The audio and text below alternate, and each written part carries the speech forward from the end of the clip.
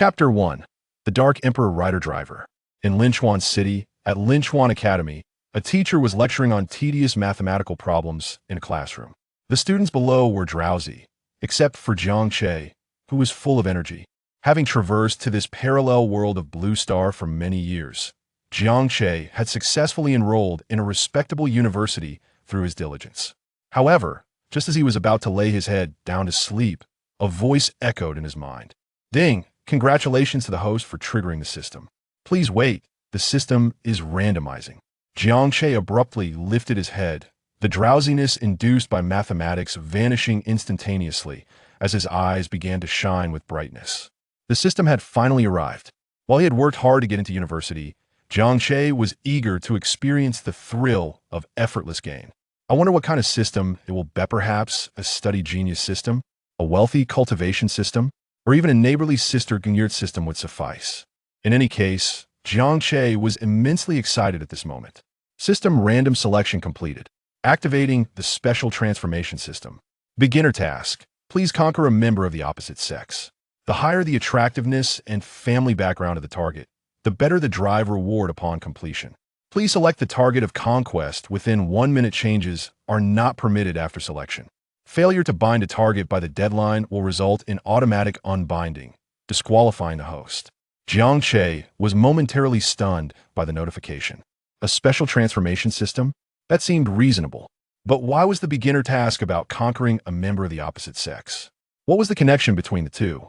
Shouldn't beginner tasks involve slaying monsters? Yet there was no time for him to ponder. The time constraint left him a bit flustered. Jiang Che glanced around the room, ultimately fixing his gaze on a girl dressed in black. Bai Liyue, the campus belle of Linchuan Academy, rumored to have connections to a mafia family. She perfectly matched the criteria of being attractive and coming from a complex family background.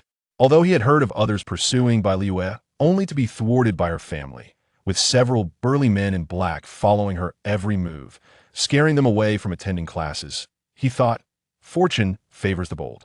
With a system now in place, Jiang Che was determined to procure a fine driver belt. Moreover, he had confidence in himself. Perhaps she might just fancy him. Jiang Che silently chanted, "Bind by Liyue." Binding failed. Please confess your feelings to the target to complete the binding. What was this absurd system? Confessing was a prerequisite for binding? Binding countdown, 30 seconds. Jiang Che hurriedly pulled out his phone, searching for Bai Liyue's social media account, sending her confession. Binding countdown, 15 seconds. It seemed the confession needed to be acknowledged by her. However, it was class time, and Bai Liyue would undoubtedly not check her phone, leaving Jiang Che in a predicament. Was this truly his only option? Binding countdown, 5 seconds. This time, Jiang Che no longer hesitated. He sprang to his feet, instantly waking most of the class, who looked at him in confusion, unsure of his intentions. "Excuse me, do you have something to say?" Jiang Che disregarded the potential for public embarrassment or the chance of choosing another target. Anything was better than losing the system and returning to an ordinary life. He swiftly dashed to Bai Liyue's side and gazed at her earnestly. "Bai Liyue, I like you. Will you be my girlfriend?" Congratulations to the host for binding the target. Current affection level, 20. Reaching 100 will complete the conquest. The entire class, including the teacher, was left in shock. Bai Liyue blinked, her cool demeanor unable to conceal her momentary surprise. Though she was accustomed to confessions, having received them numerous times before, this somewhat handsome boy's sudden declaration in class caught her off guard. Wasn't he Jiang Che? Despite her surprise, she chose to decline. However, Jiang Che, upon being rejected, showed no signs of disappointment. Instead, he appeared somewhat exhilarated, leaving everyone bewildered. "Seriously, dude, do you have some peculiar hobby?" Finally, the teacher could no longer tolerate the disruption. "Student, please leave the classroom. My class does not welcome those who disturb the order."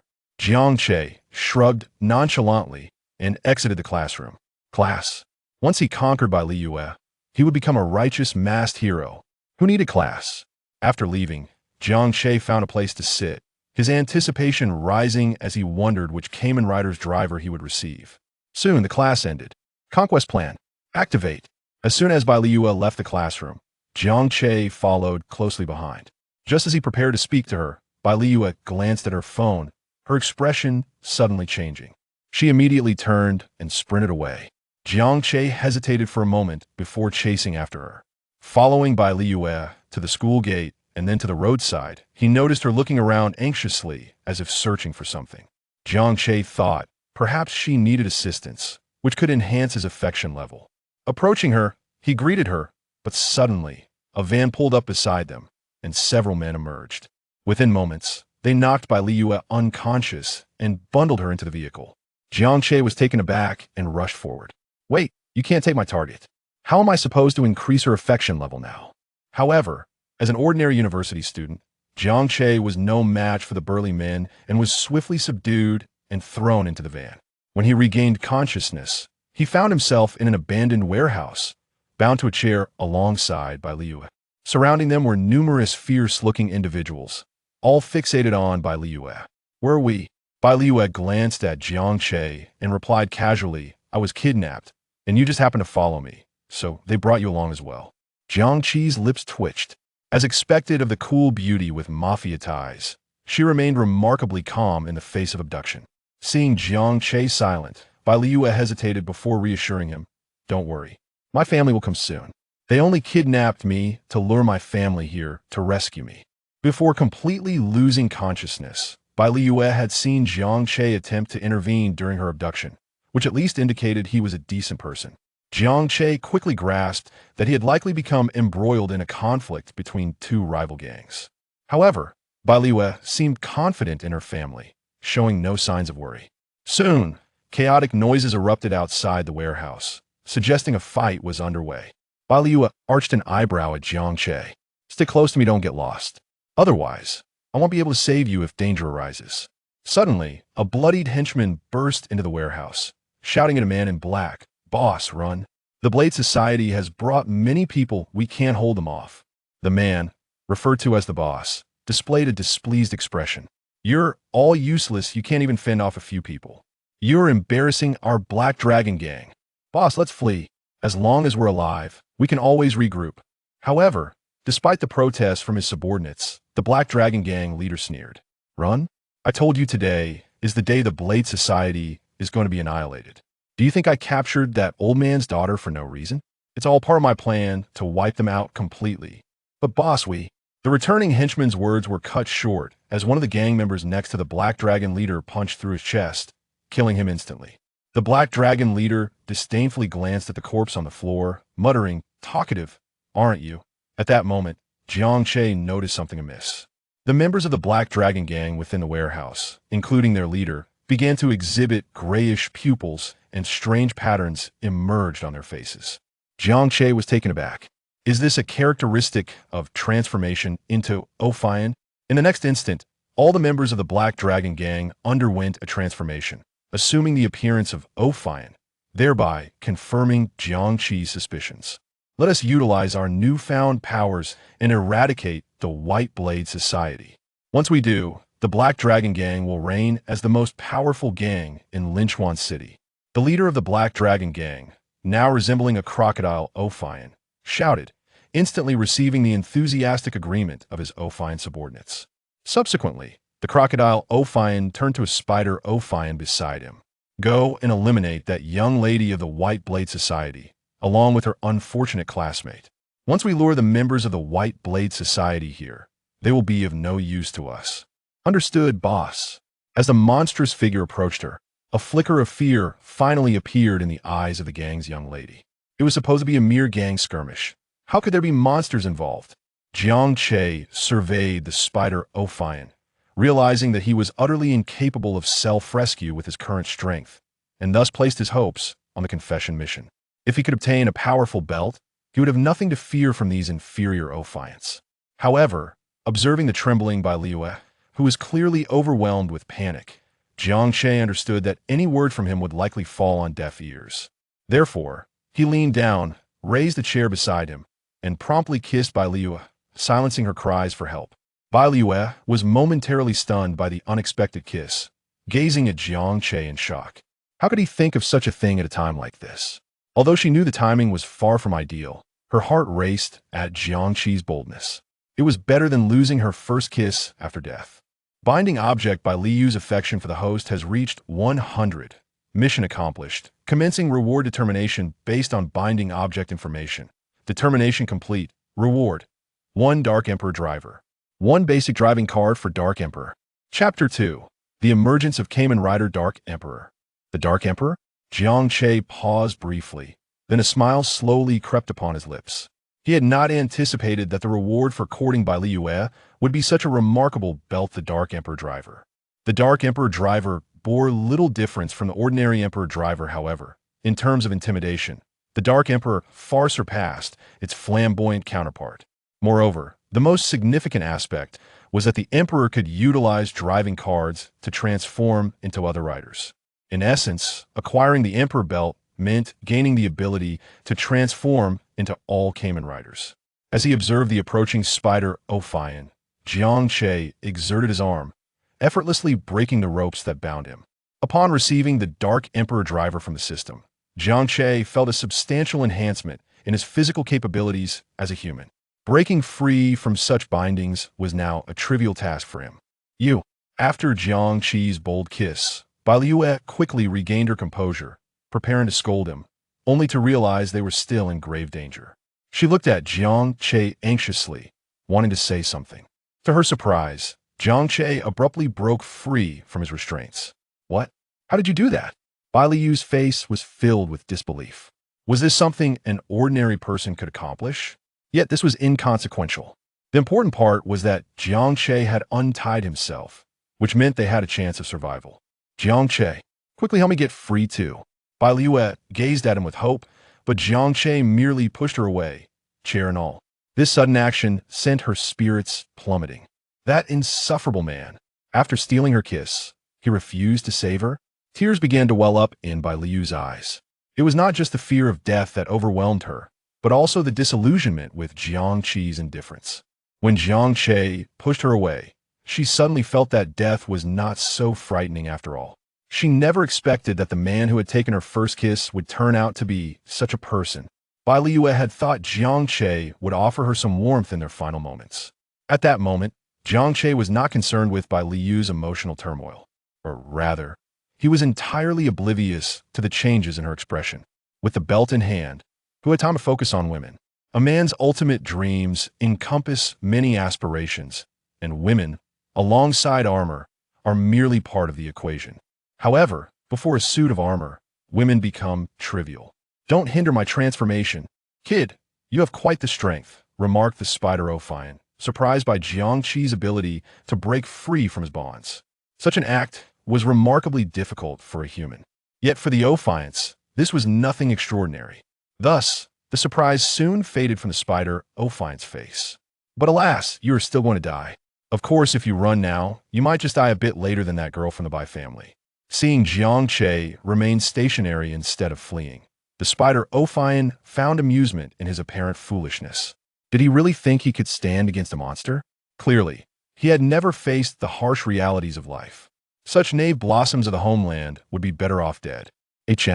Upon hearing the spider Ophion's words, Liu raised her head to look at Jiang Che, her tears giving her an even more pitiable appearance. Why wasn't he running? Could it be? A bold thought flashed through her mind.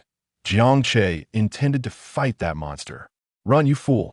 I know you're strong, but that's still a monster. Liu was suddenly filled with exasperation. Her earlier grievances evaporated in an instant. How could anyone think they could take on a monster? No ordinary person, regardless of strength, could hope to rival such creatures. Liu felt utterly bemused, lamenting how her first kiss had been given to such a fool as Jiang Che. I understand your urgency, but please remain calm for a moment, Jiang Che replied leisurely, glancing at the anxious Liu. Please, I beg you, stop being so dramatic. If nothing else, just untie me first, and I can run while you cover me. In response to Liu's plea, Jiang Che shook his head gently, revealing a bright, boyish smile. Of course not. By the campus bell, how could you only think of escaping for yourself? Isn't that a bit selfish? What? Me, selfish? Liu was momentarily taken aback, nearly laughing in disbelief. Were it not for her current restraints, she would have happily punched Jiang Che. As the daughter of a powerful underworld family, she was no pushover, You might want to consider how to repay me later. Jiang Che chuckled before turning his attention back to the spider Ophion, his demeanor shifting from playful to serious. I think offering yourself in gratitude wouldn't be out of the question. You, be careful.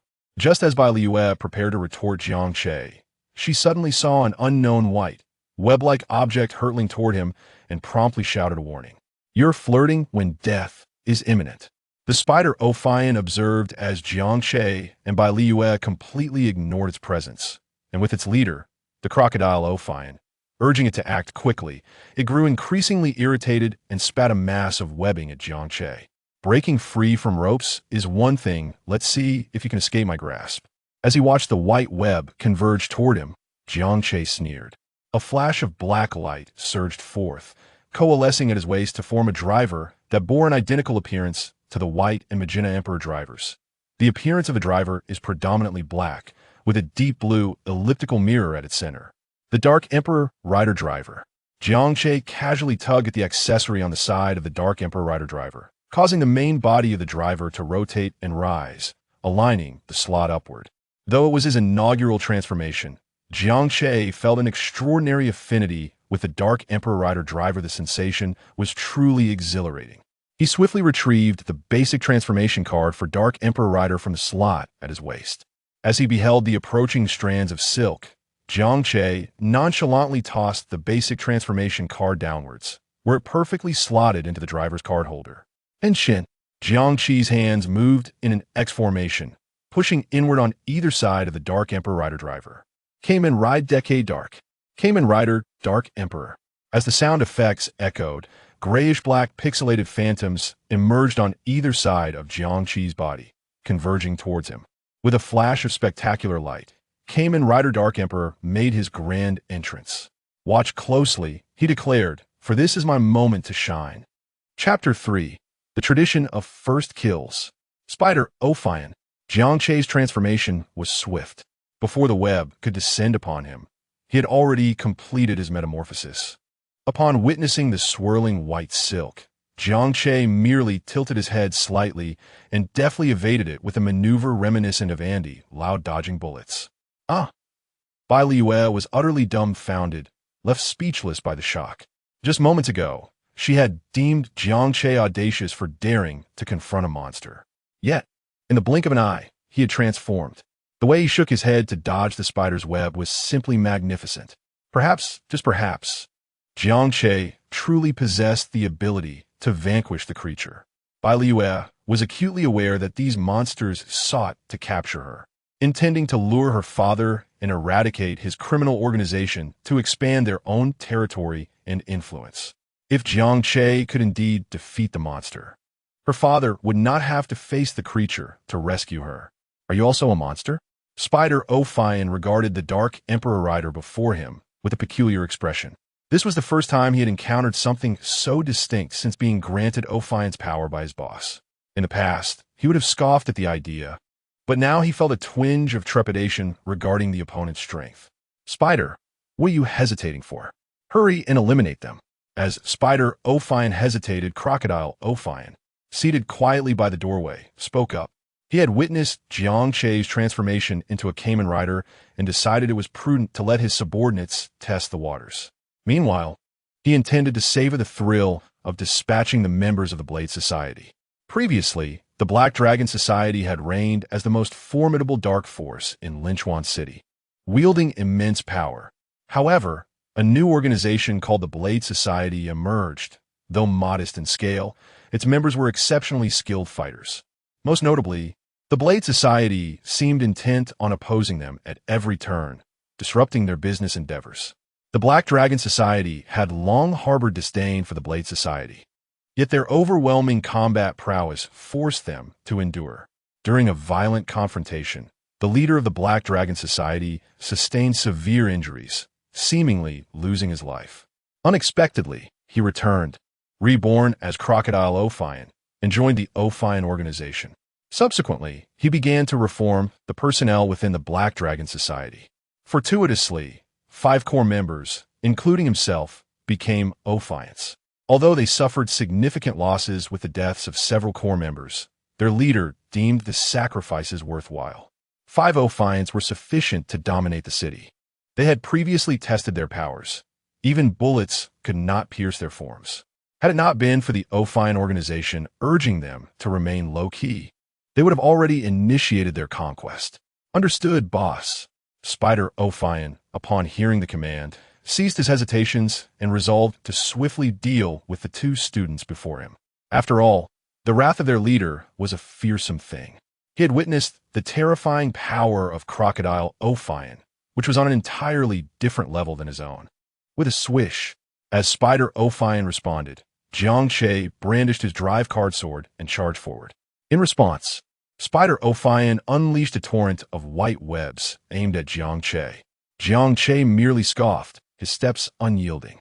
He swung his drive card sword with fervor, rendering the white webs ineffective against him. In no time, Jiang Che was upon Spider Ophion, bringing his drive card sword crashing down towards the creature's head. As a combat veteran of the Black Dragon Society, Spider Ophion possessed ample experience. He conjured a giant shuriken to block Jiang Che's strike. The force of Jiang Che's assault left Spider Ophion's hand numbed, prompting him to lash out with his hair, simultaneously launching a counterattack with the shuriken.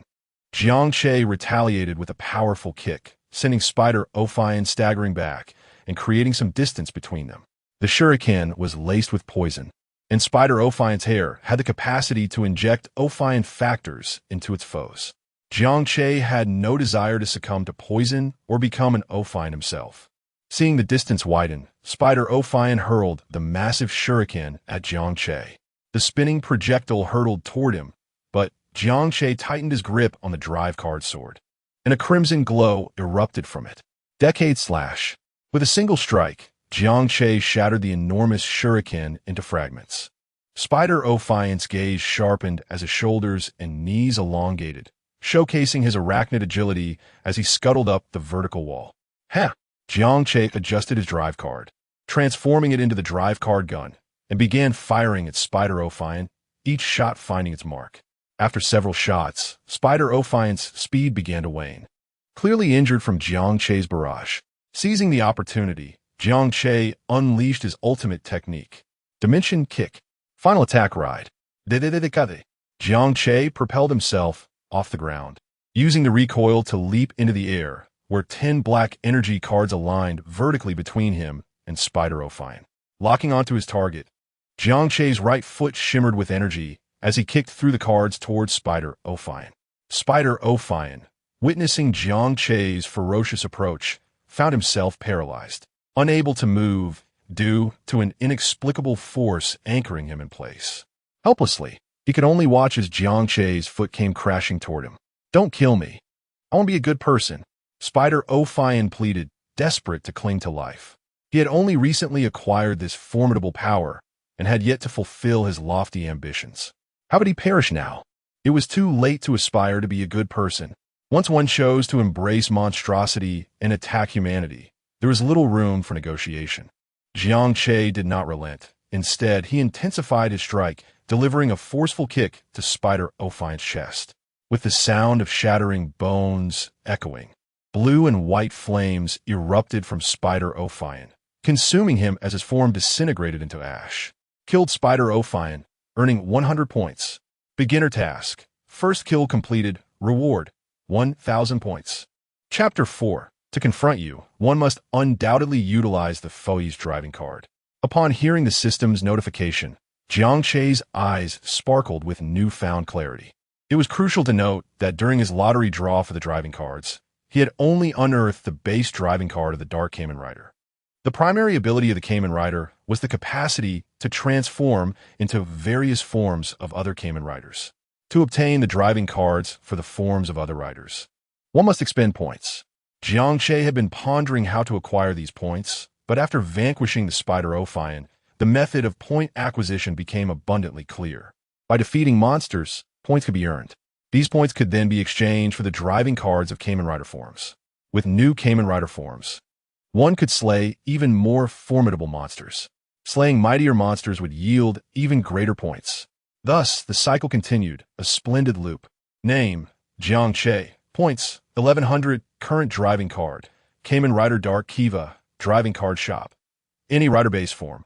100 points, any rider enhanced form. 1,000 points, any rider super enhanced form. 10,000 points, any rider final form. 100,000 points, note, to redeem the next form of a Kamen Rider. All prerequisite forms must be collected. Peace. The point exchange for some riders may be adjusted due to the scarcity or abundance of their forms. You dare slay my brother, roared Crocodile Ophion. The image of Jiang Che delivering a lethal kick to Spider Ophion was etched deeply in the minds of Crocodile Ophion and his subordinates, instilling a profound sense of dread. Initially, they believed they were merely dealing with two university students, but the sudden emergence of the Dark Kamen Rider had disrupted their plans. Furthermore, the rapid elimination of Spider Ophion left them with a lingering apprehension. By the time they regained their composure, Spider Ophion lay lifeless at Jiang Che's feet. Instantly, Crocodile Ophion resolved to alter their strategy. Originally, he intended to wait until the members of the White Blade Society burst in, witnessing the demise of their underworld princess, before reveling in their anguish and terror. However, it now seemed imperative to first eliminate this figure clad in black leather. Crocodile Ophion, accompanied by several lackeys, charged at Jiang Che, encircling him. Don't act like you genuinely care for your brother. If you did, you would have come to assist him sooner, Jiang Che scoffed, provoking the wrath of the Black Dragon Gang leader. As the elder brother, loyalty was paramount, and Jiang Che's words struck a painful chord. If he, as the leader, could not exemplify loyalty, how could his subordinates ever respect him? I offer you a chance for mercy.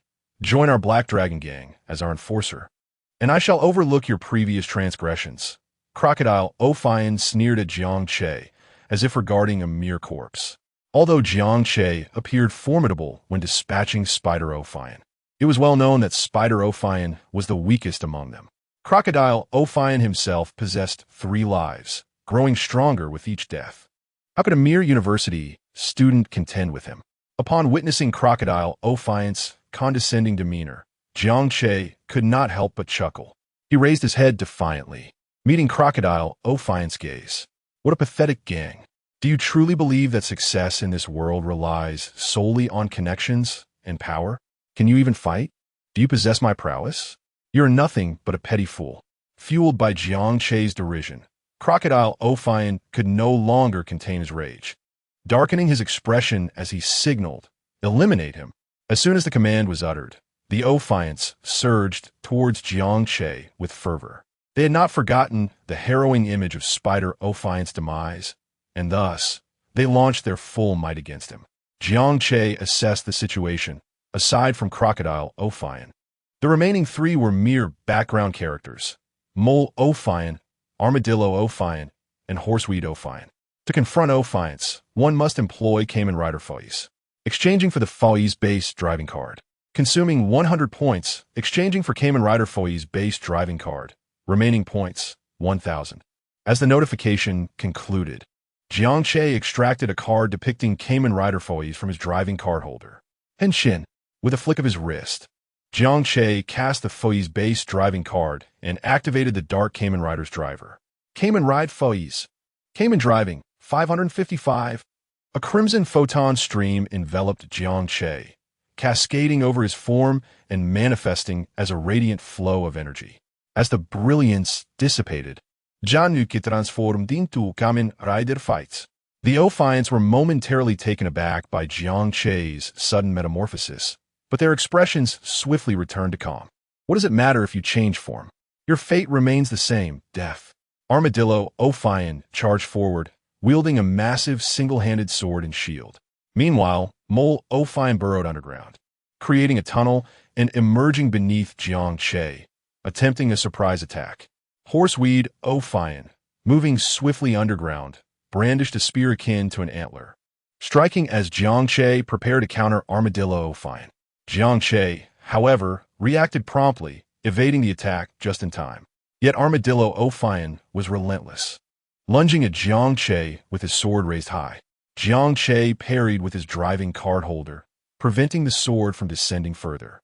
Impressive indeed was Armadillo Ophion's strength, as he swung his sword with a force of 5 tons, putting Jiang Che at a disadvantage.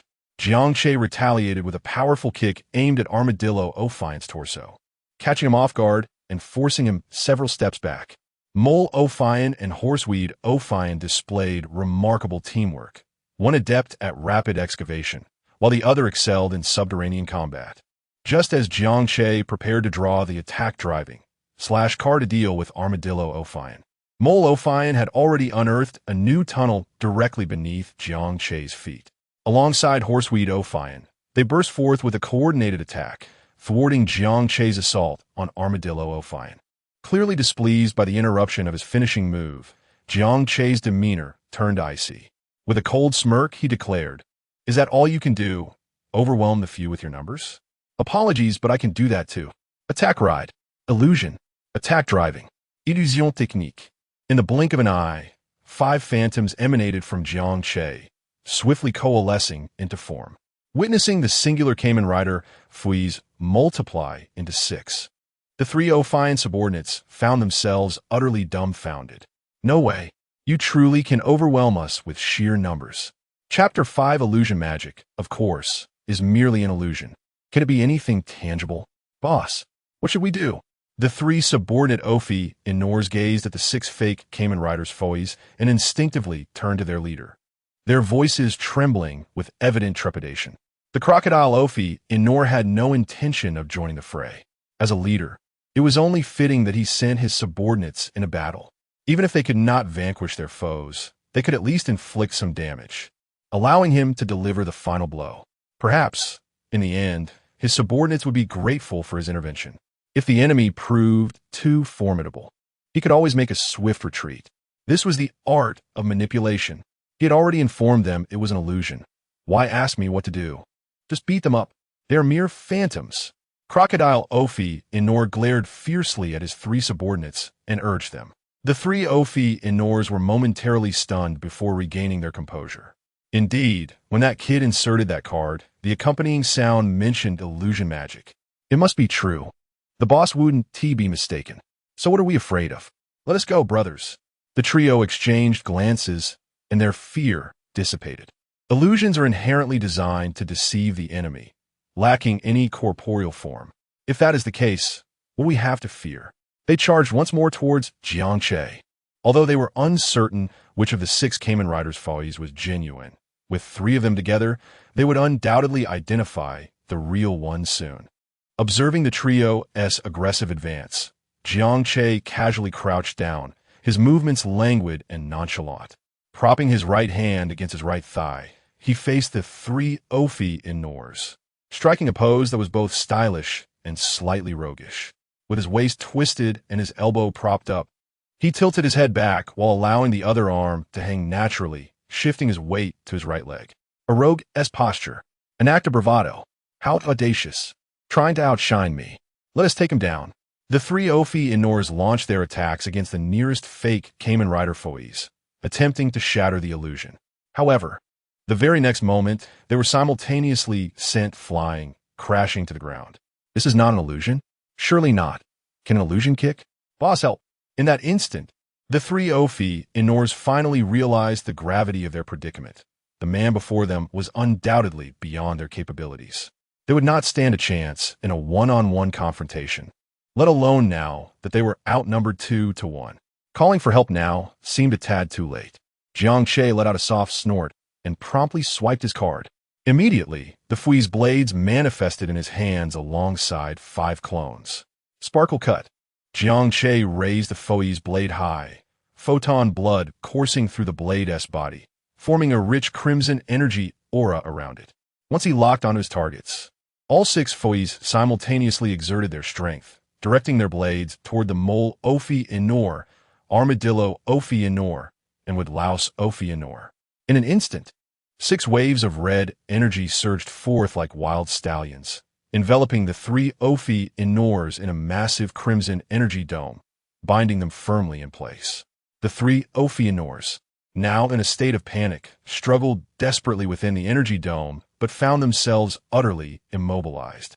The 6 foes' figures flickered and transformed into 6 streaks of light, charging toward the ensnared Ophion subordinates.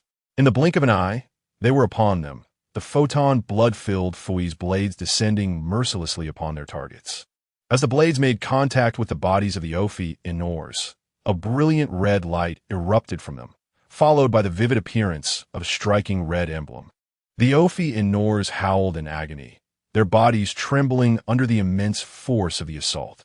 The next moment, blue and white flames erupted from their bodies, reducing them to ashes. Kill Mole Ophion, gain 100 points. Kill Armadillo Ophion, gain 100 points. Kill Woodlouse Ophion, gain 100 points. Thinking of escape? Jiang Che flicked his wrist and dispelled the illusion, a smirk forming at the corner of his mouth. Out of the corner of his eye, he caught sight of the Black Dragon Gang leader, Crocodile Ophion, who, upon witnessing the instantaneous demise of his 3 subordinates at Jiang Che's hands, immediately felt a surge of retreating instinct. He sought to slip away through the door of the abandoned warehouse. At this moment, thoughts of personally dealing with members of the White Blade Society, witnessing the sorrow of their leader as he mourned his daughter's tragic demise, and aspirations of dominating Linchuan City were all cast aside by Crocodile Ophion. The most pressing matter now was to escape Jiang Che's clutches.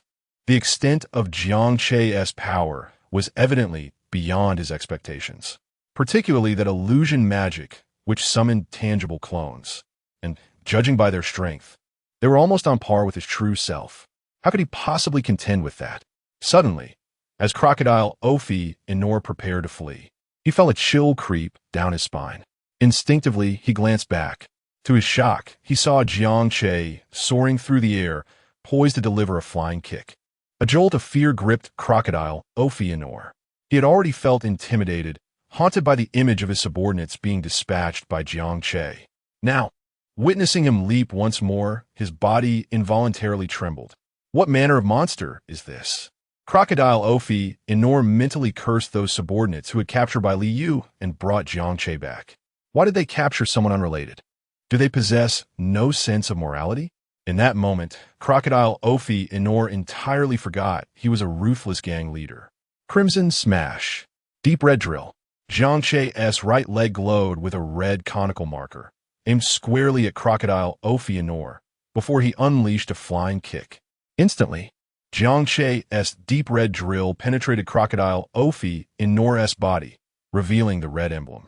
This is impossible. How can you possess strength greater than mine? I refuse to accept this. After absorbing the blow from the deep red drill, Crocodile Ophion finally comprehended the vast chasm separating him from Jiang Che. Regret washed over him for not fleeing sooner. But it was too late for regret. Blue and white flames erupted from his body, and he soon turned to ash. Kill Crocodile Ophion in combat mode. Gain 500 points. Jiang Che, could you please release me now? Bai Liu.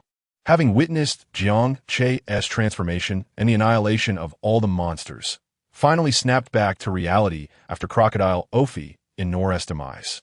Fearing Jiang Che would forget her, she hastily reminded him. Not so fast. It's not over yet, Jiang Che replied, glancing back at Bai Liu. Besides, you look rather appealing bound up like that. Bai Liu tilted her head, puzzled. Not over. But haven't all the monsters been slain? Suddenly, her eyes widened in disbelief as she looked toward Jiang Che's position.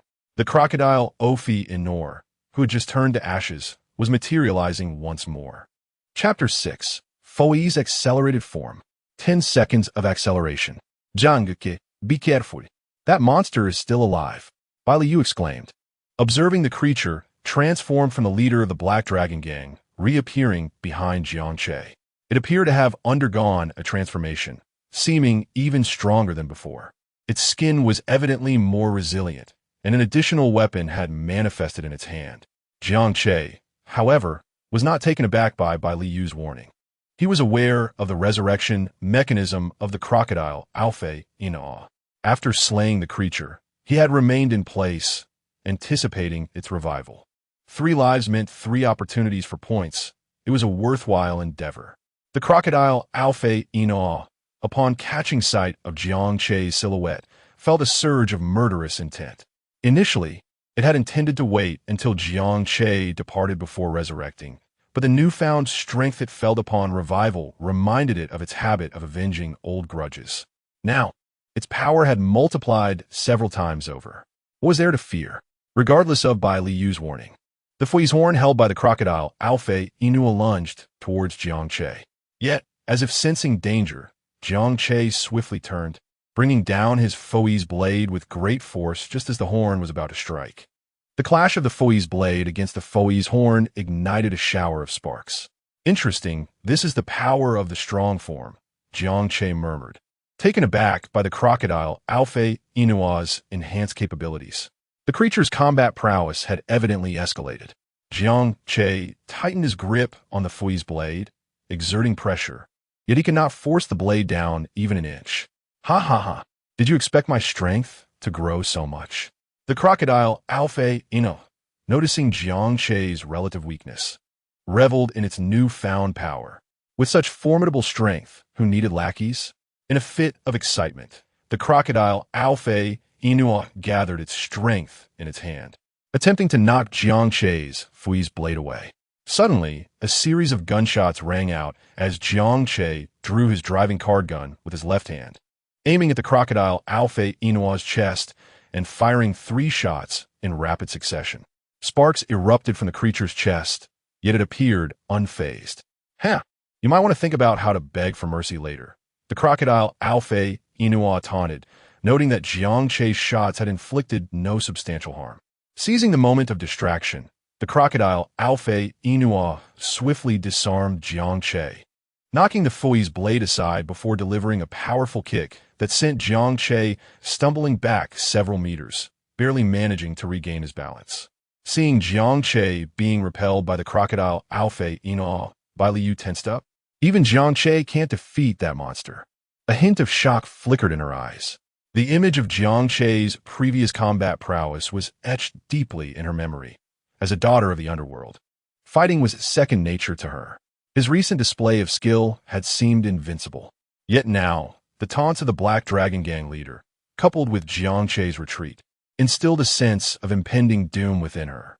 Jiang Che's weapon, capable of inflicting damage at such close range, had failed to leave a mark on the crocodile Alfei Inua. Its defenses were astonishing. Could it be that even Jiang Che could not conquer this beast?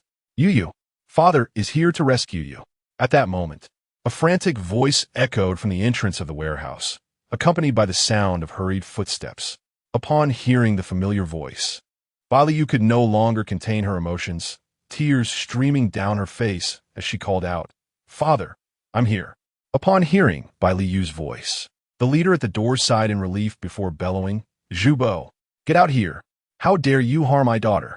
The crocodile Alfei Inua, initially poised to attack Jiang Che, burst into laughter at this unexpected turn of events. "Ha, Bai Yang, are you looking for me?" Bai Yang, Bai Liyu's father, was also the leader of the rival gang, the White Blade Society, which had long been a thorn in the side of the Black Dragon Gang. The sight of Bai Yang filled the crocodile Alfei Inua with a sense of delight, envisioning the imminent demise of Bai Yang and his core members. Upon hearing Zhu Bo's voice, Bai Yang signaled to his companions and quickened his pace, rushing into the warehouse. However, the anticipated scene of a warehouse filled with Black Dragon Gang members waiting to ambush them did not materialize. The warehouse was eerily empty, save for Bai Liyu, bound to a chair and weeping, and the ominous figures of the crocodile Alfei Inua and another entity in gray and white. "A monster!" Bai Yang exclaimed in sulk. "You scared me to death." The figure behind Bai Yang's group caused a stir, realizing that the warehouse was devoid of the expected threats, leading to a gradual easing of tension. It seemed the Black Dragon Gang had fled, leaving only these 2 pawns. Silence. Bai Yang commanded sharply, causing immediate stillness among his followers. The authority with which Bai Yang managed his subordinates was palpable, drawing a derisive click from the crocodile Alfei Inua. Bai Yang squinted at the crocodile Alfei Inua, scrutinizing it closely. "Is this Zhubo? What kind of twisted game is this? Kidnapping my daughter and playing dress-up?" The crocodile Alfei Inua, sensing Bai Yang's mockery, grew displeased. Its chest's circular components extended tentacles, lashing out towards Bai Yang and his entourage. In that instant, Jiang Che sprang into action, sprinting towards Bai Yang, wielding his foe's blade to slice at the advancing tentacles. Just as the tentacles were about to inject the Alpha Inua essence into Bai Yang and his group, Jiang Che struck, sending the tentacles crashing into the wall with a resounding boom, creating deep gashes in its wake. Bai Yang and his companions stared in horror at the tentacles and the resulting destruction. This isn't cosplay. This is a real monster. A chilling realization washed over them. Such feats were beyond human capability. In the next instant, instinctively, everyone drew their firearms, aiming at Jiang Che, transformed into Kamen Rider foes. And the crocodile Alpha Inua, Jiang Che sensed the icy threat of the weapons pointed at him without turning around. In this world he had traversed, the populace remained somewhat innocent, yet even the underworld was armed. Father, that is my classmate, here to save me. Just as the members of the White Blade Society were about to pull the trigger, Bai Liu urgently interjected, fearing for Jiang Che's safety. As her words fell, all weapons pivoted towards the crocodile, Alpha Inua. Fire! Bai Yang commanded, his expression grave, yet unfazed by the monster before him. The members of the Blade Society demonstrated exceptional marksmanship. Jiang Che cast a meaningful glance at them, pondering the extensive training required to attain such proficiency. As bullets whizzed past him, they struck the formidable crocodile Ophion in his robust state. Yet, how could these ordinary firearms inflict any harm upon the highly armored crocodile Ophion? With ease, the crocodile crushed a bullet between his fingers and glared menacingly at Jiang Che. You brat have thwarted my plans. None of you shall leave this place today. Perhaps I should first deal with the notorious underworld heiress? As the crocodile charged toward Bai Liu, Jiang Che's gaze sharpened, and he opted to exchange for a new form. Am I non-existent? He exchanged for the foe's acceleration form driving card. Cost, 1,000 points. Exchange for Kamen Rider foe's acceleration form driving card. Remaining points, 800. Immediately upon acquiring the new card, Jiang Che inserted it into the driver. He activated the sides of the driver, and his armor transformed once more. Complete. The white armor on his chest split apart, revealing the core device within. Subsequently, the crimson photon blood turned silver, and his eyes shifted from yellow to red. Once again, a transformation. The crocodile Ophion caught a glimpse of Jiang Che changing forms again, an ominous sensation creeping over him. No, how can you transform again? While he had enhanced his own strength through revival, surely Jiang Che's new form must have amplified his power as well. As the crocodile approached Bai Liu, Jiang Che pressed a button on his left wristwatch. Start up. Chapter 7. The Question of Death. Who on earth are you? The countdown timer on the wristwatch began a 10-second descent. A mist of steam enveloped Jiang Che's body, and he suddenly felt a violent transformation within himself. In a flash, Jiang Che vanished from the line of sight of the crocodile, Ophion, in its formidable state. Where did he go? The crocodile Ophion, in its powerful form, frantically turned its head, searching for Jiang Che. The absence of a visible enemy filled it with a sense of unease. Are you looking for me? Jiang Che appeared before the crocodile Ophion in a burst of supersonic speed, delivering a punch directly to its snout. The crocodile, caught off guard, felt the sting of the blow, but had yet to cry out in pain when another punch followed swiftly. Though the crocodile Ophion possessed considerable defense, Jiang Che had equipped the foe's driver, gripping it firmly in hand. Axel Grand Impact. With that, Jiang Che unleashed a barrage of punches upon the crocodile Ophion. Each strike intensified the vibrancy of the red emblem upon its body. Time out. 3 seconds of acceleration. 7 seconds of bravado. After executing a series of powerful blows, Jiang Che dashed over to Bai Liu's side. As an ordinary person, Bai Liu was momentarily bewildered, gazing at Jiang Che in confusion. In the next instant, Jiang Che effortlessly untied the ropes binding Bai Liu. Hold on to me. Huh? Bai Liu struggled to comprehend Jiang Che's instruction. Meanwhile, the crocodile Ophion gazed in disbelief at its own wounds, realizing, when did this happen? A sense of dread washed over it as it noticed the red emblem glowing ominously. Frantically, it scanned the surroundings and found Jiang Che had somehow reached Bai Liu, the target it intended to eliminate. It charged toward them, shouting, "Kill them!" Boom! Before the crocodile Ophion could take a step, its body erupted in a violent explosion. The force of the blast left it no time to utter a final word. Engulfed in blue-white flames before disintegrating into ash. The sudden explosion startled Bai Liu, instinctively causing her to press against Jiang Che's chest to shield herself from the chaos. Killed the crocodile Ophion, earned 700 points. Muyue. As the explosion subsided, Bai Yang and the others hurried to Jiang Che and Bai Liu's side. Dad! Bai Liu released her grip on Jiang Che and dashed into Bai Yang's embrace. "I'm sorry for being late, my dear." Bai Yang gently stroked Bai Liu's head, filled with regret. The sudden attack by the Black Dragon Gang had caught him off guard. Even his subordinates tasked with protecting Bai Liu had failed to respond in time. The audacity of the Black Dragon Gang was shocking. Most astonishing was that their leader had transformed into a monster. Bai Yang, despite maintaining his composure, felt a sense of confusion creeping in. "Muyue, what on earth is happening?" In response, Bai Liu recounted how the leader of the Black Dragon Gang and his subordinates had morphed into monsters, and how Jiang Che had dealt with them. As they listened, Bai Yang and the others furrowed their brows, their gazes fixed on Jiang Che. This classmate of Bai Liu possessed the ability to vanquish monsters. Could he himself be a monster? At that moment, Jiang Che deactivated his transformation, reverting to his human form. His slightly above-average looks elicited a wave of admiration from the members of the gang, who couldn't help but think, "Damn, he's really handsome. You must be Muyue's classmate." "Who exactly are you?" Bai Yang began, but Jiang Che quickly interjected. "This is not a conversation for you to pursue." After all, Bai Yang was Bai Liu's father, and without her, Jiang Che would not have acquired the Dark Emperor's driver. Out of respect and reason, Jiang Che aimed to prevent further inquiry. Bai Yang regarded Jiang Che with suspicion, but ultimately nodded. The monstrous transformation of Zhu Bo had indeed terrified them.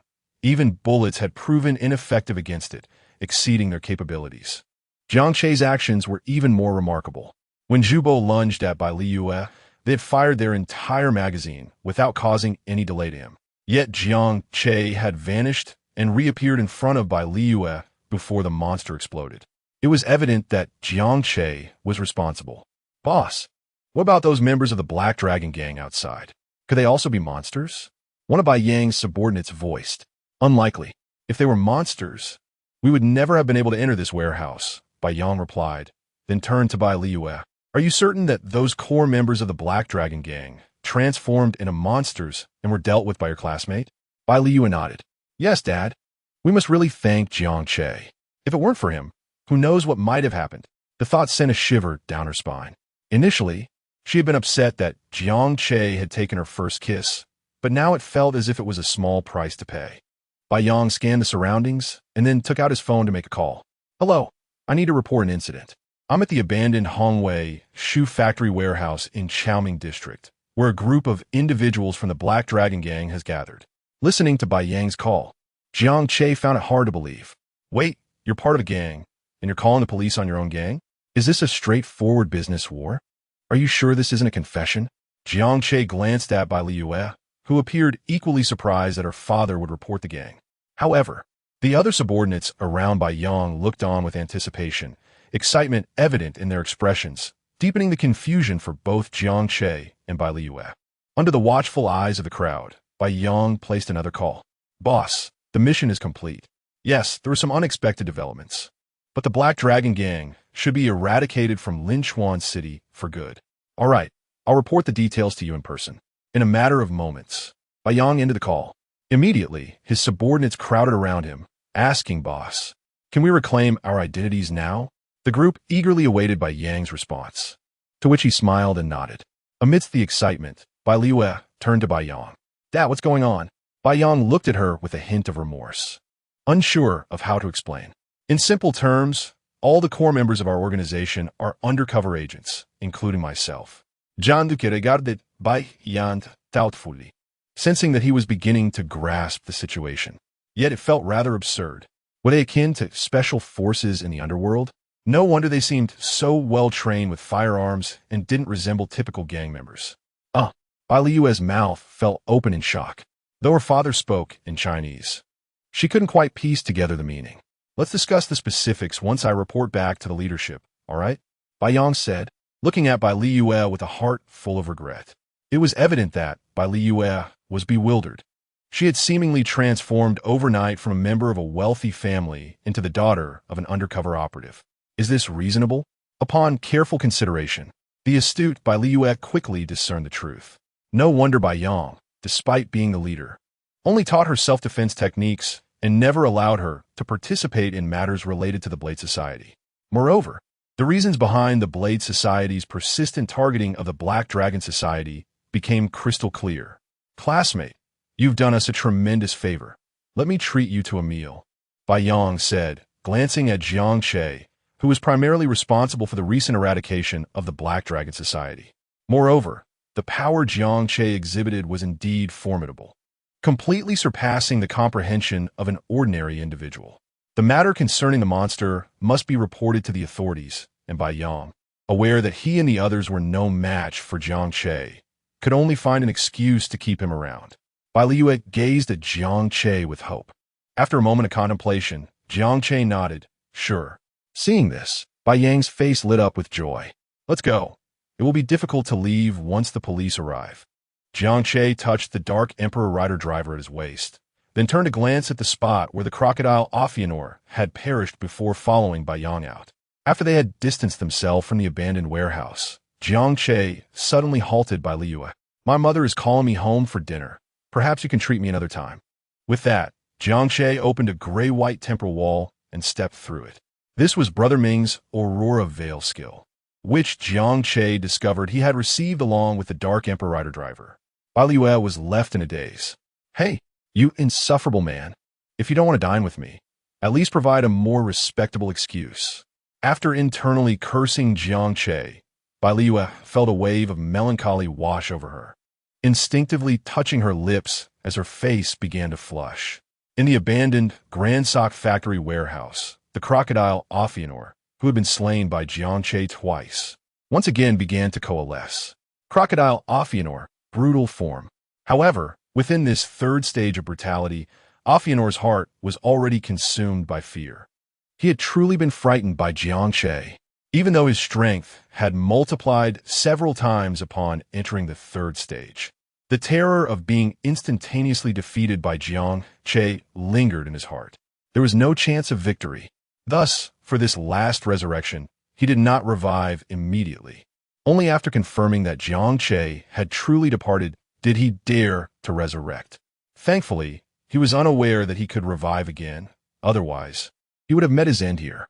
With a sigh of relief, Ophion felt an overwhelming urge to escape this abandoned warehouse and flee the city.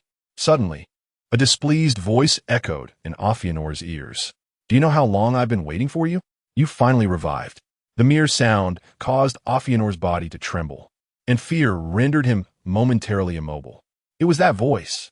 Jiang Che stepped out, holding the Fui's Accelerate Form driver card, and observed the freshly resurrected crocodile Ophion, brutal form, with a hint of disdain on his face.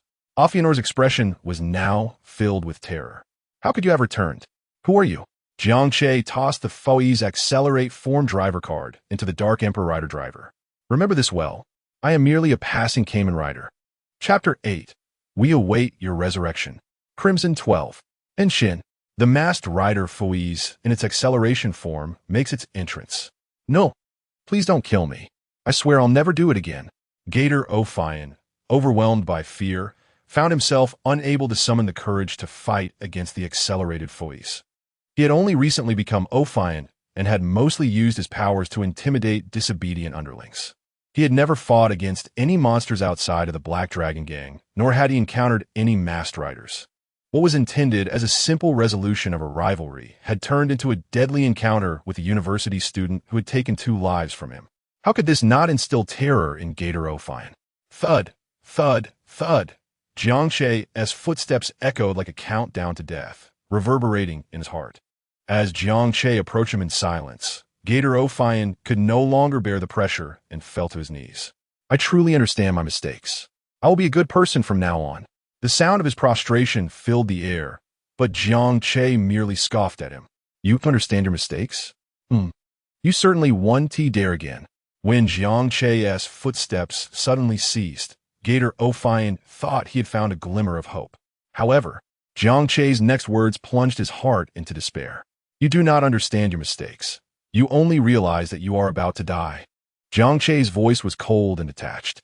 Gator Ophion, aware that Jiang Che would not spare him, ceased his pleas. Must monsters be condemned to death? He thought, feeling a sense of indignation. He glared at Jiang Che, his eyes filled with resentment. Jiang Che regarded Gator Ophion as if he were a fool. Has being a leader for too long rendered you dim-witted? Of course, if you don't die, then I must. Gator Ophion esse absurdity amused Jiang Che. Just moments ago, he had been clamoring to kill him, and now he was lamenting the fate of monsters? At that moment, Jiang Che's patience waned. It wouldn't be long before the police arrived to apprehend the members of the gang outside the warehouse. If a conflict arose at that time, it could be troublesome. I have no desire to reason with you. You are unworthy of my words.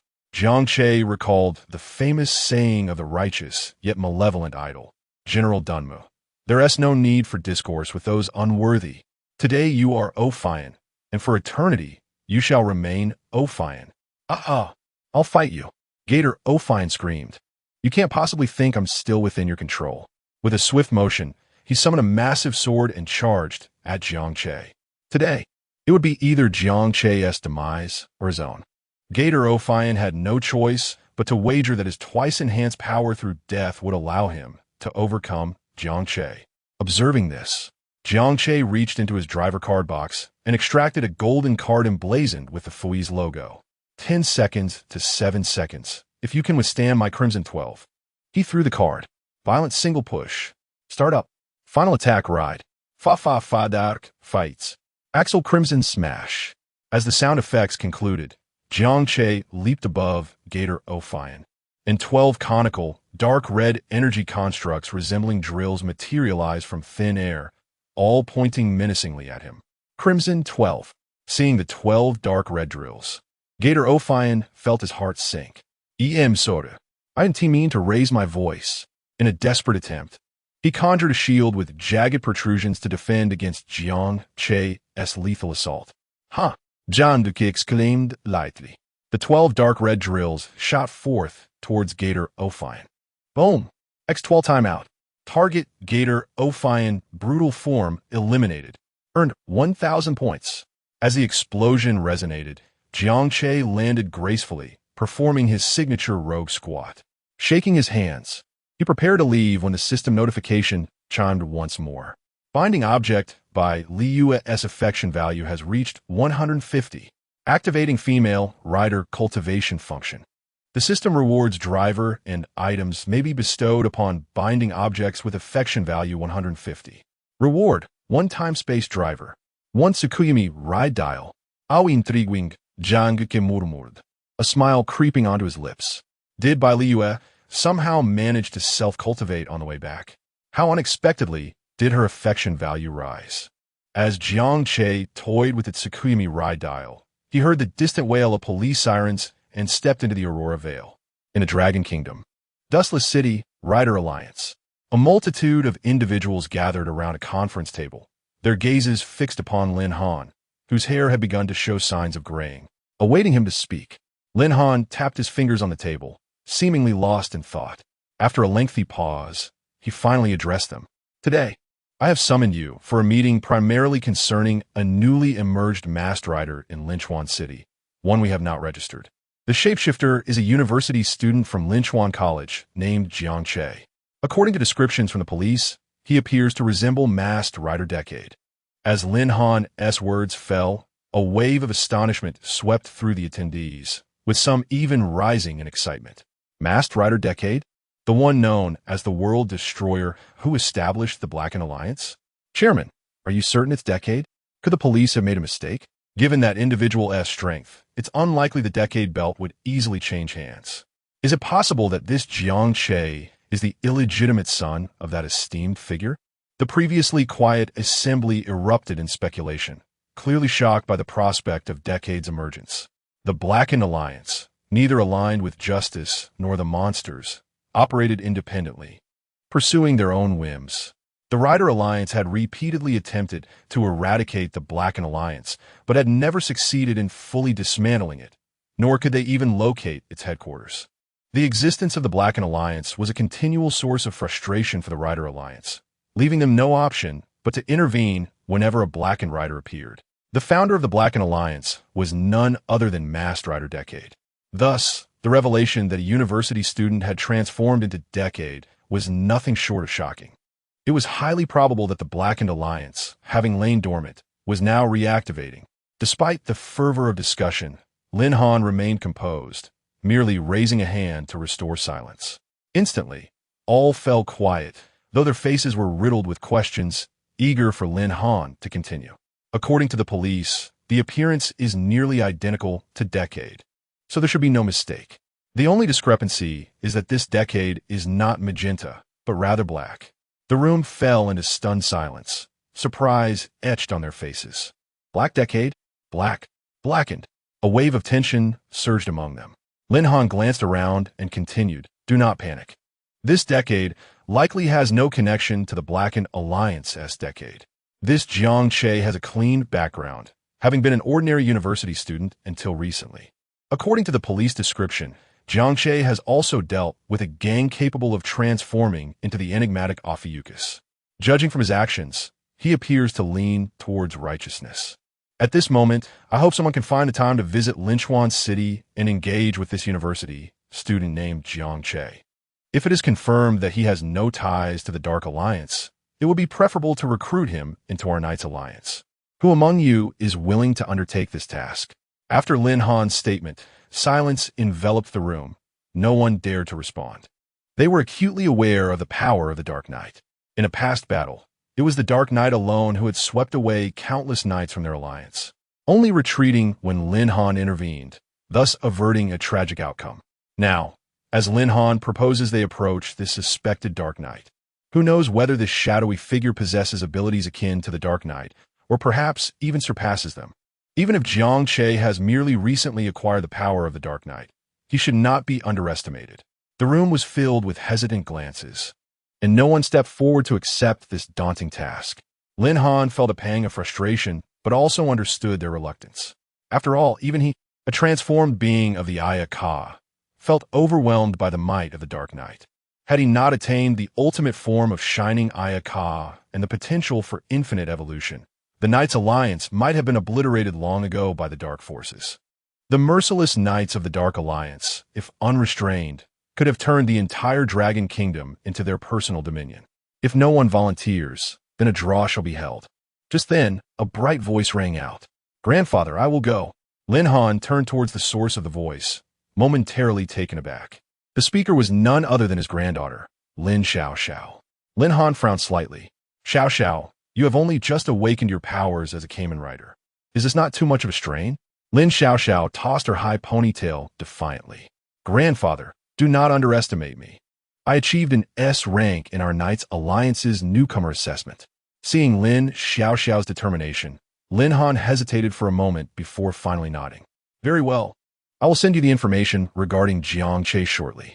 Remember to approach him cautiously and withdraw at the first sign of danger."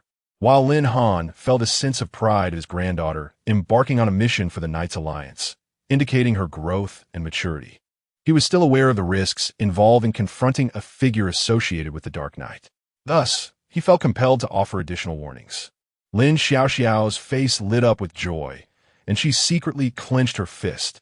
This was her first mission after joining the Knights Alliance and completing various special training tasks. She was determined to excel. "Then let us conclude this meeting." After advising Lin Xiao, Lin Han's tone grew increasingly frosty, clearly displeased. Most of the individuals present were seasoned members of the Knights Alliance, yet they hesitated to accept even such a simple task of liaison. They were outdone by a newcomer. After casting a disapproving glare at the assembly, Lin Han promptly exited the conference room. At that moment, a bespectacled man adjusted his glasses and pulled out his phone to send message. Suspected individual has acquired the same transformation abilities as the boss. The Knights Alliance is already preparing for contact. Chapter 9. What is it like to be drawn into the grove by a strange insect? Jiang Che, I have liked you for a long time. Will you be with me? The next day, as Jiang Che was preparing to head to class, he planned to find Bai Li Yu and hand over the time-space driver and the moon reading dial to her, thus commencing his plan to cultivate a female knight. However, while walking, a young lady unexpectedly blocked his path, boldly declaring her feelings for him in front of passing classmates. Jiang Che furrowed his brow, regarding the girl before him with a mix of confusion and intrigue. If he were to rate Bai Li Yu a perfect 10, this girl would surely earn an 8. Yet her abrupt confession left him at a loss for words. "Excuse me, but it seems we do not know each other," Jiang Che stated, and as soon as the words left his mouth, the girl leaned closer, her large, captivating eyes sparkling as she replied, "Then if we were together, we would know each other, wouldn't we?" Jiang Che remarked with a light scoff. "Your logic is quite compelling. Then will you be with me, Jiang Che?" She pressed on, noticing his hesitation. Undeterred, she leaned in even closer, whispering softly in his ear, "If we were together, we could skip class and go to that grove over there." Jiang Che's eyes widened at the mention of the grove, a well-known rendezvous for couples at Linchuan Academy. He glanced at the girl again, noticing her cheeks flush crimson under his gaze. The grove was indeed a sacred battleground for young lovers. Onlookers nearby eavesdropped on their conversation, filled with envy upon hearing the girl's boldness. Xiao Chun Nan felt a twinge of jealousy. Jiang Che's expression shifted slightly, and the girl caught a hint of triumph in his demeanor. Seizing the moment, she grasped his hand, declaring, "Hesitation leads to defeat, Jiang Che." With that, she eagerly pulled him toward the grove. Soon, they arrived at the secluded area. The grove was nearly deserted during the day, only coming alive with couples in the evenings. "What do you think of this place, Jiang Che?" the girl inquired, surveying the area as if ensuring they were alone. "Sujinli, Jiang spoke up. I still don't know your name." She playfully placed her finger on his lips. "That is not important. What matters is what unfolds next." Jiang Che smiled silently as she traced circles on his chest with her finger, whispering, "Promise to be with me forever, Jiang Che?" He responded, noticing her retreat slightly. "Why are you stepping back?"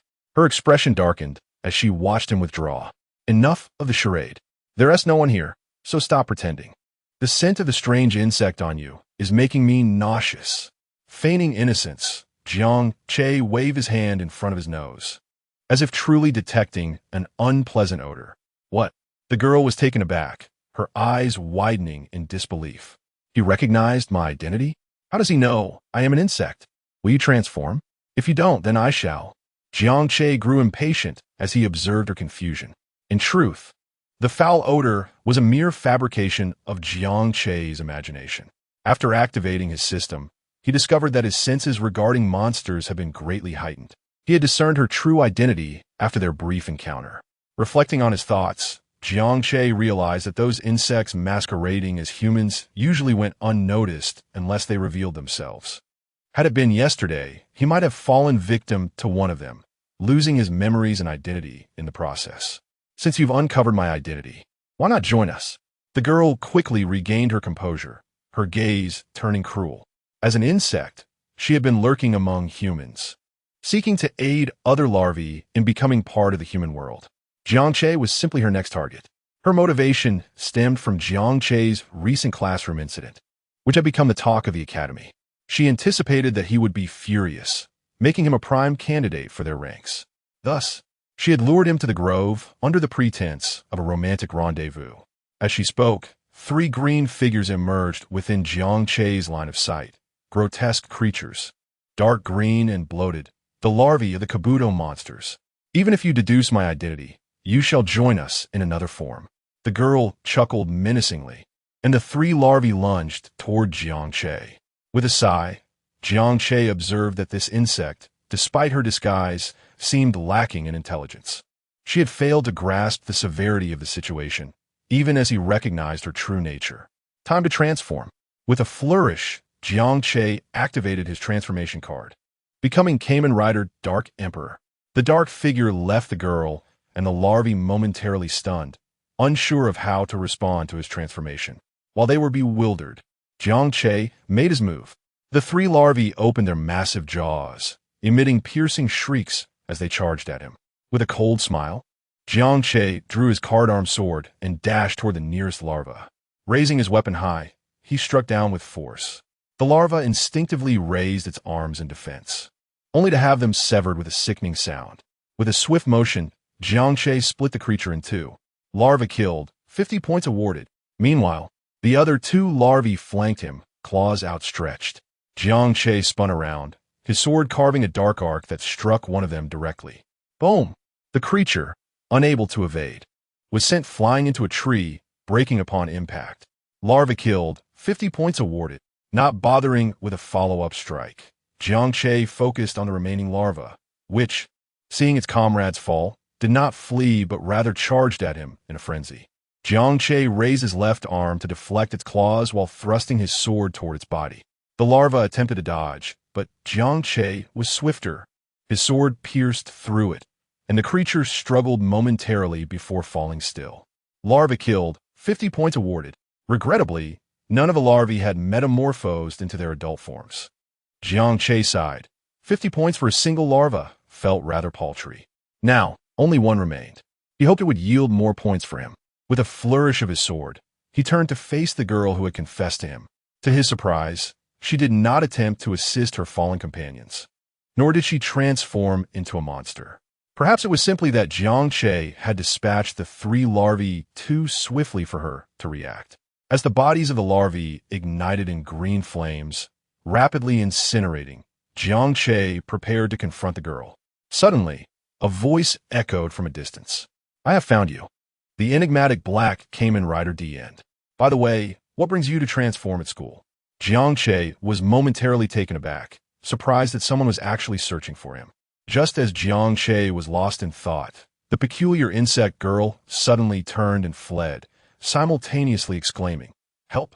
Jiang Che is trying to assault me." Jiang Che's expression darkened instantly. One audacious case of the villain crying foul first. Chapter 10. The Signal of War. Are you also a wicked woman? Upon hearing the commotion, Lin Xiaoxiao was instantly jolted to attention. As she scrutinized the scene, she noticed the dark figure of the masked rider, Emperor, pursuing a girl who had called out in distress. A sense of justice ignited within Lin Xiaoxiao as she recalled the speculations from the meeting regarding Jiang Che, who was suspected of being a corrupted knight. The evidence was now before her, solidifying their suspicions. The Dark Knight, Emperor, was attempting to harm a female college student. Having rushed to Linchuan City overnight, her purpose was solely to confront Jiang Che. Early that morning, she had headed straight to Linchuan Academy and, after inquiring around, discovered that Jiang Che had entered a grove with a girl. Initially, Lin Xiaoxiao was taken aback, regardless of whether they were a couple. Was it not rather audacious to venture into the woods during daylight? However, upon arriving at the grove and hearing the girl cry out in distress, Lin Xiaoxiao understood the gravity of the situation. Jiang Che must have coerced her. This man must be dealt with. Without hesitation, Lin Xiaoxiao drew her sword, the holy sword. Yenrui's sword, smoke signal. As a righteous masked rider, she could not abide by anyone misusing extraordinary powers for nefarious deeds, especially Jiang Che, who dared to exploit the powers of a masked knight for such vile intentions. Having achieved a high score in the Knight Alliance's training assessment, she had longed to test the extent of her own strength. Gazing at the Dark Emperor, excitement surged within her as she prepared to transform and engage in battle. Little did she know that her first adversary would be such a formidable opponent. Lin Xiaoxiao murmured to herself, examining the Yenrui sword, her eyes gleaming with anticipation.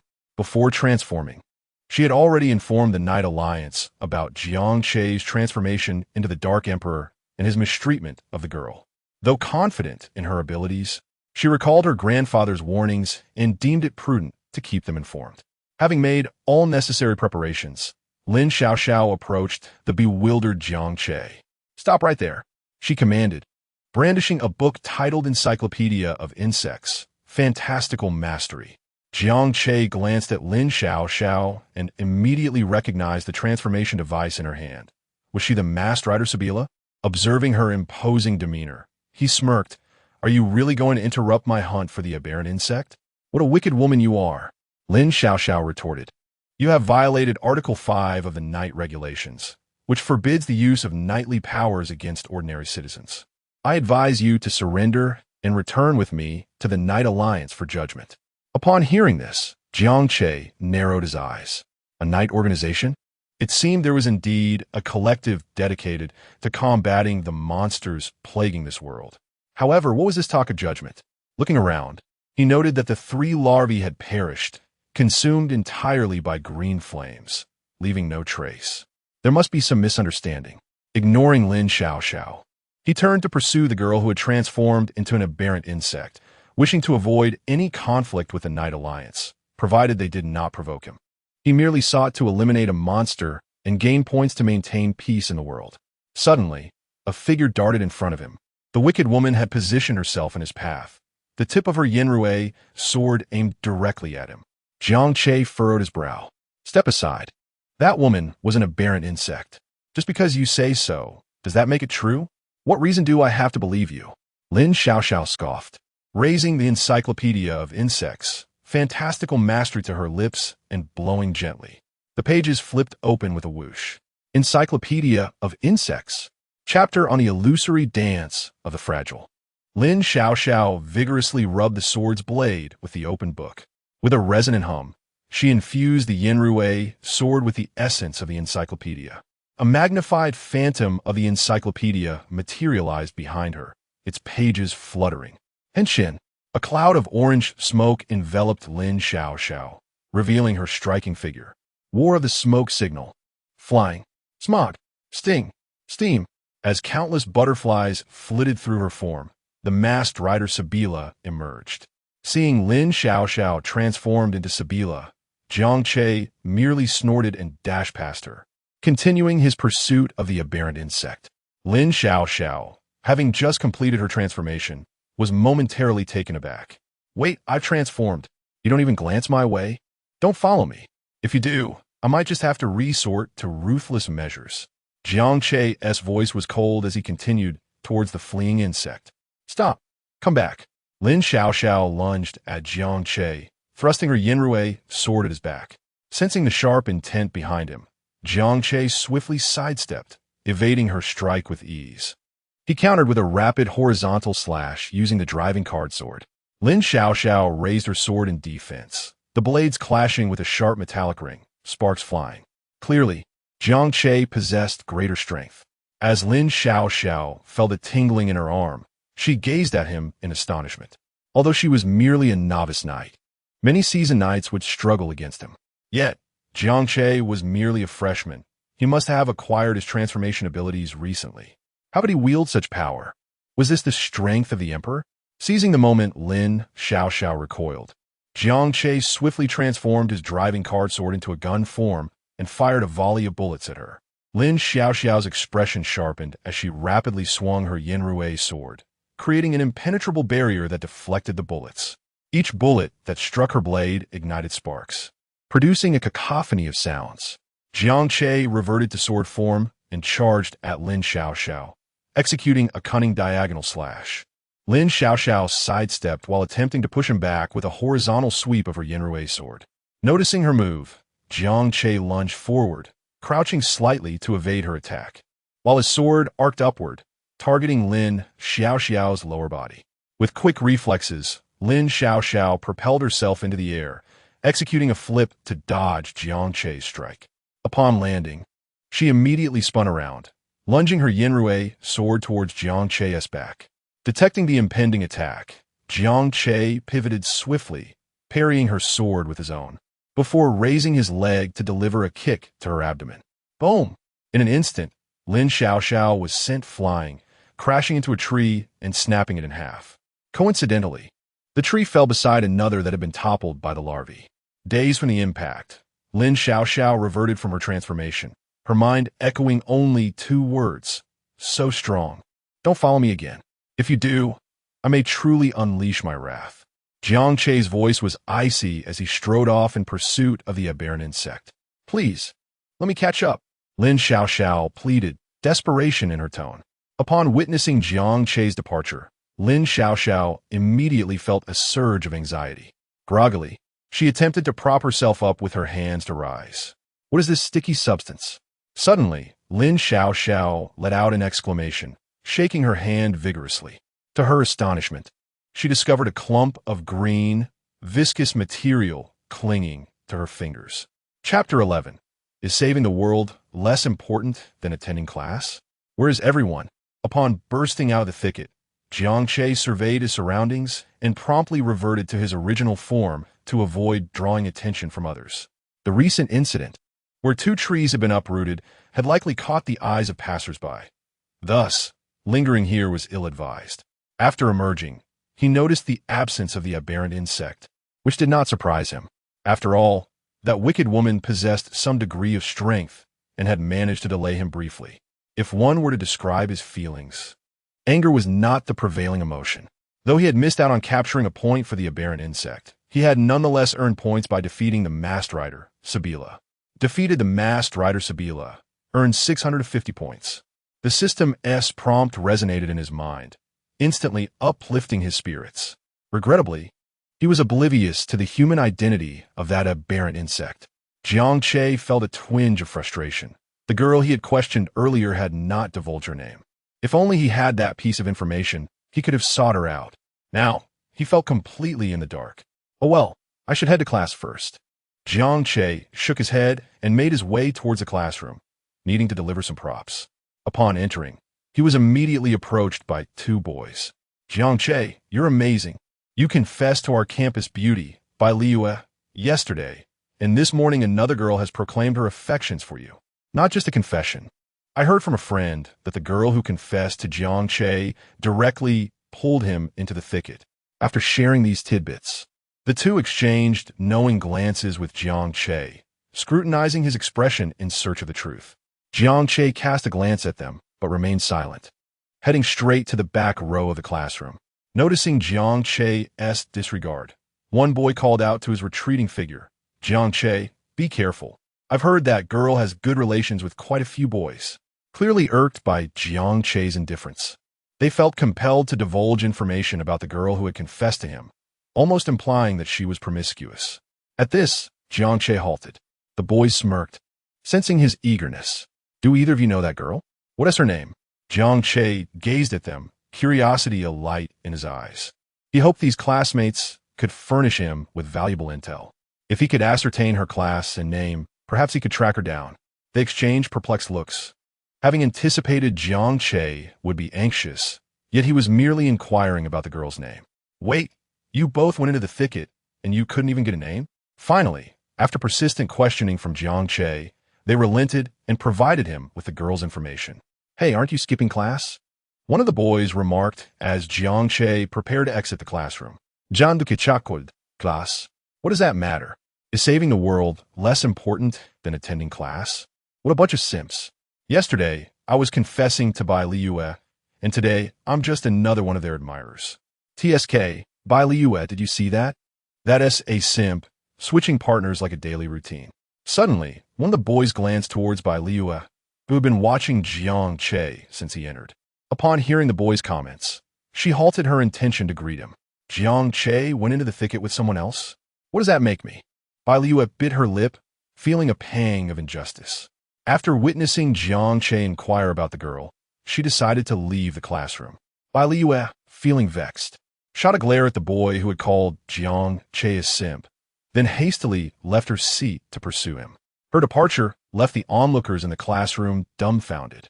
What is Bai Liu up to? Could she really be chasing after Jiang Che? Surely not. Perhaps she just went to the restroom. Of course, I never believed Bai Liu would take an interest in Jiang Che. The crowd remained skeptical about Bai Liu pursuing Jiang Che.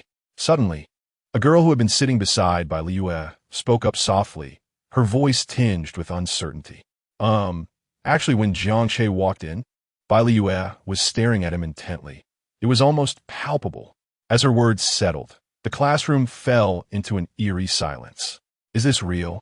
When did Jiang Che become so charming? It was one thing to be confessed to by a girl, but now even Bai Liu seemed to have developed feelings for him. It was utterly astounding. What does it mean that Bai Liu chased after him? A desperate pursuit? Minutes later, As the discussions about Bai Liyue and Jiang Che continued to swirl, Lin Xiaoxiao arrived at the classroom door. Is Jiang Che here? Everyone froze once more. Who else is looking for Jiang Che? Is it yet another confession? When they looked up, their hearts skipped a beat. Standing at the entrance, the girl searching for Jiang Che possessed beauty rivaling that of Bai Liyue, though Lin Xiaoxiao exuded a more fiery and mature aura compared to Bai Liyue's cool demeanor. What is going on? Did Jiang Che stir a fairy's nest? No, Jiang Che just left the classroom. One student, regaining composure, informed Lin Xiaoxiao. Disappointment clouded Lin Xiaoxiao's eyes as she turned to leave. Very well. Jiang Che, stop right there. Bai Liyue caught up with Jiang Che, grasping his arm. Jiang Che turned. Confusion etched across his face as he regarded Bai Liyue. In that moment, Bai Liyue recalled how Jiang Che had kissed her before transforming, and her demeanor softened slightly. Does your confession from yesterday still stand? Jiang Che, observing the stark contrast in Bai Liyue's current demeanor from her previous image as a notorious figure, nodded quietly. It should still count, right? To be honest, he had not anticipated that Bai Liyue would be so easy to win over. Then why are you seeking out that girl? Why are you asking about her? And what exactly transpired in the thicket? Bai Liyue, on the verge of tears, glared at Jiang Che, her frustration palpable. Seeing her almost in tears, Jiang Che pulled her aside and quietly explained, "What are you thinking? That girl is a monster. She is not worth it." Bai Liyue, amidst her tears, suddenly realized something was amiss. She blinked at Jiang Che. "Did you just say that the girl who confessed to you is a monster?" Jiang Che nodded. Instantly, Bai Liyue's sorrow transformed into excitement. They encountered a monster again. Ever since her first encounter with one yesterday, her curiosity about this world had blossomed. Now that Jiang Che was searching for a monster, she eagerly urged him to take her along. As the campus belle, Bai Liyue naturally had a significant network within the school. Soon, she gathered even more information about that girl. What are you waiting for? It's terrifying to have a monster lurking in school. Come with me. I'll help you search. Chapter 12. Grandmother once said that a man must never make a girl cry or waste food. If there are no leads in a classroom dormitory, it is highly likely they are here. Bai Liyue glanced at her phone and then spoke to Jiang Che. Jiang Che surveyed the gymnasium before nodding. The pair had searched several locations without finding any trace of the aberrant insect. Jiang Che was not surprised.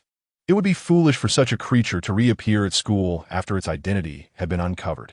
However, he believed there were undoubtedly more aberrant insects lurking within the school, possessing a system that enabled him to sense those mimicking human forms.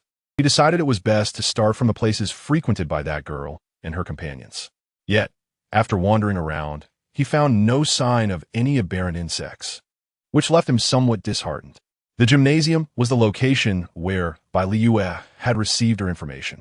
The girl was a member of the basketball club, which regularly held activities within the gymnasium. "Let us go in and see," Jiang Che suggested. Just as he was about to step forward, a soft little hand grasped his. He turned to see Bai Liyue, who was shrinking back, saying, "I'm scared." "All right, woman, you win," Jiang Che thought, dismissing Bai Liyue's words. As a former mafia heiress, she had encountered far worse situations. Even when she was kidnapped yesterday, she remained composed, only slightly flustered by the aberrant insects. There was no way she was truly frightened now. "If you want to hold my hand, just say so." Entering the indoor gymnasium, Jiang Che led Bai Liyue toward the basketball court area. As they walked, still no sign of the aberrant insects appeared. Upon reaching the basketball court, Jiang Che's eyes lit up at the sight of 10 individuals in one section of the court. To his astonishment, all 10 were aberrant insects. Among them was the girl who had confessed to him. This revelation left him surprised and a bit skeptical. Was this aberrant insect not very bright to reveal its identity so boldly at school? Of course, there was another possibility. It might believe Jiang Che incapable of defeating them. "Can I join on the fun?" Jiang Che stood at the edge of the court, observing the basketball club members. Bai Liyue, hiding behind him, peeked out of the group. Being perceptive, she recognized from Jiang Che's expression that there were indeed monsters among them, the kind he sought. However, no matter how hard she scrutinized, she could not discern who the monster was. Ultimately, Her gaze fell upon the only girl in the group. What? She looks just average and dares to confess to me. Bai Liu fumed. Jiang Che's presence drew the attention of the basketball players. The girl, upon seeing him, momentarily panicked and glanced at her fellow club members. The others stopped their game and turned to look at Jiang Che and Bai Liu. You're that masked rider from our school, aren't you? One of them swaggered over, poking Jiang Che's chest with his finger. So arrogant. Jiang Che glanced at Bai Liu. I'm about to begin. Immediately, Bai Liu stepped back a few paces, giving him an okay sign. Don't worry, I understand. I want to interfere with your battle. Jiang Che shook his head lightly. He had intended to hand her the Tsukuyomi dial and driver, but decided against it since she retreated.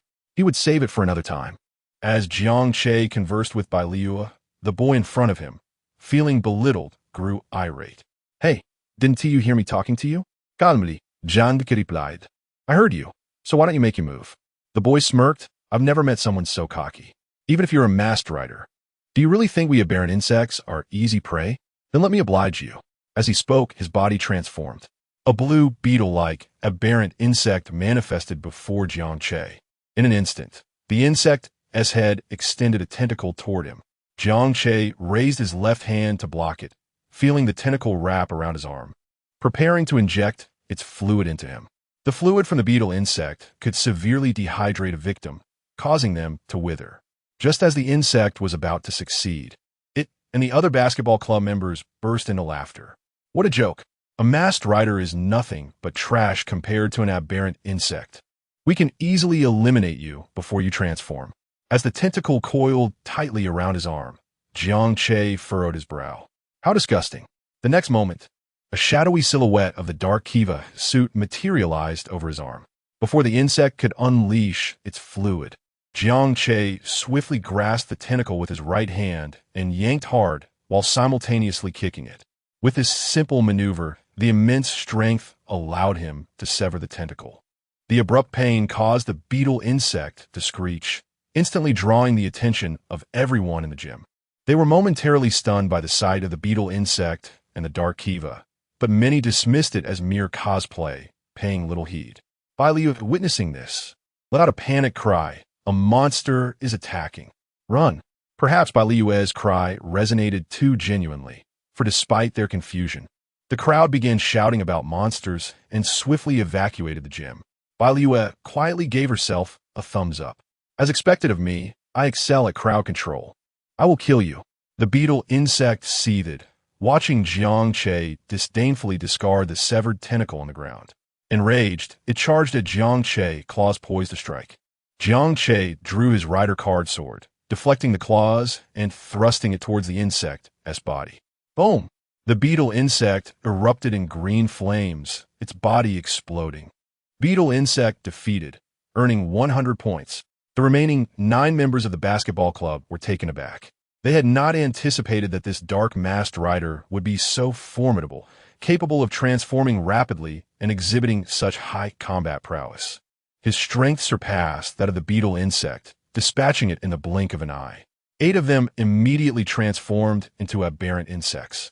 Only one, a burly boy holding a basketball, stood still, quietly observing the unfolding chaos. Jiang Che remained silent, merely exchanging his cards. Exchanging for the Kabuto rider card. 100 points consumed. Kabuto rider card exchanged. Remaining points, 3,300. Holding the Kabuto rider card, Jiang Che uttered.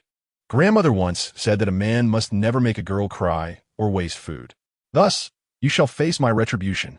Hearing Jiang Che's words, Bai Liu felt a mix of emotion, but displayed a perplexed expression. Jiang Che, wasn't he really crying just now? Chapter 13.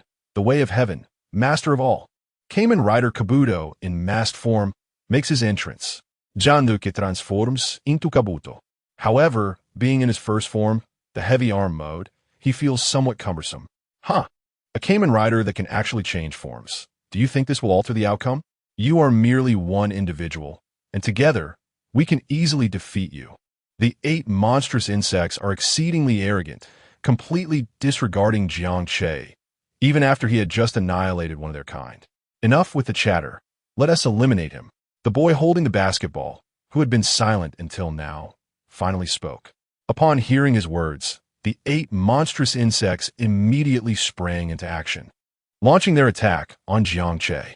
3 spider-like insects moved swiftly, unleashing corrosive slime towards him. Relying on the formidable defense of his kabuto masked form, Jiang Che allowed the slime to splatter against his armor without flinching. As anticipated, the slime merely left faint traces on his armor, failing to inflict any substantial damage. The grasshopper insect seized the moment, rapidly flapping its wings to attempt to maneuver behind Jiang Che, intending to control him with sound waves generated from the friction of its feathers. Jiang Che, however, saw through the grasshopper's intentions. With Bai Liue still behind him, he could not allow the grasshopper to breach his defenses. Yet, in his masked form, he found himself somewhat slow, struggling to close the distance swiftly. Unperturbed, Jiang Che retrieved Kabuto's weapon, the Kabuto Shuriken. Switching to gun mode, he aimed at the grasshopper insect and began firing. Despite the grasshopper's agility and its ability to dodge some of the high-energy ion beams, under Jiang Che's relentless barrage, it was forced to alter its flight path, temporarily abandoning its sound wave control technique. Seeing the grasshopper insect under pressure, the flea insect hurriedly lunged at Jiang Che to provide assistance. The flea insect's leaping ability was remarkable, and it quickly vaulted in front of Jiang Che, launching its poison stinger towards him. Clang! Jiang Che raised his arm to block, the stinger striking his armor with a sharp sound, yet failing to penetrate. Seizing the opportunity, Jiang Che swung the Kabuto Shuriken down upon the flea insect with tremendous force. The impact sent the flea insect hurtling away, crashing into the basketball hoop's pole, deforming it upon collision. The last 3 termite insects, sensing the tide turning against them, swiftly scattered and charged at Jiang Che. Clearly, they had not anticipated Jiang Che's overwhelming strength. The combined assault of the 5 had barely inflicted any damage on him, while they themselves had sustained considerable injuries. Joining the fray, the termites opened their mandibles and spewed formic acid in an attempt to corrode Jiang Che's armor.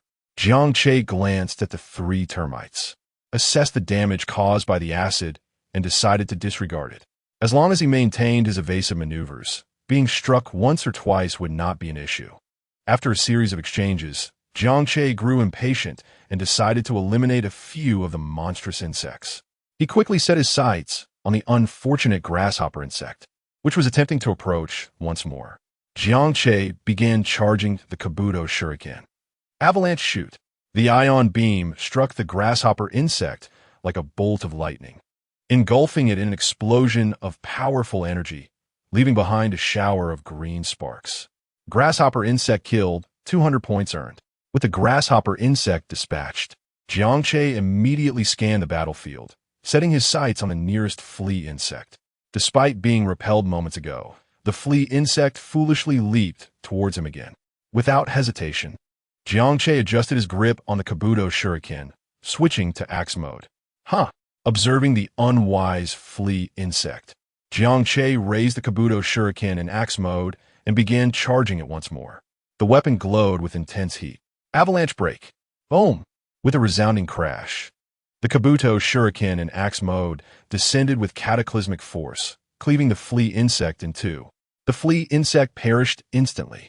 Flea insect killed, 200 points earned. The deaths of the grasshopper and flea insects were almost simultaneous. The remaining 6 insects, witnessing their comrades fall to Jiang Che in an instant, were suddenly filled with dread. They glanced back at the boy still holding the basketball, the president of the basketball club, seemingly pleading for his aid. However, the president showed no inclination to assist. His gaze remained cold and indifferent. He merely stood by, a silent observer, unmoved even as the flea and grasshopper insects were slain. President, have you truly betrayed us? Seeing the president's lack of response, the remaining 3 spider and termite insects had no choice but to rely on their own abilities. They exchanged glances, ultimately reaching a decision. If that was the case, they would have to resort to their secret technique. We've only just mastered it. Will it work properly? Even if it doesn't, it's better than being killed by the Cayman Rider. Given the president's nature, he won't lift a finger to help. He'll just watch us perish and then seek vengeance. At this thought, the 6 insects shuddered. They had witnessed the president's terrifying power, believing that if he intervened, they could surely defeat this Kamen Rider. It was precisely because of the basketball club president's presence that the girl who had confessed to Jiang Che did not flee when she discovered the insects' identities. Instead, she returned to the club, standing beside the president. Yet now, the president clearly had no intention of aiding them. They were left to rely solely on their own strength to survive. In that moment, they recalled the peculiar abilities they possessed after maturing into their final forms. Upon hearing the 6 insects' voices, Jiang Che immediately realized their intent. He hastily prepared to exchange for Kabuto's second form, the night form, the form that emerges after the explosion of the masked form. Like those mature insects, it too possesses the ability to ascend. Although Jiang Che already had Foi's acceleration form, it only allowed for a brief 10 seconds of speed, far inferior to the ascension. He exchanged for the Kabuto Night form card. 1,000 points deducted, 2,700 points remaining. Draw card. Jiang Che retrieved the Kabuto Night form card and confidently tossed it into the driver. Then, pointing one hand skyward, he boldly gazed at the insects about to ascend. The way of heaven, master of all. Chapter 14. Clock up. Transformation. Spin kick. With a cold smirk, Jiang Che remarked, they run quite swiftly. Kamen Ride. Kabuto. Cast off. In an instant, Jiang Che's heavy silver armor shattered. The 6 insectoids, now in their accelerated transformation state, charged at him, unable to contain their exhilaration. The thrill of their transformation brought them an unusual high. Bang! As they advanced, Jiang Che activated his armor. The tremendous force repelled the approaching insectoids. The masked warrior Kabuto, in his night form, made his appearance. The insectoids momentarily froze upon seeing the crimson figure, then hastily accelerated toward him again. Go ahead and explode again. Jiang Che withdrew the attack ride card from his driver and inserted it into the Dark Emperor's device. Attack ride. Clock up. As Jiang Che entered the transformation state, the once rapid movements of the 6 insectoids appeared agonizingly slow to him, as though he had pressed the slow-motion button. Competing with me in speed? You are still too inexperienced. Easily dodging an attack from a termite insectoid, Jiang Che brushed past it, thrusting the card box sword into the insectoid's midsection. Do termite insectoids even have midsections? Jean Dukim was curiously. The insectoids trembled in disbelief. How is this possible? He can see our movements. He seems to be in a transformation state too. This is impossible. That is our ability. How can he have it too? No. If this continues, we will be in trouble. Let us take him down together. Humph. I refuse to believe that a mere human body can withstand the pressure of transformation. Who exactly is he? The insectoids hastily concluded their discussion and charged at Jiang Che. However, he was too preoccupied with pondering whether termite insectoids had midsections. Nearby, the previously stoic president of the basketball club finally altered his expression. He regarded Jiang Che with suspicion, pondering deeply. After a moment's hesitation, he crushed the basketball in his grasp and approached the transformed figures, preparing to assist his insectoid comrades in eliminating Jiang Che, the masked warrior.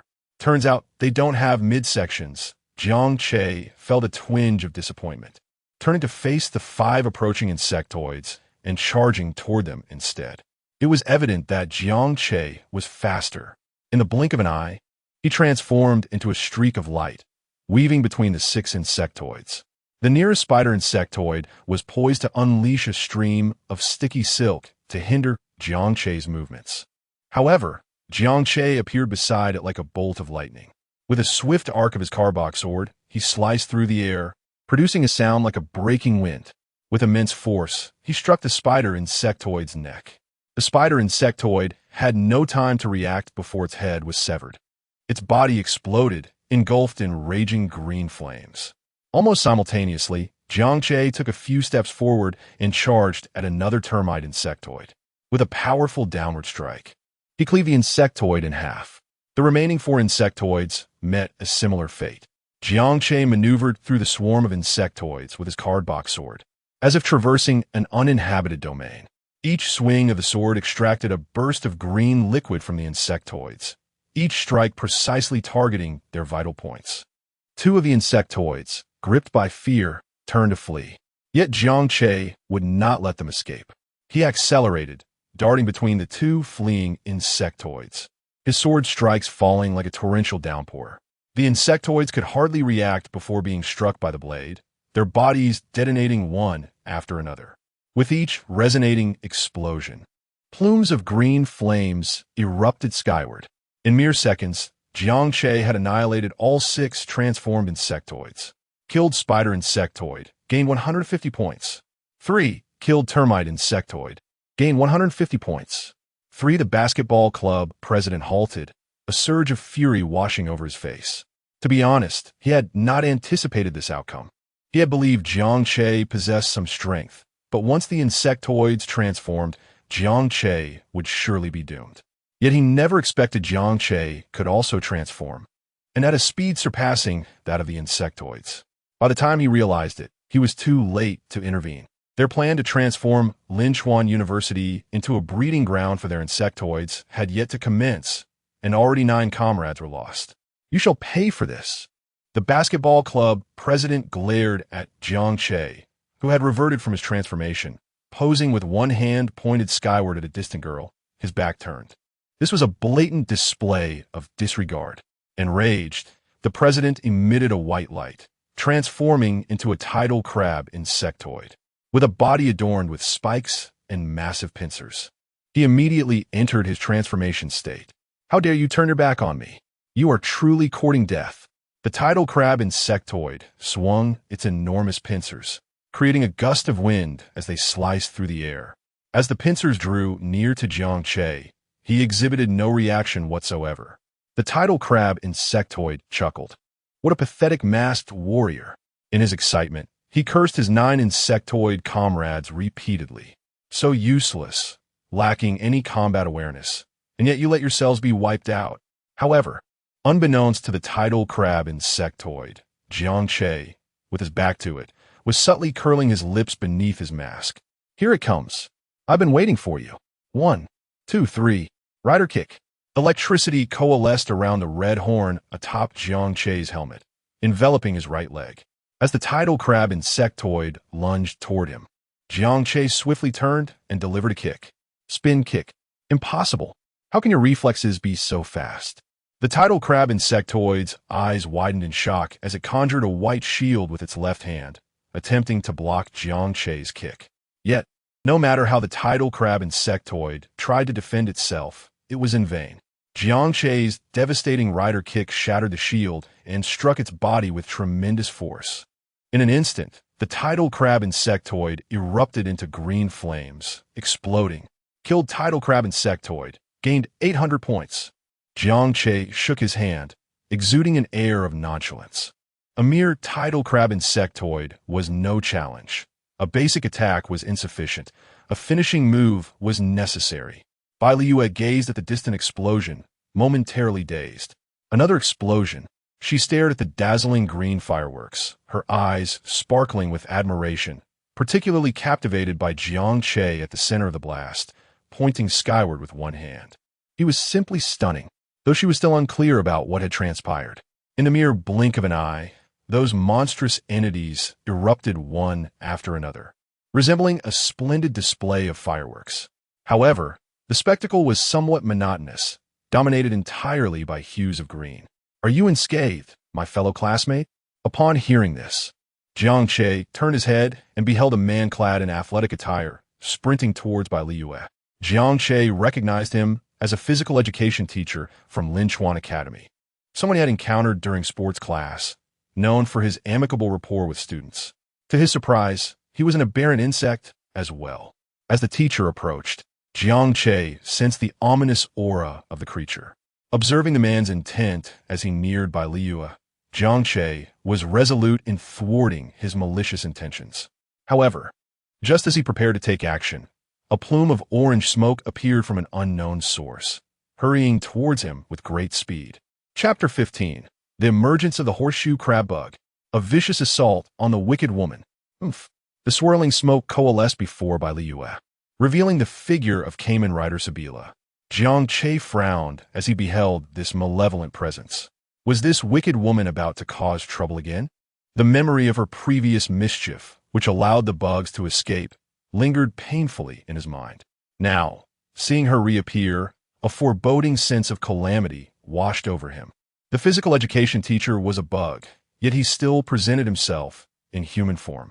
Having already misunderstood this nefarious woman once, Jiang Che feared that after the battle, she might misinterpret his intentions again, believing he would harm innocent bystanders.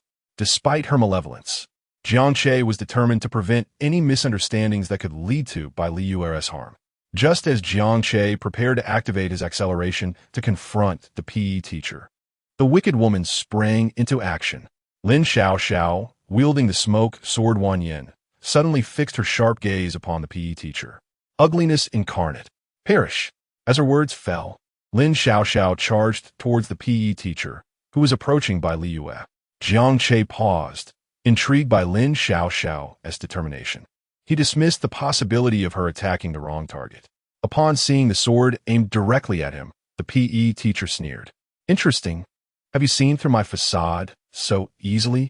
The PE teacher, Shi Peng, found it peculiar that these two Kamen Riders could discern his true nature. He had revealed no characteristics of a bug, nor utilized any of their powers. As the physical education teacher of Linchuan Academy, he had nurtured the basketball club's bugs, essentially positioning himself as the leader of this bug faction within the academy. Initially, he took pride in cultivating the basketball club as president, a fiddler crab bug, and had assigned him the task of infiltrating the university with their bug organization, allowing him to remain in the shadows while enhancing his own strength. However, upon hearing of monstrous occurrences in the gym shortly after stepping away, he assumed someone had betrayed him and rushed back, only to find Jiang Che had dispatched his trusted minions. Seeing Bai Liyue beside Jiang Che, Shi Peng realized their relationship was more than ordinary. They were likely lovers. Otherwise, why would she remain while others fled? Therefore, Shi Peng sought to make Jiang Che experience the anguish of watching his beloved perish before his eyes, unable to intervene. Even if Jiang Che activated his acceleration, Shi Peng was confident he could counter it, for he possessed the same ability, albeit with greater prowess. Yet unexpectedly, another Kamen Rider appeared, silently materializing before Bai Liyue and disrupting his plans. As Lin Xiaoxiao's smoke sword lunged towards his chest, Shi Peng smirked, shedding the guise of an ordinary human. In an instant, he unleashed an astonishing reaction speed. He sidestepped the fatal blow with ease and retaliated, delivering a powerful punch aimed at Lin Xiaoxiao's abdomen. The speed of his strike was overwhelming, and Lin Xiaoxiao, lacking combat experience, failed to react in time, taking the blow directly and being knocked back. Fortunately, she managed to stabilize herself using the smoke sword. However, the force of Shi Peng's punch left her visibly pale beneath her mask, cold sweat trickling from her forehead. As soon as Lin Xiaoxiao regained her footing, Shi Peng charged again, delivering a side kick to her abdomen. She instinctively leaped back to evade the blow. Yet, Shi Peng was relentless, furious at being interrupted. He pursued her, launching a flurry of punches that created afterimages. Lin Xiaoxiao found herself retreating under the barrage, unable to defend herself against the onslaught. The rapidity of Shi Peng's assault left her no room to breathe. As Lin Xiaoxiao's strength began to wane, Shi Peng lost interest in prolonging the fight. He advanced, seized her by the neck, and delivered several punches to her face. Her body swayed under the force of his blows. Ultimately, Lin Xiaoxiao could no longer maintain her transformation and was forced to revert to her original form. Shi Peng regarded her with a chilling gaze, devoid of mercy. You really are fragile. If that's the case, then you shall perish. With that, he prepared to deliver a final strike to end her life. Watching from the sidelines, Jiang Che could no longer remain a mere spectator. Despite their misunderstandings, Lin Xiaoxiao did not deserve death. After all, she was a Kamen Rider, and he could not stand idly by as she was brutally killed. He had initially intended to gauge her true combat abilities and teach her a lesson about recklessness. Yet, he wondered if Lin Xiaoxiao was simply too fragile or if Shi Peng was too formidable, for she had come perilously close to death without even revealing her bug form. Jiang Che shook his head, Lin Xiaoxiao seemed dazed by the physical education teacher's onslaught. Otherwise, she would have utilized her abilities to transform into smoke, preventing such a near-fatal encounter. Acceleration. Jiang Che surged forward, launching himself at Shi Peng's back. Sensing the chill approaching, Shi Peng abandoned his intent to kill Lin Xiaoxiao and turned to defend against Jiang Che. As he pivoted, his expression shifted, and his body transformed into a purple bug. The horseshoe crab bug. Jiang Che was not particularly surprised to witness Shi Peng's true identity. After all, the earlier scene of him striking Lin Xiaoxiao was all too iconic. A horseshoe crab bug? Jiang Che assessed the creature before him. If it was indeed a horseshoe crab bug, he knew he must treat this encounter with utmost seriousness. This was not a mere trash bug. It was a boss-level entity among bugs. In addition to its formidable combat prowess, it possessed 3 distinct forms, each with unique abilities. The first form could pause time, and upon defeat, it would immediately resurrect as the second form, capable of absorbing opponents' attacks and replicating their techniques to enhance its own strength. The third form was even more grotesque. Even if the horseshoe crab bug was vanquished, it could split into 2 entities and revive itself. However, in the television series Jiang Che had witnessed in his past life, the third form of the horseshoe crab bug was often dispatched too swiftly to truly showcase its potential. Boom! The horseshoe crab bug's right wrist suddenly unleashed a venomous blade, cleaving towards Jiang Che, colliding violently with his sword. However, Jiang Che's focus was not on the horseshoe crab bug, but rather on Lin Xiaoxiao. Seizing the moment after their blades clashed, he grasped Lin Xiaoxiao's body and swiftly retreated to Bai Liyue's side. Fascinating. When did Linchuan City acquire such a formidable Kamen Rider? Observing Jiang Che rescue Lin Xiaoxiao, the horseshoe crab bug displayed not anger, but a keen interest akin to that of a predator surveying its prey. No wonder it could slay his trusted minion. Indeed, Jiang que possessed remarquable skills. Chapter 16. You are 1,000 years too early to stop time. Jiang que y apologitse Ling Xiaoxiao murmured weakly, gazing at the figure of Agito, who held her close. As the granddaughter of the Knight Alliance's president, she was well aware of some abilities possessed by the Imperial Riders, including the power to transform into the likeness of other Kamen Riders. Thus, upon seeing Agito, she immediately recognized that it was Jiang Che in disguise. For the real Agito was currently engaged in a special mission and could not possibly be present in Linchuan City. Her apology stemmed from the misunderstanding that had arisen earlier when Jiang Che had been forced to dismantle her after she had inadvertently touched some remnants of an alien insect in the woods, leading her to realize that Jiang Che had indeed been fighting monsters. Had she not helped the alien insect escape? The thought caused her face to flush with embarrassment. How could she not discern between an alien insect and an ordinary person? Had she encountered a more volatile Kamen Rider, she might have been treated as an enemy herself. Yet, Jiang Che merely disciplined her. Afterward, when she continued her search for Jiang Che and heard news of monsters, she hastened to the scene. Initially, she failed to recognize that the physical education teacher was an alien insect. However, upon witnessing Jiang Che attempting to attack the teacher while he approached Bai Liyue, she made a swift judgment and chose to trust Jiang Che. The teacher was indeed an alien insect. Thus, events unfolded as they did. Yet, the situation was far more complicated than she had anticipated. As a promising new knight of the Knight Alliance, she had not expected that the alien insect, disguised as a human, could defeat her so effortlessly without revealing its true form. Lin Xiaoxiao suddenly questioned her own competence. Within a mere half-day, she had been dismantled twice. She had traveled tirelessly only to be beaten. After being rescued by Jiang Che, her immediate reaction was to apologize. After all, he had just saved her life. This unexpected apology took Jiang Che by surprise. Just as he was about to respond, he noticed Lin Xiaoxiao's eyes roll back, and she fainted. Jiang Che clicked his tongue. This unfortunate woman had indeed been quite badly beaten. Thankfully, the knight helmet protected her face. Otherwise, she would have sustained severe injuries. Leave the rest to me, Jiang Che said, glancing at Lin Xiaoxiao before handing her over to Bai Liyue, who supported her while casting a peculiar look at Jiang Che.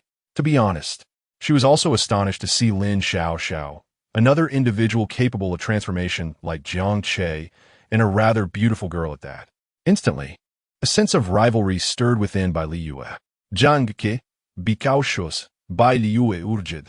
Her voice laced with concern as she recalled witnessing the physical education teacher effortlessly dismantling Lin Xiao with mere punches. Who would have thought our streetwise lady would show concern for others? You were rather indifferent in class yesterday, Jiang Che teased, referring to her earlier rejection of his confession. Suddenly, Bai Liyue's heart raced in alarm. Watch out. As Bai Liyue's warning echoed, Jiang Che had already sprung into action. You dare to flirt in my presence? It seems you truly wish for your demise. The Scylla insect, infuriated by their banter, unleashed its venomous sword towards Jiang Che. With a dismissive snort, Jiang Che gestured for Bai Liyue to step back before swiftly dodging the Scylla insect's attack, countering with his drive card sword to force the creature back. The Scylla insect charged forward, confidently swinging its venomous sword to meet Jiang Che's weapon. The resounding clang of metal echoed throughout the gymnasium as Jiang Che charged at the Scylla insect, his drive card sword descending with force. The insect, unfazed, adeptly evaded the blow, while simultaneously thrusting its venomous sword towards Jiang Che's arm. Reacting quickly, Jiang Che withdrew his sword to use it as a shield. After several exchanges, neither combatant had inflicted damage upon the other. Locking eyes, Jiang Che and the Scylla insect both recognized that they were not ordinary foes. A stalemate was inevitable without a shift in strategy. Almost simultaneously, they activated their time manipulation states. Within this slowed space, Jiang Che darted around the Scylla insect, delivering a barrage of attacks with his drive card sword. Yet the Scylla insect was no ordinary foe. Activating its own time manipulation, it adeptly parried each of Jiang Che's strikes with its venomous sword. Seizing a fleeting opportunity after the insect's attack, Jiang Che exploded with power, directing his drive card sword towards the Scylla insect. Imperial Strike. The Scylla insect, observing Jiang Che's ultimate technique, remained expressionless, even sneering at the audacity. Is this all you've got? If that's the case, prepare to meet your end. As Jiang Che's Imperial Strike descended, the Scylla insect extended its hand. Time stop. A transparent ripple swept through the gymnasium, freezing the scene, even the dust suspended in the air. Both Jiang Che, unleashing his ultimate move, and Bai Liyue, supporting Lin Xiao as she distanced herself from the combat, were rendered motionless. Is this your true power? The Scylla insect acknowledged Jiang Che's superior skill and experience, realizing that a minor mistake had allowed Jiang Che to capitalize on an opportunity. How could a mere college student exhibit such combat prowess? As if seasoned through decades of experience? If struck by Jiang Che's Imperial Strike, it would likely face severe consequences. Fortunately, the Scylla insect's greatest asset was not its physical strength or time manipulation, but its ability to halt time within a localized area. What good is strength against my time stop? The unknown Kamen Rider. The Scylla insect cackled, lunging its venomous sword towards Jiang Che's chest. Although it had yet to pierce Jiang Che, the insect reveled in the thrill of halting time and preparing to pierce a heart. That sensation was exhilarating. However, just as the Scylla insect believed it would succeed in killing Jiang Che, the latter, who had been frozen in time, suddenly moved. Evading the venomous sword, he executed his Imperial Strike downward. Apologies, but your plan has faltered, Jiang Che chuckled, revealing that the Time King Level 1 card had been inserted into his Dark Emperor drive, unbeknownst to anyone. Kamen Ride. Zeal, you are 1,000 years too early to stop time. Chapter 17. The Mastery of the Mask. Time King. As the sound effects echoed, a silver-white clock materialized behind Jiang Che, its hands spinning rapidly. Kamen Rider Zeal. In the next moment, Jiang Che transformed into Kamen Rider Zio. How was this possible? You were supposed to be frozen in time. The Scylla bug stared in disbelief at Jiang Che, who moved with ease. By the time it processed this shocking turn of events, Jiang Che had unleashed the Emperor's Slash with his driver card box sword, striking towards the creature's body. Although the Scylla bug could not comprehend how Jiang Che had circumvented its time-freezing ability, Instinctively, it recoiled and raised its venomous sword to block the attack. Bang! Despite its quick reflexes and timely retreat, the syllabug was still struck by Jiang Che's Emperor's Slash. The price for this was the venomous sword that had been growing from its wrist, which shattered with a resounding crack. The syllabug couldn't help but let out a pained scream. Oops, my aim was off, Jiang Che teased, observing the syllabug clutching its arm. This cannot be. How are you not frozen in time? The syllabug was still in disbelief. Just moments before, it was on the verge of slaying Jiang Che. Yet now it was confronted with the reality that Jiang Che was immune to its time-stopping ability. At that moment, a flicker of fear ignited within the syllabug. Observing its near-manic demeanor, Jiang Che chuckled. What a joke. You think you can still freeze me? Do you know I am the Time King?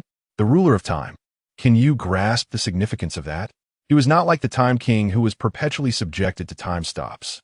If it weren't for the fact that unlocking the second tier of the Time King required 10,000 points, Jiang Che would have showcased what true time freezing looked like to the syllabug.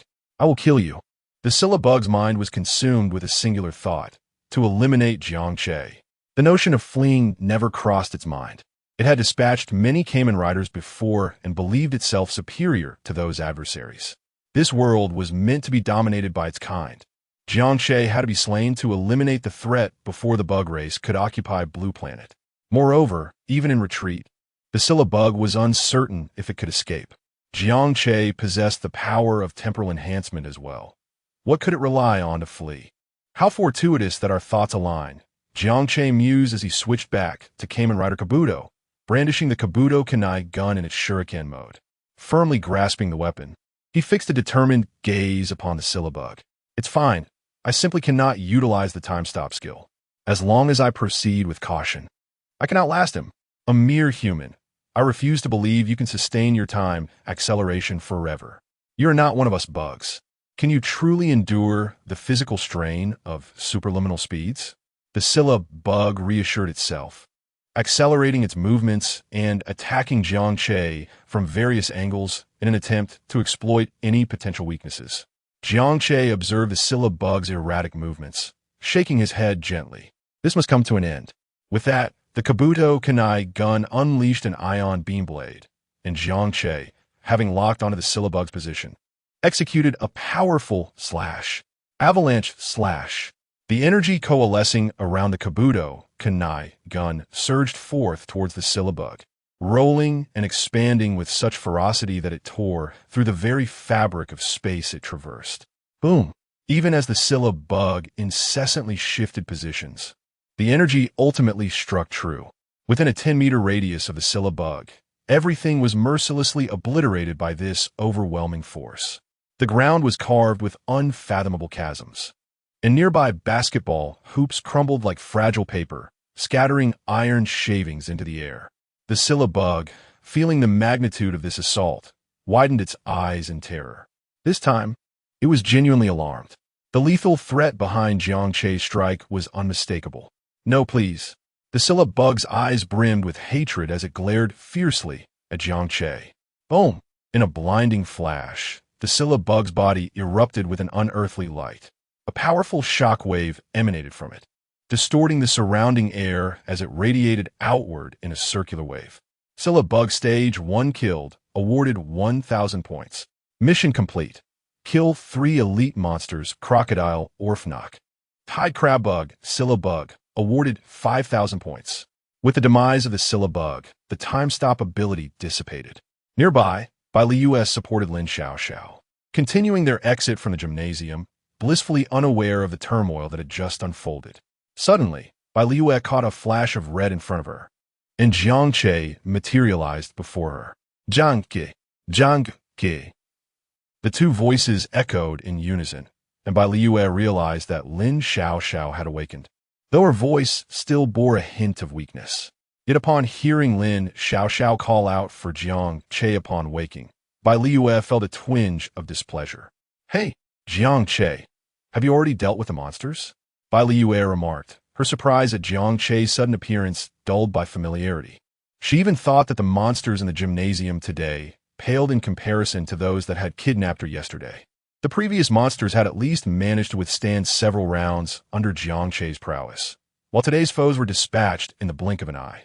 Especially the basketball club president and the subsequent appearance of the physical education teacher. Both had initially seemed formidable, but were swiftly defeated by Jiang Che. Just practice more, Jiang Che replied softly, then turned his gaze back to the spot where the syllabug had fallen. After eliminating the first stage of the syllabug, Jiang Che had intended to wait for its revival to tackle the second stage, just as he had done with the crocodile Orphnok yesterday. However, he had underestimated the resilience of the syllabug. He could distinctly sense the syllabug was reviving nearby, and its aura was formidable. This led Jiang Che to deduce that upon revival, the syllabug would undoubtedly be several times stronger than before. During its first stage, the syllabug's power had been nearly on par with his own. Had it not been for unlocking the first tier of the Time King and disrupting the syllabug's time-stop ability, Jiang Che might not have found the opening needed to unleash his ultimate attack. Otherwise, the battle could have dragged on indefinitely. Thus, Jiang Che concluded that he was not equipped to handle the syllabug's second stage unless he could unlock the hyperform of Kabuto, its final form. The points earned from defeating the syllabug, combined with the task reward for slaying 3 elite monsters, had brought his remaining points to 10,300. Given that Kabuto had only 3 forms and unlocking the night form required 1,000 points, Jiang Che had contemplated unlocking the next form in sequence, the hyperform, as he had just enough points. However, when he was ready to redeem, he discovered that the Agito did not possess an over-enhanced form, and the transcendent form was classified under the final form, requiring a staggering 100,000 points. He simply could not afford it. It was truly beyond his means. Chapter 18, Kabuto, Transcendent Form, Mastering the Card. Without the transcendent form of Kabuto, Jiang Che felt a sense of uncertainty regarding the impending emergence of the horseshoe crab aberration in its second phase. After reverting from transformation, he grasped by Li Yue's hand and, alongside Lin Xiaoxiao, they made their way out of the gymnasium. There was still some time before the aberration would resurrect, so it was prudent to leave.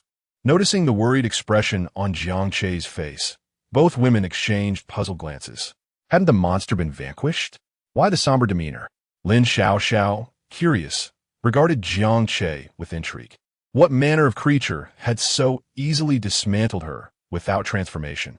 The horseshoe crab aberration, Jiang Che revealed, causing Lin Xiaoxiao's expression to shift dramatically as she turned to him. Her eyes wide with disbelief. Are you certain that was the horseshoe crab aberration?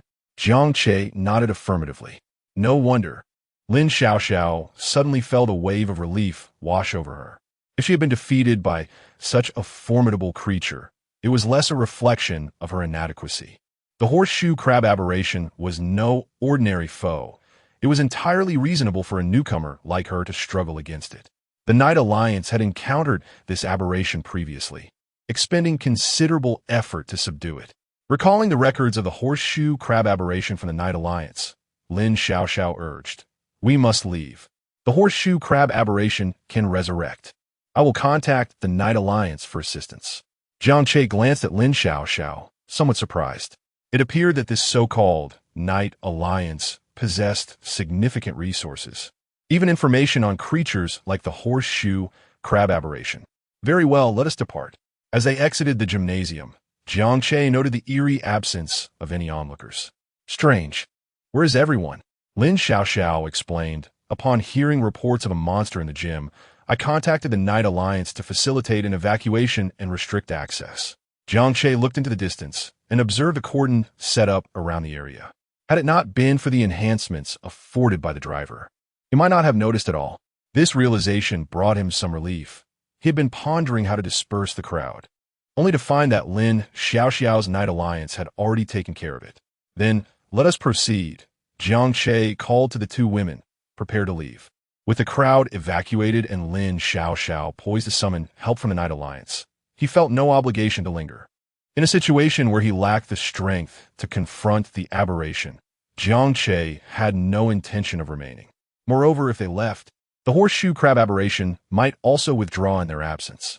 You both should go. I will stay behind. Once the horseshoe crab aberration revives, it may indiscriminately harm the innocent. Someone must deter it, until the knights from the Alliance arrive. Lin Xiaoxiao broke free from Bai Liyue's support, gripping her sword, the Ember Sword, and turned resolutely toward the gymnasium.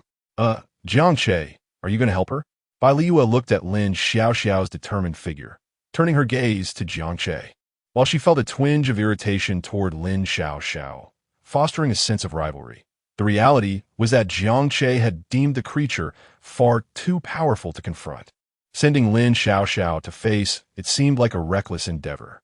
Understanding the gravity of the situation, Jiang Che frowned, wanting to voice his concerns when suddenly his expression hardened.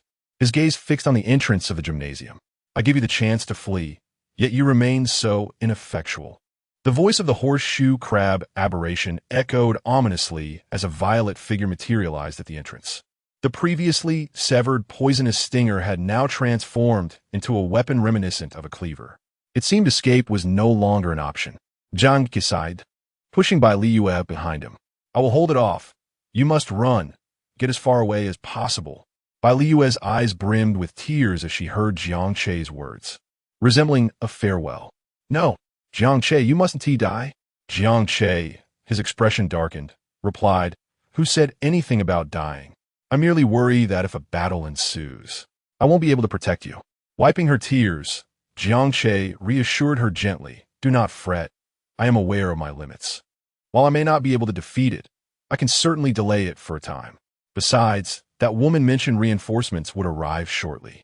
Ultimately, after Jiang Che's coaxing, Bai Liyue reluctantly agreed to distance herself. Before departing, she waved her phone at Jiang Che, the screen displaying his previous declaration of affection from class. You promised to be with me. No backing out. Though Jiang Che spoke casually, Bai Liyue understood the gravity of the impending battle. It was evident that this confrontation would not be trivial, or else he would not have urged her to leave. Jiang Che nodded, affirming her words. Meanwhile, the horseshoe crab aberration regarded Lin Xiaoxiao, who was bravely approaching with her sacred sword. I wondered who it was. Is this not the same weakling I dismantled moments ago? Did you think I would be feeble in my resurrection?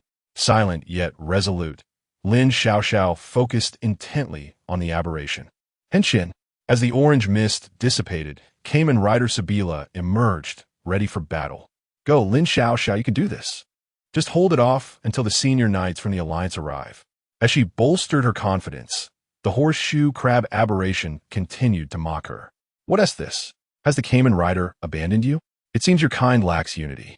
Would you like me to eliminate that cowardly boy who left you behind? At the mention of Jiang Che, Lin Xiaoxiao's expression dimmed momentarily. The memory of her earlier defeat at the hands of the aberration and Jiang Che's timely rescue flooded her mind.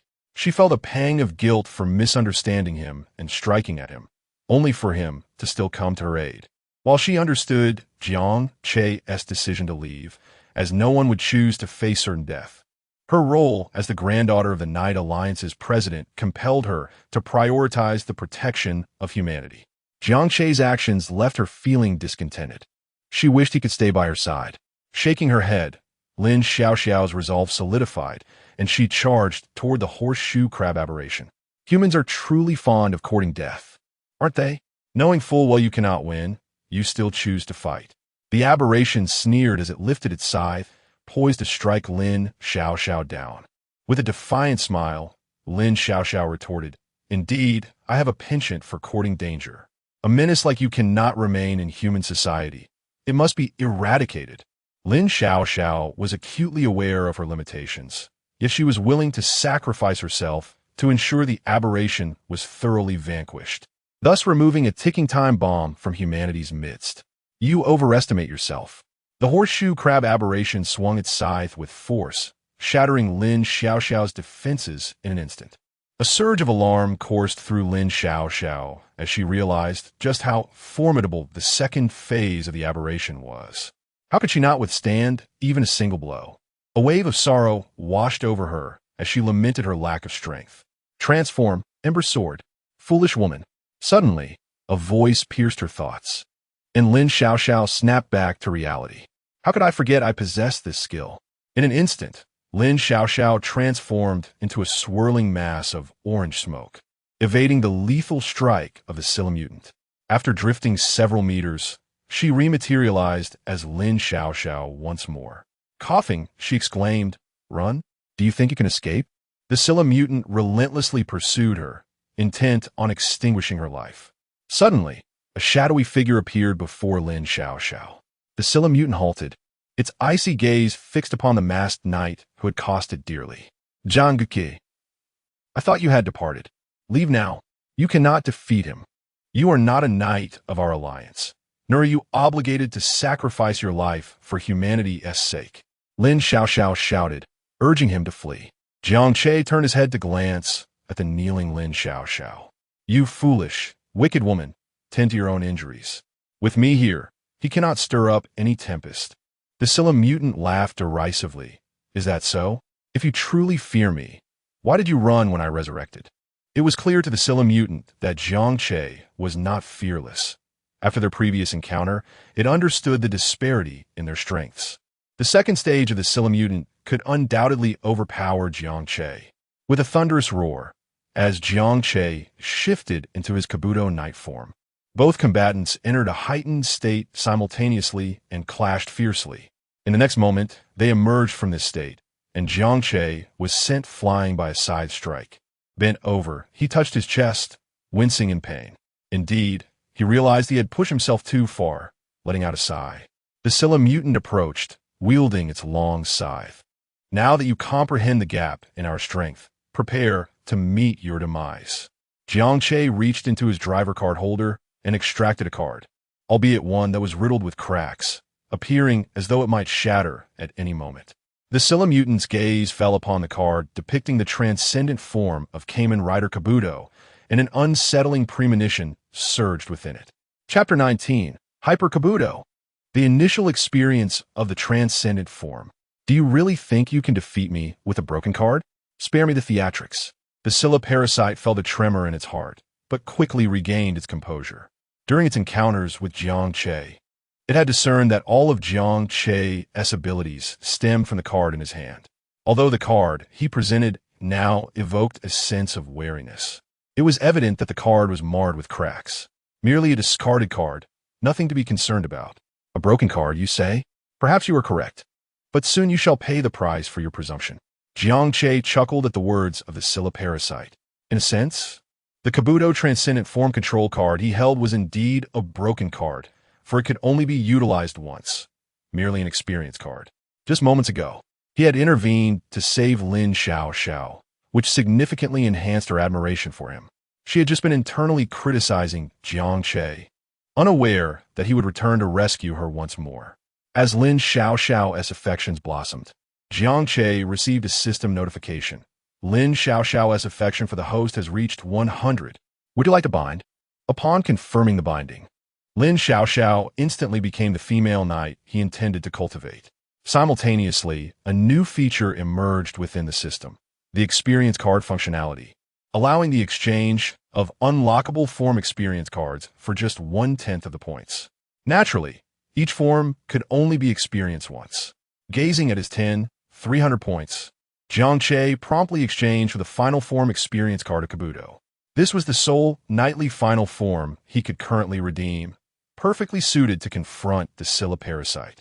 As for spending 1,000 points for an experience card, Jiang Che felt no regret. The matters of the Kamen Riders required no excessive contemplation. He acted purely on instinct. Hyper cast-off. With the accompanying sound effects, Jiang Che's Kabuto armor erupted in a dazzling transformation. Change Hyper Beetle. The Kamen Rider Kabuto transcendent form made its entrance. What is this? Lin Xiaoxiao exclaimed, her excitement palpable as she beheld Jiang Che transformed into Hyper Kabuto. The Kabuto of the Rider Alliance possessed the same ability to transform into Hyper Kabuto. The Rider Alliance had indeed compiled combat statistics on Hyper Kabuto, who had vanquished countless darkened Alliance knights and monsters. Seeing Hyper Kabuto, Lin Xiaoxiao felt a surge of confidence. She had never anticipated Jiang Che could become Hyper Kabuto. Yet, a flicker of doubt crossed her mind. It was well known that to acquire other knights' control cards, Emperor Riders needed to either defeat them or befriend them. Lin Xiaoxiao leaned towards the notion that Jiang Che had obtained the Hyper Kabuto control card through friendship, but that required the approval of the respective knight. If that were the case, why had she never heard of that Kabuto reporting the emergence of a new Emperor Rider to the Rider Alliance? Or perhaps other Kabutos had emerged, unbeknownst to the Rider Alliance? While Lin Xiaoxiao pondered, Jiang Che gradually approached the Scylla parasite. You just said you wanted to kill me? Jiang Che remarked with a smirk. Indeed, I do wish to kill you. What of it? The Scylla parasite's resolve steadied as it recalled its trump card. Jiang Che extended his hand, palm up, beckoning. Come on, give it a try. Very well, I shall. Without hesitation, the Scylla parasite activated its ascension form and charged at Jiang Che, its scythe aimed directly at his head. The sense of danger Jiang Che exuded compelled the Scylla parasite to resolve the conflict swiftly. Who knew what surprises Jiang Che might spring upon it next? Just ascension, is it? Then allow me to entertain you. Jiang Che scoffed, activating his own ascension form. Although he could directly access the hyper-ascension form, a state far superior to ascension, he had yet to fully acclimate to the powers of the Kabuto transcendent form. To leap directly into hyper-ascension might overwhelm his body, necessitating a gradual familiarization with the transcendent form. Nevertheless, ascension alone was adequate to handle the Scylla parasite before him. Now, in ascension form, Jiang Che could perceive the Scylla parasite's movements with clarity. Previously, he had struggled against it due to his inferior speed. At this moment, he could discern the Scylla parasite's actions with keen acuity. As the scythe's attack approached, Jiang Che let out a soft snort, summoning forth the perfect insect instrument, a fusion of the bee, drake, and sassword instruments. 100 Insect Sword. Jiang Che leapt high into the air, brandishing the sword imbued with the power of the transcendent form, striking down upon the Scylla parasite. The Scylla parasite reacted swiftly, withdrawing its scythe and attempting to block Jiang Che's assault. The collision between the 100 Insect Sword and the scythe produced a thunderous sound, sparks flying in every direction. The tremendous force shattered the ground beneath the Scylla parasite's feet. Utilizing the rebound, Jiang Che performed a somersault in midair, regaining his stance, and unleashed a flurry of rapid slashes. With the acceleration of ascension, his attack speed soared. The myriad shadows of the 100 Insect Sword left the Scylla parasite momentarily dazed. How is this possible? Why are you so fast? The Scylla parasite roared, relying solely on its agility and the length advantage of its scythe to defend itself, while attempting to catch Jiang Che off guard with sudden thrusts. However, each attempt was detected by Jiang Che. Suddenly, as Jiang Che anticipated another of the Scylla parasite's attacks, he discerned a fleeting opening. Without hesitation, he maximized the speed advantage granted by ascension. In the blink of an eye, he stood before the Scylla parasite, raising the 100 Insect Sword, energy coalescing along its blade. Then, with a powerful thrust, he drove the sword into the Scylla parasite's arm. Thud! The sound echoed as the 100 Insect Sword pierced through the Scylla parasite's defense with the ease of a hot knife through butter, embedding itself deeply within its arm. Thick, dark purple blood gushed from the wound, dripping onto the ground and producing wisps of smoke. The Scylla parasite let out a pained howl, succumbing to madness. Its previously calculated attacks devolved into chaotic flailing, the scythe swinging wildly in a desperate frenzy.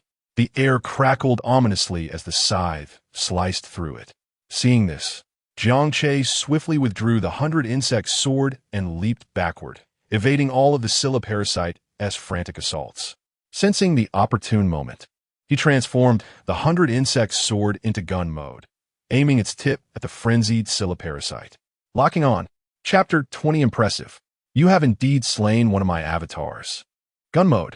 Jiang Che sequentially pressed the red, yellow, aqua, and purple buttons on the 100 Insect Sword. Kabuto, the bee, drake, sassword power. In an instant, several beams of diverse colors converged upon the 100 Insect Sword. All Zector combined. A considerable vortex formed along the blade. As the vortex's hue gradually shifted to yellow, Jiang Che seamlessly transitioned into a state of hyper-ascension, aiming to counteract the recoil. Hyperclock up. The moment he entered this elevated form, the armor adorning his body unfolded, and two radiant auroras cascaded from his back, resembling wings. Once the energy had fully coalesced, Jiang Che aimed directly at the syllabug and pulled the trigger. Maximum hypercyclone. In the next heartbeat, a colossal, red tornado of energy erupted from the muzzle of the 100-insect sword. Boom! The immense energy wave struck the syllabug's form directly. Lin Xiaoxiao observed this scene, her eyes wide and unblinking. It was her first time witnessing such a formidable technique at such proximity. Simultaneously, she felt a surge of relief. She had wisely contacted the Night Alliance in advance, coordinating with local law enforcement to evacuate the area. Otherwise, this lethal move would have undoubtedly endangered innocent lives. Jiang Che is truly remarkable. In this moment, Lin Xiaoxiao finally comprehended why no one dared to accept the mission when they learned it involved the Emperor Rider. Reflecting on her previous apology, she mused, was it timely enough? Surely, Jiang Che would not harbor any resentment towards her. Gazing at the hyper-kabuto, she began contemplating how to forge a positive relationship with Jiang Che. She even entertained the idea of becoming his disciple, despite the Emperor Rider's formidable reputation. Every battle she had witnessed Jiang Che engage and revealed his exceptional combat skills and acute battle awareness, qualities she currently lacked. Suddenly, Lin Xiaoxiao's gaze involuntarily shifted towards the syllabug, which had just been struck by the maximum hypercyclone. Impossible. She could not suppress a gasp. Jiang Che's ultimate technique had landed on the syllabug, yet caused it no harm whatsoever. The syllabug could withstand such a powerful attack. Lin Xiaoxiao was utterly shocked. No, wait. This was the skill from the syllabug's second phase. In an instant, realization dawned upon her. It was not that the syllabug could endure Jiang Che's ultimate move. Rather, it had acquired a new skill upon reviving in its second phase. Jiang Che, be cautious. The syllabug can absorb your skills and replicate them. As Lin Xiaoxiao warned Jiang Che, the syllabug underwent a transformation of its own. A green energy beam emerged from its exoskeleton, voraciously absorbing the energy waves unleashed by the maximum hypercyclone, ultimately converting into green light that vanished into the syllabug's body. Not good. Jiang Che, run. It's preparing to retaliate. However, Lin Xiaoxiao's warning came too late. The syllabug's chest began to glow with green light. You are quite the interesting woman, knowing my skills. But is it not a tad late to inform that boy? The syllabug cast a disdainful glance at Lin Xiaoxiao, utterly indifferent to her warning.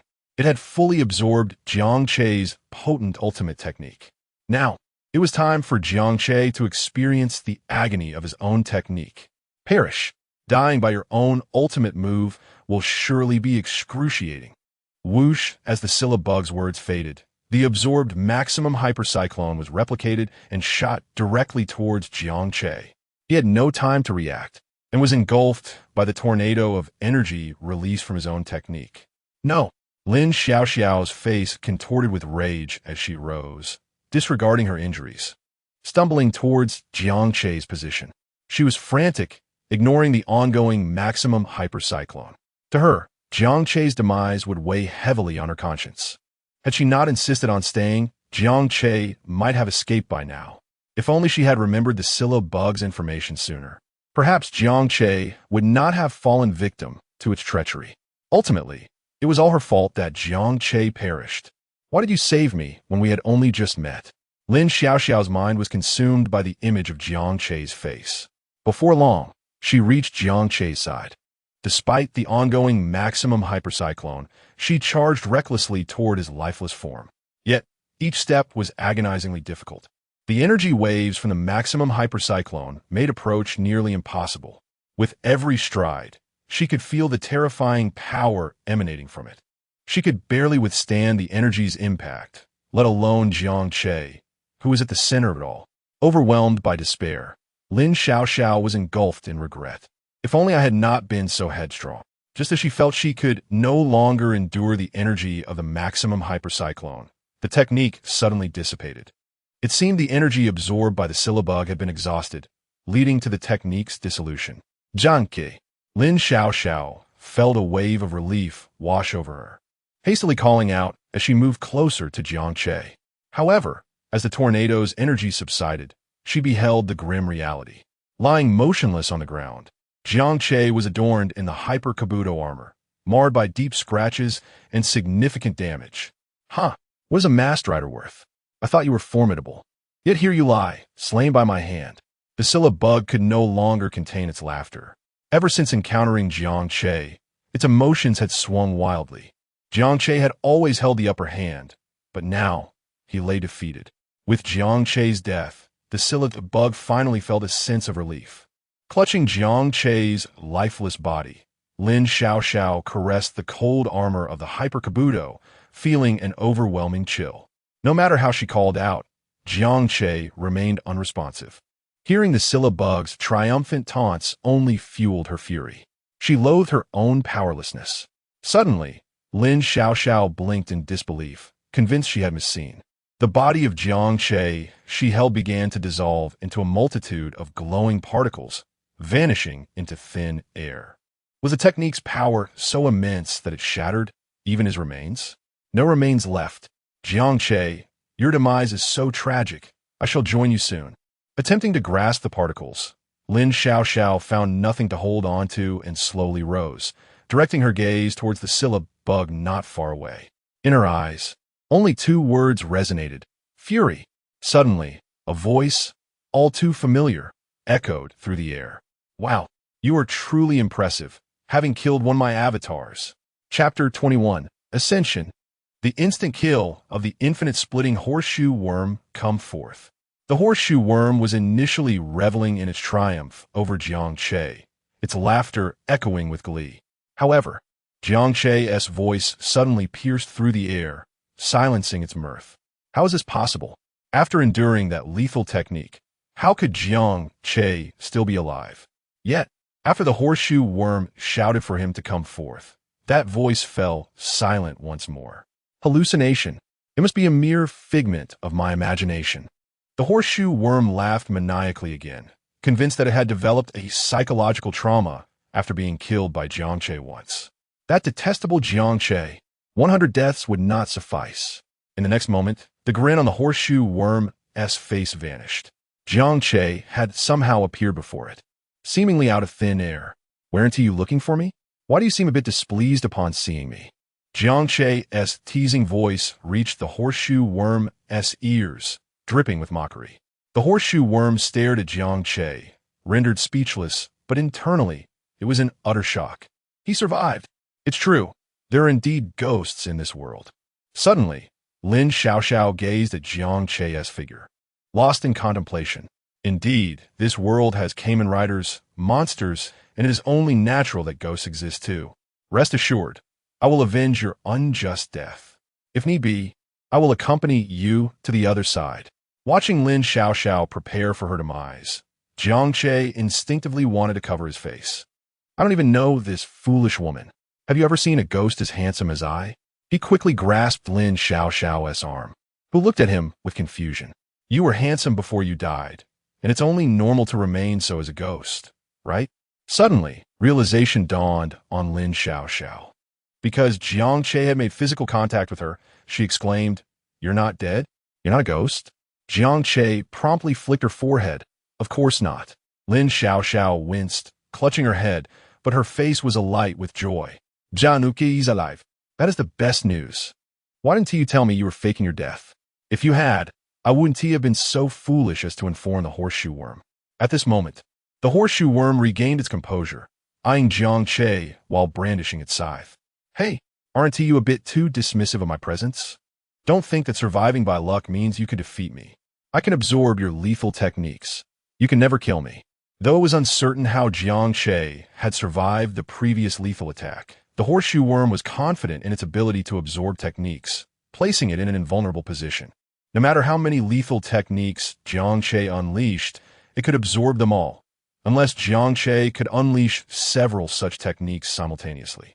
However, one must understand that executing such powerful techniques comes at a significant cost. Ordinary riders could not continuously unleash such formidable attacks. Observing the arrogant horseshoe worm, Jiang Che merely smiled softly before pushing aside Lin Xiaoxiao, who was poking him to confirm whether he was a spirit. Yes, my friend, indeed. I can unleash 5 more of such lethal techniques. Upon hearing this, the horseshoe worm laughed derisively. Are you trying to make me laugh? 5 times? Who do you think you are? The ruler of the world? The horseshoe worm utterly disbelieved Jiang Che's claims. It had some understanding of Kamen Riders. That last lethal technique was indeed powerful. If Jiang Che could truly unleash so many mighty techniques simultaneously, he would undoubtedly be among the top-tier beings in this world. Yet, Jiang Che was merely a university student, likely a novice Kamen Rider. How could he possibly belong to the elite? Seeing the horseshoe worm's skepticism, Jiang Che shrugged and raised the 100-insect sword towards the creature. The horseshoe worm, unfazed, spread its arms wide, standing still as it awaited Jiang Che's aim. Huh. If I can absorb your lethal technique once, I can absorb it a second time. I shall see how many lethal techniques you can release. When you can no longer unleash them, that will be your end. Lin Xiaoxiao interjected, urging Jiang Che. Why don't we conserve our energy and wait for the seniors from our Rider Alliance to arrive? We have data on the horseshoe worm. Our seniors will surely have strategies to counter it. Jiang Che reassured Lin Xiaoxiao, as he already had a plan in mind. While the horseshoe worm's ability to absorb and replicate techniques was indeed formidable, it was not invincible. In the original narrative, the revived horseshoe worm's second phase could not be defeated by a single rider.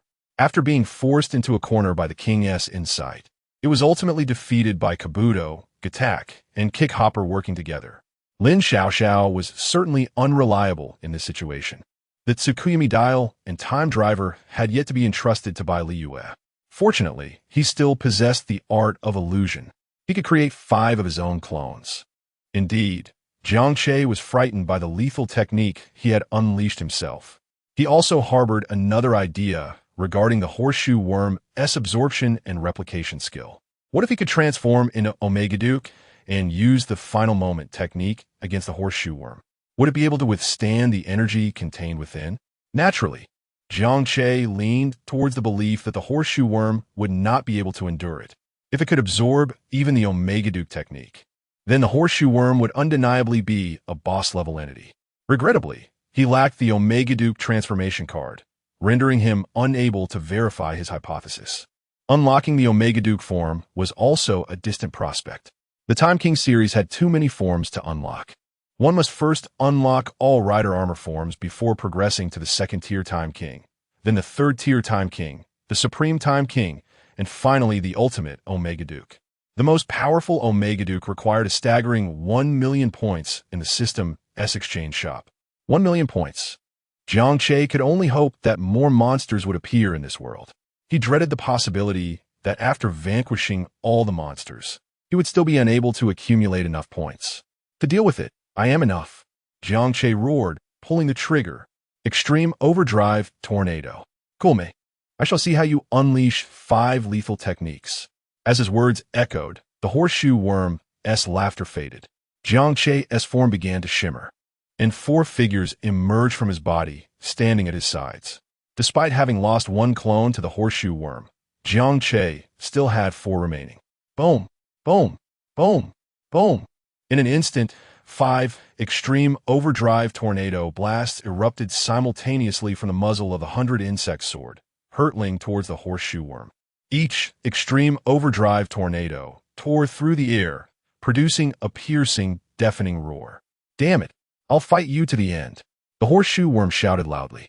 However, its voice was drowned out by the deafening wail of the extreme overdrive tornado, sounding like the cries of an ant swiftly suppressed. The sound could not penetrate the terrifying energy shockwave, failing to reach Jiang Che's ears in the slightest. In an instant, the horseshoe crab-like creature erupted with a dazzling green radiance, exerting all its might to absorb the lethal energy shockwaves. Each strand of green light surged wildly, greedily consuming the approaching energy. However, the might of the ultimate overcoming whirlwind far exceeded expectations. The creature could barely absorb a single wave of the ultimate overcoming whirlwind energy, while the remaining 4, imbued with apocalyptic power, crashed mercilessly before it. In that moment, energy spilled forth, and the tremendous impact shattered the ground around the creature. sending stones flying like cannonballs. With 4 deafening booms, the ultimate overcoming whirlwind ruthlessly tore the creature's body asunder. Its limbs and exoskeleton disintegrated under the terrifying force of Jiang Che's lethal techniques, scattering like fragments of paper. Blood mingled with shredded bodily tissues formed a gruesome curtain of rain in midair. Kill the horseshoe crab-like creature stage 2. Earn 5,000 points. Jiang Che. That creature still has a 3rd stage. Lin Xiaoxiao gazed at the horrifying demise of the creature, her heart filled with unadulterated joy. Yet, she quickly recalled the creature's data, which included the 3rd stage. Remembering her earlier regrets, she prepared to warn Jiang Che that the creature would resurrect. Before she could utter a word, Jiang Che patted her shoulder. Foolish woman, I am well aware that the creature possesses a 3rd stage and can even split itself. Lin Xiaoxiao was momentarily taken aback, her attention fixated on the latter part of Jiang Che's remark, completely oblivious to his earlier insult. How did Jiang Che know about the creature? Could he possibly belong to an organization, granting him access to information about monsters? Furthermore, did he also possess the powers of a Kamen Rider? This thought led Lin Xiaoxiao to consider the Darken Alliance. After all, a Darken Knight's armor could also turn black. However, she quickly dismissed this notion. Jiang Che could never be a member of the Darken Alliance. Had he been, he would not have rescued her just moments ago. Which organization do you belong to? After pondering for a long while, Lin Xiaoxiao found herself utterly perplexed and decided to look directly at Jiang Che. He shook his head. I am merely an ordinary university student. Hyperclock up. With that, Jiang Che activated his hyper-transformation state and, in the blink of an eye, appeared at the creature's location. Observing the blood mist gradually coalescing to reform, Jiang Che clicked his tongue. Truly, as a mechanized creature, to endure such a barrage of ultimate overcoming whirlwind and still resurrect was remarkable. It's fortunate it can revive. Otherwise, I would have lost out.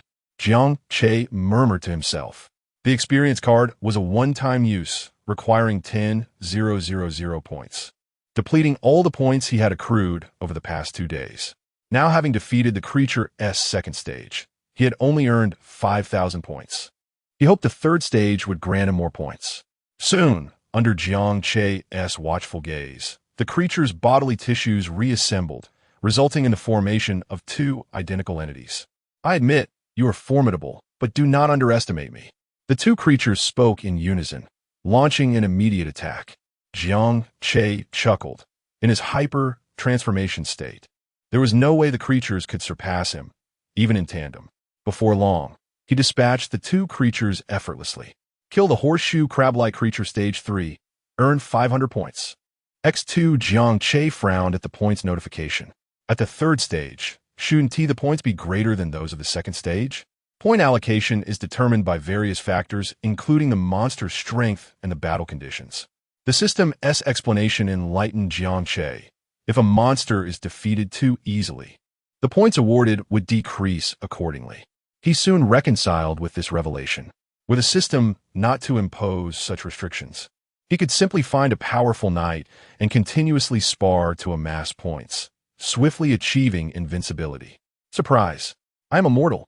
The creature laughed boisterously at Jiang Che. Upon entering the 3rd stage, it became aware of its abilities, forever capable of splitting. No matter how it was slain, it could generate new bodies. Was it not akin to being immortal? What Kamen Rider dares to slay me? I refuse to believe you can kill me indefinitely. Observing the creature's arrogance, Jiang Che found it rather irksome. You are quite bothersome. Boom. Kill the horseshoe crab-like creature stage 3. Earn 500 points. The creature retorted, didn't he expect this? Did you? I can resurrect. Kill the horseshoe crab-like creature stage 3. Earn 450 points. The creature exclaimed, damn it. Come at me again if you dare. Kill the horseshoe crab-like creature stage 3. Earn 420 points. The creature challenged, come on, let us see how long you can maintain this speed. Kill the horseshoe crab-like creature stage 3. Earn 400 points. The creature pleaded, wait, can you let me catch my breath? Kill the horseshoe crab-like creature stage 3. Earn 360 points. The creature added, hold on. Is it too late for me to apologize now? Kill the horseshoe crab-like creature stage 3. earned 270 points. Once Jiang Che activated his hyper-transformation state, he swiftly dispatched the creature each time it resurrected. As he continued to slay it, Jiang Che found himself growing increasingly adept. Practice makes perfect, after all. Soon, the creature recognized the deadliest flaw of its splitting ability. With each new entity it formed, its strength diminished. Initially, it had not sensed this decline and paid it little heed. However, after being defeated by Jiang Che in his hyper-transformation state for the 999th time, its strength had dwindled to a level weaker than that of a mere larva. In fact, one could say that any random human could squash it as easily as crushing an ant. The creature had grown somewhat numb to its own demise. Watching Jiang Che, who was brimming with vitality and relished in the slaughter, the creature fell into silence. Is this truly a human? Has he derived pleasure from killing me? Where is his humanity? In broad daylight, he savagely slaughters such a weak and pitiful creature. Where's the justice? The creature resolved that it could not allow Jiang Che to continue his sadistic enjoyment. After being killed once more, the creature refrained from activating its splitting ability. The thought of Jiang Che's smile fading upon its final death made it feel justified. If it must perish, then perish it shall. Kill the horseshoe crab-like creature stage 3. Earn 1 point. Chapter 22. The Dark Alliance. Kamen Haida Mitiwa. Huh? It fled? Jiang Che waited for a few moments, realizing that the horseshoe crab monster had not revived again, and he displayed an odd expression. After repeated confirmations, he finally ascertained that the horseshoe crab monster had given up on healing, opting not to resurrect. What a pity! It had only died a few times, yet chose to abandon life. Jiang Che sighed as he glanced at the kill notification. After slaying the horseshoe crab monster over 1,000 times, he had earned a total of 200 points. Coupled with the remaining 300 points from before, his score had once again surpassed 10,000. Not a bad deal. Just as Jiang Che was about to turn and leave, Lin Xiaoxiao hurried over. What's wrong? I guess you must be distressed about why the horseshoe crab monster can't be killed in its 3rd stage. Jiang Che uttered a sound of surprise, instinctively glancing back at the spot where the horseshoe crab monster had fallen. Regret welled up within him again. His score-farming target had truly ceased to revive. Seeing Jiang Che's astonished expression, Lin Xiaoxiao beamed with delight, thinking that he was a loss against the horseshoe crab monster and that she could assist him, which brought her some joy. Before Jiang Che could speak, Lin Xiaoxiao continued, I just called my grandfather and inquired. The horseshoe crab monster's 3rd stage will continue to revive, but it is not impossible to defeat it. Our Rider Alliance has a method to counter it. A way to kill the horseshoe crab monster? No need for that. It's already dead. Jiang Che waved his hand dismissively. Lin Xiaoxiao was taken aback. But it will revive after dying. At this point, she suddenly looked behind Jiang Che, noticing that the horseshoe crab monster had vanished. Wait, did you let the horseshoe crab monster escape? Jiang Che rolled his eyes. I'm a paragon of justice. I would never let a monster get away. Then why isn't it revived? Jiang Che raised his chin proudly. I beat it into submission, convincing it that death is a form of liberation. Ah, is that true? Lin Xiaoxiao gasped. How despairing must one be to consider death as a release? Believe it or not. Lin Xiaoxiao nodded. I believe you. If it were someone else, I might not. However, after spending a day with Jiang Che, she had gained some understanding of his abilities. Perhaps it was indeed possible. By the way, what should we do now? Jiang Che brushed off the dust from his hands, surveying the chaotic surroundings. Since Lin Xiaoxiao claimed to be part of the Rider Alliance, and given the circumstances, it seemed they had official backing. Otherwise, they would not have been able to disperse the crowd so swiftly. Don't worry, we have dedicated personnel in the Rider Alliance to handle the aftermath. Riders only need to complete their missions. That is good to hear. With someone taking care of the aftermath, Jiang Che felt relieved. Previously, he had been concerned about potential damage to the school gymnasium and surrounding areas, fearing he might be held accountable for it. Thankfully, there were people to manage the aftermath. Lin Xiaoxiao watched Jiang Che as he prepared to leave. Hey, where are you going? Jiang Che paused, turning back to look at Lin Xiaoxiao. You're not going to make me compensate, are you? Compensate for what? Lin Xiaoxiao asked, puzzled, then scrutinized Jiang Che. The battle is over. Why haven't you de-transformed yet? Jiang Che chuckled without explanation. The experience card could only be used once, and its energy was limited. He had no intention of wasting the experience card he had exchanged for 10,000 points. Naturally, he intended to maintain his transformation until it ended. Lin Xiaoxiao gathered her thoughts, preparing to discuss serious matters with Jiang Che. The appearance of the horseshoe crab monster had nearly made her forget the task she had come for today. Just as she was about to ask Jiang Che if he wanted to join the Rider Alliance to help protect the world, a figure suddenly appeared in her line of sight. Is it a member of your Rider Alliance? Jiang Che inquired, noticing the individual as well. Should be. Lin Xiaoxiao nodded, her expression turning slightly displeased. They're quite slow. You've already dealt with that horseshoe crab monster. Clearly, Lin Xiaoxiao was unhappy with the tardiness of the Rider Alliance's personnel. Once back, she would definitely have a word with her grandfather. Jiang Che glanced at Lin Xiaoxiao and sighed, feeling a pang of sympathy for the arriving rider. In truth, the battle had not consumed much time. During most of it, he had been in his enhanced form.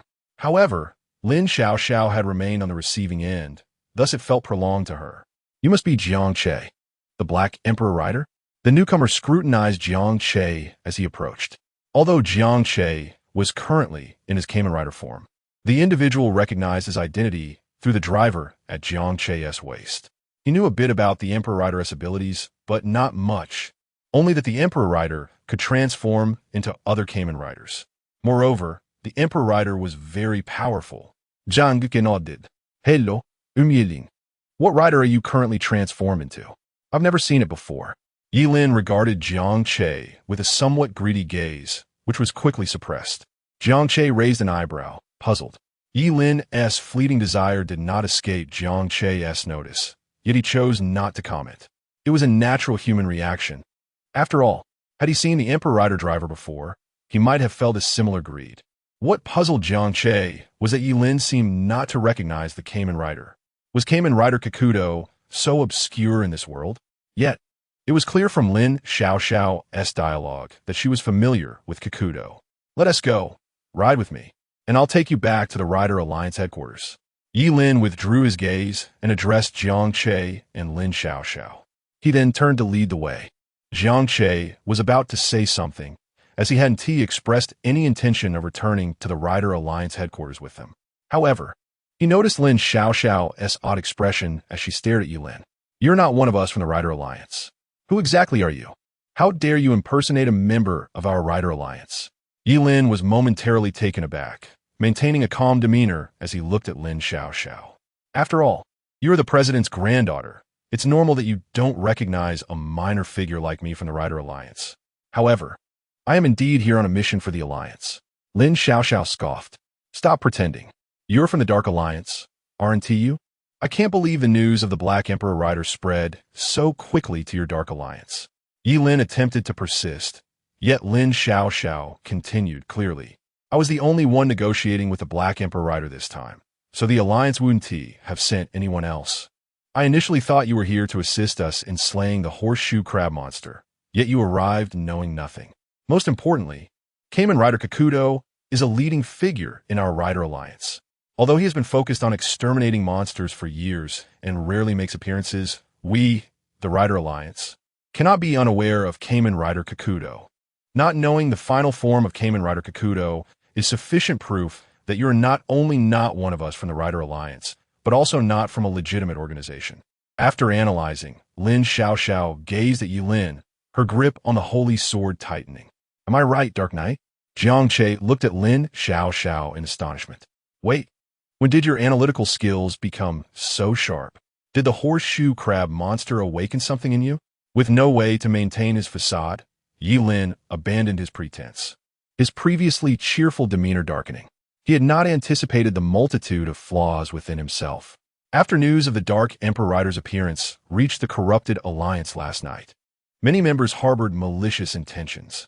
They sought to locate Jiang Che and seize his driver, hoping to transform into an Emperor Rider themselves.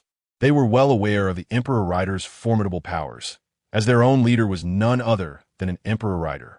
He counted himself fortunate, being in close proximity to Linchuan Academy, and thus promptly set out to find Jiang Che upon receiving the news. As for the Silo worm, he fortuitously had not encountered it. As for Kamen Rider Guy, he had exploited the powers of a knight to bully others ever since awakening as one, ultimately joining the Corrupted Alliance to escape the pursuit of the Knight Alliance. Within the Corrupted Alliance, he could indulge his whims without constraint. Unlike the Knight Alliance, which nurtures knights, the Corrupted Alliance offered no such guidance, leaving him entirely oblivious to the existence of Kamen Rider Guy. Initially, he had planned to masquerade as a member of the Knight Alliance to lure Jiang Che away from their watchful eyes and eliminate him. However, now that he had been discovered, Yilin decided to lay his cards on the table. Indeed, I am a member of the Corrupted Alliance. My primary objective here is the Emperor Rider's driver, as well as you. Lin Xiaoxiao furrowed her brow. What did this have to do with her? Yilin continued. If I were to capture you, I am certain your grandfather, the leader of the Knight Alliance, would be willing to trade substantial favors for your release. Just as Lin Xiaoxiao prepared to scoff in disdain, she noticed Jiang Che moving. Jiang Che regarded Yilin with an expression of exhilaration. He had not expected to score points again, just as his experience with Hyper Kamen Rider was nearing its end. What a bonus! Upon hearing Yilin admit to being a member of the Corrupted Alliance, Jiang Che acted decisively. The Corrupted Alliance sounded malevolent at first mention. Seeing Jiang Che spring into action, Yilin reacted swiftly, drawing out the driver to transform. Henshin. In the next moment, a black and blue figure materialized in place. Kamen Rider Mitiwa, making his grand entrance.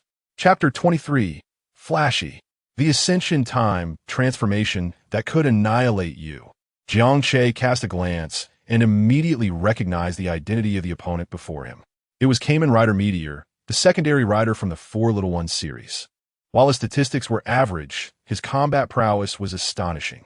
With a single punch, he could eliminate the protagonist, severing the luck of all subsequent secondary riders. Neither the Savior Gates, the invincible warrior Fei Long, nor the indomitable Jean could escape the fate of defeat. Why is your head so sharp? Jiang Che asked, clenching his fist and launching a strike towards Yilin's chest. Yet, Yilin remained unfazed, subtly shifting his body to evade the blow, quickly extending his arm to parry Jiang Che's follow-up attacks. Seeing this, Jiang Che raised his leg and delivered a fierce kick aimed at Yilin's waist.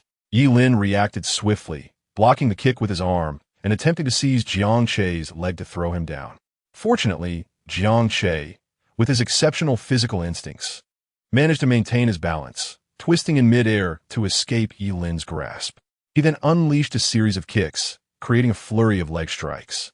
However, each kick was effortlessly dodged by Yilin, who moved with an uncanny grace, making it challenging for Jiang Che to predict his movements. Subsequently, Yilin launched a barrage of punches, each delivered with remarkable speed and power, forcing Jiang Che to defend himself with his arms. I'm hitting you, Jiang Duque exclaimed. The angles of Yilin's attacks were exceptionally crafty, and, as the barrage continued, Jiang Che found himself increasingly on the defensive, sustaining blows that pushed him back until he stood beside Lin Xiaoxiao. Jiang Che, be careful. I just checked the Knight Alliance's database, and this Yilin is indeed recorded as a member of the Dark Alliance. His destructive capabilities are average, but his fighting skills are formidable.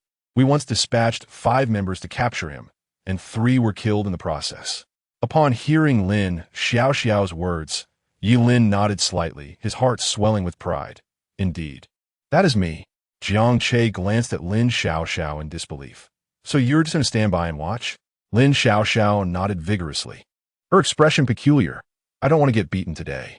Jiang Che raised an eyebrow. So you watch as I take the hits? Is this what a righteous Kamen Rider does? It must be said, Yilin's combat skills were indeed impressive. Although Jiang Che had acquired fighting techniques and combat awareness after obtaining the Dark Emperor Rider, he still found himself lacking compared to Yilin. It is well known that in battles between riders, data plays a significant role in determining victory, but the finesse of execution is equally critical. Such skills can only be honed through continuous training and combat. Of course, if one's statistics were overwhelmingly superior, even the strongest combat awareness would be of little use. Had it not been for the diminishing energy from the experience card, Jiang Che would have almost unleashed his ultimate move to finish Yilin off. Regrettably, the remaining energy was insufficient for such a feat. Observing Jiang Che in silence, Lin Xiaoxiao cautiously suggested, "It seems a bit tricky. Should we run?" "Run? Absolutely not," Jiang Che retorted, charging once more at Yi Lin, and the two engaged in combat again. As Jiang Che defended against Yi Lin's strikes, he felt he was learning a great deal. After yet another successful pushback, Yi Lin beckoned Jiang Che with a finger. "Come, hand over your Emperor Rider driver, and I shall spare your life." Jiang Che replied, "You are truly ugly and yet have lofty aspirations." Yi Lin, unperturbed, assumed a fighting stance. "You can't even touch me, and yet you still wish to continue fighting. Do you enjoy being humiliated?" Jiang Che chuckled. "I indeed do not enjoy that, so this battle must come to an end." Yi Lin retracted his fists. "It's good that you recognize the gap between us. A wise man knows when to yield. You have potential. Hyperclock up." Suddenly, Yi Lin sensed something amiss, but just as a sense of crisis arose in his heart, a drive card sword pierced through his heart. "How is this possible? Why couldn't I even see your movements?" Jiang Che gently withdrew the drive card sword, and Yi Lin instantaneously disintegrated, blood pouring from his chest. Did you not know? In the world of martial arts, speed is the ultimate truth. Yi Lin, in disbelief, clutched his chest, gazing at Jiang Che, wanting to say something, but only managing to open his mouth in vain. Kill Kamen Rider Meteor, gain 1,000 points. Complete the Mission Knight's first kill, reward 5,000 points. Observing Yi Lin's lifeless body, Jiang Che turned to Lin Xiaoxiao. "This should count as self-defense, right? The Knight Alliance should be able to handle this?" Lin Xiaoxiao nodded, allowing Jiang Che to breathe a sigh of relief. It seemed his suspicions were correct. The Dark Alliance was notorious for its misdeeds, and dealing with them was justified. At that moment, the energy of the drive card for the Hyper Kamen Rider form finally depleted, shattering into dust. Jiang Che reverted back to his normal state. Lin Xiaoxiao watched this unfold, her mind racing with thoughts. It appeared that transforming into Hyper Kamen Rider was a one-time event. The Knight Alliance's database had no records regarding the Emperor Rider's abilities. Jiang Che sighed. The capabilities of Hyper Kamen Rider were indeed formidable. During his confrontation with Yi Lin, he had taken advantage of his time as Hyper Kamen Rider to absorb various techniques, enhancing his battle experience. Just before his energy ran out, he had activated the Hyper Clock Up. Though the duration was fleeting, it had sufficed to eliminate Yi Lin. Jiang Che felt fortunate that he had activated Hyper Clock Up directly rather than the standard form. Given Yi Lin's reaction time and combat awareness, had he activated the ordinary transformation, Yi Lin would likely have sensed his movements. "I suppose I should also take the time to learn more combat techniques. They are invaluable in battle," Jiang Che murmured. Feeling a vibration in his pocket, Jiang Che retrieved his phone to find a call from Bai Liyue. Answering, he was immediately met with her anxious voice. "Jiang Che, my father has been captured. The ones who took him said they would only release him if he came." Upon hearing this, Jiang Che furrowed his brow. He confirmed their location with Bai Liyue. "Stay where you are. I will come find you." After hanging up, Lin Xiaoxiao inquired, "What happened?" She had faintly heard the voice of the girl with Jiang Che, and there was a sense of urgency in her tone. Jiang Che explained that Bai Liyue's father had been taken and that they demanded his presence. Such a direct demand likely indicates that they are targeting your Emperor Rider driver. Just like Yi Lin, it must be the work of the Dark Alliance, Lin Xiaoxiao remarked, her gaze falling on Yi Lin's corpse, her expression turning contemplative. Yesterday, they had received information from the police regarding the Dark Emperor Rider, and today, members of the Dark Alliance had promptly targeted Jiang Che, even going after those close to him. This clearly aligned with the intelligence held by the Knight Alliance. Could there be an informant within the police? Or perhaps a traitor within our ranks? The possibility of the latter sent a chill down Lin Xiaoxiao's spine. Chapter 24, Kamen Rider Tsukuyomi. Queen of Time. The Legend of the Yoma. Bai Liyue. As Jiang Che stepped beyond the confines of the blockade, he quickly caught sight of Bai Liyue at the edge. Countless police officers were stationed around the perimeter, holding up caution tape, while numerous university students curiously pressed against it, peering inside. According to Lin Xiaoxiao, the official narrative after the area was secured was that a demolition operation was underway. Thus, The explosion triggered by Jiang Che's earlier ultimate technique had raised no suspicions. The students remained oblivious to the situation within. Upon hearing Jiang Che's voice, Bai Liyue abruptly looked up. Upon recognizing him, she rushed towards him and threw herself into his embrace. Jiang Che, my father. A few minutes later, the tearful girl recounted the entire ordeal to Jiang Che. It turned out that after he had persuaded her to leave the combat zone, she had been waiting outside the caution tape for him to emerge. Suddenly, she received a call from an unknown number, where the caller claimed to have kidnapped her father and demanded Jiang Che's presence for her father's rescue. Rest assured, I will bring your father back. This incident originated from me, Jiang Che replied, gazing at Bai Liyue with a twinge of guilt. The assailants had clearly targeted him, but, unable to locate him, resorted to capturing someone connected to him. After all, Bai Liyue's father could be considered his future father-in-law. This must be the work of the Dark Alliance. I wonder how many corrupted riders they have. Should I contact the Rider Alliance and request reinforcements? Unfortunately, the riders in Linchuan City are rather few and of mediocre strength. Lin Xiaoxiao pulled out her phone, glancing at Jiang Che. Jiang Che furrowed his brow, looking at the pitiful Bai Liyue beside him. There's no time. Didn't Bai Liyue say they only gave us an hour?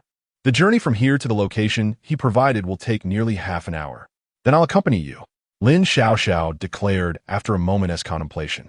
Besides, didn't the Alliance send over a rider capable of dealing with the heiress bug for support?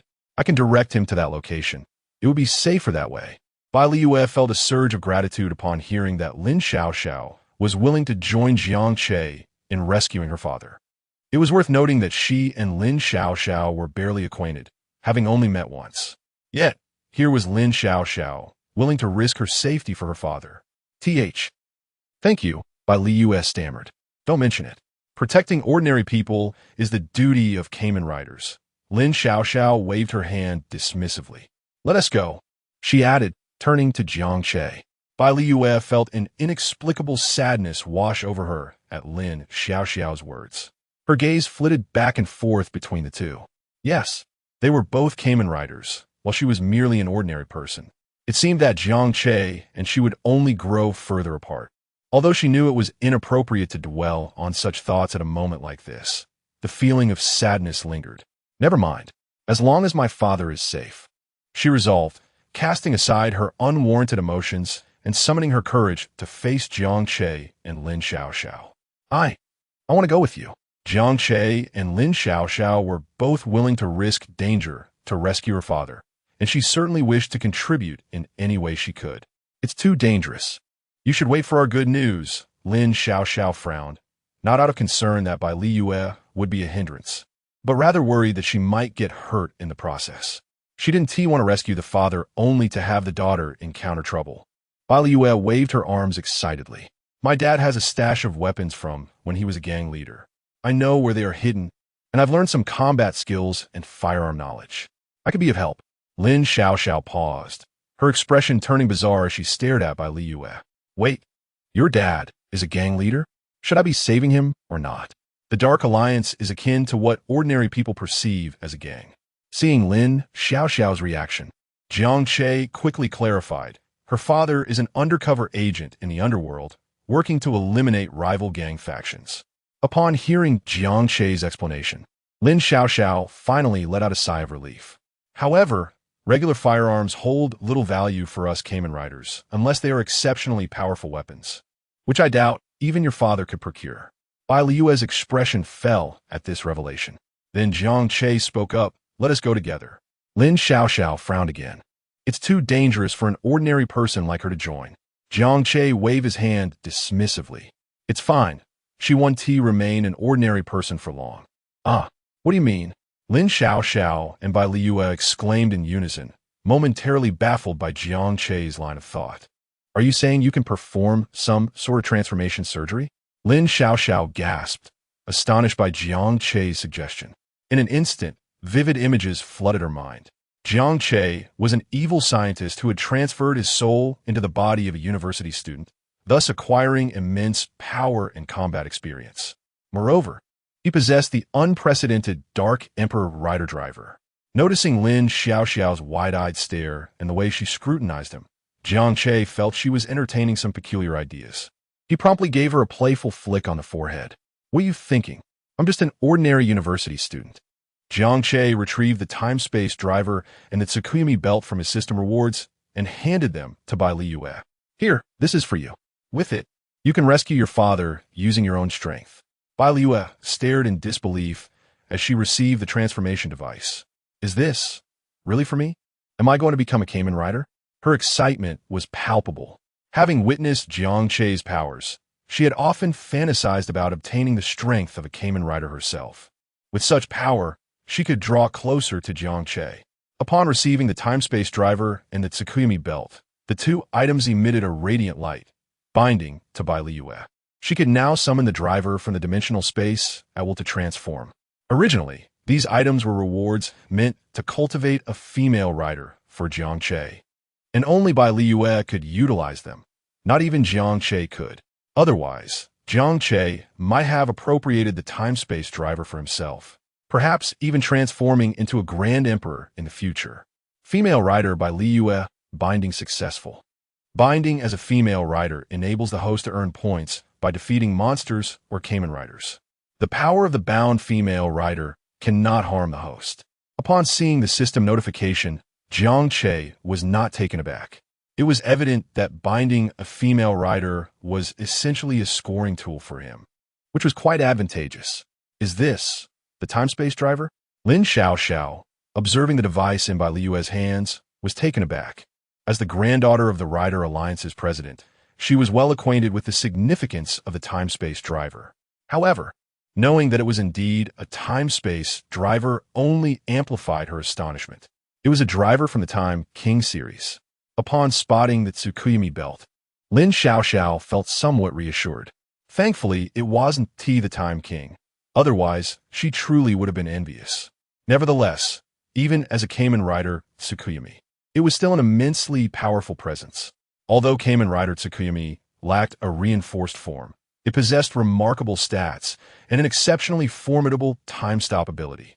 This realization caused Lin Xiaoxiao to regard Jiang Che with newfound respect. Is Jiang Che truly devoid of malevolence? Merely a scientist? How is it that he possesses a temporal drive, and furthermore, bestows it upon another with such nonchalance? According to the clandestine annals of the Knights Alliance, a legend persists concerning Zio. It is said that those who acquire the mantle of Zio, under certain circumstances, are destined to transform into a demon king. However, this remains but a legend. Throughout history, numerous individuals have assumed the mantle of Zio, yet none have ever manifested as a demon king. Chapter 25. Whoever acquires the Dicky driver shall ascend above all. So, will I be able to fight alongside you in the future? Moreover, you must teach me the art of combat. Bai Liyue clutched the Tsukuyomi dial, her excitement palpable as she gazed at Jiang Che. The hands-on kind, perhaps? Jiang teased. Bai Liyue lowered her head, murmuring an affirmative, her cheeks flushed. Could you also impart some knowledge to me? Lin Xiaoxiao leaned in, genuinely eager to learn. You too desire a hands-on tutorial? Lin Xiaoxiao comprehended the underlying implication in Jiang Che's words. Lifting her chin defiantly as she fixed her gaze on him. A hands-on approach it is, who is afraid? Shall we commence our studies tonight? Foolish woman, are you truly unafraid that I might consume you entirely? Enough, enough. Saving lives is of utmost importance. A sudden look of perplexity crossed Jiang Che's face. Huh? Why can't we go? He had intended to use the Aurora Veil to transport the two women directly to their destination. However, he discovered that his Aurora Veil could only transport him to places he had previously visited, since he had never been to the location where Bai Liyue's father was kidnapped. He could not utilize the Aurora Veil to reach it. Ultimately, Jiang Che summoned the Dickie's vehicle, the mechanical number 10, and set off towards the destination with the two women. Is this the place? At the entrance of a somewhat dilapidated nursing home, Lin Xiaoxiao turned to Jiang Che and Bai Liyue. Being an outsider, she was unaware of their intended location. Jiang Che nodded, beginning to survey the nursing home. In the courtyard, a caregiver accompanied several elderly individuals for a stroll, indicating that the establishment's business was not thriving. Should I contact the Night Alliance to initiate a lockdown? The Night Alliance could swiftly delegate the task of securing the area to the local police, making it quite convenient. Let us proceed simultaneously. Jiang Che looked at Bai Liu, instructing her to inform the individual that he had arrived and to request the release of the captives. Once I obtain the dicky driver, I shall stand above all others. At that point, I will no longer settle for being a subordinate. If I could become the dicky, surely I could at least secure a position as vice president within the Blacken Alliance. In a shared room of the nursing home, a gaunt man resembling a monkey lay on one of the beds, already indulging in daydreams. As a member of the Blacken Alliance, he was acutely aware of the dicky driver's formidable power. The leader of the Blacken Alliance was none other than Kamen Rider Dicky.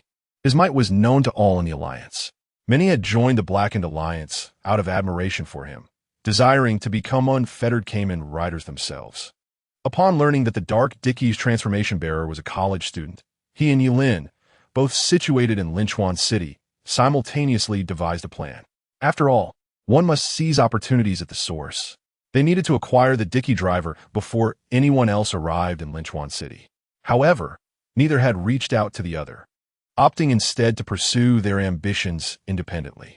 After all, both desired the Dicky driver, and cooperation would complicate the distribution. Curiously, their methods diverged.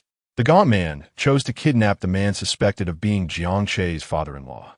It seemed to be yielding excellent results, as Jiang Che had unwittingly delivered himself right to them. As for whether he could vanquish Jiang Che and obtain the Dark Dicky driver, the gaunt man felt no trepidation. With Jiang Che's father-in-law in his grasp, what could possibly go awry?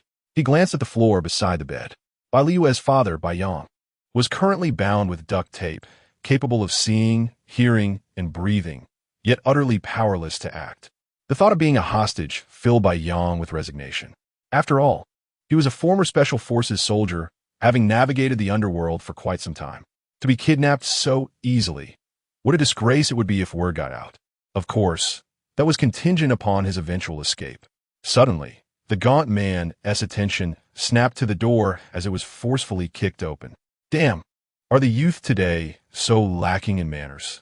I might as well eliminate you, considering it would rid society of a person devoid of decorum. The gaunt man seethed, but halted his tirade upon seeing who stood at the threshold. After a series of facial contortions, he donned a smile and hurried to the entrance. Boss, what brings you here unannounced? You could VE told me, and I would have come to greet you. At the door stood a scar-faced brute and a bespectacled, refined-looking man. The gaunt man approached the bespectacled man with a sycophantic expression, calling him boss. The bespectacled man, devoid of emotion, delivered a swift kick to the gaunt man's abdomen, sending him sprawling to the ground. Since when did you move into the nursing home? Should I do a good deed and send you to your grave, sparing you the troubles of old age? Clutching his abdomen in pain, the gaunt man quickly composed himself, forcing a grin. Recognizing his boss's displeasure, he stammered, Boss, you're just joking, but what brings you here? I wanted to surprise you. The bespectacled man, still impassive, replied, Oh, what surprise? Maintaining his smile, the gaunt man declared, I'm preparing to snatch a Dicky driver as a gift for you, to celebrate your neighbor's little brat. Upon hearing this, the bespectacled man finally exhibited a smile, lightly patting the gaunt man on the shoulder. How thoughtful. He then proceeded into the room, while the scar-faced brute remained silent, trailing behind. Ah, is this the newly emerged Dicky? The bespectacled man gazed at Bai Yang, bound like a rice dumpling, a flicker of excitement crossing his features. The Dicky driver is finally within my grasp. However, the gaunt man's remarks doused the bespectacled man's enthusiasm. That's just an ordinary person. Ordinary person? The bespectacled man froze, feeling as though he had been mocked. He contemplated delivering another kick to Bai Yang. Why did you kidnap an ordinary person? Do you expect the Dicky driver to simply present itself? Of course, boss. This is the father-in-law of the Dicky driver's bearer. Once we threaten him, he'll undoubtedly hand over the Dicky driver. The gaunt man continued, besides, if I calculate correctly, that fellow should have arrived at the nursing home by now. The bespectacled man adjusted his glasses, regarding the gaunt man, as if he were a fool. You're saying you kidnapped an ordinary person, intending to use him to coerce the new Dicky into surrendering his transformation device. And this ordinary person isn't even closely related to the Dark Dicky? The gaunt man nodded eagerly. How about that, boss? Am I clever? The bespectacled man was nearly driven to laughter by the gaunt man's foolishness. How could he have taken such a simpleton as his subordinate? You imbecile. Have you considered the possibility that the youth might not wish to rescue his father-in-law? The gaunt man blinked in confusion. Huh, I had thought of that. What if you can't defeat that youth? He is the Dicky. The gaunt man gasped in horror. Huh, I had thought of that. What if that youth's ability to transform into the Dicky is an innate talent? He cannot simply lose his transformation ability through force. If that were possible, others would have already come seeking him. The gaunt man was left utterly bewildered. I had thought of that. Fortunately, I arrived. Otherwise, your foolishness would have jeopardized everything. The frail man pointed at Bai Yang and asked, Boss, what shall we do about this person? The bespectacled man nonchalantly replied, Kill him, unless you wish to provide him with a comfortable retirement. Oh, understood. The frail man acknowledged, preparing to dispose of Bai Yang. Just as he stood before Bai Yang, a wicked grin on his face, eager to relish the thrill of murder, a ripple surged through the room. Time stopped. Chapter 26. The Unstoppable Night of Bai Liyue. The Arrival of Xianggui. Awakening? Jiang Che, hiding in the corridor, looked at Lin Xiaoxiao with confusion. Just as they had located the whereabouts of the person who kidnapped Bai Liyue's father, they intended to deal with the scrawny man directly. Suddenly, two more individuals appeared. Heading straight towards them, Jiang Che and his companions decisively chose to observe the situation first. During this time, he overheard a discussion about an awakening, prompting his question. Lin Xiaoxiao pondered for a moment and provided Jiang Che with a brief explanation. The transformation devices of our Kamen Riders. I'm not quite sure how to explain it to you. Until now, no one truly knows how they came to be. Some transformation devices can be said to have awakened, which we refer to as divine gifts. Such devices resonate more profoundly with the awakened individuals, enabling a better manifestation of their powers. When these awakened beings are slain, there exists a small probability that their transformation devices may become unclaimed and can be wielded by others, provided they meet certain conditions. Of course, in most cases, when an awakened individual dies, their transformation device vanishes along with them. With Lin Xiaoxiao's succinct explanation, Jiang Che and Bai Liyue gained a general understanding. Jiang Che felt quite satisfied with this premise. So this is how Kamen Riders came to be in this world. It is reassuring to know that he need not worry about others probing the origins of his Dark Emperor Rider's driver. Suddenly, Jiang Che's expression shifted. While consulting Lin Xiaoxiao, he was simultaneously attentive to the situation in the room. Upon hearing the bespectacled man inside say to kill Bai Yang directly, Jiang Che immediately shouted towards Bai Liyue. Yeah. Quickly use time stop. The time stop ability proved to be quite useful. Had it not been for Jiang Che's inability to unlock the second tier of Time King, and thus unable to utilize the time stop, he would not have called out to Bai Liyue. Bai Liyue dashed into the room, inserting the Tsukuyomi dial into her temporal driver. A brilliant light flashed.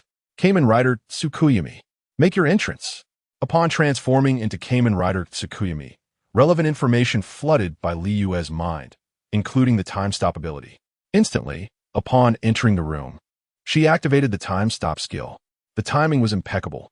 Just as the scrawny man was about to strike Bai Yang with a dagger, he was halted, frozen in place. What a close call. The trio who burst into the room sighed in relief at the sight of the time stop. Especially Bai Liyue, now transformed into Kamen Rider Tsukuyomi. Reflecting on how she had just used the time stop to save her father from the scrawny man, she felt a sense of accomplishment. Just as Bai Liyue prepared to approach Bai Yang, Jiang Che suddenly grasped her arm and rushed forward. Kamen Ride, Dark Emperor.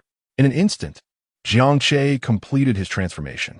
Just then, the bespectacled man, who had been frozen in time, suddenly smirked. Interesting, he thought. So he has willingly come to me for his father-in-law. But do you really think this half-hearted time stop can hold me? The bespectacled man produced a golden tuning fork. With a clang, the golden fork emitted a continuous ringing sound. Jiang Che squinted. The transformation tuning fork, sound horn, the transformation device of Xiangwei. This was his first encounter with a main rider, and unexpectedly, he found himself facing an opponent. The bespectacled man slowly raised the tuning fork above his head. In the next moment, the man's body began to glow red, yet he felt no pain. As the warmth intensified, his body ignited in purple flames. Enveloped in the violet flames, the bespectacled man underwent a transformation. With a wave of his hand, the purple flames dissipated, revealing the figure of Kamen Rider Xiangwei.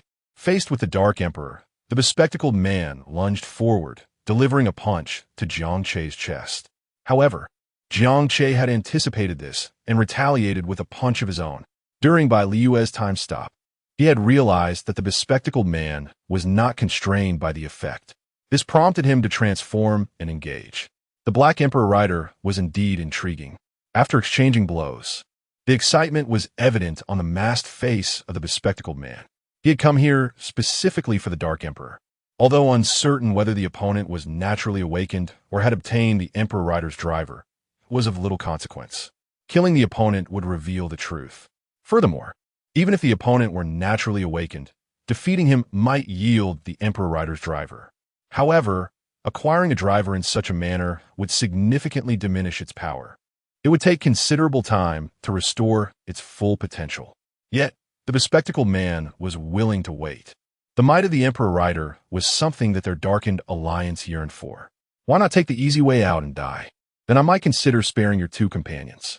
As the one who transformed into Xiangwei, the bespectacled man possessed his own pride. Having been a Kamen Rider for quite some time, he did not believe that this newly emerged emperor could best him. The Emperor Rider was indeed powerful, but Xiangwei was not to be underestimated. Moreover, could one truly call an unseasoned emperor a true emperor? Do you think I would take my own life? You must be deluded, Jiang Che chuckled, engaging the bespectacled man in close combat. His curiosity piqued regarding how many points this Xiangwei could yield him. Meanwhile, Bai Liu cast a puzzled glance. Why is my time stop unable to hold that man? At some point, Lin Xiaoxiao, now transformed into Kamen Rider Sabila, whispered beside her. Even with a time stop, the effectiveness depends on the strength of both parties. Just because you use time stop does not guarantee success. If the opponent's strength far exceeds yours, they can ignore your time stop ability. Considering this is your first transformation and your initial use of the time stop skill, managing to halt two darkened riders within the confines of this room is quite impressive. After Lin Xiaoxiao spoke, she noticed the bound man on the ground and could not help but add, three individuals, including your father. Bai Liu cleared her throat, preparing to release Bai Yang from his restraints. Get ready, your time stop is about to end, Lin Xiaoxiao cautioned. As she spoke, Bai Liu felt a wave of dizziness. Even without Lin Xiaoxiao's reminder, she understood the time stop effect was concluding. What happened? The scrawny man and the scar-faced brute suddenly regained movement, appearing puzzled. Upon hearing the sounds of battle nearby and turning their heads, they were taken aback. When did the Dark Emperor arrive? When did the boss transform? Why were they fighting? I wasn't asleep either. Quickly, they realized something was amiss. They had likely been subjected to a time stop and rushed to transform in an attempt to assist their leader. The bespectacled man transformed. Kamen Rider birth. The scar-faced brute transformed. Kamen Rider Shia. This is bad. We can't let them interfere with Jiang Che. Seeing this, Lin Xiaoxiao immediately called out to Bai Liu. Xiangwei was no mere third-rate rider, and as a darkened rider, this Kamen Rider Xiangwei would undoubtedly possess unique attributes. Uncertain if Jiang Che could handle it, she decided to shield him from these two first. In a flash, Lin Xiaoxiao morphed into smoke, swiftly reaching Bai Yang's position. Just as the scrawny man was about to strike Bai Yang, she swept him away. With a swift motion, the tape binding Bai Yang was effortlessly torn apart. You foul woman, you seek death. The slender monkey-like man paused momentarily, his gaze filled with fury as he stared at the billowing smoke.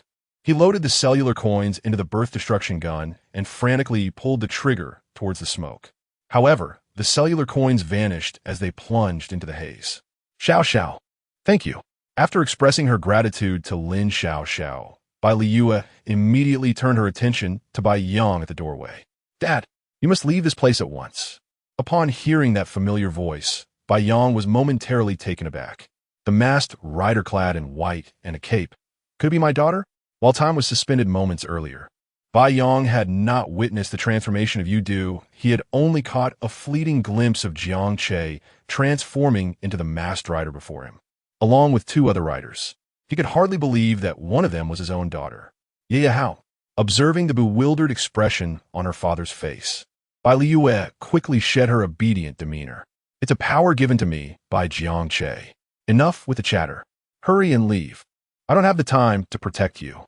No sooner had the words left her lips than the masked rider Snake Fong lunged at Bai Liyue. With a serpent-shaped flute in hand, he thrust a long red pole towards her. Bai Yang's expression sharpened, and he urgently cautioned, Yeah, be careful. Fortunately, after transforming into the masked rider Yudu, Bai Liyue felt her abilities significantly enhanced, particularly her perceptive senses. Even without her father's warning, she sensed the impending ambush from the masked rider Snake Fong. A realization dawned upon her. No wonder Jiang Che, who usually showed no remarkable prowess and seldom engaged in physical training, became so formidable after his transformation. With a swift motion, Bai Liyue extended her right hand, gathering concentrated biological energy in her palm, which coalesced into a radiant white energy sword. Shattering light. Chapter 27. Do you think you alone possess a reinforced form? Resonance Demon. Unlock. With a swift strike, she cleaved through the serpent's fangs and launched an attack. As the daughter of a powerful underworld figure, she had trained in swordsmanship for some time. Observing the battle involving the masked rider Tsukuyomi, Bai Yang felt an overwhelming wave of emotion. He never anticipated that Bai Liyu, whom he had always protected so diligently, would turn around and protect him today. How dare they bully my daughter? You. Just wait. I shall summon the special forces and bring in heavy weaponry to assist you. Bai Yang understood that by remaining, he would only distract his daughter and Jiang Che, who would need to divide their attention to care for him. Since ordinary bullets proved ineffective, it was time to deploy heavy artillery. I refuse to believe we cannot pierce through your armor. Meanwhile, Jiang Che found himself locked in an intense struggle with the bespectacled man. The sheer strength was astounding. After exchanging several blows with the glasses wearer, Jiang Che reached a crucial conclusion. Each strike from the Resonance Demon's sound impact rod ignited a tingling sensation in his wrist. Moreover, the opponent occasionally unleashed flames to ambush him. Seizing an opportunity, Jiang Che delivered a powerful kick to the glasses wearer's body, propelling him against the wall with a shoulder charge. Boom! After shattering the wall, Jiang Che continued to press forward against the bespectacled foe. The two plummeted from the air, crashing onto the open ground outside. Jiang Che harbored concerns that their fierce skirmish might inadvertently set the nursing home ablaze. A grave injustice, as the establishment was evidently older than he was. His apprehension stemmed primarily from a desire to transform into the Resonance Demon himself. Exchange. Basic Resonance Demon Driver Card. Cost, 100 points. Exchange for the basic Resonance Demon Driver Card. Remaining points, 17,400. Kid, you must have only recently become a masked rider. You're still rather inexperienced. The glasses wearer regarded Jiang Che with a hint of disdain. After their brief engagement, he had begun to see through Jiang Che's capabilities. Slightly formidable, but not by much. With a bit of time, he could easily dispatch Jiang Che. According to intelligence, Jiang Che was supposed to be capable of transforming into Kamen Rider Fui's and activating his acceleration form. However, in the face of absolute strength, all speed becomes meaningless. Jiang Che perceived the glasses wearer's thoughts and promptly withdrew the basic Resonance Demon Driver Card. It may be somewhat challenging to contend with you, but have you underestimated me? Can you really afford to be distracted while battling my brother, the Emperor Rider? When in doubt, transform into the Resonance Demon. With a fierce push, he proclaimed, Kamen Rider Biki. Masked Ride, Resonance Demon. Before Jiang Che, purple flames erupted, and his suit morphed into that of the Resonance Demon. When did this happen? Upon witnessing Jiang Che's transformation, the glasses wearer finally sharpened his focus. He was puzzled about when Jiang Che had acquired the powers of the Resonance Demon. If he had possessed such abilities prior, it would be one thing. However, if he had just gained them in the midst of their battle, that would be alarming. To obtain an opponent's powers during combat.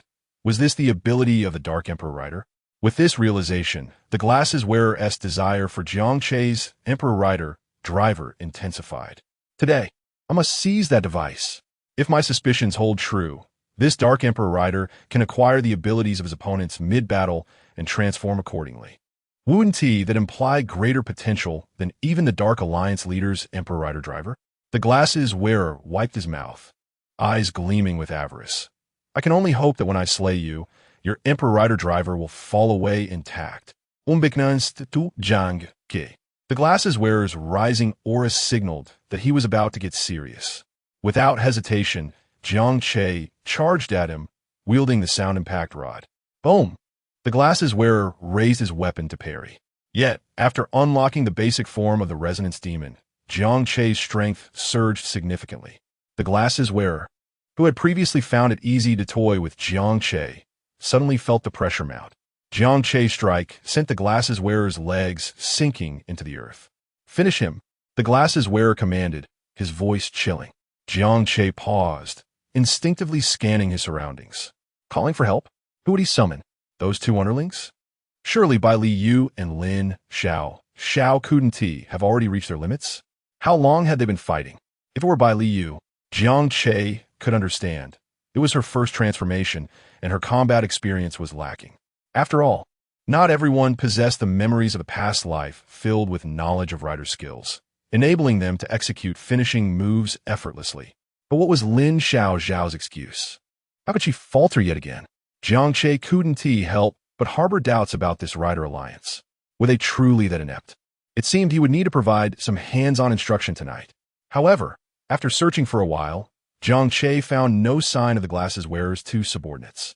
Suddenly, a furious roar echoed in his ear. Jiang Che instinctively tilted his head. There, he beheld a massive figure charging toward him. With a single glance, he couldn't help but exclaim in shock. What on earth is that monstrosity? The demon beast of transformation, Terror, appeared to be a blend of rhinoceros and turtle, measuring nearly 12 meters in length, barreling toward Jiang Che with alarming speed. A collision like that would surely result in a concussion. This demon beast of transformation, Terror, was evidently summoned by the glasses wearer. Ha ha ha ha. How you like the demon beast I captured? Do you think it could crush you outright? As the glasses wearer's words fell, he effortlessly evaded Jiang Che's attack, leaving him to confront the demon beast. Jiang Che, undeterred, brandished his card. Final attack ride. Final attack drive. Kibiki. A small sound impact drum, explosive flame drum, materialized before the Emperor Rider driver. Sound drum, explosive flame drum, flew toward the demon beast, adhering to its back and gradually enlarging. Jiang Che crossed his arms with the sound impact rod, declaring, "Prepare to meet your end."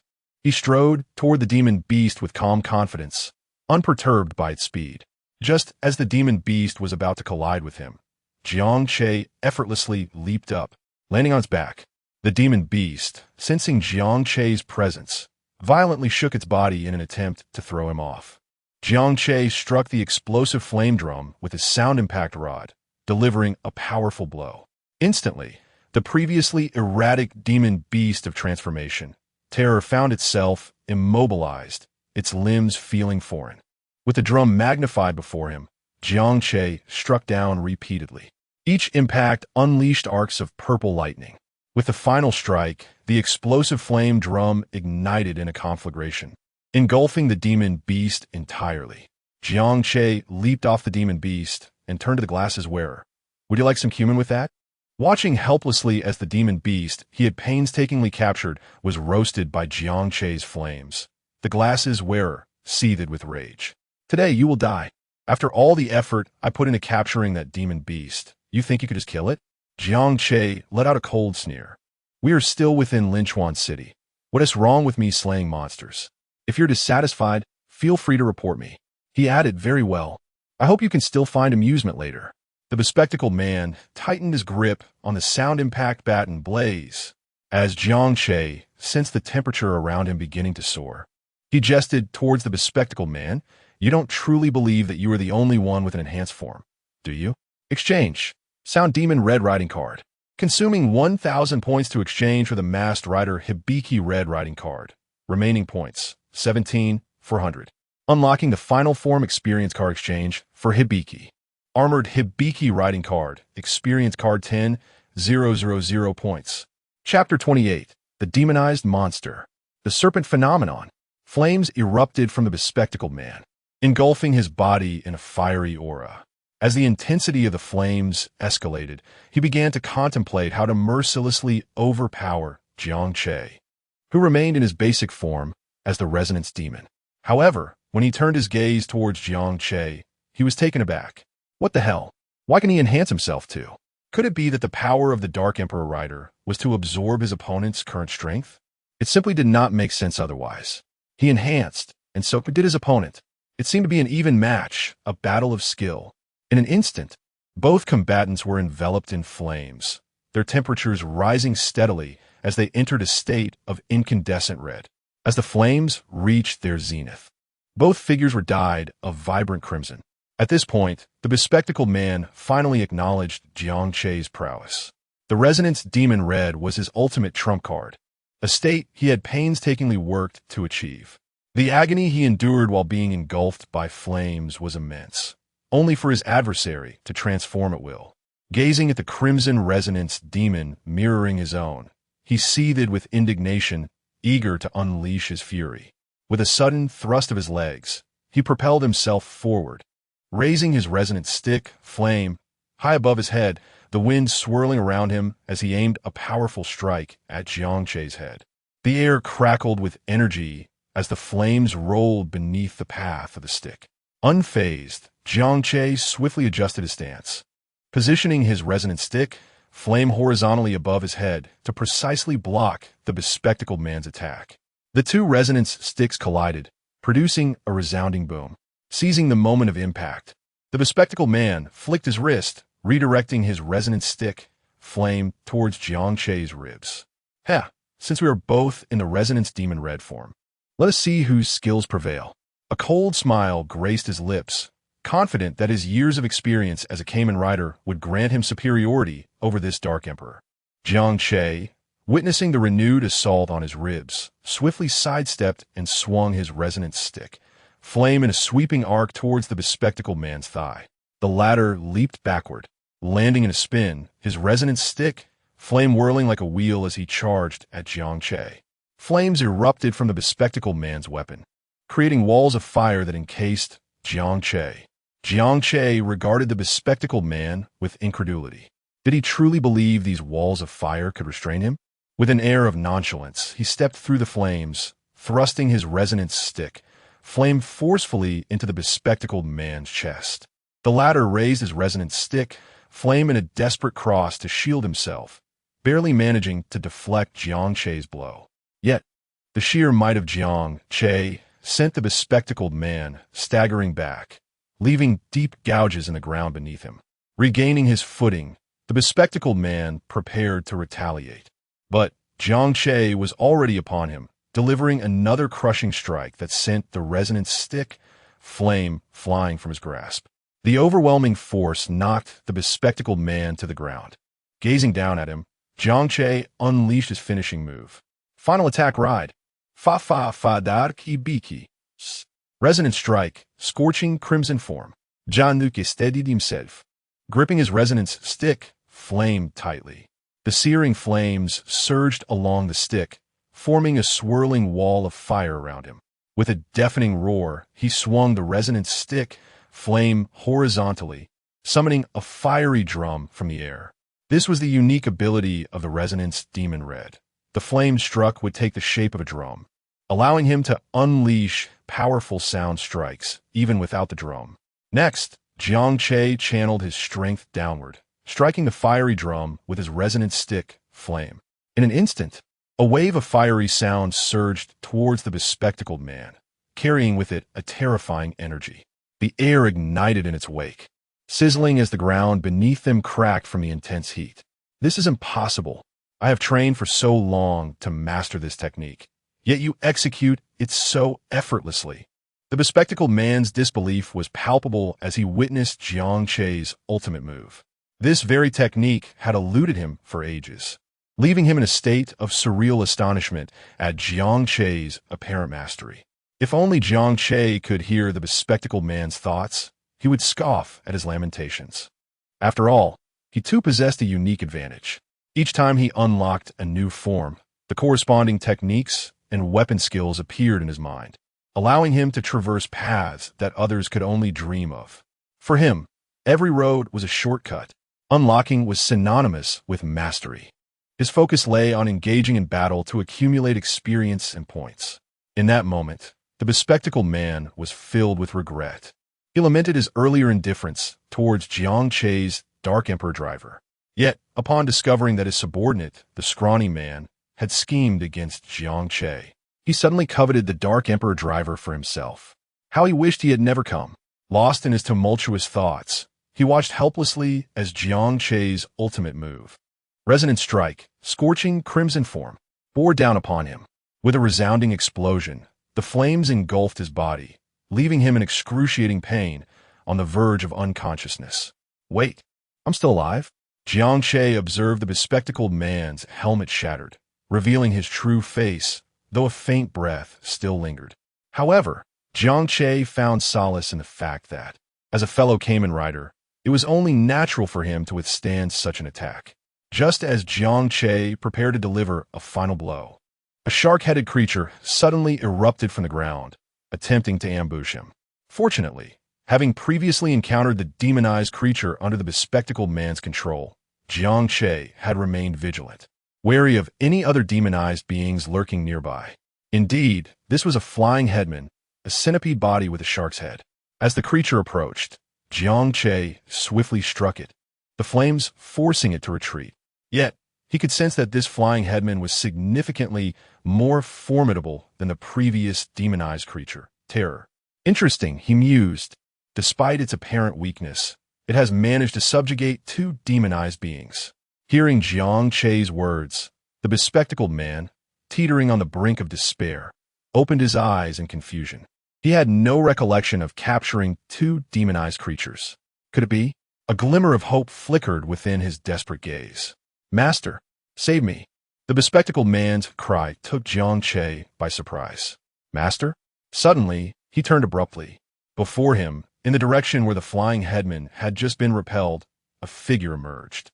It was a middle-aged man, somewhat portly in stature. Yet, Jiang Che sensed a chill in the air. Beside the man stood not only a flying headman, but also a massive serpent, a colossal, dragon-like demon. Most notably, the serpent followed the middle-aged man with an obedient demeanor. Recalling the glasses-wearing man's earlier call of master, Jiang Che quickly deduced the truth. It seemed that this serpent had been subdued by the middle-aged man, much like how he had commanded the flying headman to attack Jiang Che, while the glasses-wearing man had warned of a sneak attack. Jiang Che was indeed intrigued. How remarkable it was that someone could tame a demon and compel it to obey. Release my disciple, the middle-aged man called out, slowly advancing towards Jiang Che while striking the transformation sound fork. Kamen Rider Stronger, make your entrance. Upon witnessing Kamen Rider Stronger, Jiang Che couldn't help but twitch at the corners of his mouth. The tables had turned, indeed. He recalled that in his previous life's tokusatsu series, Kamen Rider Stronger was the disciple of Kamen Rider Hibiki. How curious that the roles were reversed in this world. However, Jiang Che soon found solace in the sight of the massive serpent behind Kamen Rider Stronger. The serpent exuded an overwhelming pressure. Even a mere glance exchanged between them sent a shiver through him. It was only natural that the glasses-wearing man was a disciple of such a formidable being. You want to release him? What can you do about it? Jiang Che scolded coldly. He had an aversion to threats. With a swift motion, Jiang Che brandished his sound strike rod, Flame, unleashing a torrent of flames toward the severely injured glasses-wearing man. The man, unable to evade the onslaught, was consumed by the rising heat, reduced to ashes. Killing Kamen Rider Hibiki Red grants 2,000 points. After the flames subsided, Jiang Che took a moment to gaze at the remains of the glasses-wearing man, only to find no sign of the Hibiki transformation sound fork. Disappointment washed over him. How dare you? The middle-aged man glared at Jiang Che, his fury palpable as he witnessed the execution of his disciple right before his eyes. Anger surged within him. Each word he spat seemed to be laced with venom. Even though Jiang Che could not see his face, he could easily imagine the man's teeth grinding in rage. You have provoked me, and now I shall unleash the serpent phenomenon. You will learn what true despair means. Chapter 29, Ultimate Technique. Sonic Strike, Explosive Crimson Form. The serpent phenomenon? Jiang Che narrowed his eyes, observing the demonic serpent lurking behind the formidable ghost before him. In the previous cinematic adaptation, the serpent referred specifically to the very creature standing there. However, within the television series, the serpent phenomenon denoted a collective uprising of demonic entities. The emergence of such a phenomenon would unleash wave after wave of these malevolent beings. If Jiang Che's suspicions were indeed correct, then trouble loomed on the horizon. Although the nursing home was situated in a remote area on the outskirts of Linchuan City, nestled against a forested mountain, it remained within the city limits. Should a true uprising of these demonic entities occur, the ensuing chaos would undoubtedly lead to significant casualties within Linchuan City. Nevertheless, if he acted swiftly, these demonic beings could translate into a bountiful array of points for him. The middle-aged man stroked the serpent's head, seemingly conveying some form of communication. His gaze was icy, regarding Jiang Che as if he were already deceased. By a stroke of fortune, he had tamed a serpent, greatly augmenting his combat prowess. With his serpent, his reputation within the Dark Alliance had soared. Moreover, he had taken on a disciple, a transformation user of the masked rider Hibiki, who had joined the Dark Alliance. Yet, his true intention was not merely to mentor a disciple. In his esteemed position within the Dark Alliance, he had stumbled upon a clandestine secret. The stronger the masked rider, the greater the likelihood that their driver would remain behind after their demise. As a ghost, he was naturally intrigued by Hibiki's driver among the Ghost series. Thus, he began to cultivate his disciple, even imparting the secrets of subduing demonic entities, all to ensure that his prodigy could thrive and not perish prematurely. Unfortunately, his disciple, the bespectacled man, was lacking in talent. Despite having been a masked rider for many years, he had stagnated at the basic level of Hibiki Red. Not only had he failed to advance, but he had also not mastered Hibiki Red's finishing move. Now, upon hearing his disciple's intention to seize the Black Emperor's driver, the middle-aged man was instantly alarmed. He was acutely aware of his disciple's capabilities.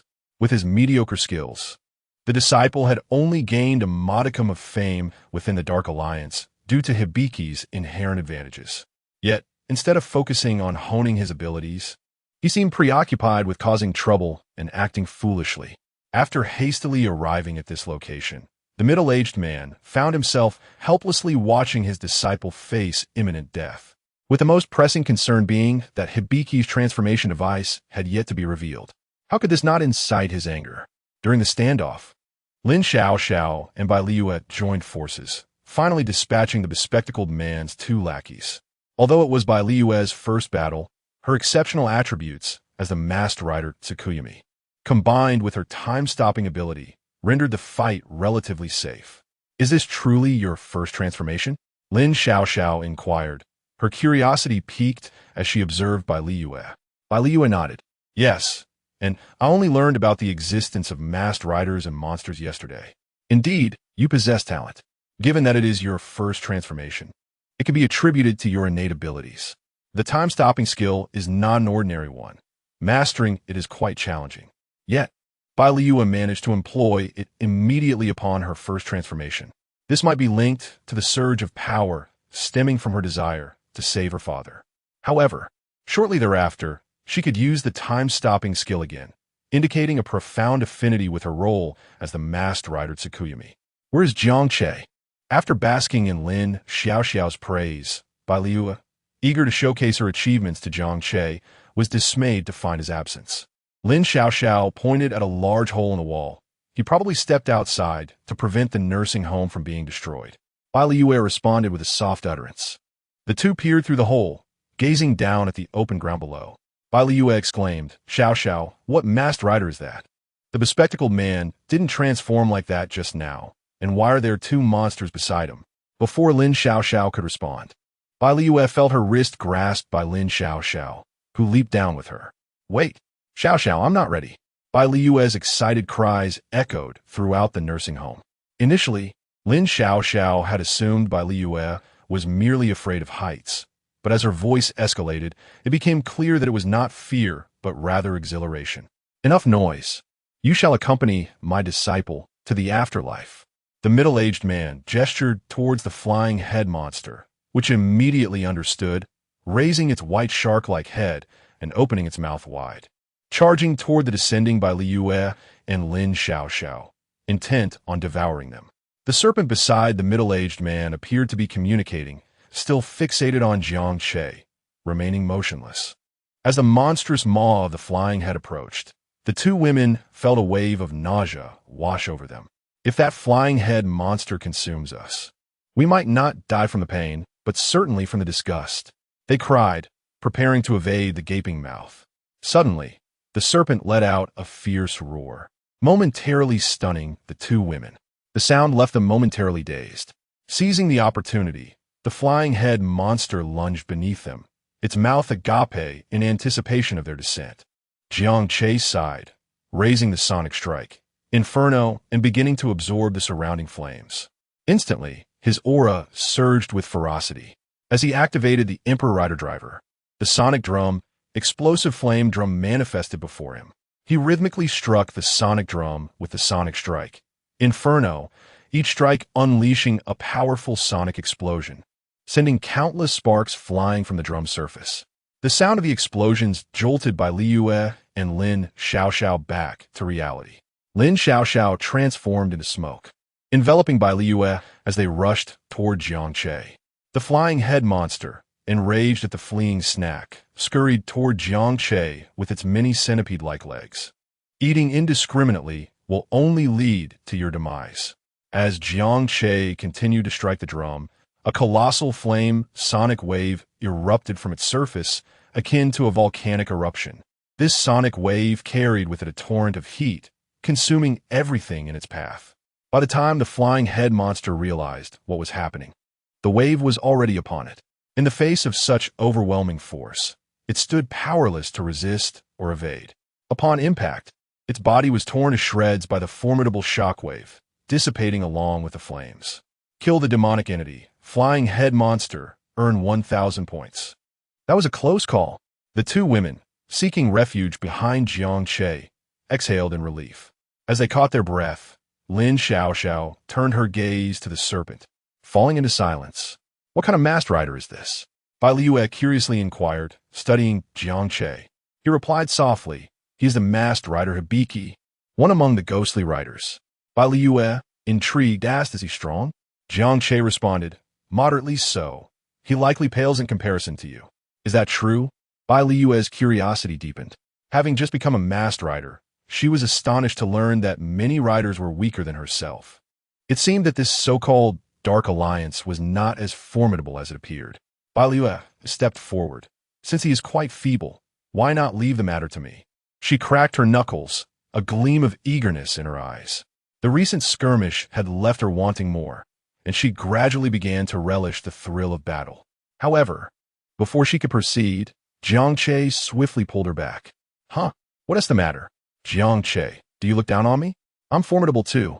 Bai Liyue huffed, hands on her hips, but soon she noticed the peculiar tension in the atmosphere. With her helmet on, she could not see the expressions on Jiang Che and Lin Xiaoxiao's faces, yet the heaviness in the air was palpable. Just as she was about to speak, Lin Xiaoxiao interjected. Wait, are you saying this is Kamen Rider Strong Ghost? Lin Xiaoxiao's voice brimmed with astonishment as she gazed at the Kamen Rider Strong Ghost ahead. Falling silent once more, despite his transformation, the rotund physique of this Kamen Rider was strikingly evident, appearing rather comical. Why is he so plump? If you hadn't mentioned it, I might have failed to recognize him as Kamen Rider Strong Ghost. Lin Xiaoxiao laughed, but her mirth abruptly ceased. She looked at Jiang Che in disbelief. Members of the Dark Alliance? Jiang Che nodded. Upon receiving confirmation, Lin Xiaoxiao inhaled sharply. Xiaoxiao, what is wrong? Is he truly formidable? Bai Liyue's curiosity was piqued by Lin Xiaoxiao's sudden reaction. Lin Xiaoxiao, observing the massive serpent behind Kamen Rider Strong Ghost, slowly spoke. Aside from the president and vice president of the Dark Alliance, there are 9 elders. This rather portly Kamen Rider Strong Ghost is likely the 9th elder. What? An elder? That must mean he is powerful, right? Didn't you say he was weak? Is he perhaps someone with connections? Bai Liyue's expression reflected her confusion. Being an elder should imply significant strength, she mused. Lin Xiaoxiao's gaze remained fixed on the great serpent behind Kamen Rider Strong Ghost, her eyes betraying a deep apprehension. Jiang Che affirmed, "What I said holds true. According to our Night Alliance's records, the strength of the 9 elders of the Dark Alliance is indeed lacking. But he is not merely a figure of influence. He operates primarily in the remote mountains and has notoriously slaughtered several villages, almost inciting a sacrificial cult. The Night Alliance has attempted to capture him on multiple occasions, yet each endeavor ended in failure. That monstrous serpent he commands is his trump card, rendering ordinary knights powerless against it. Most critically, the serpent possesses the ability to summon other monsters and incite chaos, commonly referred to as the Great Serpent Phenomenon." Lin Xiaoxiao spoke rapidly, imparting the identity of the Kamen Rider Strong Ghost to Jiang Che and Bai Liyue. As her words concluded, the 3 of them simultaneously changed expressions. They distinctly felt tremors beneath their feet, accompanied by the ominous roars of approaching creatures. Chapter 30. The Moonlit Fatal Technique. The White Death under the Crescent Moon. What should I do? Listening to the strange noises, Bai Liyue felt a twinge of fear. Is the profession of Kamen Rider truly this perilous? On my very first day of operation, I am already faced with such dire trouble. Lin Xiaoxiao glanced at Jiang Che, who stood there impassively, devoid of any emotional fluctuation. Running away seems futile now. As for calling for help, I doubt the pace at which those demonic creatures consume me would be slower than that of the Rider Alliance. Bai Liyue suddenly interjected, "But Xiaoxiao, didn't you mention that a formidable rider from the Alliance has come to our aid?" "Forget it," Lin Xiaoxiao sighed. "I don't think we can rely on that person anymore." Yet, despite their conversation, Lin Xiaoxiao and Bai Liyue remained remarkably calm. Jiang Che's presence beside them granted them immense courage. He had no intention of fleeing either. The giant serpent was the adversary's trump card, but he too possessed his own hidden strengths. "You two will handle the evacuation. Those police officers alone won't suffice," Jiang Che stated, having sensed the growing number of demonic creatures approaching their location. "What about that giant serpent?" Lin Xiaoxiao's focus remained on the looming threat. "If we can't deal with it, all our efforts would be in vain." While they had not engaged the demonic serpent in battle, and the Rider Alliance lacked a precise assessment of its combat capabilities, anyone who could attain the position of 9th Elder must possess both ruthlessness and significant strength. "Leave it to me," Jiang Che stepped forward.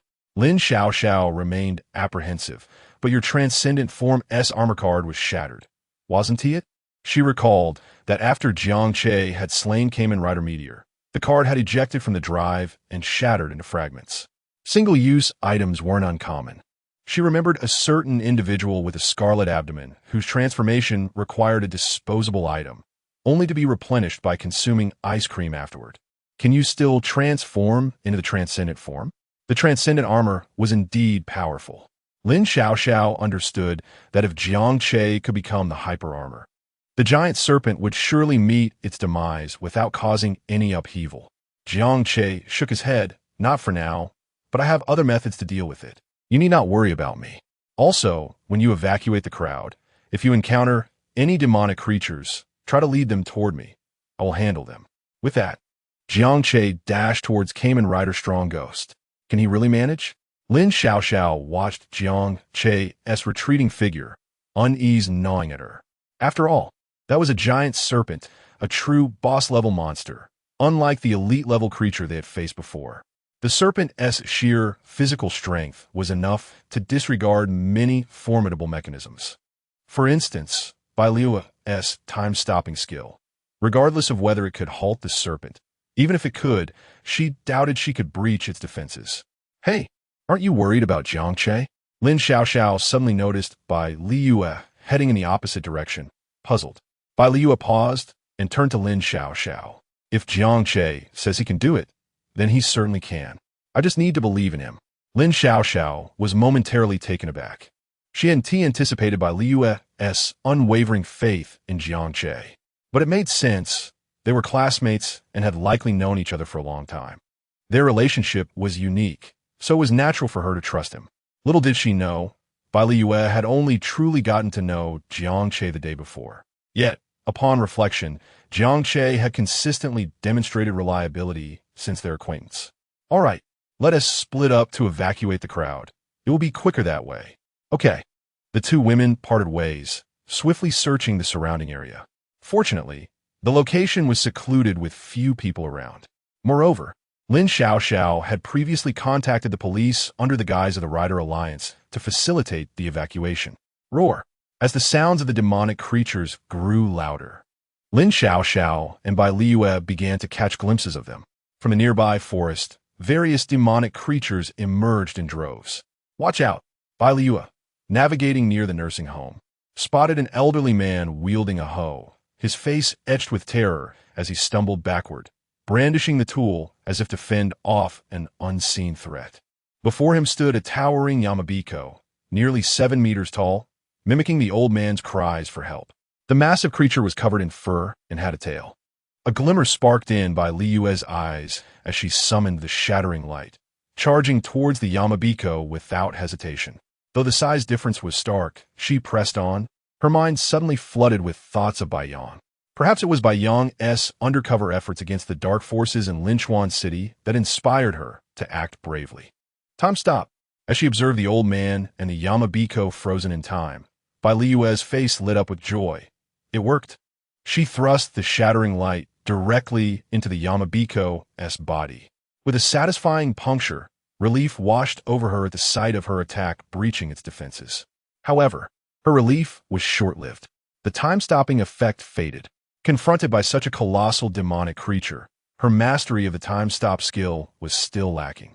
She could only freeze the Yamabiko for a few brief seconds. The moment it felt the sting of her blade on its thigh, the Yamabiko let out a terrible scream, turning its fury towards Bai Liyue.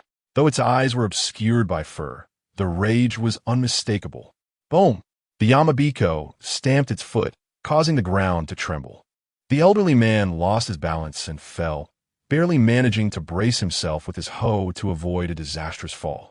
Meanwhile, the shockwave hit Bai Liyue harder, leaving her dazed as if struck by a vehicle. By the time she regained her senses, the Yamabiko's massive hand was reaching for her, capturing her with formidable strength. Bai Liyue struggled, but found herself unable to break free. She chastised herself for being so careless. With a sigh, she cleared her throat, preparing to call for Jiang Che. Help! Suddenly, a barrage of bullets and shells erupted from an unknown source, striking the Yamabiko in the chest. The creature, in pain, released its grip on Bai Liyue. Bai Liyue blinked in surprise, turning to the direction for which the projectiles had come. Dead, Uncle Yang, Uncle Long. Brother Zhang she spotted Bai Yang accompanied by a group clad in tactical gear, each wielding a variety of advanced weaponry. Almost instantly, Bai Liyue recognized many familiar faces among them, those who had infiltrated the underworld alongside her father, Bai Yang. Don't be afraid. Yeah, we're here. Bai Yang's heart raced with anxiety as he saw his daughter in peril. He was relieved to have arrived in time. Otherwise, she could have been in grave danger. Filled with rage, Bai Yang aimed at the colossal Yamabiko and pulled the trigger, unleashing a torrent of bullets as if they were of no consequence. Hearing Bai Yang refer to the white Kamen Rider as Ye, everyone else momentarily froze, then quickly realized that this special ability-wielding rider was none other than Bai Liyue. Regarding Bai Yang's daughter, everyone treated her as if she were their own kin. At this moment, witnessing Bai Liyue being tormented by the monster, the crowd unleashed their fury upon the creature. With a barrage of artillery and various bullets striking Yamabiko, the monster was forced to retreat repeatedly, sustaining numerous injuries. Boss, what kind of monster is this? Our formidable firepower has only caused it this much harm. As the crowd expressed their bewilderment, Bai Liyue called out to Bai Yang, Father, I'm quite strong now. Upon finishing her declaration, Bai Liyue pressed a button on the Tsukuyomi dial and then activated the top button of the space-time drive. Rotate 360 clockwise. Finish time. Consequently, Bai Liue leaped into the air, and a crescent moon appeared in the sky. Time Jack, her right foot, enveloped in platinum energy, struck Yamabiko directly. A golden light sliced through the air, piercing the monster's body. Meanwhile, on the other side, Lin Xiaoxiao stood in silence, gazing at the fallen demonized wraith. Yamaf, could it be that Jiang Che is my nemesis? Why is it that whenever I am with him, I falter, yet when I am apart from him, I wreak havoc? Chapter 31. Armored Resonance Demon. Rising Transformation Armored Flame Blade. Crimson Lotus Slash. Binding Object, Lin Xiaoxiao's affection for the host has reached 150. Reward. Exclusive binding item for Lin Xiaoxiao. A Soundland sword and a book on fantasy writing by Hansenatz and Greta. Binding Knight, by Liue, has slain the demonized wraith. Yamabiko, granting the host 500 points. Binding Knight, Lin Xiaoxiao, has slain the demonized wraith. Mountain Wind, granting the host 300 points. Gazing at the system notifications, Jiang Che regained his focus, his eyes locking onto the demonized wraith, great serpent before him. As for the masked knight, strong demon, Jiang Che had long since disregarded him. According to the information provided by Lin Xiaoxiao, the strength of strong demon was pitiably weak, rendering any precaution unnecessary. Why engage in futile endeavors? The middle-aged, corpulent man observed Jiang Che and couldn't help but snicker. Having just witnessed Jiang Che, Lin Xiaoxiao, and Bai Liue openly strategizing, he showed not a hint of reaction, merely waiting in silence for the prolonged effects of the great serpent phenomenon to unfold. Even if Jiang Che and his companions attempted to flee, they would find no escape amidst the multitude of demonized wraiths. To the surprise of Elder Gio, Jiang Che and the others did not run. Instead, they moved to rescue ordinary people nearby. Elder Gio could only conclude that Jiang Che and his companions were utterly foolish. Such arrogance! Jiang Che shook his head. When he first encountered the masked night meteor, he had little awareness of the Blackened Alliance's menace. However, upon confronting Elder Gio of the Blackened Alliance, he comprehended why the Night Alliance harbored such deep-seated animosity towards it. Indeed, it was a malignant tumor. The mere act of Elder Gio summoning demonized wraiths to wreak havoc within the city provided ample justification for the Night Alliance to eliminate him. I hope you leave behind the Imperial Rider Driver after your demise. Elder Gio's gaze lingered on the Imperial Rider Driver at Jiang Che's waist, revealing a glimmer of fervor. Since the transformation sound fork of Strong Demon had not been left behind, he could only set his sights on the Imperial Rider Driver. This device far surpassed the transformation sound fork. However, opportunity and risk were intertwined. Securing the Imperial Rider Driver would undoubtedly elevate his future potential, but it would also attract many covetous eyes, particularly from the ranks of the Blackened Alliance. As a member of the Blackened Alliance himself, and one of high standing as Elder Gio, he understood the vile nature of those within. Should they discover that the Imperial Rider Driver resided with him, they would undoubtedly seize the opportunity to eliminate him. If I could acquire the Imperial Rider Driver, I would retreat into seclusion, forsaking any quest for strength. While Elder Gio plotted his future, the demonized wraiths under the influence of the Great Serpent phenomenon converged upon Jiang Che.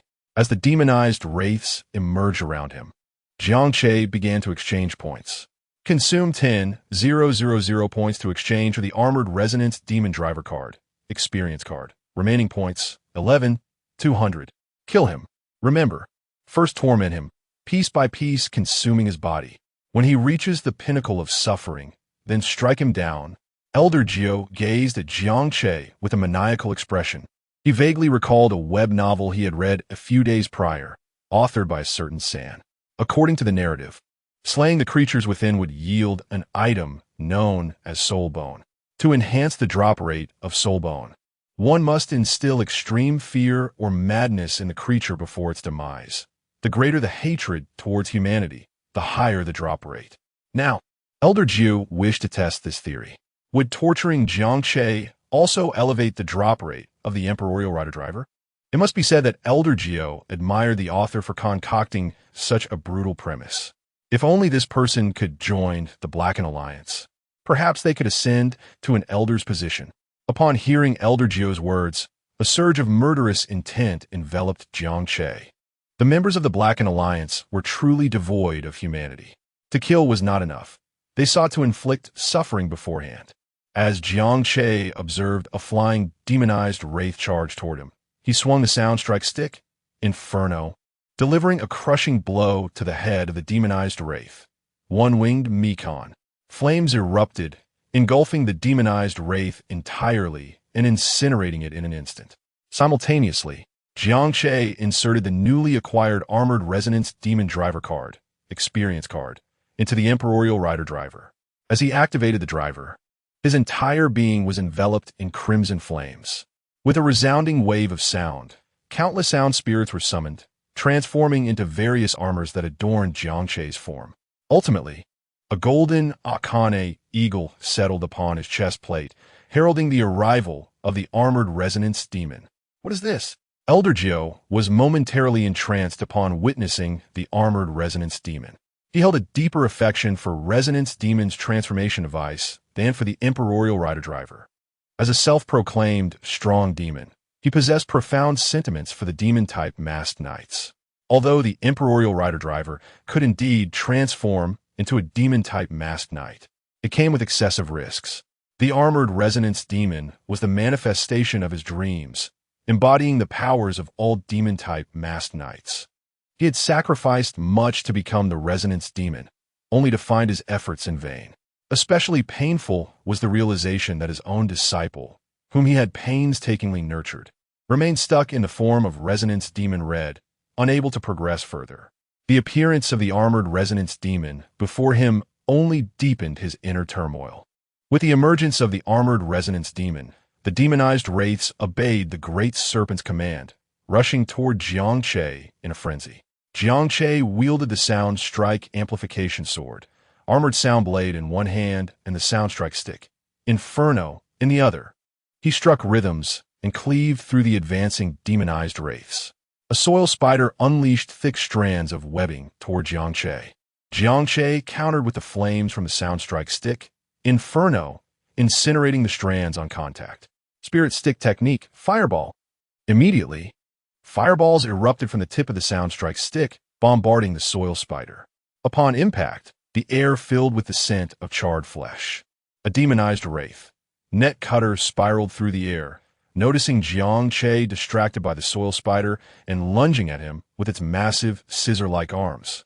Jiang Che relentlessly struck the Sound Strike Drum, Explosive Flame Drum, each impact generating powerful sound waves that assaulted the nearby demonized wraiths. Reacting swiftly to the Net Cutter's sudden approach, Jiang Che opened his mouth wide. Spirit Phantom Technique, Demon Fire. Superheated flames erupted from Jiang Che's mouth, directly striking the foremost Net Cutter. The creature was engulfed by the flames, emitting a wretched scream before swiftly turning to ash. Jiang Che turned his gaze behind him and chuckled. There he spotted a wall of paint disguised as a grand tree, its root-like legs slowly advancing toward him. Jiang Che pivoted his Sound Strike Amplification Sword, Armored Sound Blade, slashing repeatedly against the wall, leaving behind a trail of wounds. The hypnotic pollen within the wall ignited from the flames released during Jiang Che's assault, triggering a small explosion that obliterated the nearby demonized wraiths. Seeing the demonized wraiths suffering heavy losses, unable to inflict any harm upon Jiang Che, Elder Jio grew anxious. He swiftly commanded his captured Great Serpent to direct the demonized wraiths. Soon after, a scythe weasel conjured a whirlwind, approaching Jiang Che.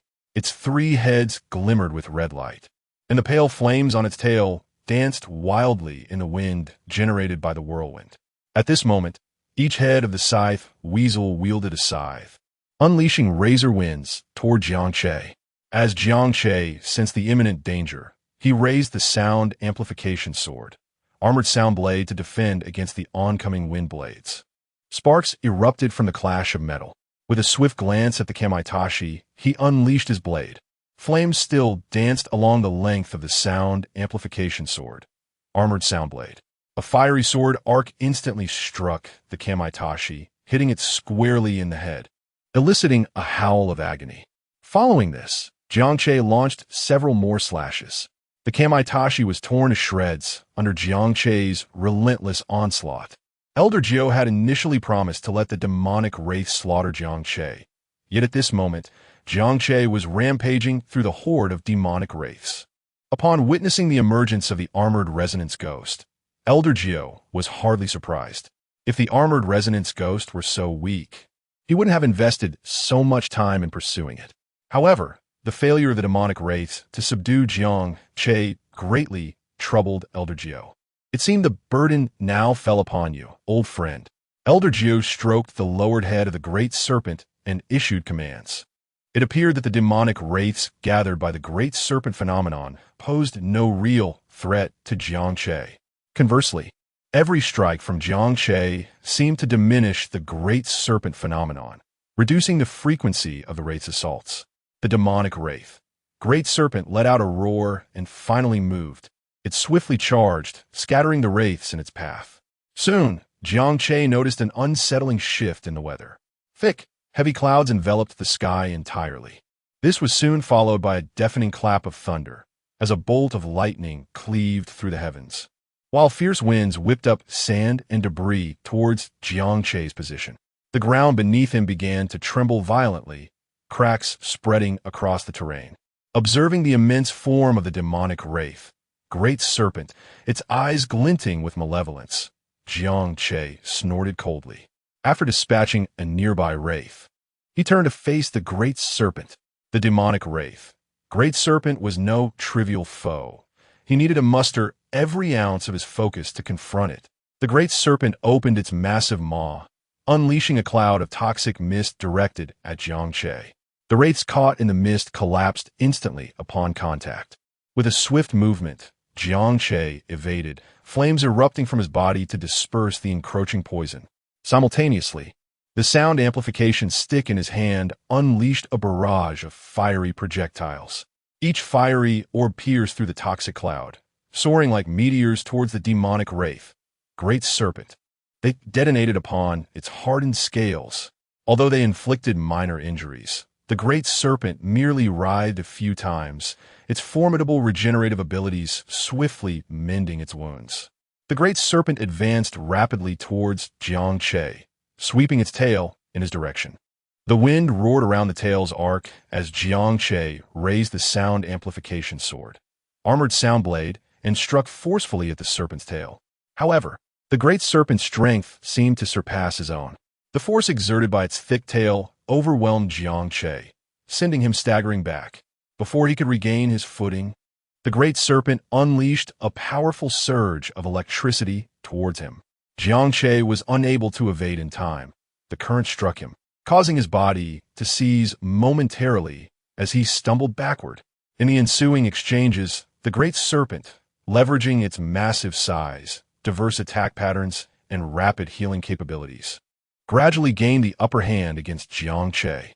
For a time, the demonic wraith, great serpent, had him pinned down. Jiang Che found himself increasingly ensnared in a defensive predicament. This demonic wraith, great serpent, was indeed extraordinary. Even in his transformation into the armored resonance ghost, he nearly faltered against it. It seemed he would need to resort to some trickery. Jiang Che produced 2 final attack rider cards, inserting them into the driver with remarkable speed and activating them in succession. Final attack ride, ultimate attack drive, ascend and transform, armored flame blade, crimson lotus scythe, chapter 32, lousy, the world destroyer. Can't I even kill you? Accept your fate. Even if you transform into an armored phantom, you cannot surpass my great serpent. The 9th elder watched as his tamed serpent subdued Jiang Che, and a smile involuntarily crept upon his lips. He had expended untold effort to subdue this serpent, and even discovered a secret method that allowed him to establish a connection with the demonized serpent. Should the demonized serpent perish, he would suffer a backlash, rendering him nearly incapacitated. Fortunately, through continuous sacrifices, the bond between the demonized serpent and himself deepened, and its power grew, solidifying his position as the 9th elder of the Dark Alliance. Hence, even if Jiang Che transformed into an armored phantom, he he remained unfazed. The Emperor Rider, after all, is still the Emperor Rider, possessing the ability to transform into other knights, but lacking the profound understanding of their ultimate forms. Mastery of multiple disciplines is a different concept from specialization in one. Jiang Che, at present, was too preoccupied to heed the Ninth Elder's taunts. Had he known the Elder's thoughts, he would have scoffed. While others might require time to comprehend the intricacies and strengths of various knights upon acquiring the Emperor Rider's driver and riding cards, for Jiang Che, a fervent fan of tokusatsu, it was a trivial matter. He had committed the information of all knights to memory. Moreover, the Emperor Rider was far from the simplicity the Ninth Elder imagined. Its true strength lay in the ability to wield the powers of other knights and to combine them at will. Just then, as Jiang Che faced the menacing demonized serpent, he activated Ascendant Transformation. To the eyes of other monsters, Jiang Che instantly transformed into a red blur, his speed so rapid that the surrounding air emitted a sharp whistling sound, and even the dust in the air seemed to freeze in place.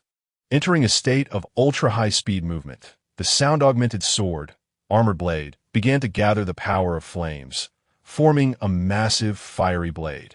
Armored flame blade, Crimson Lotus Slash. Jiang Che leaped forward, directly confronting the demonized serpent, swinging the 40-meter flame blade toward its head with great force.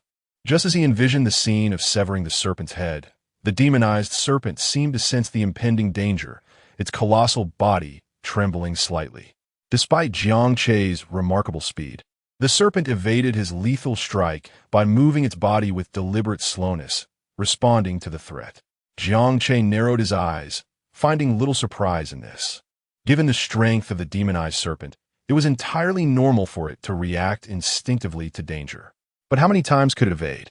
With a cold smirk, Jiang Che's body moved like lightning. He swung the sound-augmented sword, unleashing the lethal technique, Armored Flame Blade, Crimson Lotus Slash repeatedly. Each fiery sword wave bore a devastating aura, cleaving toward the demonized serpent. Each Armored Flame Blade, Crimson Lotus Slash, effortlessly carved cracks several feet long into the ground, distorting the very air under the pressure of the fiery energy. Yet, the demonized serpent managed to sense the danger with each of Jiang Che's attacks, instinctively reacting to evade his lethal strikes. To Jiang Che, though the serpent's movements seemed slow, it perfectly avoided his assaults time and again. From the serpent's perspective, it could only perceive Jiang Che as a flickering shadow as he relentlessly assaulted it from various angles.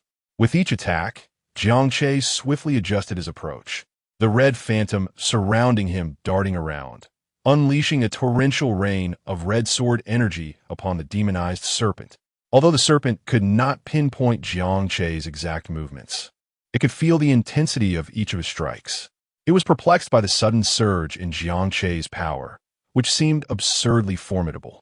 Unbeknownst to the serpent, Jiang Che had entirely forsaken standard attacks, opting to unleash his lethal technique, Armored Flame Blade, Crimson Lotus Slash, in place of his ordinary strikes.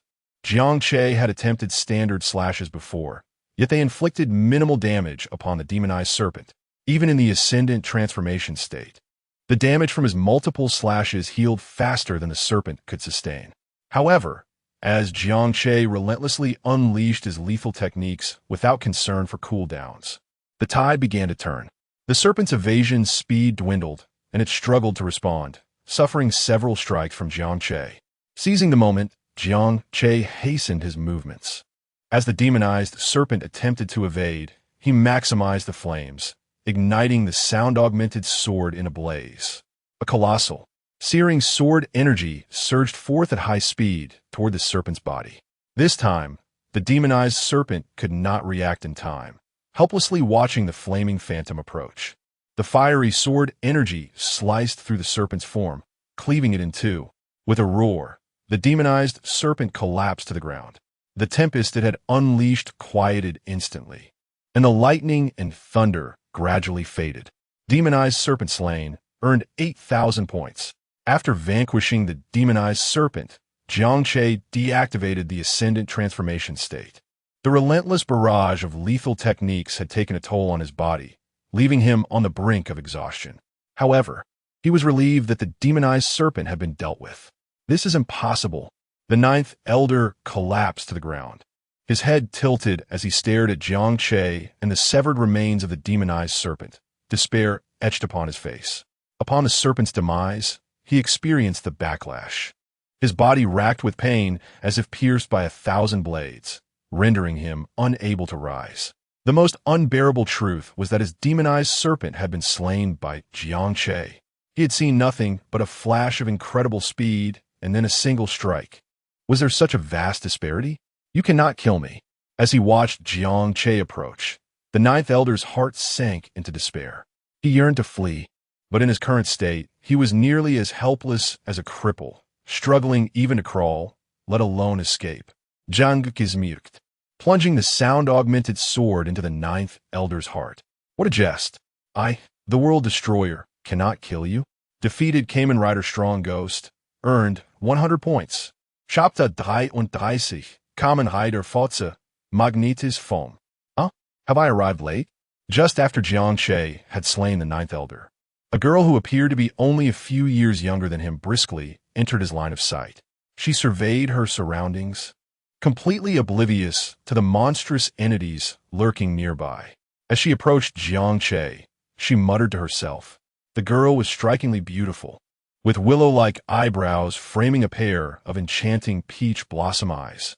Below her delicate, sculpted nose, her lips resembled ripe cherries, vivid and alluring.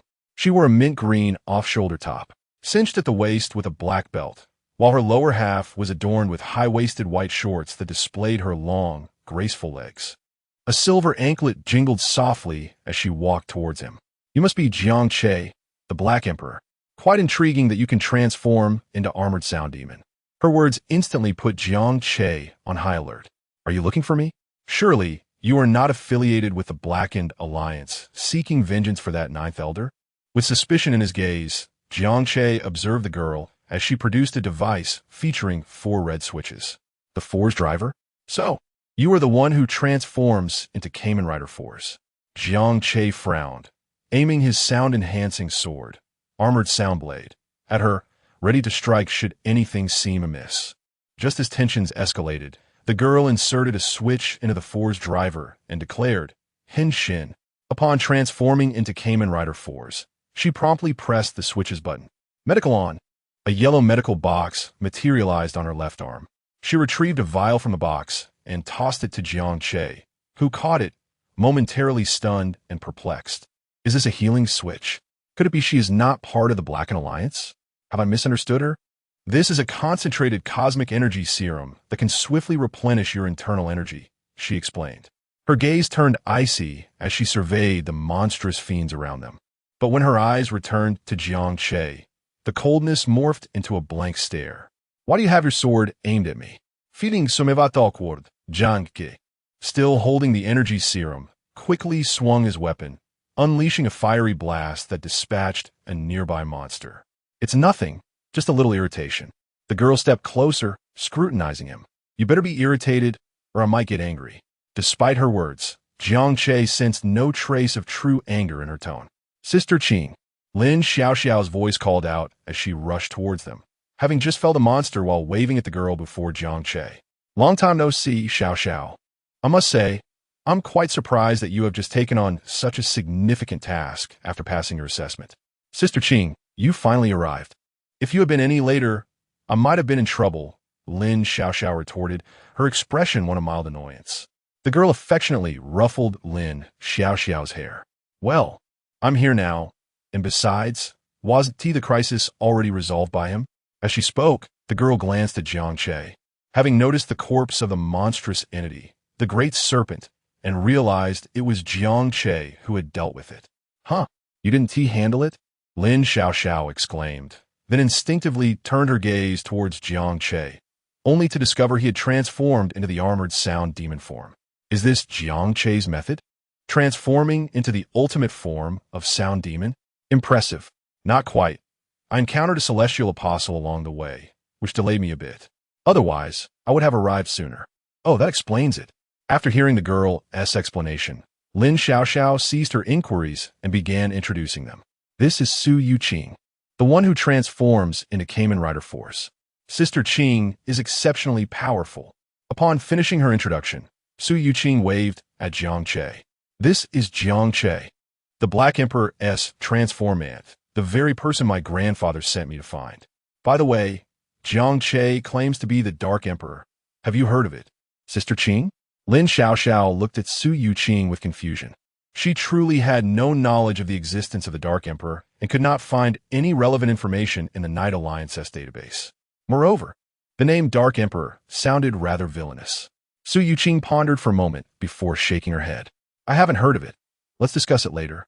For now, we must deal with these monsters.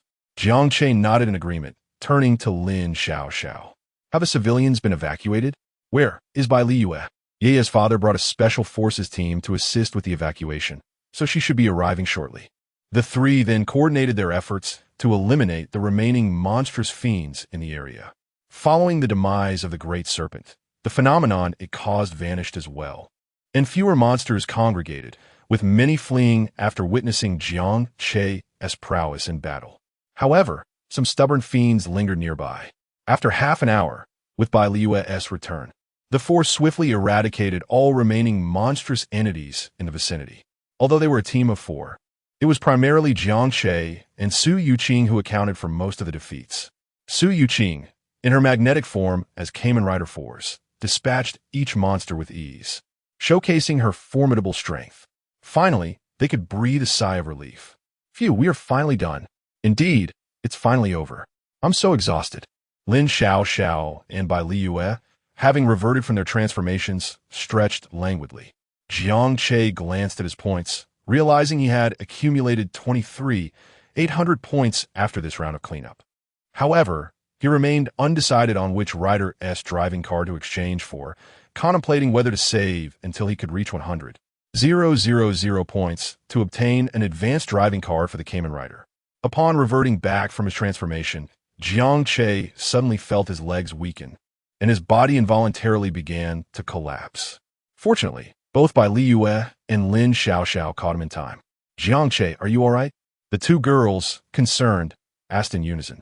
Jiang Che shook his head, signaling that he was fine. He had already exhausted a significant amount of energy during the battle with the Great Serpent, and his combat style, which relied on his ultimate attack as a regular move, had placed his body in a state of overload. Had it not been for the cosmic energy serum provided by Su Yuqing, he would have likely reverted to his original form before finishing off the remaining monsters. Now that he had reverted, feeling slightly weak was only to be expected. Observing Jiang Che finally at rest, Lin Xiaoxiao seized the opportunity to reveal the primary task of their visit. Previously, Jiang Che had been occupied with battle, leaving no room for her to discuss important matters. Jiang Che, do you wish to join our Night Alliance? Chapter 34. The Extermination Mission. Eliminate Ophion. Jiang Che glanced at Lin Xiaoxiao, feeling a stir of emotions within. Noticing Jiang Che's silence, Lin Xiaoxiao assumed he held little interest in the Night Alliance, and quickly added, we have many knights in the Night Alliance. I recall that if the Emperor Knight befriends other knights, there is a possibility of acquiring corresponding riding cards. Jiang Che, however, was indifferent to such benefits. His Dark Emperor Knight driver was granted by the system, not a natural awakening from this world. He had previously inquired with the system about obtaining other knights' riding cards, and the only means was through point redemption. His primary desire to join the Night Alliance stemmed from the organization's mastery of intelligence. As a righteous official body, it should possess a wealth of monster-related information, which would facilitate his rapid accumulation of points. Surely, your Night Alliance has a plethora of monster intelligence, right? I may lack many virtues, but I despise evil. If I don't slay some monsters, I feel restless. Upon hearing this, Lin Xiaoxiao brightened. So, does that mean you are willing to join, Jiang Che? Su Yuqing remained silent for a moment, casting a peculiar glance at Jiang Che. Completing monster extermination tasks in the Night Alliance felt akin to labor, endless, dirty, and exhausting, with little reward. Who would eagerly rush to undertake such tasks? Was he born to be a laborer? Sister Qing, why do I sense a hint of mockery in your gaze? Jiang Che, having grown somewhat familiar with Su Yuqing, decided to address her as Sister Qing, much like Lin Xiaoxiao. Ahem, I am not mocking you. Su Yuqing cleared her throat, quickly diverting her gaze. By the way, when I came to provide support, the president assigned me another task, conveniently related to monsters. It was mentioned that if Xiaoxiao successfully invites Jiang Che to join our Night Alliance, we should take him along. Jiang Che's curiosity piqued at this coincidence. Is that so? What task is it? A serious expression appeared in Su Yuqing's eyes as she spoke deliberately. Exterminate the Ophion Enos lair. As her words fell, 2 of the 3 individuals present displayed astonishment, while another wore a face of confusion. What is Ophion Enos? Liu inquired, looking at Jiang Che. Jean-Luc explained. Those monsters that kidnapped you yesterday belong to the Ophion Enos series. Oh, Liu's eyes flared with anger upon hearing Jiang Che's explanation. The memory of her abduction was still fresh. At the mention of those called Ophion Enos, her fists clenched tighter. If not for Jiang Che, she and her father, along with others from the Byron Association, would likely have perished. Now, possessing the power of Kamen Rider Tsukuyomi, Liu felt a surge of vengeful thoughts. Is it true that your Night Alliance has grasped the location of the Ophion Enos lair? Jiang Che's excitement was palpable. If it was a lair, it meant numerous Ophion Enos resided within, an abundance of points. Su Yuqing nodded. Your efforts contributed to this. After word reached us in the Night Alliance about your dispatching those several Ophion Enos yesterday, we immediately initiated an investigation. After screening all suspicious individuals who had contact with the leader of the so-called Black Dragon Gang and considering other clues, we could roughly ascertain that the Ophion Enos in Linchuan City likely originated from a company called Tianyi Technology. However, we currently lack concrete evidence. So the Night Alliance hopes we can confirm this at the company. If it indeed serves as the Ophion Enos lair, we will proceed with extermination. Count me in. Jiang Che agreed without hesitation. Upon hearing Jiang Che's affirmation, Lin Xiaoxiao expressed her willingness as well. Sister Qing, I will go too. Su Yuqing glanced at Lin Xiaoxiao, reassuring her, don't worry, you won't be left behind. The president stated that if Jiang Che declines, it's fine, but you must accompany me. Lin Xiaoxiao clicked her tongue. All right then, let's go, it's getting late. Tonight I will scout the company, and tomorrow we will take action. After the 2 agreed, Su Yuqing signaled to them to proceed. As they prepared to depart, Liu appointed herself. What about me? Exterminating the Ophion Enos is a task for the Night Alliance, and I hold a grudge against them. However, I am not a member of the Night Alliance. Today, I am merely following Jiang Che, so it is fine. But tomorrow, when Jiang Che and the others act under the name of the Night Alliance, I, as an outsider, would be unable to participate. By the way, I have been curious. Who is she? Is she also part of our Night Alliance? Su Yuqing looked at Liu, intrigued. During the recent extermination of the corrupted spirits, Liu was present and was, in fact, Kamen Rider Tsukuyomi. However, Su Yuqing had never heard of Kamen Rider Tsukuyomi being a member of the Night Alliance. Lin Xiaoxiao interjected. She is Jiang Che's classmate and was the girl present when Jiang Che dealt with the Ophion Enos yesterday. But she is not part of our Night Alliance. Liu glanced at Jiang Che, then mustered her courage to wrap her arms around his, clarifying, I am his girlfriend. Lin Xiaoxiao shrugged, remaining silent. Su Yuqing, perceptive as ever, recognized the distinct sentiments both women held for Jiang Che. Liu's declaration was understandable, given her long-standing acquaintance with Jiang Che. Yet, Lin Xiaoxiao had only met him that very day. Was Jiang Che truly so charming? But upon reflection, he was the Emperor Knight, a man of formidable combat prowess.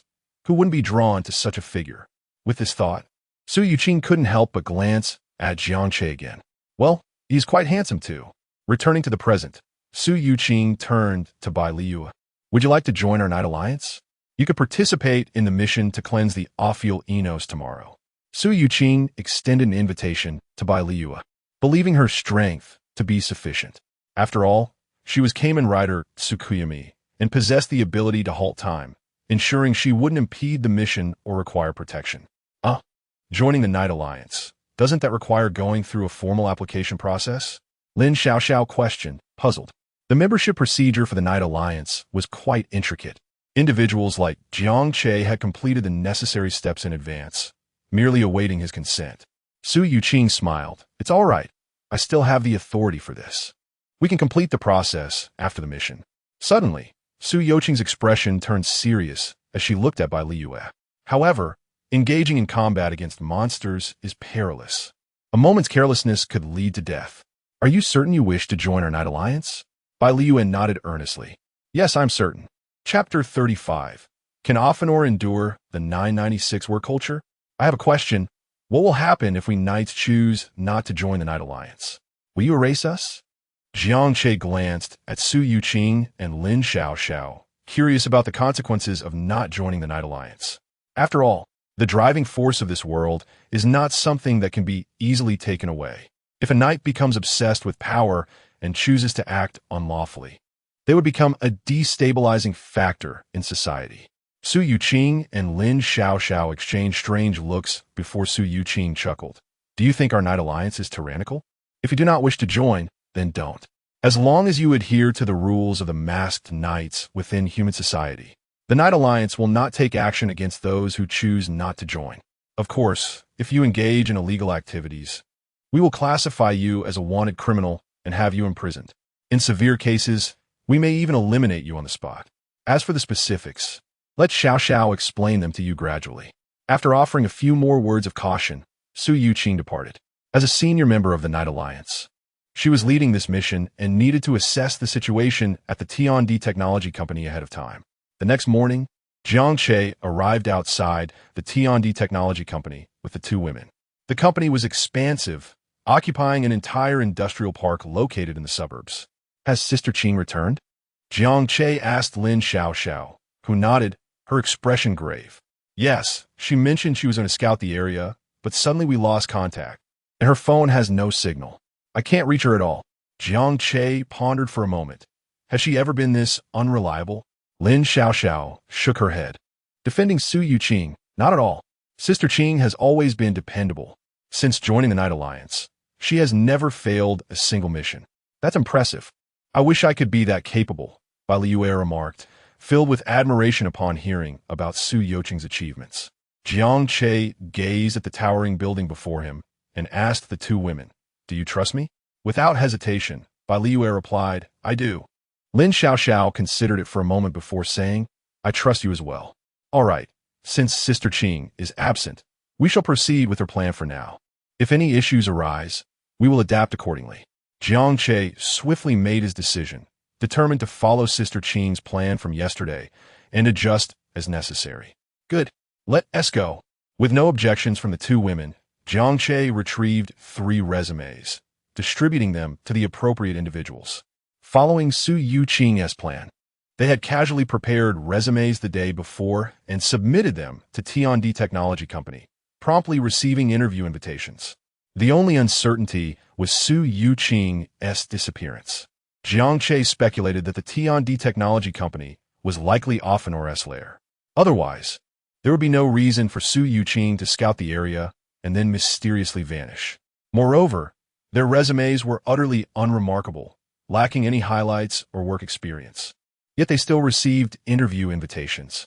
The HR personnel seemed overly eager for them to come in for interviews, as if fearing they might decline. They proceeded into the expansive grounds of the T&D Technology Company. Soon, they arrived at the interview location. The interview process for the 3 was exceptionally smooth, with hardly a hitch.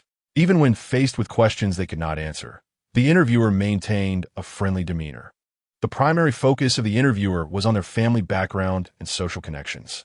Fortunately, due to the efforts of the Night Alliance and the police, their records had been altered long before, presenting them as individuals with no familial ties.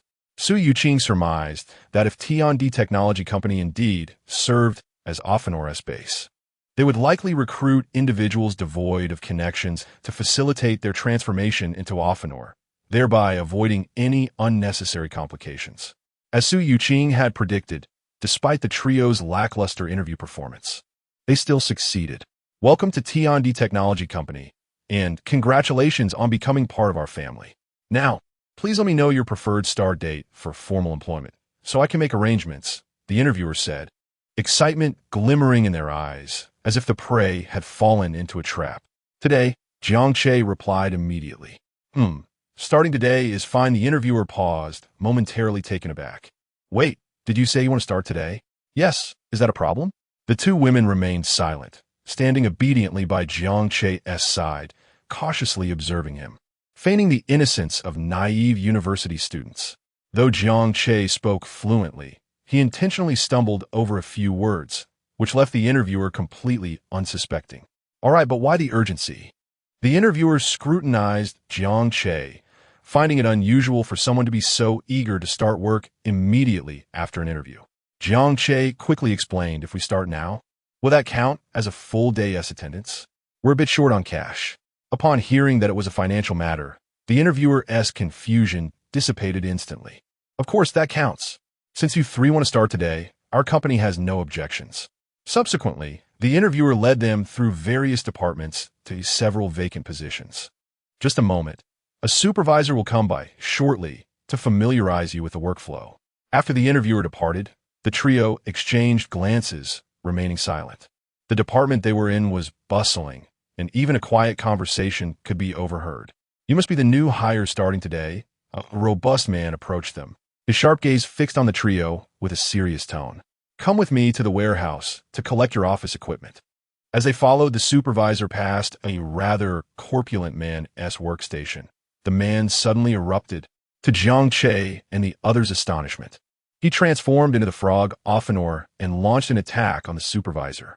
Damn it, I work tirelessly for you every day, and all you give me is this meager supply of Ophion essence. You're clearly trying to end my existence. Well, I'll fight back. After I take you down today, I will expose your monstrous company. Chapter 36. The Emergence of Ophion. As they beheld the sudden appearance of the frog Ophion, Jiang Che and the two women trailing their supervisor were momentarily taken aback. Could it truly be Ophion? A wave of realization washed over them, affirming that they had indeed arrived at the right place. Just as the two women prepared to retrieve their devices for transformation, Jiang Che discreetly grasped their hands, signaling them to refrain from transforming for the time being. Understanding his cue, the women halted their movements. Jiang Che observed the frog Ophion lunging toward the supervisor, a peculiar expression crossing his face. What was the nature of this company, T&D Technology? Were all the employees Ophionos? Furthermore, what was this absurd notion of working 996? They had transformed into Ophionos, yet still needed a clock in? The frog Ophion even mentioned the Ophi factor.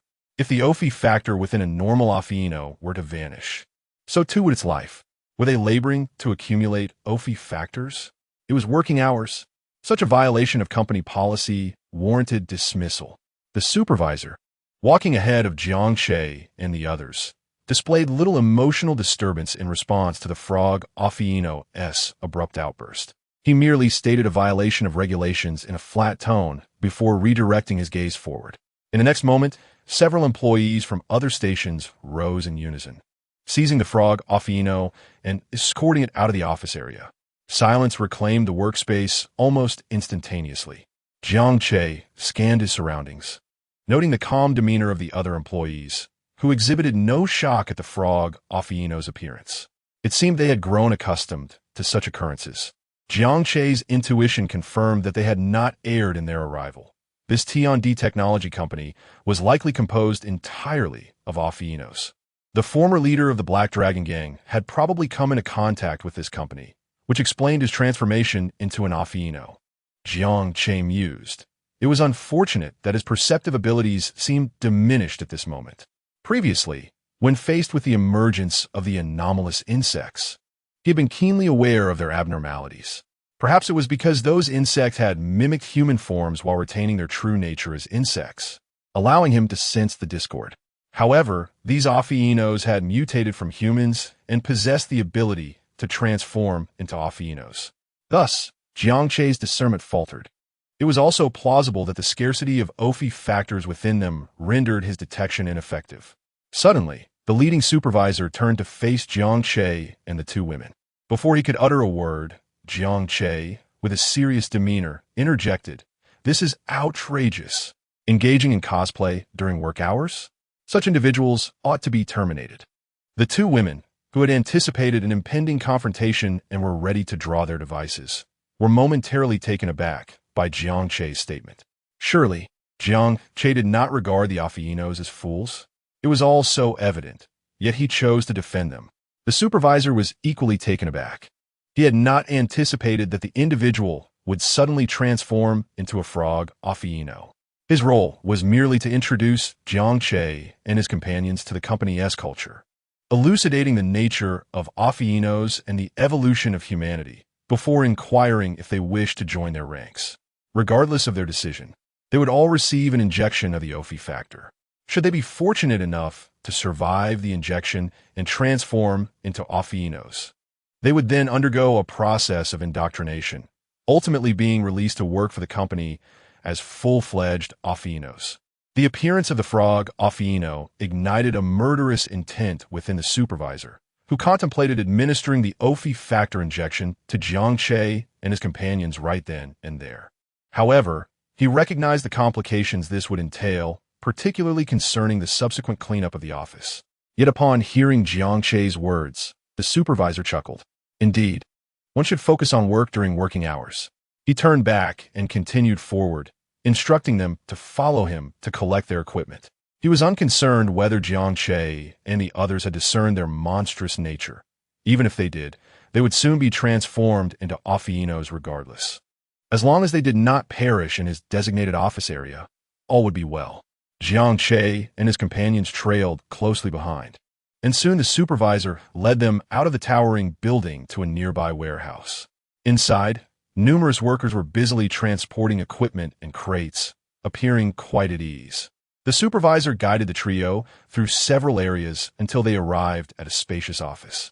Have you ever pondered the notion that humanity can evolve into more formidable beings?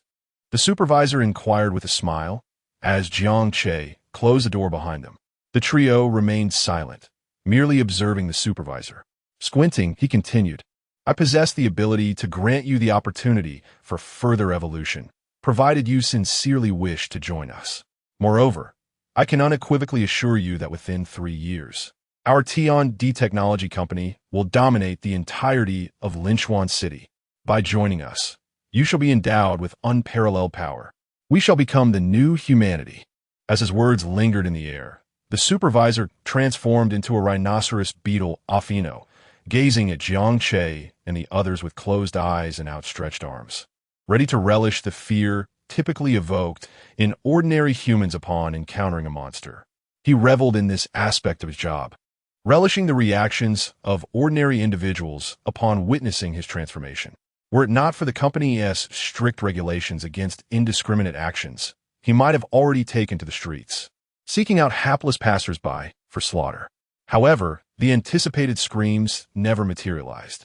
Upon opening his eyes, he found Jiang Che and his companions staring at him, as if he were a simpleton. Could it be that these three were genuinely dim-witted enough to think he was merely engaging in cosplay?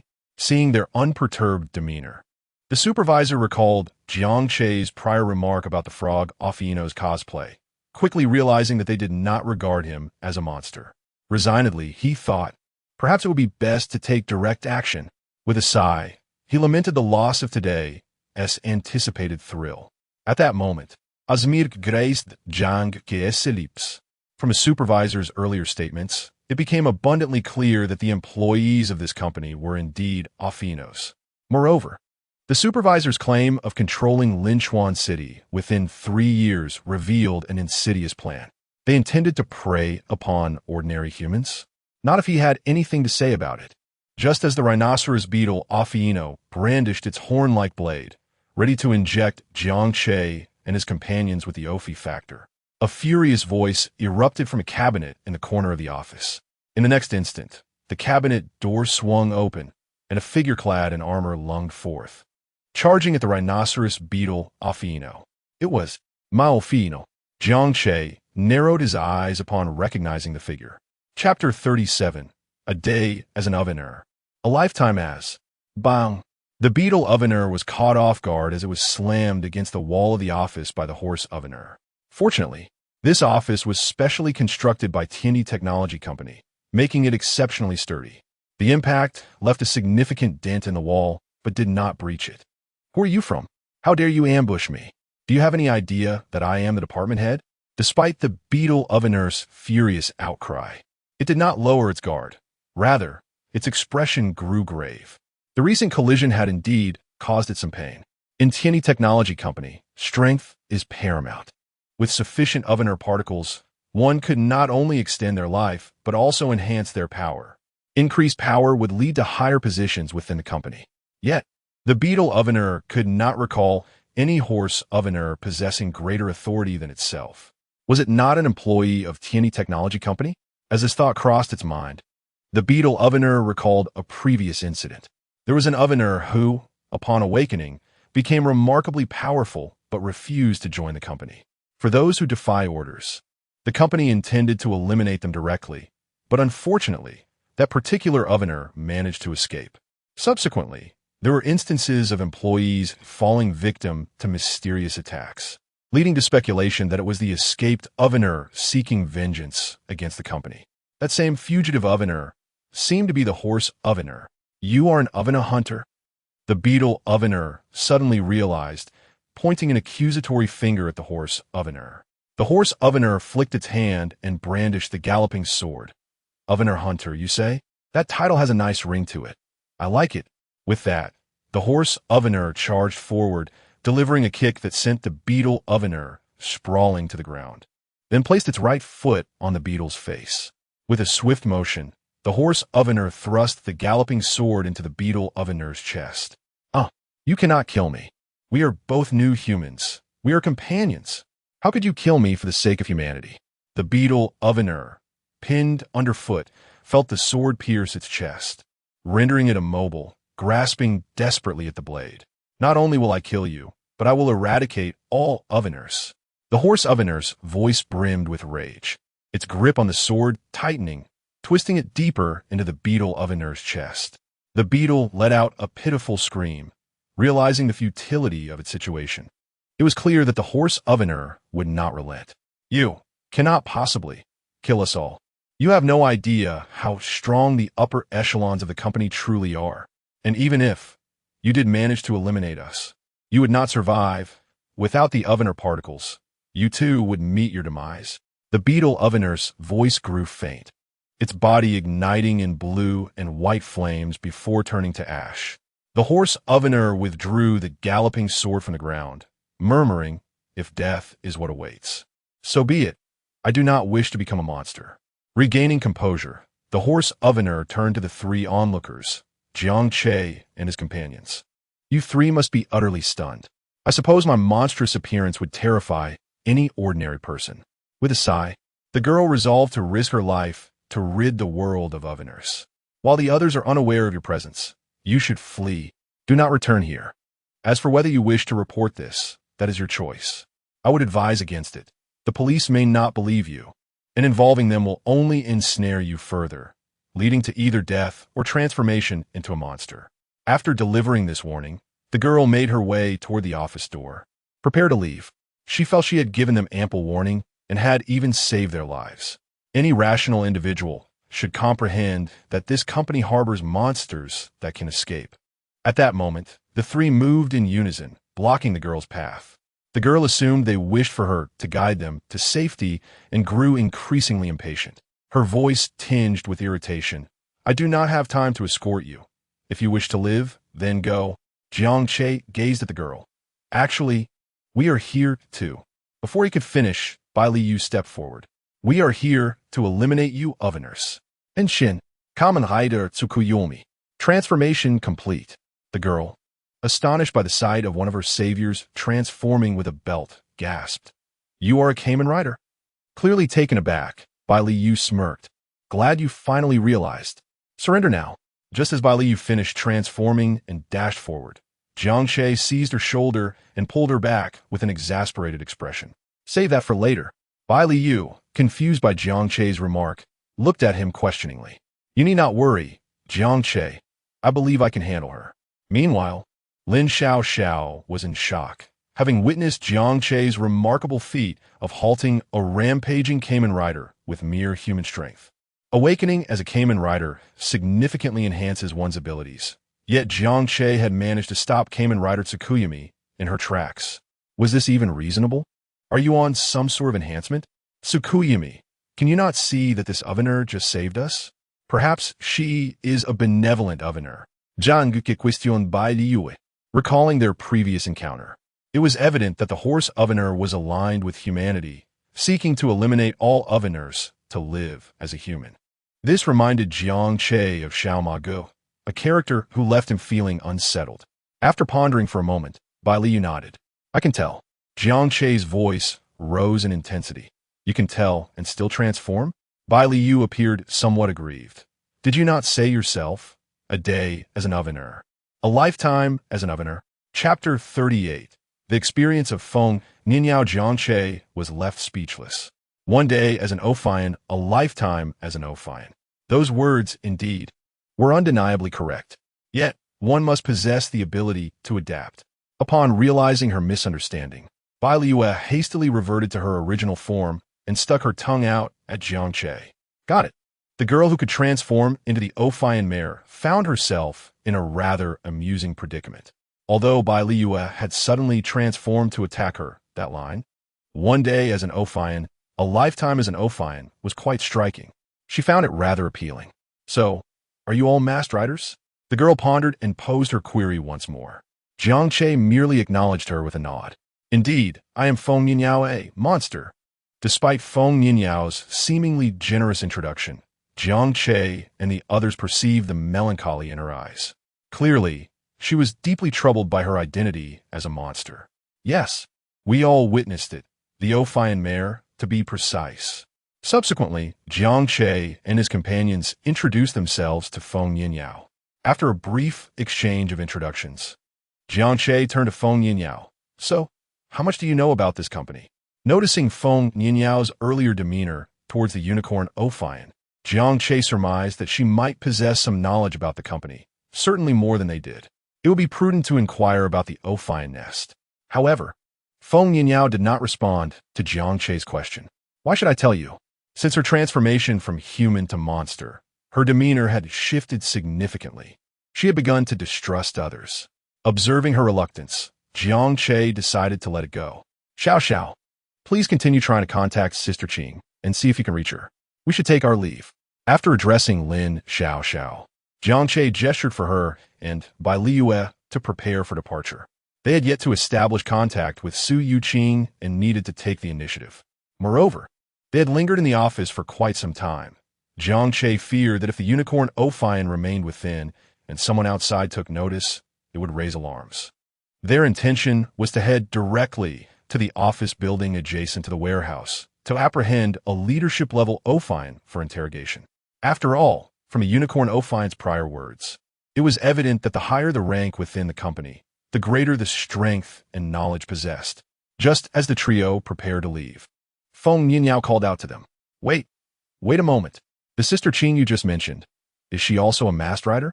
Hearing her words, Jiang Che and his companions halted and turned back. Jiang Che eventually nodded in affirmation. Feng Ninyao instantly became animated. Is her name Su Yuqing? Jiang Che narrowed his eyes, puzzled, but remained silent. How did Feng Ninyao know Su Yuqing? Why hadn't she mentioned the presence of an Ophion hunter earlier? Noticing Jiang Che's silence, Feng Ninyao brushed it off. After all, she had not answered his question either. It was only reasonable for him to harbor reservations. After all, she was a monster.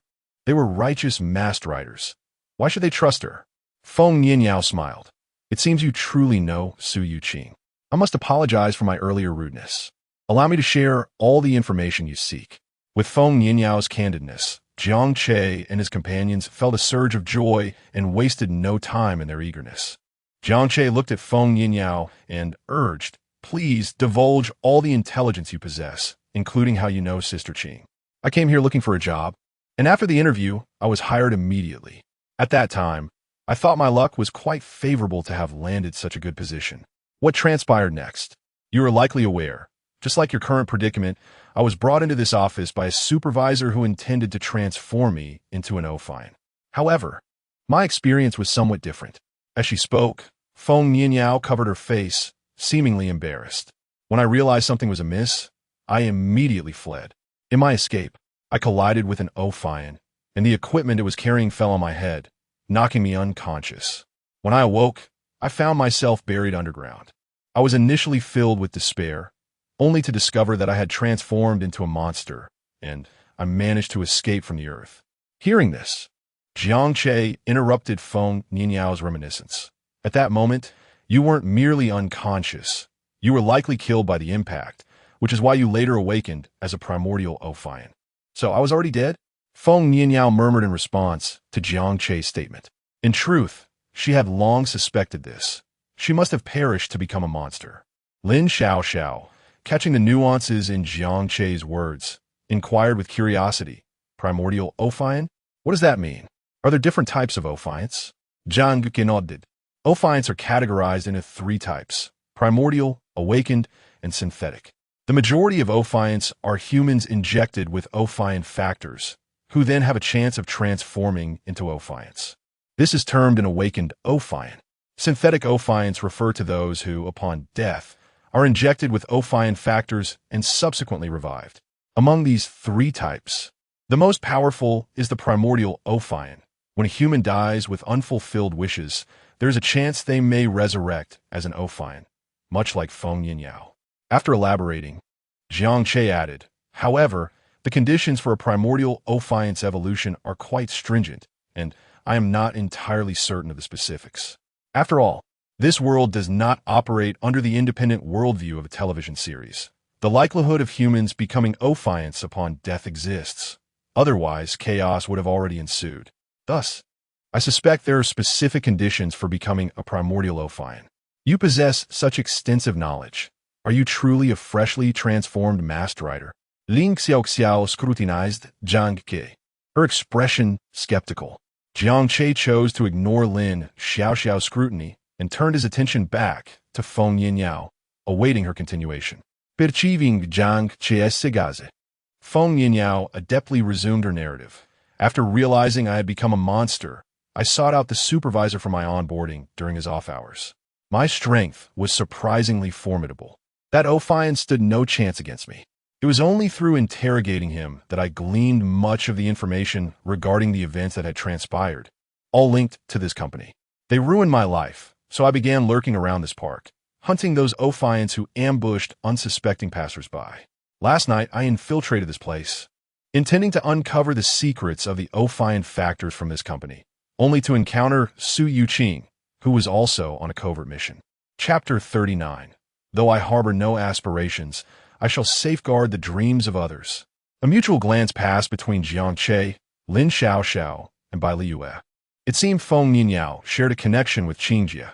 Perhaps she possessed knowledge regarding Qingjie's sudden disappearance. And then, do you know of Su Yuqing's whereabouts? Lin Xiaoxiao inquired, her voice tinged with agitation.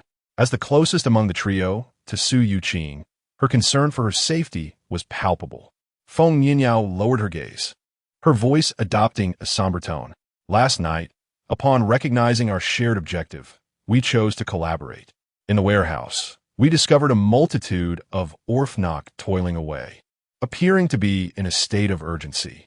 We stealthily approached to investigate, but I inadvertently exposed our presence, prompting an assault from the Orphnok. Su Yuqing covered my retreat, urging me to flee.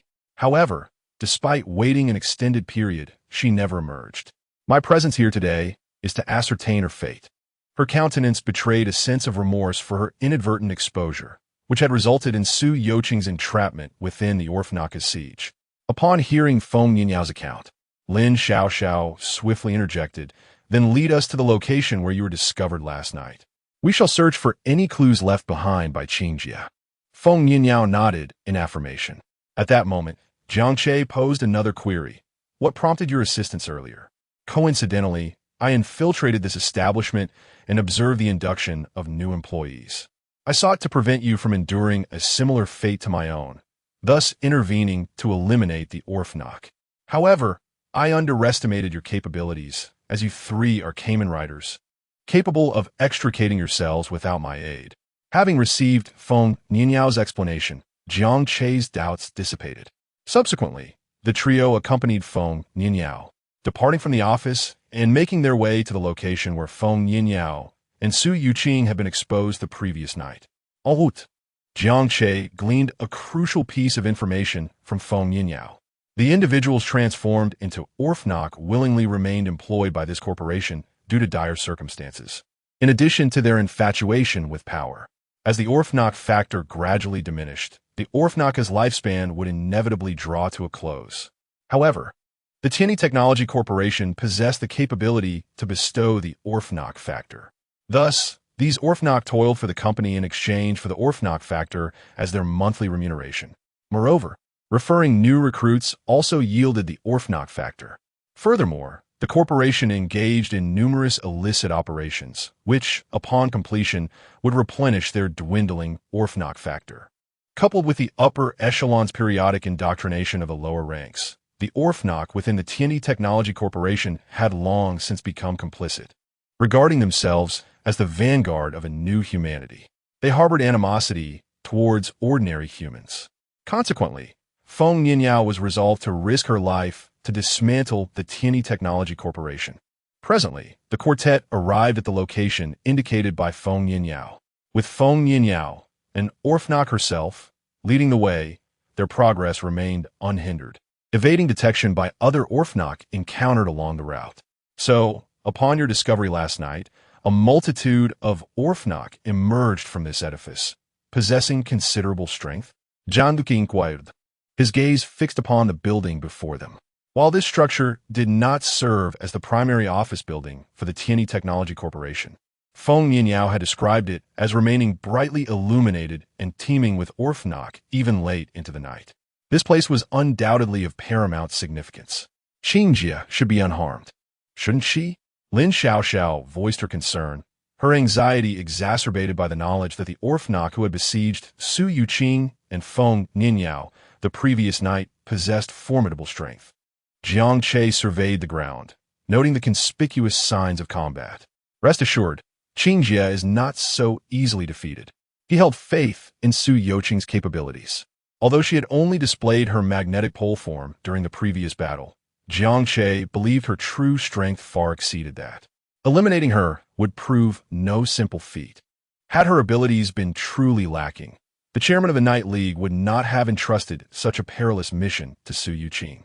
While the Orphnok were not considered particularly formidable among the myriad of monsters, Jiang Che's preliminary assessment indicated that the Tianyi Technology Corporation employed approximately 2,000 individuals.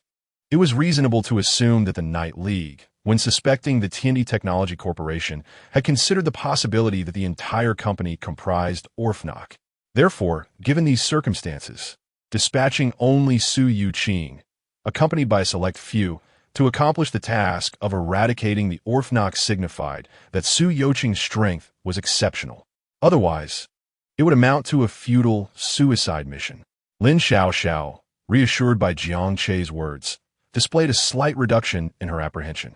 Indeed, Qingjia is exceptionally strong. She will undoubtedly be fine. Jiang Che clicked his tongue in mild disapproval. However, the chairman of your Night League is rather ruthless, isn't he?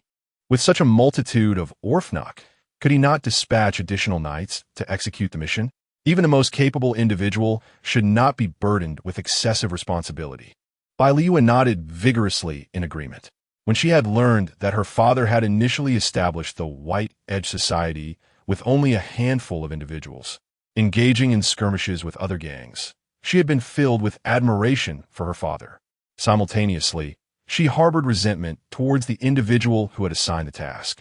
Now, upon witnessing Su Yuqing's mission, she realized that this was even more substantial. Her father's mission paled in comparison. Lin Xiaoxiao promptly corrected Jiang Che, "It is our Night League. Do not forget that you too have now joined the Night League. Furthermore, the chairman you speak of is my grandfather. It is impolite to speak ill of my grandfather in my presence." Jiang Che and Bai Liu immediately suppressed their flippant demeanor. Lin Xiaoxiao sighed. "Alas, while our Night League may appear to possess a large membership, A significant portion comprises the support staff. The number of Kamen riders is limited, and those with genuine strength are even fewer, were it not for the official backing, providing countless mass-produced riders. We would be unable to subdue the Blackened Alliance and those monsters. Similar to the current mission of eliminating so many Orphnok, there are undoubtedly other knights within the League capable of executing it, but those willing to risk their lives and currently unassigned are likely limited to Qingjie alone. Lin Xiaoxiao, as if unburdening her innermost thoughts, vented her dissatisfaction to Jiang Che. While the Knight League professed to safeguard humanity, she, as the granddaughter of the chairman, was acutely aware of the organization's internal issues. For instance, the mission to locate Jiang Che and extend an invitation to join the Knight League was one that no knight had been willing to accept during the initial meeting. Had she not volunteered, Jiang Che would likely have been approached by the Blackened Alliance and subsequently swayed to their side.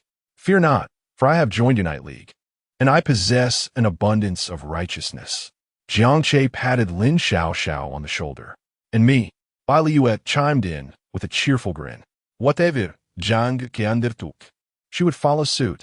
Does your Knight League recruit monsters? I, too, desire to contribute, rather than leading a meaningless existence as a monster. Feng Yinyao blinked, suddenly seized by the desire to join the organization mentioned by Jiang Che and his companions. Although she was a monster and possessed no grand ambitions, she harbored a righteous heart, yearning to protect the dreams of others.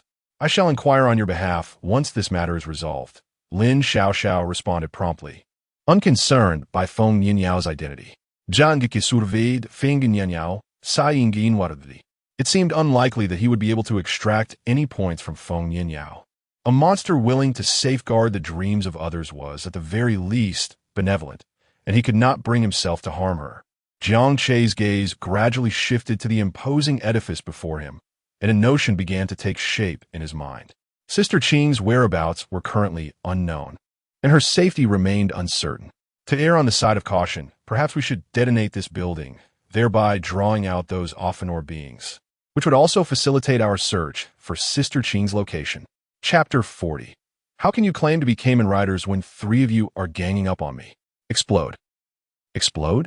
The 3 women were momentarily taken aback by Jiang Che's words.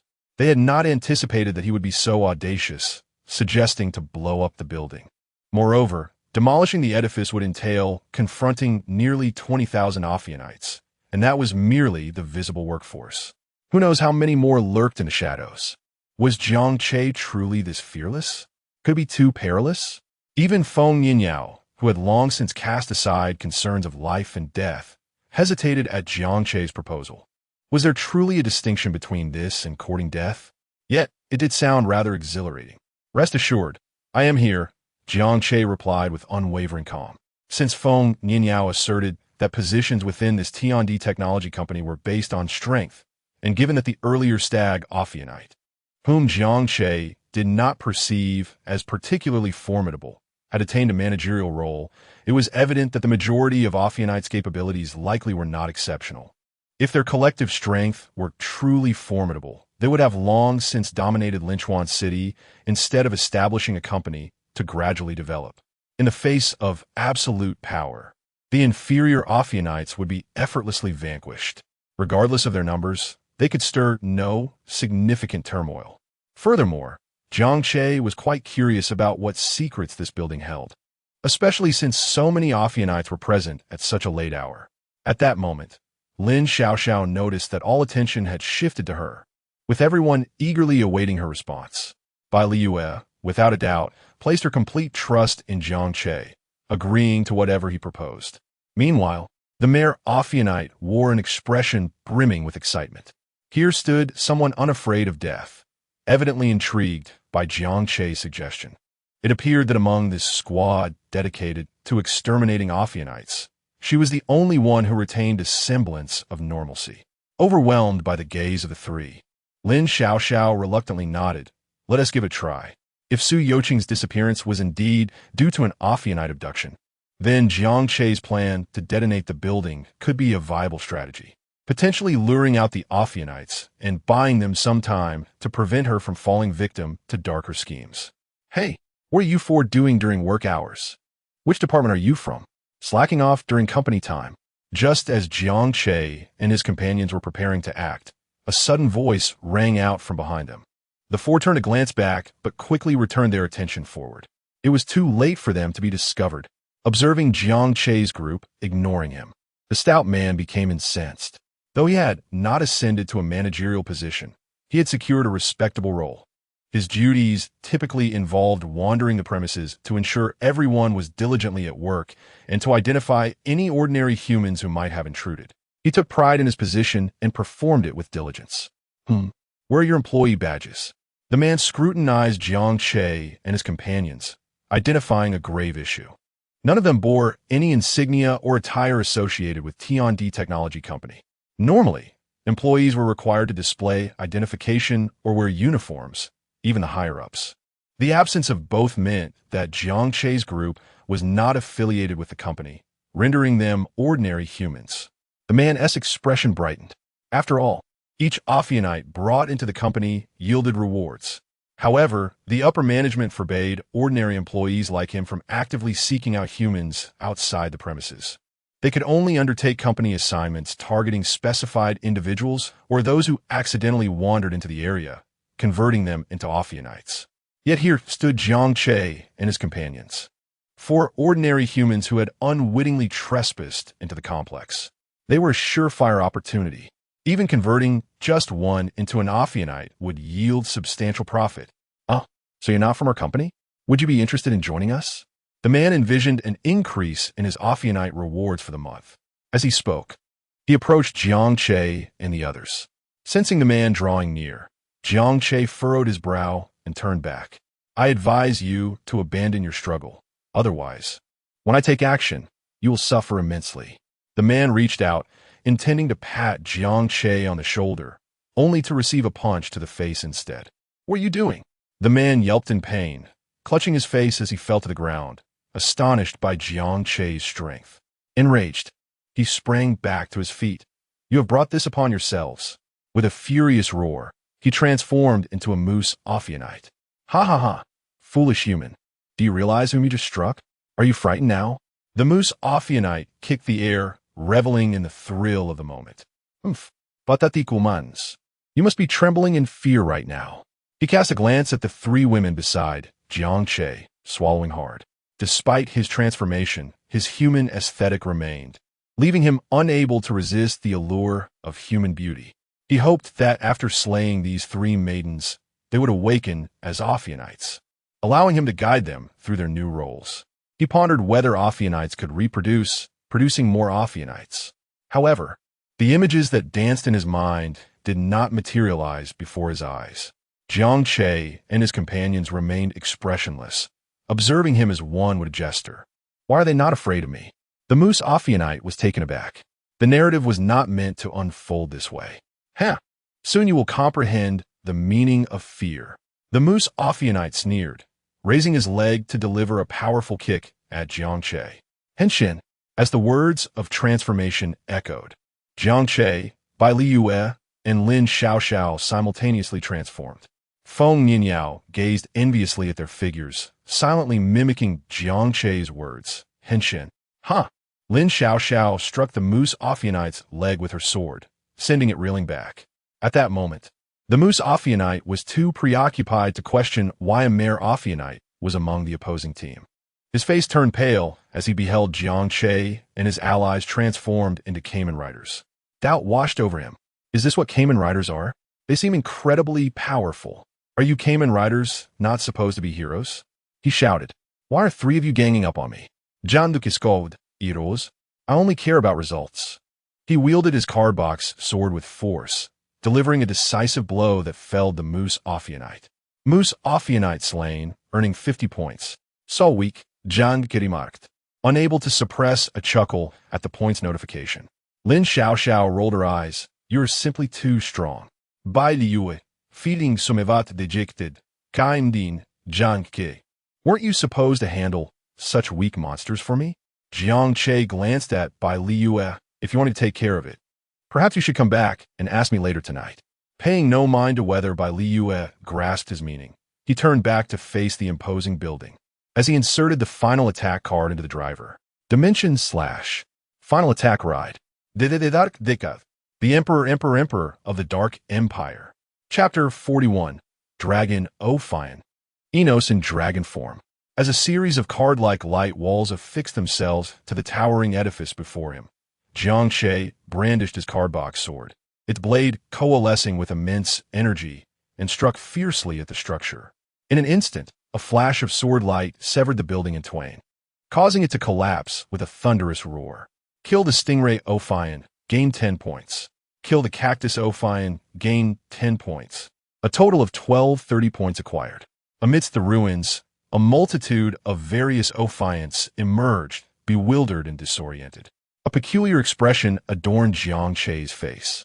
He was indeed taken aback. The base-level Ophions of this company evidently possessed far less strength than he had anticipated.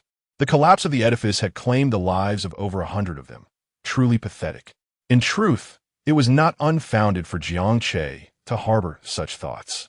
Most ordinary Ophions appear to have evolved into a new breed of humanity. Yet, to obtain the Ophion factor, they were forced to labor incessantly for the tech company of heaven and earth, earning but a meager reward. Surviving was already a blessing. How could they possibly grow powerful? What has transpired? What has transpired? What has transpired? Confusion was etched on the faces of all the Ophions. Who among their kin could comprehend this? They were merely working when the building suddenly collapsed. Before long, the attention of all was drawn to the 3 masked riders and a dragon Ophion at the center of the debris. Masked riders. The masked riders have invaded. Run. Will this month's wages be withheld? Wages? I transformed 2 humans into Ophions yesterday and referred them to our company. My bonus hasn't even arrived yet. Just as the multitude of Ophions buzzed with chatter, contemplating a retreat upon seeing the masked riders, one dragon Ophion stepped forward. With his appearance, silence fell upon the crowd, and the others regarded him with evident reverence. Run? There are merely 3 masked riders. Why should we fear them? Attack! Whoever manages to slay a masked rider shall be rewarded with the title of Deputy General Manager. The dragon Ophion brandished the massive claw-like weapon on his arm, pointing it at Jiang Che and his companions. In the next moment, the horde of Ophions surged toward Jiang Che and his allies. Retreat was out of the question. Even if they fled, the higher-ups of the company would surely execute them. It was better to take a chance and see if they could claim a few heads and ascend to the position of Deputy General Manager. A few agile Ophions were the first to reach Jiang Che and his companions. With a cold snort, Jiang Che stepped forward, sweeping his cardbox sword horizontally. A wave of dark sword energy surged forth, striking the approaching Ophions. With a swift whoosh, the bodies of the Ophions were cleaved in half, collapsing lifelessly to the ground. Jiang Che is unexpectedly formidable. Wen Ninyao gasped, astonished. She knew the masked riders were powerful, but she had not anticipated such overwhelming strength. This knowledge eased her mind, surely. Last night's backup by Su Yuqing had not been in vain. Observing Jiang Che effortlessly dispatching several Ophions, those that had intended to charge forward were left in a state of shock. Perhaps retreat was the wiser option? However, as this thought crossed their minds, countless Ophions pushed them forward, leaving no room for escape. Beyond the fallen building, many other Ophions in the vicinity took note of the situation. Witnessing Jiang Che and his fellow masked riders, while also hearing the dragon Ophion as promise. Who could resist an opportunity that promised ascendance? As a result, an increasing number of Ophions charged toward Jiang Che and his companions. Seeing the seemingly endless swarm of Ophions, Jiang Che shouted, gathering energy in his cardbox sword. He then swung forward with great force, unleashing a massive crescent of dark sword energy that tore through the air, slicing toward the advancing Ophions. Beside him, Bai Liyue and Lin Xiaoxiao exchanged glances, a mixture of shock and fear in their eyes. Yet, upon witnessing Jiang Che's every swing claiming a batch of Ophions, their confidence surged. Back to back, they meticulously dispatched the approaching foes. Even if some managed to slip by, the other would ensure they were finished off. As for Wen Yinyao, being an Ophion herself, she faced no aggression from her brethren amidst the chaos. All attention was directed toward the masked riders. Some Ophions even mistook her for a colleague, granting her the opportunity to eliminate several of her kind. With each agonizing cry, the number of Ophions diminished. Most of the stronger ones had fallen to Jiang Che's blade. Observing the dwindling Ophion ranks, the dragon Ophion grew anxious. Boss, a few pests are causing trouble in our domain. I suspect they are affiliated with that masked rider from last night. What? That masked rider just escaped. Fear not, boss. I shall eliminate these masked riders. The dragon Ophion made a call, conversing briefly before hanging up, then charged towards Jiang Che. At that moment, Jiang Che was in the midst of slaying a centipede Ophion when he noticed the dragon Ophion's approach, piquing his interest. Given the current situation, he deduced that this dragon Ophion held a high rank, and being a dragon Ophion, its power was surely formidable. The points it offered would certainly be substantial. Even if it did not come seeking him, Jiang Che would have pursued it nonetheless. The dragon Ophion regarded Jiang Che with indifference, unconcerned about the Ophions it had lost. These useless Ophions are expendable, it mused. Once Jiang Che concluded his actions, the dragon Ophion spoke. My boss has decreed that none of you masked riders shall escape today. Jiang Che tightened his grip on the carbach sword, replying softly, Come and try, but do inform me of your boss's identity before you perish. No sooner had Jiang Che spoken than the dragon Ophion unleashed several destruction energy orbs, targeting him with fierce intent. Jiang Che swung his sword, releasing a wave of sword energy that collided with the orbs, resulting in a violent explosion. A thick cloud of smoke enveloped the area around them. As the smoke began to dissipate, Jiang Che took a step back, only to see the dragon Ophion diving down from above, striking at his previous position. Upon realizing the attack had missed, the dragon Ophion emitted a surge of electricity from its massive horns, unleashing a barrage of chaos without distinction. Jiang Che, quick to react, distanced himself in time, yet the surrounding Ophions that sought to capitalize on the moment fared poorly. Those struck by the dragon Ophion's electric discharge instantly turned to ash. Jiang Che watched in fury as the Ophions perished, enraged at the loss of potential points. You fool, seeking your own demise. With a furious roar, Jiang Che charged at the dragon Ophion. The dragon Ophion paused, momentarily bewildered. Aren't those my employees? Why are you so angry over their deaths? Unable to comprehend, the dragon Ophion dismissed the thought and focused on the oncoming Jiang Che, swinging its massive claw downwards. Jiang Che deftly sidestepped, causing his cardbox sword to slice through the dragon Ophion's flesh. Feeling the sting of injury, the dragon Ophion was taken aback. Its defenses were formidable. Yet Jiang Che's strike had wounded it. Let him feel the pain. How exhilarating. As Jiang Che launched yet another strike, Long Alfei Inua's body erupted in a cloud of smoke, shedding its outer shell and transforming into a more slender figure. Long Alfei Inua in dragon form. Quite intriguing. Your response is commendable, but I hope your reactions can keep pace with my speed from here on out. Chapter 42. The fear etched deep in memory. The Crimson Drill. Transformed into his draconic form, Long Ophion initiated a rapid assault, encircling Jiang Che with blinding speed, delivering punch after punch upon him. It must be acknowledged that in his dragon-human state, Long Ophion's prowess had surged significantly. After just a few rounds, Jiang Che was acutely aware of the pain coursing through his body. Witnessing the relentless movements of Long Ophion, Feng Yinyao was taken aback. She had initially aimed to eliminate Ophion, unaware of the formidable presence that lay within. Without a second thought, Feng Yinyao's form began to shift, her lower half transforming into that of a horse, half human, half horse. This was the galloping form of horse Ophion. Armed with a sword in one hand and a shield in the other, she prepared to charge forward to assist Jiang Che. At that moment, Lin Xiaoxiao and Bai Liyue instinctively positioned themselves in front of Feng Yinyao. They were both astonished by her galloping transformation. Don't go, Lin Xiaoxiao urged urgently. Feng Yinyao paused, a flicker of anger crossing her face. Have you betrayed me? She questioned incredulously. With Long Ophieno's incredible speed in dragon form, Jiang Che's reactions were utterly insufficient. Her desire to aid him was thwarted by these two masked knights. Was this not betrayal? The prowess of the Tianyi Technology Company was indeed remarkable, to even turn righteous knights against one another. Recalling how Su Yuqing had assisted her escape the previous night, she resolved to be the one to cover Jiang Che's retreat this time, even if it meant sacrificing herself. Betrayal? Bai Liyue and Lin Xiaoxiao looked at the enraged Feng Yinyao, bewildered. What have we done to warrant such accusations?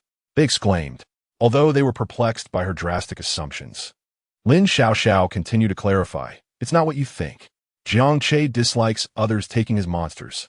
Bai Liyue added, if you rush in now, I fear Jiang Che might strike out in a frenzy, and you could get caught in the crossfire. Skeptical of their explanations, Feng Yinyao scoffed at the notion of being in danger. Did Jiang Che truly harbor such disdain for monsters? Suddenly, a phrase flashed through her mind. For a day, Ophieno. For a lifetime, Ophieno. According to Bai Liyue, this phrase had originally been uttered by Jiang Che. It dawned upon her that he indeed loathed monsters.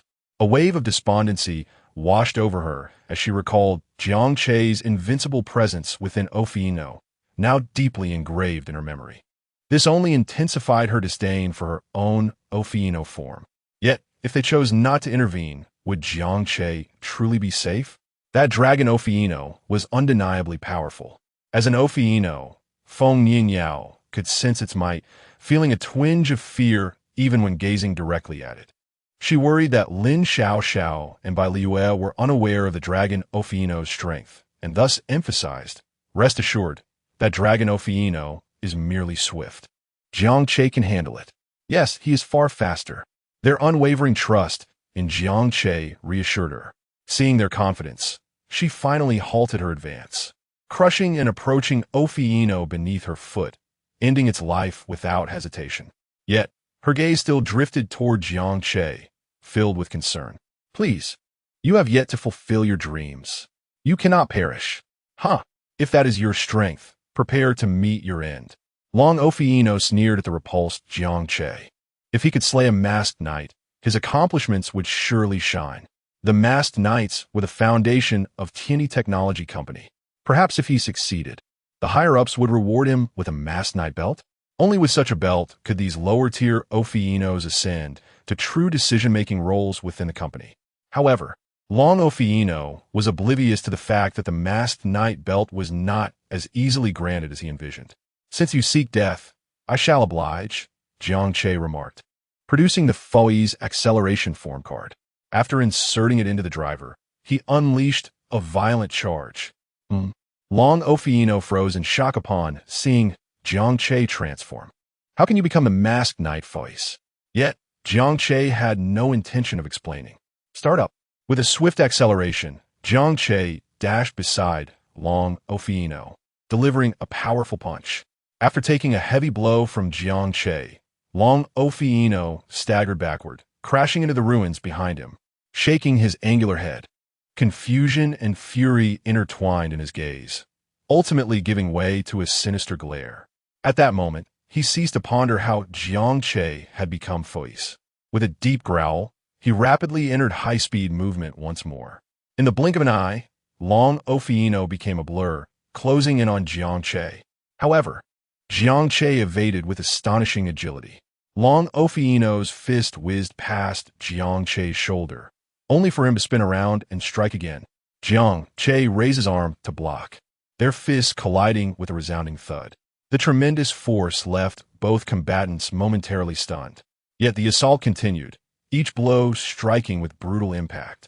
In the intervals of their exchanges, Long Ophieno unleashed energy blasts, accompanied by electrical strikes aimed at Jiang Che. Utilizing the speed of his acceleration form, Jiang Che navigated through the onslaught of light and electricity. Each explosion and bolt left scorched craters in their wake as time ticked away. No longer hesitating, Jiang Che unleashed his ultimate technique, Crimson Drill. Upon witnessing the deep crimson drill, Long Ophieno faltered, a flicker of fear flashing in his eyes. This was the terror that lurked in the depths of his memory. The man before him wielded the crimson drill. How could he possibly contend with that? Paralyzed by fear, Long Ophieno's spirit plummeted. Boom! After enduring a direct hit from the crimson drill, Long Ophieno collapsed lifelessly to the ground. Kill the dragon Ophieno in dragon form. Earned 2,000 points. Timeout. As Jiang Che triumphed over Long Ophieno, his acceleration came to an end, reverting him to the basic form of masked night fuis. At the moment Long Ophieno fell, every Ophieno present was left in shock. The formidable dragon Ophieno had been defeated by this masked knight. Did they still have any hope of victory? Just as they contemplated fleeing, a booming voice erupted from the outskirts of the ruins. After scattering numerous debris, another Ophieno rushed to Long Ophieno's corpse. Who dares to flee? I shall slay anyone who tries. Chapter 43, Kamen Rider fights, explosive form. Light blade slash. Upon the sudden appearance of the tiger Ophiuchus, Jiang Che paused momentarily. However, there was no trace of anxiety on his face. Instead, he felt an exhilarating thrill. He remembered that the tiger Ophiuchus possesses the ability to infuse life into the Ophiuchus, resurrecting it. How dare you disrupt our T&D technology company? The tiger Ophiuchus scoffed at Jiang Che, yet it refrained from directly engaging him in battle. After all, the opponent had transformed into Kamen Rider foes, and having already dealt with the dragon Ophiuchus, his strength was undoubtedly formidable. Fortunately, Kamen Rider Fui's acceleration form could only be maintained for 10 seconds. Knowing this, the tiger Ophiuchus breathed a sigh of relief before daring to confront Jiang Che. Observing Jiang Che standing still, not launching an attack, solidified the tiger Ophiuchus's earlier conjecture. Jiang Che must be too intimidated to strike. The tiger Ophiuchus extended its tendril-like appendage towards the fading dragon Ophiuchus, infusing it with life. Soon, the dragon Ophiuchus was resurrected. Huh, I'm not dead. The dragon Ophiuchus looked around in confusion until it spotted the tiger Ophiuchus and immediately realized what had transpired. How are you here? Did you bring me back to life? The tiger Ophiuchus nodded, patting the dragon Ophiuchus on the shoulder. The boss sent me. Remember, you owe me a life. It must be repaid. The dragon Ophiuchus grunted in acknowledgement before glaring fiercely at Jiang Che in the distance. Now that you've lost your acceleration form, let us see what you could do against us. The previous battle had indeed been a careless oversight. Upon seeing that deep crimson drill, it had panicked, leading to its demise. Now, having regained its composure, the dragon Ophiuchus knew that although Jiang Che could transform into Kamen Rider foes, he was not the nightmare-inducing adversary it once feared. With the tiger Ophiuchus by its side, victory was assured. The resurrection of the dragon Ophiuchus by the tiger Ophiuchus drew the attention of the three women engaged in battle with the ordinary Ophiuchus, who began to converge on Jiang Che. Lin Xiaoxiao looked at Jiang Che with concern. Previously, she had inquired about his inability to utilize the powers of the Kamen Riders Kamen Rider Kabuto and Kamen Rider Garen.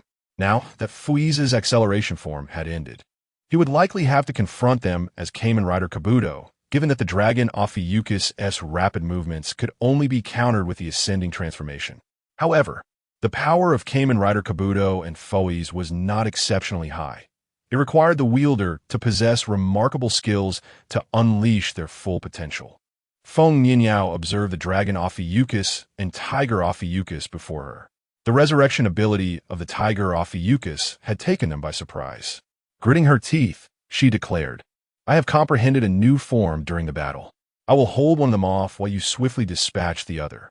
During the recent skirmish, Feng Ninyao had noticed the Ophiuchus capable of switching forms and realized she too could shift her state. Beyond the combat and sprinting forms, it seemed she might possess the potential to become even stronger. Yet, she was uncertain if she could truly hold one of the Ophiuchus at bay in her passionate form. After all, these two Ophiuchus were elite members of T&D Technology Company, endowed with a continuous supply of Ophiuchus particles. Meanwhile, her own supply had dwindled due to her refusal to join their ranks. What if I try to stop time to immobilize them, and you take advantage of that window to deliver a finishing blow? Bai Liwei suggested eagerly, her enthusiasm for the time-stopping ability palpable. She relished the feeling of manipulating time and had already resolved to practice this skill diligently, hoping to one day freeze Jiang Che in time. Jiang Che, observing the concerned expressions of the three women, felt no anxiety within himself. After all, he had come prepared. Otherwise, the points he had accumulated over the past few days would have been in vain. Just two Ophiuchus? There was no need for such trepidation. Even if the king of Ophiuchus appeared, he would remain unfazed. With a light-hearted tone, Jiang Che spoke, but the dragon Ophiuchus, tiger Ophiuchus, and the ordinary Ophiuchus surrounding them all laughed. The king of Ophiuchus was their leader, the one who granted them a second life. How dare you disrespect the king of Ophiuchus? After their laughter subsided, the dragon Ophiuchus and tiger Ophiuchus ceased their banter and charged at Jiang Che. Exchange. Consume 10,000 points to exchange for Kamen Rider Fui's explosive form control card. Remaining points, 24,500. Jiang Che grasped the Kamen Rider Fui's explosive form control card and inserted it into the driver, causing his body to undergo a transformation. If I cannot utilize my acceleration form against you, then I shall resort to the more powerful explosive form. Awakening. Standing by. As the compound eyes on his mask flickered with radiant light, Jiang Che's photonic blood began to change color, and his body glowed a brilliant red. The dragon and tiger Ophiuchus, who had rushed forward, were momentarily stunned by Jiang Che's transformation into Fui's, but retreating was now too late. The fists of the two Ophiuchus struck Jiang Che, yet he felt no harm whatsoever. With a firm stance, he retaliated, delivering a punch to each of them, sending them staggering back several steps. How powerful! The two Ophiuchus exchanged glances, simultaneously recognizing Jiang Che's formidable strength. This is bad. It seems we cannot win. They were not foolish. In that initial clash, they discerned that Jiang Che's power had multiplied several times over compared to before. It was evident that he was beyond their capabilities. They exchanged a knowing look and, without further ado, turned to flee. Flee? Do you think you can escape? Jiang Che sighed in exasperation, realizing that with just one punch, he had frightened them away. What a display of cowardice! With that thought, Jiang Che produced the Fui's blaster, photon breaker sword. Fui's blaster, take off. 555 blast off. Utilizing the photonic field floating device on his back, Jiang Che soared into the air and pressed the button on the Fui's blaster, photon breaker sword. Exceed charge. Energy charge. As the sword's tip extended into a massive photonic blade, Jiang Che dove towards the fleeing dragon and tiger Ophiuchus. As he closed the distance, he rapidly descended to deliver a strike. In an instant, the colossal photonic blade cleaved through their bodies, sparing not even the surrounding ordinary Ophiuchus. After the strike, blue and white flames erupted around Jiang Che. Kill Tiger Ophiuchus. Gain 1,500 points. Kill Rose Ophiuchus. Gain 50 points. Kill Wild Boar Ophiuchus. Gain 25 points. Huh? They didn't die? Jiang Che gazed at the semi-conscious figure of Long Ao Fei Inua sprawled on the ground, somewhat taken aback. It seemed he had narrowly evaded his lethal strike through swift movement. Uprushing Long Ao Fei Inu. Jiang Che pressed the Fui's burst gear, photon-shattering sword against his throat. A Kamen Rider visited your park last night. Do you know her whereabouts? Long Ao Fei Inua met Jiang Che's gaze, aware that his demise was imminent. With Tiger Ao Fei Inua already slain by Jiang Che, he had no hope of resurrection. Furthermore, he doubted that compliance with Jiang Che's inquiries would spare him. Suddenly, a thought struck Long Ao Fei Inua.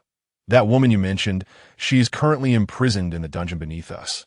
I believe our boss is interrogating her as we speak. If you release me, I assure you I will free her. However, before Long Ao Fei Inua could finish his plea, Jiang Che swiftly severed his head from his body. Chapter 44.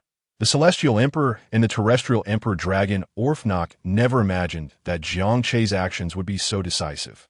He assumed that Jiang Che's inquiry about the woman's whereabouts implied her importance to him. Although the woman had escaped, Dragon Orphnock intended to deceive Jiang Che to save his own life. He He planned to lure Jiang Che into a trap where the boss and shareholders could eliminate him. However, fate had other plans. Jiang Che killed him before he could finish his sentence. Dragon Orphnok eliminated. 1,000 points acquired. Oh no, did they really capture Sister Qing? Lin Xiaoxiao asked, her voice laced with worry. Bai Liue shared her concern. That Orphnok mentioned torture. I hope Sister Qing hasn't suffered terribly. Horrific images flashed through their minds, sending shivers down their spines. Don't fret too much. Have faith in Sister Qing's abilities. Zhang Duke remained unfazed. After all, Su Yuqing was Kamen Rider Force. Even if overwhelmed, she could escape using the rocket module. Moreover, Jiang Che sensed a hint of conspiracy when Dragon Orphnok conveyed the information. He didn't entirely trust the Orphnok's words. However, one piece of information seemed credible. There was another area beneath their feet. Jiang Che doubted that the company's true strength was limited to what they had seen. The real power players were yet to emerge. What about these Orphnoks? Should we continue eliminating them? Feng Yinyao, now intoxicated with battle, glared menacingly at the terrified Orphnoks. Closer to my dream, step by step. Lin Xiaoxiao, comforted by Jiang Che, shifted her gaze around. She still found it incredible that they had survived the onslaught of tens of thousands of Orphnoks unscathed. She knew it was all thanks to Jiang Che. He had specifically targeted the powerful Orphnoks, including Dragon Orphnok and Tiger Orphnok, the elites among them. The remaining Orphnoks, gripped by fear, fought timidly, allowing them to fight with relative ease. I've been in contact with the Rider Alliance. They dispatched a fully armed Leo trooper unit to Linchuan City. They requested us to contain these Orphnoks until the Leo troopers arrive, so they can handle them. Jiang Che was familiar with the Leo troopers, mass-produced riders transformed using artificial drivers. Although their combat strength was low, they compensated with numbers and addressed the shortage of official Kamen Riders. However, these drivers were typically controlled by the authorities. Jiang Che surveyed the vast number of Orphnoks and decided against following the Rider Alliance's plan. Even after eliminating many, a multitude remained. Containing them was unrealistic. Furthermore, he suspected that the company's true leaders were in a new area below them. Detaining the Orphnoks while allowing the executives to escape would be a grave mistake. Therefore, the best course of action was to quickly eliminate all the Orphnoks. Jiang Che shared his thoughts with the three women. They were initially surprised by his bloodthirst, but ultimately agreed with his reasoning. Thus, the four of them resumed their hunt for Orphnoks. Jiang Che and Feng Yinyao were particularly enthusiastic. Feng Yinyao found herself drawn to Jiang Che's decisive nature. In burst mode, Jiang Che relentlessly reaped the lives of the Orphnoks. Soon, the number of Orphnoks in the park dwindled. After eliminating a significant portion, Jiang Che finally paused. The remaining Orphnoks had been driven into the building, too afraid to emerge. As his strength grew and the slaughter continued, the points Jiang Che received from the Orphnoks diminished, with some no longer yielding any points at all. Well, leaving these Orphnoks to the authorities should suffice, right? Lin Xiaoxiao clicked her tongue, a hint of helplessness in her expression. I guess so, but you only thought about handing them over after killing so many. Jiang Che glanced at his points, which had reached 38550, then turned to the three women. Do you think these Orphnoks will try to escape after we leave? Unlikely. They're terrified of you. Who would dare to run? Besides, our Rider Alliance has almost compiled a list of the company's employees. They won't get away. Lin Xiaoxiao shook her head, uncertain. Then, will you three stay here until the Leo troopers arrive? Bai Liue grasped Jiang Che's hand. What about you? Jiang Che looked towards the ruins. During the battle, he had noticed a passage beneath the rubble, presumably leading to the underground area. However, the passage had remained silent since the slaughter began. I'll go take a look. The company's boss hasn't shown up yet. Jiang Che joked, making his decision. The three women, familiar with Jiang Che's personality, didn't try to stop him. Be careful. Call us if anything happens. Jiang Che nodded and headed towards the passage. He moved swiftly through the ruins, the collapsed building fragments scattered around him. Guided by his memory, Jiang Che located the passage he had glimpsed during the battle. The passage was mostly blocked by layers of rubble, resembling a small mountain. Jiang Che raised his fist, his arm muscles tensing, and struck the pile of rubble. The punch was powerful, the air whistling from a force. With a deafening roar, the rubble scattered, creating a cloud of dust. As the dust settled, a staircase leading downwards became visible. Without hesitation, Jiang Che stepped onto the stairs and descended. He soon reached the bottom. Oh, were they expecting me? Jiang Che looked ahead and saw a blue and white figure and a black and gold figure standing side by side, staring at him. Kamen Rider, Celestial Emperor, and Kamen Rider, Terrestrial Emperor. Chapter 45. The Guardians of the King of Orphanor emerge. So, it is you who has come to stir trouble in our company, huh? I did not expect you to possess such strength, resolving that group of incompetents so swiftly. The Heavenly Emperor and the Earthly Emperor scrutinized Jiang Che, occasionally clicking their tongues in surprise. Upon receiving word from their superior, the two shareholders immediately set aside their tasks, preparing to provide support on the surface. Though they regarded these ordinary orphanors with disdain, viewing them as mere burdens. The boss had deemed them temporarily useful and insisted on their preservation. Coupled with the previously devised Orphanor Empire plan, they reluctantly made their way to the surface to assist. However, to their astonishment, Jiang Che's combat speed was so rapid that the general who could transform into the Tiger Orphanor was swiftly eliminated. Upon hearing the dying words of the Dragon Orphanor at the corridor, they decided to wait for Jiang Che right there. As for Jiang Che transforming into a Kamen Rider and then into Kamen Rider Fouise, they were surprised but did not regard it with much concern. Fouise's stats were not particularly high, and they had fought against the explosive form of Fouise before. It was not a cause for alarm. They believed that dealing with those orphanors would suffice, but for them, as shareholders, it could only be said that Jiang Che had kicked a steel plate. Enough with the nonsense. Let me ask you this. Did you truly capture that Kamen Rider who infiltrated last night and confine him here? Jiang Che approached the two, surveying his surroundings as he spoke. Although they were in a basement, once he descended the stairs, the view opened up considerably. Even in combat, it would not feel too cramped. The Heavenly Emperor and Earthly Emperor, watching Jiang Che close the distance, simultaneously raised their phones, switching to detonation mode aimed at him. One no. Defeat us, and we shall tell you. Jiang Che sighed. Are you still in elementary school? You think I need to defeat you to get answers? Not wishing to waste more words, he activated the flight components on his back, propelling himself forward with scorching blue flames towards the Heavenly and Earthly Emperors. As Jiang Che charged forth, both emperors squeezed their triggers, firing at him, utilizing the assistance of his flight components. Jiang Che deftly evaded their attacks, while simultaneously switching his Fouise blaster to photon destruction cannon mode. In an instant, a barrage of energy blasts surged towards the Heavenly and Earthly Emperors. The Heavenly Emperor, quick to react, pressed the button on the flight attacker, granting him the ability to fly. Like a shadow, he skillfully maneuvered between the energy blasts, evading the onslaught. The Earthly Emperor gripped the Orga Groundbreaker sword tightly, its blade gleaming as he swung it to cleave through the incoming energy blasts, each clash erupting in sparks. With a thrust of his booster, Jiang Che accelerated to confront the Heavenly and Earthly Emperors. Upon landing, his Fouise blaster emitted a crisp switching sound, transforming into photon breaker mode.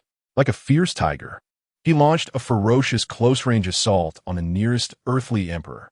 The Earthly Emperor did not waver, retaliating with his Orga Groundbreaker sword.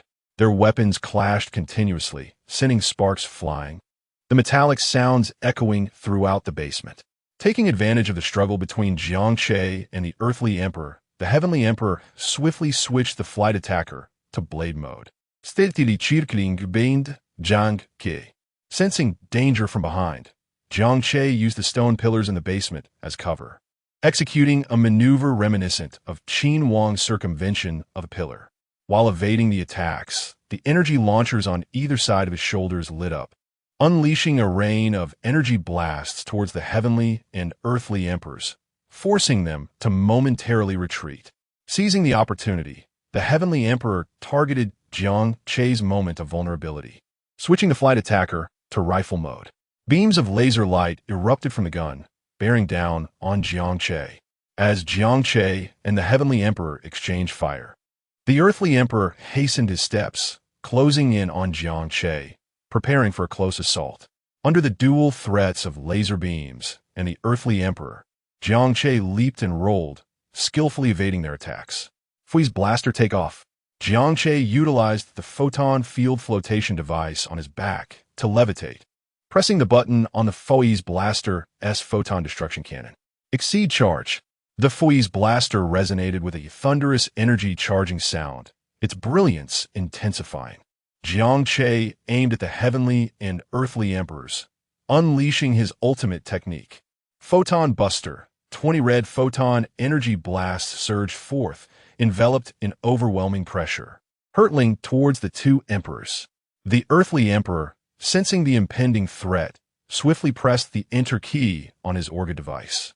Exceed charge. Channeling energy. The Orga groundbreaker sword radiated a dazzling golden light, extending an infinitely long blade of light. Orga slash. The earthly emperor swung the luminous blade, intercepting the oncoming energy blasts. The collision of the blasts and the blade generated powerful waves of energy, causing the basement floor to tremble. Taking advantage of the earthly emperor's distraction, the heavenly emperor maneuvered the flight attacker towards Jiang Che. Exceed charge. The blade mode erupted with astonishing energy, cleaving towards Jiang Che. Saiga slash. Jiang Che observed the heavenly emperor's ultimate technique with a derisive smirk. Energy charging? Who cannot do that? Exceed charge. Switching the Fui's blaster to photon breaker mode, he extended a longer photon energy blade. Photon breaker. Jiang Che unleashed his full power, leveraging his dive to strike fiercely at the heavenly emperor. The immense force broke through the defenses of the heavenly emperor's blade, landing a direct hit. The heavenly emperor let out a pained scream, staggering backward several steps. Observing this, Jiang Che seized the moment, refusing to grant the heavenly emperor any respite. Charging towards him once more, defeating the heavenly emperor first would make dealing with the earthly emperor considerably easier. As he prepared to deliver the finishing blow to the trembling heavenly emperor, a massive shadow suddenly loomed, hurtling directly at him. Jiang Che exclaimed sharply, activating his booster to leap into the air, narrowly avoiding the collision. Roar! Upon seeing the figure below, Jiang Che gasped in astonishment. It was the rampaging rhinoceros Ophion, the largest and heaviest among them. Had he been struck, it would have surely resulted in a concussion. Suddenly, Jiang Che squinted, casting his gaze towards the three figures emerging behind the rhinoceros Ophion. This situation was becoming troublesome. Jiang Che felt a headache coming on, and as he glanced at the earthly emperor, who was retreating behind the massive form of the rhinoceros Ophion, his expression turned fierce. Chapter 46. Warrior Pegasus. I have a mighty Ophion to ride. A glimmer of brilliance flashed in Jiang Che's eyes. At this moment, the celestial emperor, having endured a devastating strike from Jiang Che's ultimate technique, was on the brink of collapse. Fortunately, the arrival of the rhinoceros Ophion allowed him to evade a dire fate. That was close. I nearly fell to that young man's hand. Who is he to wield such power? The celestial emperor's heart was already overwhelmed by Jiang Che's formidable prowess. Is this truly the Kamen Rider Fui's? It seems almost absurdly powerful. Despite both employing ultimate techniques, Jiang Che's attack obliterated his own, breaching his defenses. Moreover, he had teamed up with the Earth Emperor, yet they could not overcome Jiang Che. Thankfully, the other stakeholders arrived just in time. Taking advantage of the massive form of the rhinoceros Ophion, the celestial emperor staggered towards the other stakeholders. Suddenly, that dreaded crimson figure appeared before him. Are you hiding from me? Jiang Che se veis echo dominously. Cursing under his breath, the celestial emperor abandoned all caution and activated his flying attacker, preparing to flee. Observing the erratic flight of the celestial emperor, Jiang Che let out a scoff. Still hoping to escape?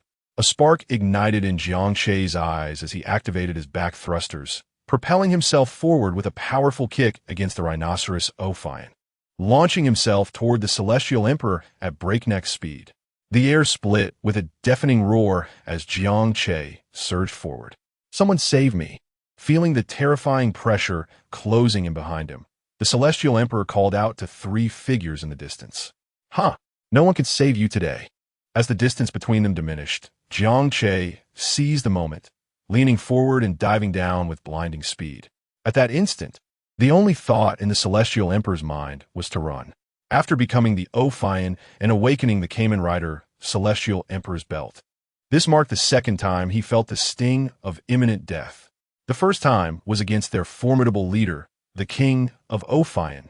Back then, he had foolishly believed himself invincible and sought to challenge the king's position, only to be effortlessly subdued.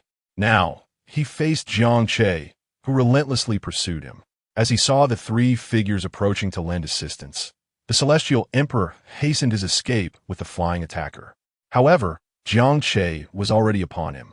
Like a bolt of lightning, Jiang Che descended, using his momentum to thrust the Fui's blaster photon shattering sword deep into the Celestial Emperor's form.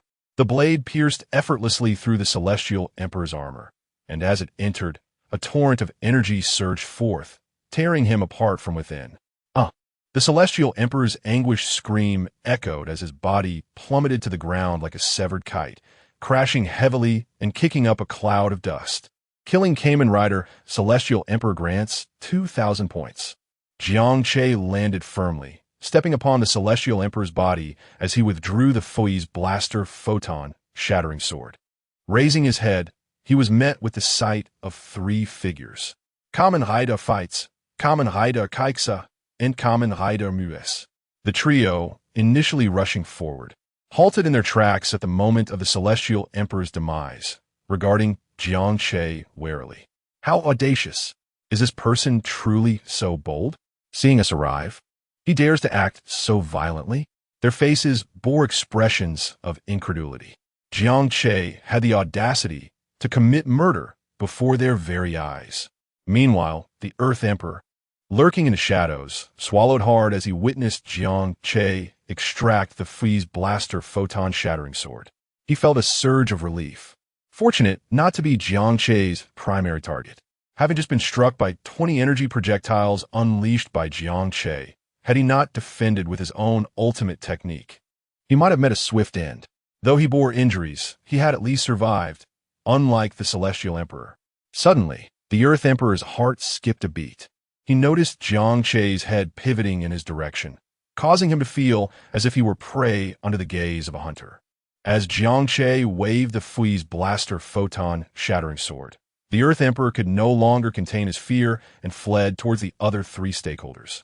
Fortunately, it seemed Jiang Che had no intention of pursuing him.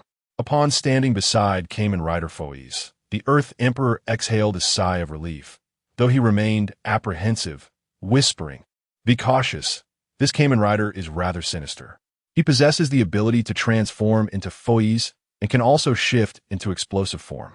Kamen Rider Fui's shot a glance at the Earth Emperor. "You aren't deliberately letting him eliminate the Celestial Emperor, are you?" Kamen Rider Kiva hesitated. "Did you get caught after stealing his wife?" The Earth Emperor, alarmed, replied, "How could that be? Don't spread rumors. This individual is exceptionally strong. No matter how strong, he is an explosive form. So am I, and we have numbers on our side." Kamen Rider Fight scoffed. Listening to their bickering, Kamen Rider Mues felt a headache coming on. Enough. The king awaits us. With the Celestial Emperor dead, he is likely to be furious. If we let this young man slip away, we will all face dire consequences. At Mues' words, a shiver ran through the others in unison. We must subdue him. The Celestial Emperor's death demands a scapegoat for the king's wrath. What? As the words fell, Kamen Rider Fui's shifted into explosive form. Although he had jested about the Earth Emperor's intentions, he chose to transform and prepare for battle. Their company had suffered tremendous losses due to this very Kamen Rider. Jiang Che glanced at the figures before him and immediately began to retreat in the opposite direction. Though the basement was spacious, it was ill-suited for combat, especially in a situation with multiple adversaries. The basement's low ceiling imposed limitations on Jiang Che's flight capabilities, hampering his mobility. Moreover, the enemy's formation included a rhinoceros Ophion. While he could manage the rhinoceros Ophion alone, the presence of the Kamen Riders would render him incapable of fully unleashing his potential. Thus, in pursuit of fairness, he dashed towards the surface, seeking to transfer the battleground to the open ground. Trying to flee? Mobile Pegasus. Stop him. Suddenly, Jiang Che heard Kamen Rider Fui's voice behind him. In the next moment, the roar of an engine thundered through the air. A motorcycle emerged from the shadows, speeding towards Jiang Che. Midway, it transformed into a humanoid combat form, pursuing Jiang Che in an attempt to thwart his escape. Jiang Che glanced back at the mobile Pegasus, skillfully evading its obstruction and swiftly making his way out of the basement through an exit. As sunlight bathed him, Jiang Che called out towards the building guarded by the three women. Feng Niao. Hurry over, I need a ride. Chapter 47. The Galloping Passion of Malfei Inua. Bai Liue and Lin Xiaoxiao abruptly turned their heads towards the bewildered Feng Niao. A ride? Jiang Che wants to ride you? What audacious games are you two playing? Feng Niao felt an overwhelming sense of confusion, as if she had jumped into the Yellow River and could not cleanse herself. Since becoming acquainted with Jiang Che and the others, she had discerned that Lin Xiaoxiao and Bai Liue harbored distinct feelings for him. Although she had developed a slight admiration for Jiang Che after witnessing his prowess and demeanor, this sensation felt akin to infidelity. What was going on? Lin Xiaoxiao and Bai Liue remained silent, merely observing Feng Niao intently. Hurry, hurry, hurry! Just as Feng Niao began to feel the weight of their gazes, Jiang Che's urgent voice cut through the air. I'm going over now. Although she could not see the expressions hidden beneath Lin Xiaoxiao and Bai Liue's masks, she could imagine their looks were predatory, as if they wished to devour her. With that thought, Feng Niao dashed towards Jiang Che. Why are you shouting so loudly? It's quite embarrassing. Upon reaching Jiang Che, her voice held a hint of dissatisfaction. Yet her eyes sparkled with anticipation. Don't be awkward. I currently have 4 Kamen Riders behind me, a giant Malfei Inua, and a combat robot. I need your assistance. What? Feng Niao gaped in astonishment, quickly realizing that these Kamen Riders were likely the foundation of the Tianyi Technology Company. After witnessing the might of the Kamen Riders, she understood why this company could command such a large number of Malfei Inua without inciting chaos. Those who defied authority had probably met their demise. However, it piqued her curiosity as to why, despite her relentless assaults on their employees over the past few days, she had faced no repercussions. What do you want me to do? I might not even be able to defeat them, she pondered, tilting her head in confusion. Transform into galloping mode, and leave the attacking to me. You handle the dodging. Jiang Che did not give her much time to contemplate, swiftly grabbing her shoulder and turning her away. Though Feng Niao, now transformed into a Malfei Inua, felt no blush, a peculiar warmth enveloped her body. This feeling is so strange. Jiang Che, are you truly not using this battle as a pretext for something indecent? Oh, with her head lowered, she uttered a soft acknowledgement before her lower body morphed into that of a horse. Without a moment's hesitation, Jiang Che mounted the Malfei Inua. Just then, the mecha Pegasus burst forth like a silver lightning bolt from the ruins, leaving a fleeting shadow in its wake. The sound of Feng Niao's hooves striking the ground sent sparks flying. With powerful thrusts of her hind legs, she launched herself forward like a shooting star, hurtling towards the mecha Pegasus. Though the mecha Pegasus was a combat robot, it could not discern danger. It merely understood the necessity of obeying its master's commands. It adjusted its flight stance, its front wheels spinning rapidly, unleashing a torrential downpour of bullets towards Jiang Che and Feng Niao. Feng Niao summoned her weapons, one hand wielding a sword, the other a shield. The shield deftly deflected the bullets, sparks erupting from its surface. Simultaneously, she drew closer to the mecha Pegasus. In the instant she neared it, she swung her galloping magic sword, creating a fierce gust as she struck at the mecha Pegasus. Caught off guard, the mecha Pegasus was struck by the tremendous force, emitting a piercing sound of metal scraping against metal as it violently shook and lost its balance, crashing heavily to the ground. Upon landing, Feng Niao wasted no time, raising her front legs high, muscles bulging, and kicked at the mecha Pegasus. The massive impact dented its exterior, causing the ground to crack beneath it. The mecha Pegasus struggled to retaliate, its front wheels firing bullets in quick succession.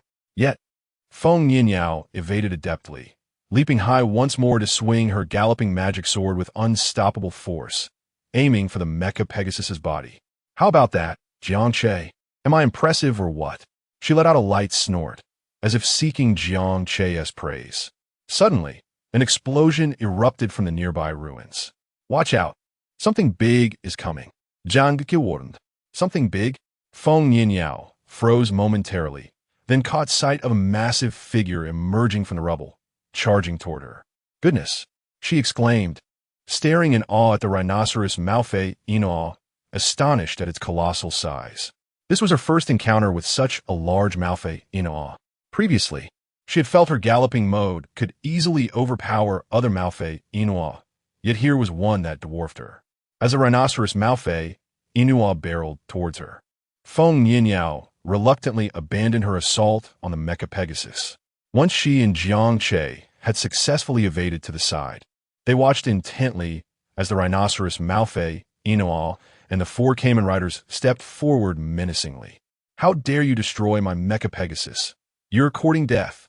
The Kamen Rider Foiz roared, enraged by the damage to his beloved vehicle, which served as both motorcycle and combat robot, and most importantly, could protect its master. With a cold smirk, Jiang Che summoned his mechanical 10-year model, inserting the attack drive card into the device at his waist, transforming it into a Mecha Pegasus. You, go defeat it. Upon issuing the command, Jiang Che's Mecha Pegasus charged towards Foiz's Mecha Pegasus, launching into a frenzied attack. Before Foiz could react, Jiang Che's Mecha Pegasus completely obliterated Foiz's, scattering its parts like snowflakes. Fury ignited in the eyes of Kamen Rider Foiz. Damn it, Rhinoceros, finish him! With a roar, the Rhinoceros mafia Inua charged once more at Jiang Che. Feng Yinyao, caught off guard, was struck and felt as if she might shatter.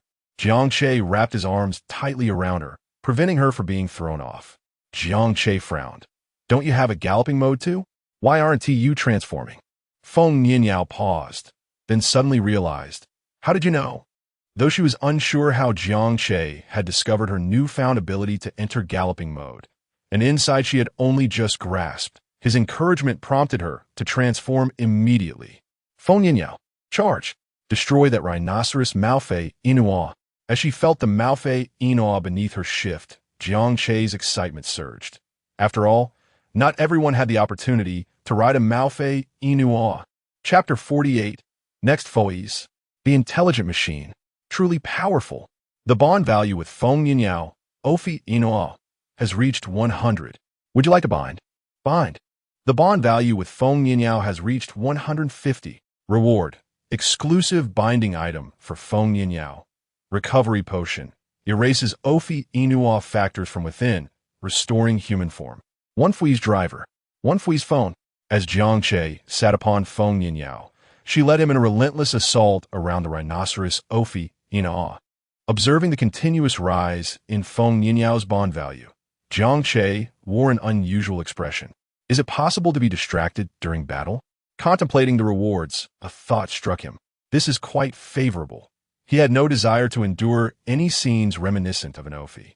How explosive! Damn it! Is this the Ophi Inua you intended to nurture? Look at the troublesome enemy we've cultivated. The Kamen Rider Foiz suddenly directed a fierce gaze toward Kamen Rider Kaiksa.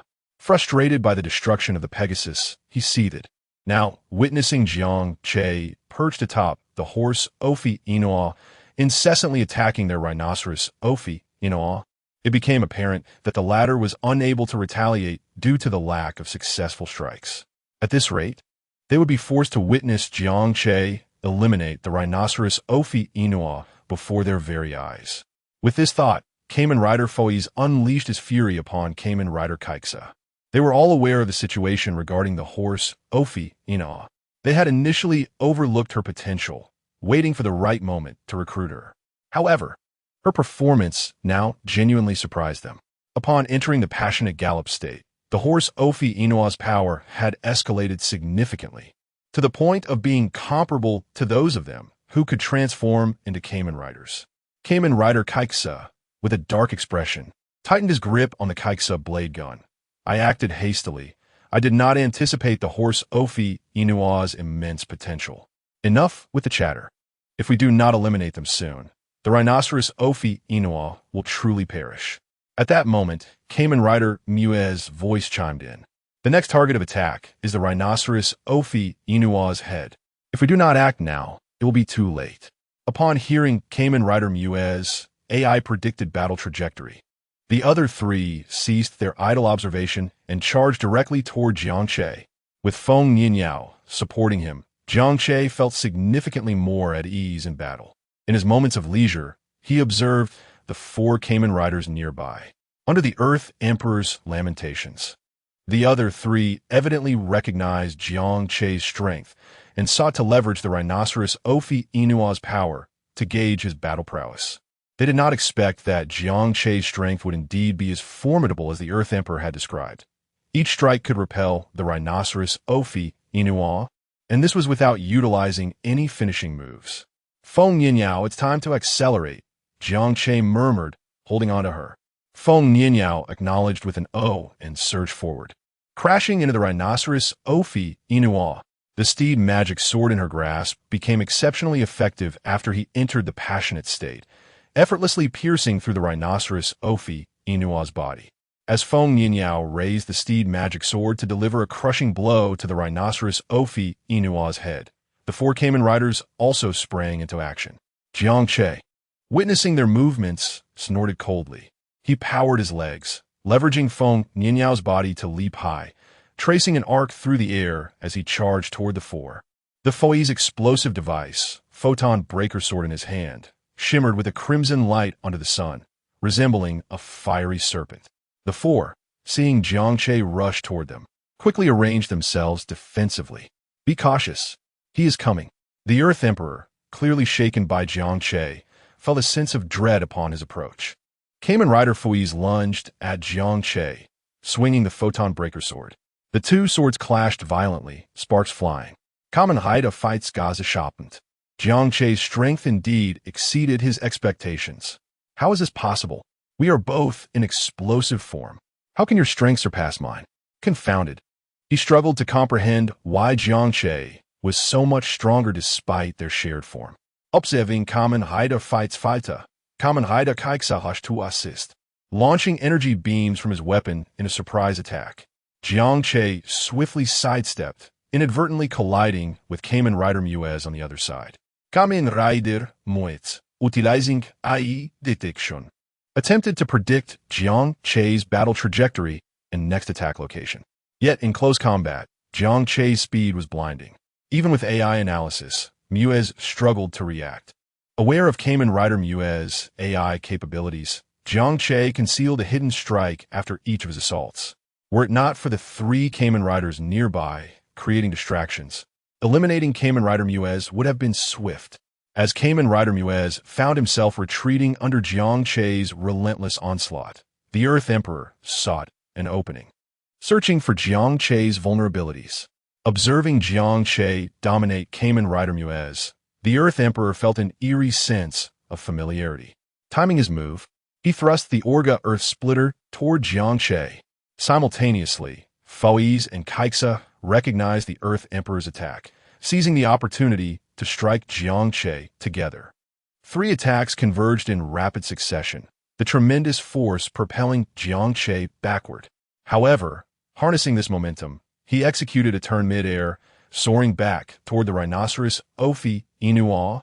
At that moment, the rhinoceros Ophi Inua was distracted by Feng Nianyao, entirely unaware of Jiang Che's impending strike.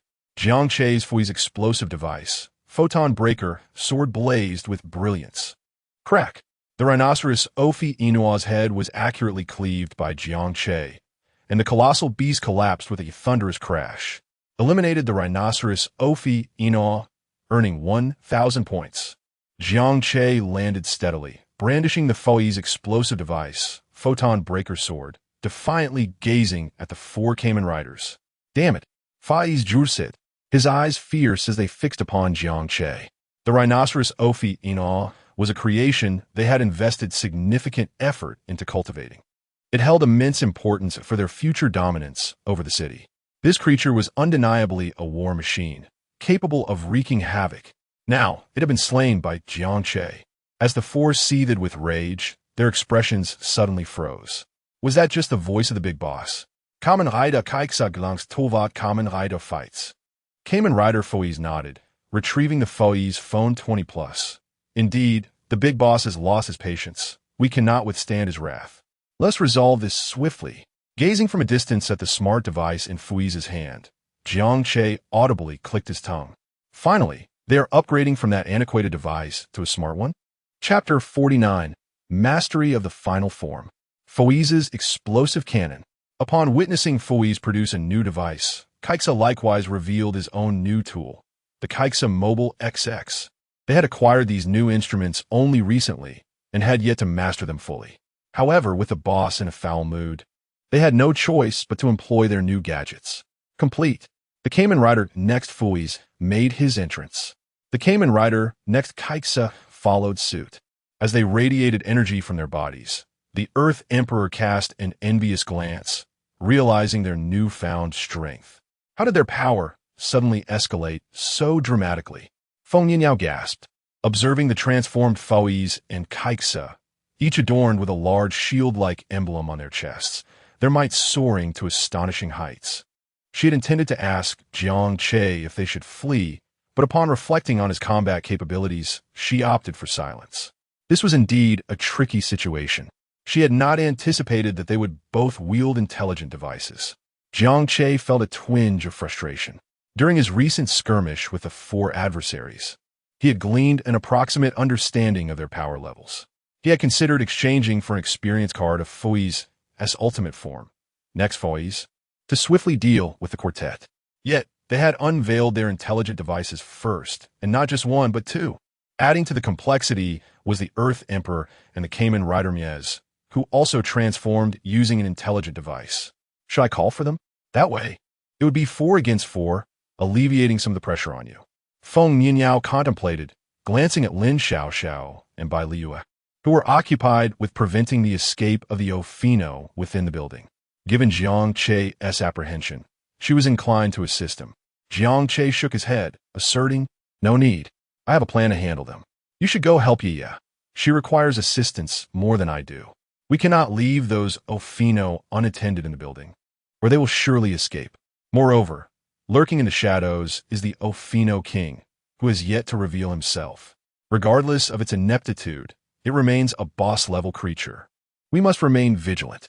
Thus, he felt more at ease with the 3 women guarding him. "Are you really all right?" Feng Yinyao still harbored doubts and asked Jiang Che once more. Jiang Che waved his hand dismissively, encouraging her to trust him.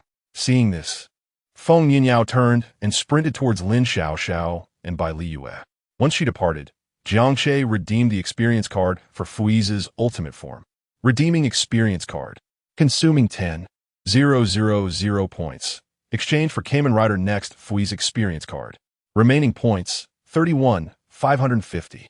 "You don't genuinely believe you could defeat us alone, do you?" One of them jeered. "Once we eliminate you, we'll take care of the other 2 Kamen Riders and that Ophion." The group chuckled at Jiang Che's insistence that Feng Yinyao retreat. However, their laughter abruptly ceased. They watched as Jiang Che produced a card, inserting it into his driver, transforming him into Kamen Rider next Foiz. What has happened? The 4 wore expressions of disbelief. Am I seeing things? How can he transform too? I see. He must be capable of stealing my form. After some contemplation, one of the Foiz concluded. The others, upon hearing this, acquiesced to the notion, as it was the only plausible explanation for Jiang Che's transformation into next Foiz, especially since they had not seen him retrieve Foiz's intelligent device. "Fear not. We are 4 strong. Even if he matches my strength, he won't stir much trouble. I'll restrain him. You all attack." Foiz scoffed, confident in their numerical advantage. "Let us go. Take him down." With Foiz's command, the 4 charged at Jiang Che. Jiang Che's sharpened, unyielding in the face of their fierce assault. He initiated his counterattack with a decisive strike. His aura surged, and with a swift motion he drew the Foiz blade in one hand and the Foiz explosive device, the photon-shattering sword, in the other. Exceed charge. Energy charging. In an instant, both weapons blazed with brilliance, orange-red energy swirling and coalescing as though it were alive, on the verge of breaking free from its constraints. Then, Jiang Che propelled himself off the ground, launching into the air like a cannonball, tracing an arc while wielding his weapons to unleash two massive, slashing energy waves towards the quartet. The waves spread in a fan shape, slicing through the air with a piercing shriek, the ground erupting into a cascade of debris from the powerful energy. Among the four, Fawis and Kaiksa, boasting superior defensive capabilities, rushed in front of Kamen Rider Muez and the Earth Emperor to absorb Jiang Che's lethal attack. The force of the impact surged like a hurricane, and after a resounding explosion, Fawis and Kaiksa managed to withstand Jiang Che's ultimate technique. However, they were pushed back several meters, crashing into the rubble at their feet. Almost simultaneously, the Earth Emperor and Kamen Rider Muez seized the opportunity to dart from behind Fawis and Kaiksa. The Earth Emperor swung the Orga Earth-splitting sword down violently towards Jiang Che's head. Kamen Rider Muez, having calculated Jiang Che's evasion route, anticipated his movements to block his escape. With a cold snort, Jiang Che darted like lightning, deftly sidestepping while precisely parrying both attacks with the Fui's blade and the photon-shattering sword. Before he could regain his footing, Fawis and Kaiksa advanced again to launch another assault. Under their relentless barrage, Jiang Che found himself in a precarious defensive position. After kicking the Earth Emperor away, Jiang Che swiftly maneuvered between fights. Fawis, taken aback, prepared to retaliate, only to hear Jiang Che chuckling softly behind him, giving him a light pat on the shoulder. "My apologies, but this next part may hurt a bit. Fuits need. I've never known pain in my life. But you, I will ensure you wish for death." Jiang Che shrugged, producing a card for the ultimate form and tossing it into the Dark Emperor's driver. With one hand pushing forward and the other resting on Fawis' back, he declared, "Final form ride. Ultimate form mastery. Fais." As the sound effect echoed, Jiang Che extended his hands, pushing against the back of Kamen Rider Fawis. Gradually, Fawis' crimson photon blood illuminated, and to the astonishment of all, Kamen Rider Fawis transformed into the Fawis explosive cannon. What in the world? How did he turn Fawis into a weapon? Chapter 50, The Deep Crimson Drill. A chilling revelation. The Knights of the Heavenly Emperor Technology Company found themselves utterly perplexed. As the battle unfolded, their ally, the Kamen Rider Fawis, inexplicably transformed into a weapon. And not just any weapon, but one wielded by the enemy. While confusion clouded their minds, Jiang Che extended his hand and grasped the Fawis blaster. This was a move he had longed to execute, yet fate had not granted him the opportunity until now. With the activation of the final form control, he could employ this ability to transform his adversaries into weapons, thus augmenting his own strength. In his previous life, he had witnessed the devastating effects of this ability, particularly on Kamen Rider Ryuki. One notable scene depicted Kamen Rider Blade teaming up with Ryuki to assault the Emperor, only for Blade to be commandeered into becoming a sword, subsequently striking down his own ally, Ryuki. As the saying goes, one must not challenge the Emperor without a sword, unless it be the Emperor's sword itself. Now, as Jiang Che firmly gripped the Fawis blaster, he could feel the immense energy coursing through it. Truly, this was a transformation of an intelligent machine. And as the Fawis blaster, its power was formidable. A sense of dread enveloped him. Fawis had indeed betrayed them. Upon witnessing Jiang Che grasp the Fawis blaster, the Earth Emperor was momentarily stunned, quickly alerting his comrades. The reality was undeniable. Fawis had become a weapon, and it was now in the hands of their foe. Focus our fire and eliminate this weapon that Fawis has become. My AI predicts its immense power, commanded Kamen Rider Muez, who, after analyzing the situation, began orchestrating their next moves. Meanwhile, Fawis, now transformed into the blaster, felt an overwhelming sense of helplessness. He was rendered immobile and could only listen to his teammates misconstrue his predicament, leaving him utterly bewildered. Suddenly, in a fit of desperation, he spotted the Earth Emperor raising the Orga Earth-splitting sword, preparing to strike him down. Wait, you didn't hit Jiang Che with such ferocity, he thought in horror. Realizing the disparity in the Earth Emperor's strength, now directed at him. Jiang Che stood resolutely, a smirk of disdain gracing his lips. With a chuckle, he steadied his grip on the foe's blaster, aiming its barrel at the advancing Earth Emperor. In an instant, the energy within the barrel began to swirl and coalesce, emitting a faint hum that escalated into a deafening roar reminiscent of a monstrous beast awakening. The Earth Emperor, once brimming with excitement, was now overtaken by fear as he felt his body tremble uncontrollably, his grip on the orga sword faltering. No longer could he consider launching an attack. He was paralyzed by the overwhelming threat emanating from the foe's blaster. Cold sweat streamed down his forehead, soaking his back. How could this power be so formidable? It surpasses even that of foes. He screamed internally, his legs weakening beneath him. As he fought against the urge to flee, Jiang Che pulled the trigger. The thunderous sound reverberated in his ears as a long, blindingly brilliant deep crimson drill shot forth from the foe's blaster, hurtling towards the Earth Emperor. "Please no. Move, legs," he cried, panicking as he realized escape was futile. Kamen Riders Kaiksa and Muez, witnessing the scene unfold, contemplated intervening but quickly reconsidered once the deep crimson drill emerged. Kamen Rider Muez attempted to calculate the Earth Emperor's chances of survival against the foe's blaster's assault using her AI, only to be informed that the probability was 0 and that she should run. What a futile effort to save him, she thought, resigning herself to flight. As her allies chose to flee, despair enveloped the Earth Emperor.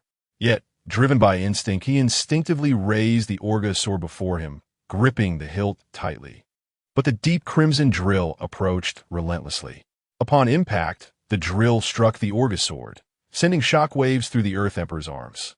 It cleaved through the weapon effortlessly, leaving a charred gash, and continued on its path, piercing through his body. He opened his mouth to scream, but no sound emerged, only the void of despair in his eyes. Slowly, his body slumped backward, engulfed in blue-white flames, reduced to ashes. Killing Kamen Rider Earth Emperor, awarded 2,000 points. Such power! Kamen Rider Muez, sensing the overwhelming energy, glanced back to see the Earth Emperor's demise, her heart cooling with dread. Grateful for her decision to flee, she silently berated Kamen Rider Kaiksa for remaining behind. However, a sudden chill gripped her heart. Why do I feel an ominous premonition? She wondered. Looking down, she was met with the sight of the deep crimson drill protruding from her chest. As darkness enveloped her vision, she collapsed. Killing Kamen Rider Muez, awarded 2,000 points. How rude to attempt an escape without a word, Jiang Che remarked nonchalantly, having noticed Muez's retreat. After dispatching the Earth Emperor, he turned his attention to Kamen Rider Kaiksa, who, against all odds, charged forward. Such bravery, Jiang Che thought, momentarily taken aback as he aimed the barrel at Kaiksa. The latter shook his head in disbelief at Muez's fate, lamenting foolishness. If only she had dealt with him before he could fire. With that, he activated the speed mode on his Kaiksa smartphone. Chapter 51. The emergence of the king of Ophion, the masked rider next Kaiksa, pressed the acceleration application on his mobile device. And a standard pot cover device on his chest emitted a series of clicking sounds before slowly opening. Subsequently, the pot cover began to spin at an astonishing speed, generating a strong airflow that swept up the surrounding dust. The compound eyes of the masked rider next Kaiksa flickered with vibrant colors. Simultaneously, the photon blood on his surface transitioned from its original yellow to a kaleidoscope of hues, and his entire being radiated a formidable aura. Accelerate! With a low growl, the masked rider next Kaiksa's figure vanished like a fleeting specter. Jiang Che, startled by this sudden transformation, felt his pupils constrict and instinctively took a step back. So it really is that annoying yellow-headed fly, he muttered under his breath, yet his face betrayed no signs of panic. With determination, he gripped the foe's blaster tightly, swiftly aiming the gun towards the direction where the masked rider next Kaiksa had disappeared. Almost simultaneously, the masked rider next Kaiksa charged towards Jiang Che. Without hesitation, Jiang Che pulled the trigger. A deep crimson drill shot forth from the barrel in an instant. At that precise moment, it collided with the fully accelerated masked rider next Kaiksa. Boom! A thunderous explosion reverberated, causing the entire area to tremble violently. The powerful shockwave radiated outward from the point of impact, wreaking havoc on the surroundings. The light from the explosion resembled a miniature sun, blinding to the eyes. Debris was hurled several meters away by the force of the blast. Jiang Che stared expressionlessly at the billowing smoke from the explosion, murmuring, "Did you not know that within 5 steps, a gun is faster and more accurate?" While the masked rider next Kaiksa accelerated, so too could Jiang Che. Thus, even in the midst of the chaos, Jiang Che was able to discern his figure and lock onto him. Kill the masked rider next Kaiksa. Earn 3,000 points. What? So I am this powerful? Upon witnessing his teammate's demise, Jiang Che felt no sorrow for the Fui's blaster, which had transformed from the masked rider next Fui's into a weapon. Instead, he became increasingly exhilarated. He had not anticipated that the deep crimson drill he unleashed would be so terrifying, each shot akin to taking down a mere child. As for his own safety, he harbored no concern. After all, he could not pull the trigger on himself. However, having realized his potential, thoughts of usurping his boss began to form. If he could master the method of transforming himself into a weapon while retaining control over his body, he could undoubtedly replace his superior and ascend to the throne of the king of Ophion. Yet, a troubling dilemma remained. He still could not control his own body and was compelled to allow Jiang Che to pull the trigger. Did this mean he must forge an alliance with Jiang Che? Just as the masked rider next Fui's pondered this, Jiang Che had already discarded the Fui's blaster. After dealing with the 3 masked riders, he no longer required the weapon. Next, he aimed to eliminate the masked rider next Fui's.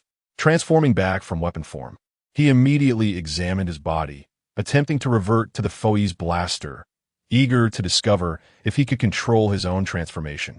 However, after considerable effort, he found no method to do so. Wait, that should have been developed just now. Why can't I transform anymore? Suddenly, he caught sight of Jiang Che charging toward him and promptly realized that perhaps he could only rely on Jiang Che to become that weapon. Wait! The masked rider next Fui's abruptly gestured for Jiang Che to halt. Jiang Che looked at him in confusion, but did not stop. "Dude, we are in the midst of battle. You expect me to just halt?" Noticing Jiang Che's unwavering advance, the masked rider next Fui's hastily proposed, "Let us collaborate. Just teach me how to transform into a weapon, and together we can rule the world." "Sorry, I have no interest in ruling the world. I prefer to destroy it." "What?"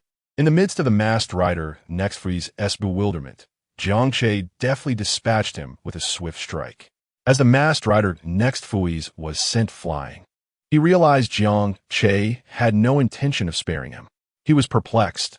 If he could unleash such tremendous power as a weapon, could Jiang Che truly bring himself to kill him? Upon transforming into a weapon, the masked rider next Fui's sensed that the Fui's blaster could only be wielded by himself as the masked rider Fui's. No one else could assume that form. If he were to perish, the masked rider Fui's would cease to exist, resulting in a significant loss of combat power. Jiang Che, puzzled, wondered why this masked rider next Fui's, upon becoming his weapon, seemed almost daft. He no longer exhibited the previous rage and instead sought to collaborate, desiring to become Jiang Che's weapon. "What are you doing? Don't come any closer. Are you truly willing to forsake me as your extraordinary weapon?" As Jiang Che approached with a deadly resolve, the masked rider next Fui's pleaded. Jiang Che remained silent, merely wielding the Fui's blaster and photon-shattering sword. Realizing that Jiang Che would not relent, the masked rider next Fui's fury reignited. "Damn it, I'm kindly offering you collaboration, and you show me no respect."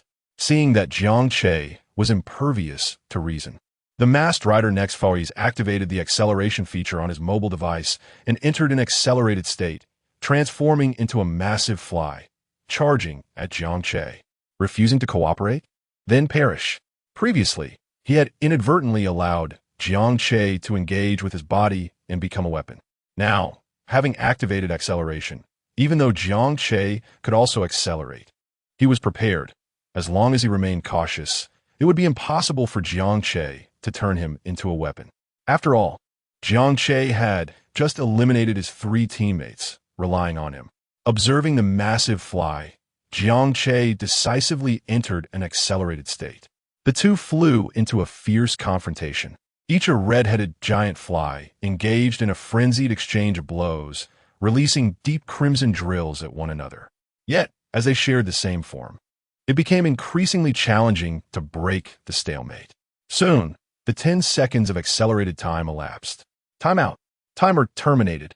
The masked rider, next phase, gazed at Jiang Che, reiterating his invitation. I've said it before. Let us team up. Together we shall be invincible. Will you consider it? Jiang Che scoffed, drawing out the card of the Kamen Rider. Your acceleration has ceased, but mine has not. Ascension transformation. To the astonishment of the masked rider, next phase, Jiang Che, bolstered by the ascension transformation, thrust his sword deep into the masked rider, next phase's body, followed by another deep crimson drill.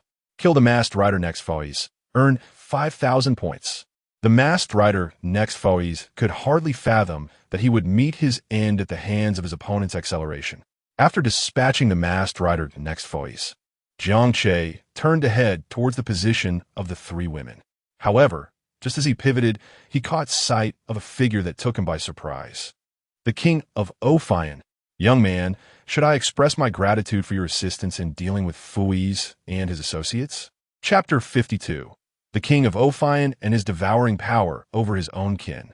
If you truly wish to express your gratitude, then refrain from taking your own life. Jiang Che declared. As his words echoed, his gaze abruptly shifted towards the edifice looming behind the king of Ophion. This structure was the very tower guarded by the 3 women, filled to the brim with Ophions. Jiang Che suddenly realized that during his fierce confrontation with the masked rider Nextries, the building had become a mere shell of its former self, its glass shattered to smithereens, while blue and white flames erupted from within, consuming the structure relentlessly. Furrowing his brow, Jiang Che began to scan the surroundings, searching for the 3 women. No need to look, they are right here, the king of Ophion's voice resounded once more. As Jiang Che turned to face him, he witnessed the king beckoning with a hand. Bai Liue, Lin Xiaoxiao, and Feng Yinyao were drawn towards him, ensnared by an invisible psychic force that rendered them immobile.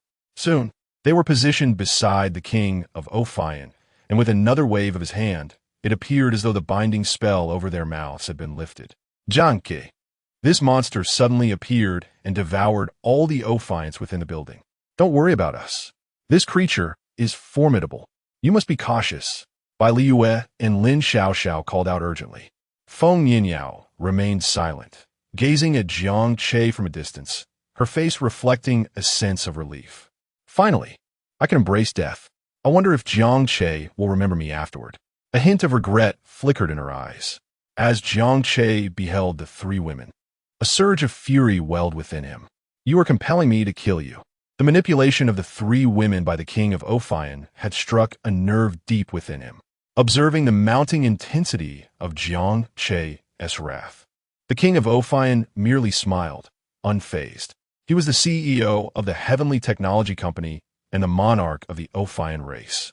Having painstakingly built the company from the ground up, aspiring to transform humanity into his Ophion kin. However, he understood that merely augmenting the numbers of the Ophion tribe would not suffice to realize his ambitions. This world was populated not only by Ophions and humans, but also by masked riders and various other creatures. To dominate this realm, one required unparalleled strength. As the king of Ophion, he possessed the ability to devour his own kind, thereby accumulating power. This meant that the more Ophions he consumed, the closer he would come to invincibility. Thus, the inception of his company foretold a predetermined conclusion. He intended to consume those Ophions once the company reached a certain scale, thereby converting them into his own strength, ultimately orchestrating the demise of the very enterprise he had founded. Initially, everything progressed smoothly until unforeseen circumstances arose. The allure of immortality seduced many into becoming Ophions complacently. Yet, some among them awakened as masked riders. At first, he paid it no heed, but as the number of awakened Ophions grew, along with their strengthening powers, he began to feel alarmed. The might of the masked riders instilled dread within the king of Ophion. Should his intentions to consume the Ophions and enhance his own abilities be exposed, he feared that those capable of becoming masked riders would unite against him. Thus, he suppressed his desire to devour them en masse, opting instead for a survival of the fittest mechanism, intensifying the company's elimination process to consume the discarded Ophions without arousing suspicion. He planned to strengthen himself before enacting his ultimate scheme. However, plans often falter. The number of masked riders continued to swell, growing ever more powerful, forcing the king of Ophion to cultivate cordial relations with them, offering them stakes in his company. Just as he grappled with his predicament, Jiang Che and his companions arrived, directly aiding him in eliminating those masked riders. Consequently, the king of Ophion revealed himself, consuming all the Ophions within the building. Although the number was not as bountiful as during the company's peak, he still felt a sense of satisfaction. After devouring so many Ophions, he felt an inexhaustible surge of power. Yet he was somewhat disheartened that Jiang Che's group had slain many Ophions, leaving him with an insatiable appetite. Indeed, I am provoking you. What will you do about it? The king of Ophion chuckled, his demeanor relaxed. Jiang Che had rid him of those masked riders, and he was genuinely pleased. Furthermore, his strength had significantly increased after consuming the remaining Ophions. Gazing at the Jiang Che, the king of Ophion felt little trepidation. He had observed Jiang Che's battles closely and had intentionally allowed him to eliminate the masked riders who had guarded him. Notably, he noted that Jiang Che's ability to defeat those masked riders was largely reliant on the Fui's burst cannon. Now that the Fui's burst cannon was absent, the king of Ophion deemed Jiang Che a negligible threat.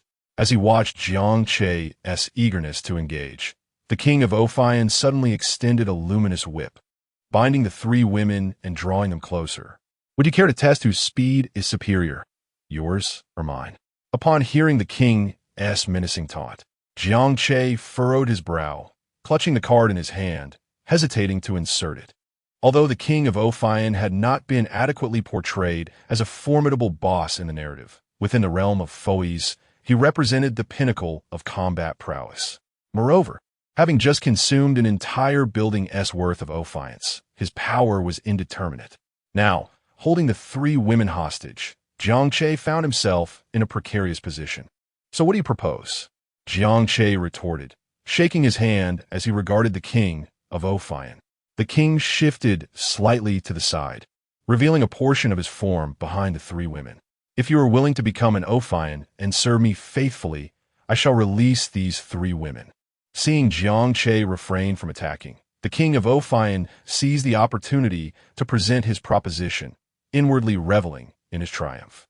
Foolish humans, so easily ensnared by their emotions. How laughable!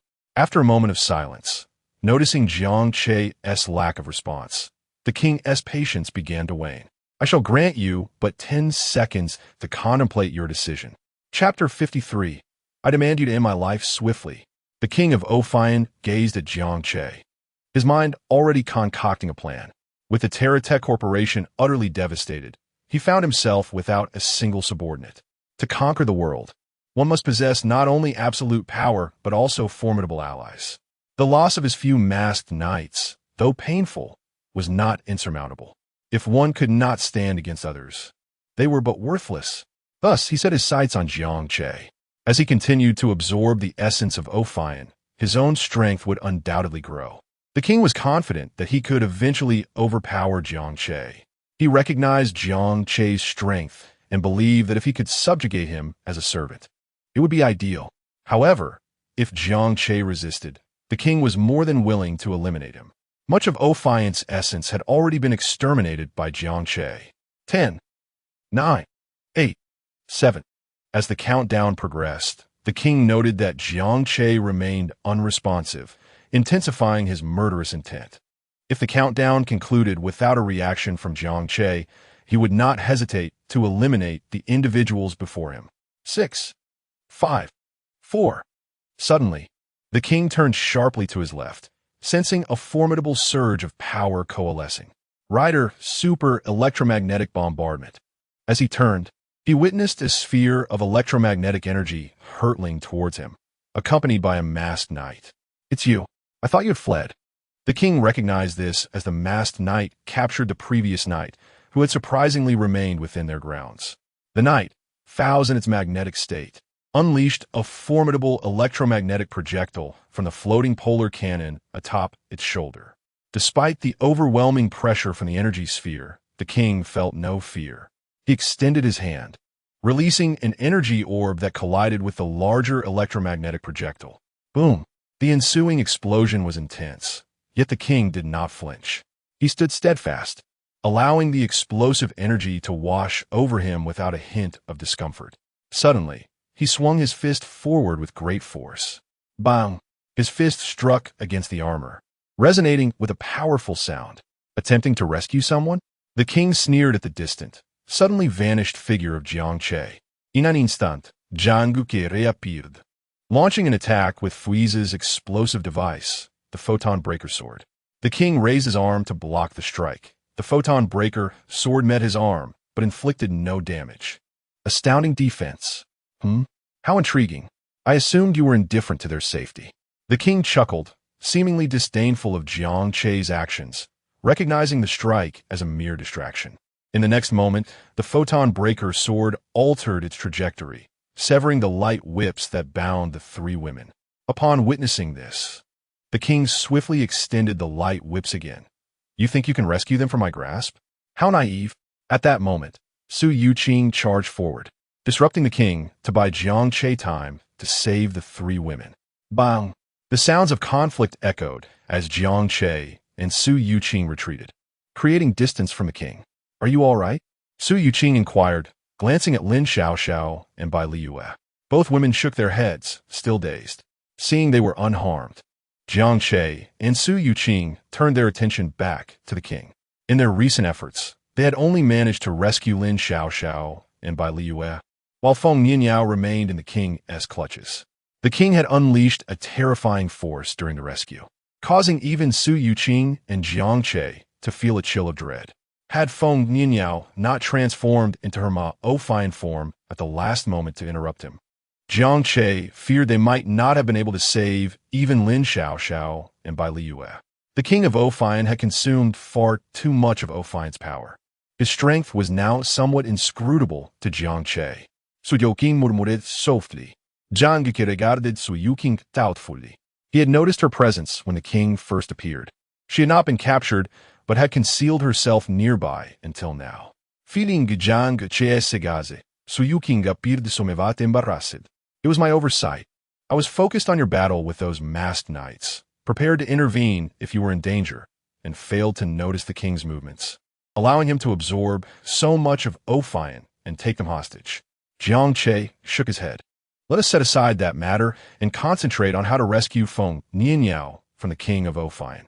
Meanwhile, the king, incensed by Jiang Che and Su Yuqing's successful rescue of two individuals, seethed with fury. Fortunately, he still held one hostage. However, his murderous intent towards Jiang Che had escalated. Even if Jiang Che were to beg for mercy, he would not relent. "Ah, I nearly forgot about you. You are also an Ophion." The king twisted Feng Nianyao's neck, applying slight pressure that could easily extinguish her life. Yet, he entertained another notion.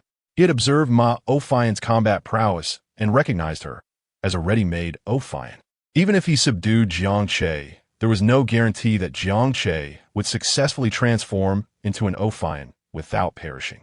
However, this girl was different. She was already an Ophion, standing opposed to humanity. Winning her allegiance might prove far more convenient. The king gazed at Feng Nianyao and began to entice her. "Do you see? You are an Ophion. You are no longer human. They will not come to rescue you." Feng Nianyao remained unmoved by the king's temptation, glaring fiercely at him. Her ultimate ambition was to eradicate the Ophion monstrosities that plagued humanity. Now, only the king of Ophion stood before her. She had long relinquished any desire for survival. "If I die, Jiang Che will no longer hesitate, allowing him to focus on vanquishing this Ophion king. Do not waste your breath. Just kill me."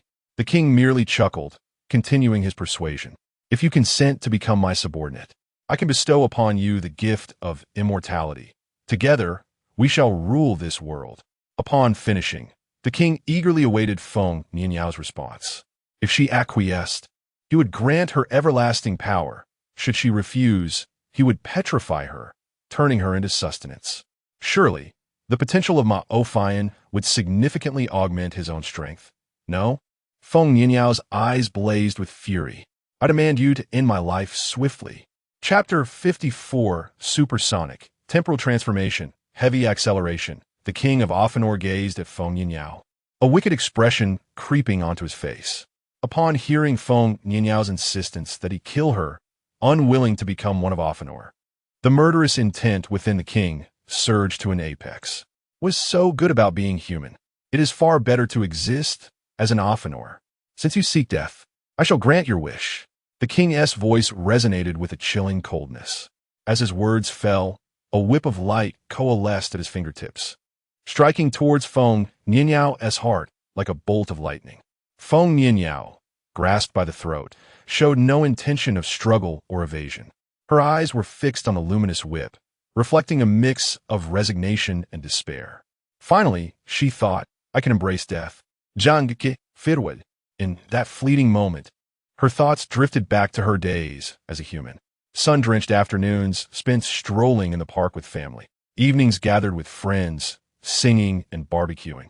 Those ordinary yet beautiful moments flickered before her like a revolving lantern. "Oh, how I have yet to experience a passionate romance." Suddenly, Feng Nianyao recalled her dream before becoming an Ophion, to fall deeply in love. Yet, that dream remained unfulfilled. It seemed there would be no opportunity left. She whispered softly, a bittersweet smile gracing her lips. Tears cascaded down her cheeks, sparkling in the sunlight. Faced with impending death, her body trembled slightly. Yet her gaze grew resolute. As the whip of light neared, she slowly closed her eyes, awaiting the arrival of death. Suddenly, she felt her neck loosen, and her body collapsed to the ground. "Huh?" She opened her eyes to see Jiang Che standing before her, his back turned, wielding the Foe's blaster photon destruction sword to block the king of Ophion's assault. Jiang Che. For a moment, she was taken aback, not expecting him to come to her rescue. But soon, panic surged within her. "Jiang Che, do not concern yourself with me. The strength of this king of Ophion is terrifying. You may not stand a chance." Her words were heartfelt. As an Ophion, she had sensed the overwhelming power within the king since the onset. It was truly formidable. Jiang Che might not be able to defeat him. "I have promised to protect your dreams." Jiang Che's voice reached her ears, leaving Feng Nianyao momentarily speechless. "Very well. I shall wait to see you vanquish the king of Ophion before I take my own life." She mistakenly believed Jiang Che was referring to her desire to eradicate all Ophion. Not far away, Su Yuqing stood frozen with the cosmic switch in hand. She had intended to test her cosmic form to see if she could swiftly eliminate the king of Ophion. Yet in the blink of an eye, Jiang Che had vanished. Most importantly, at the very moment Jiang Che disappeared, Su Nianyao sensed 3 powerful accelerations. This is truly extraordinary. Watching Jiang Che rush in an instant to save Feng Nianyao from the king of Ophion, Su Yuqing couldn't help but murmur in awe. To possess 3 forms of acceleration simultaneously, what speed that must entail. "Huh, you actually managed to save her?" The king of Ophion regarded Jiang Che, not with anger, but with surprise at his velocity. Jiang Che chuckled, thinking that if he couldn't save Feng Nianyao, he might as well discard the Dark Empire rider driver. Just a moment ago, witnessing the king of Ophion about to strike, Jiang Che had immediately exchanged for a new Kamen Rider card. Consumed 100 points. Exchange for Kamen Rider Chaser, Speed Form Driver card, remaining points, 43,450. With Kamen Rider Chaser now in hand, combined with the already possessed Fuis and Kabuto cards, the trio of Heisei accelerations had been assembled. In that instant, Jiang Che united all 3 forms of acceleration. Supersonic acceleration mode, temporal transformation, heavy acceleration. Only then could he rescue Feng Nianyao from the clutches of the king of Ophion. Jiang Che narrowed his eyes at the king, who now bore bulging veins and muscles, as a torrent of power surged into his arm, bearing down upon Jiang Che's weapon. Jiang Che felt an overwhelming force crashing toward him. As the foe's blaster photon destruction sword began to groan under the strain, he dug his feet into the ground, leaving 2 deep fissures in the earth.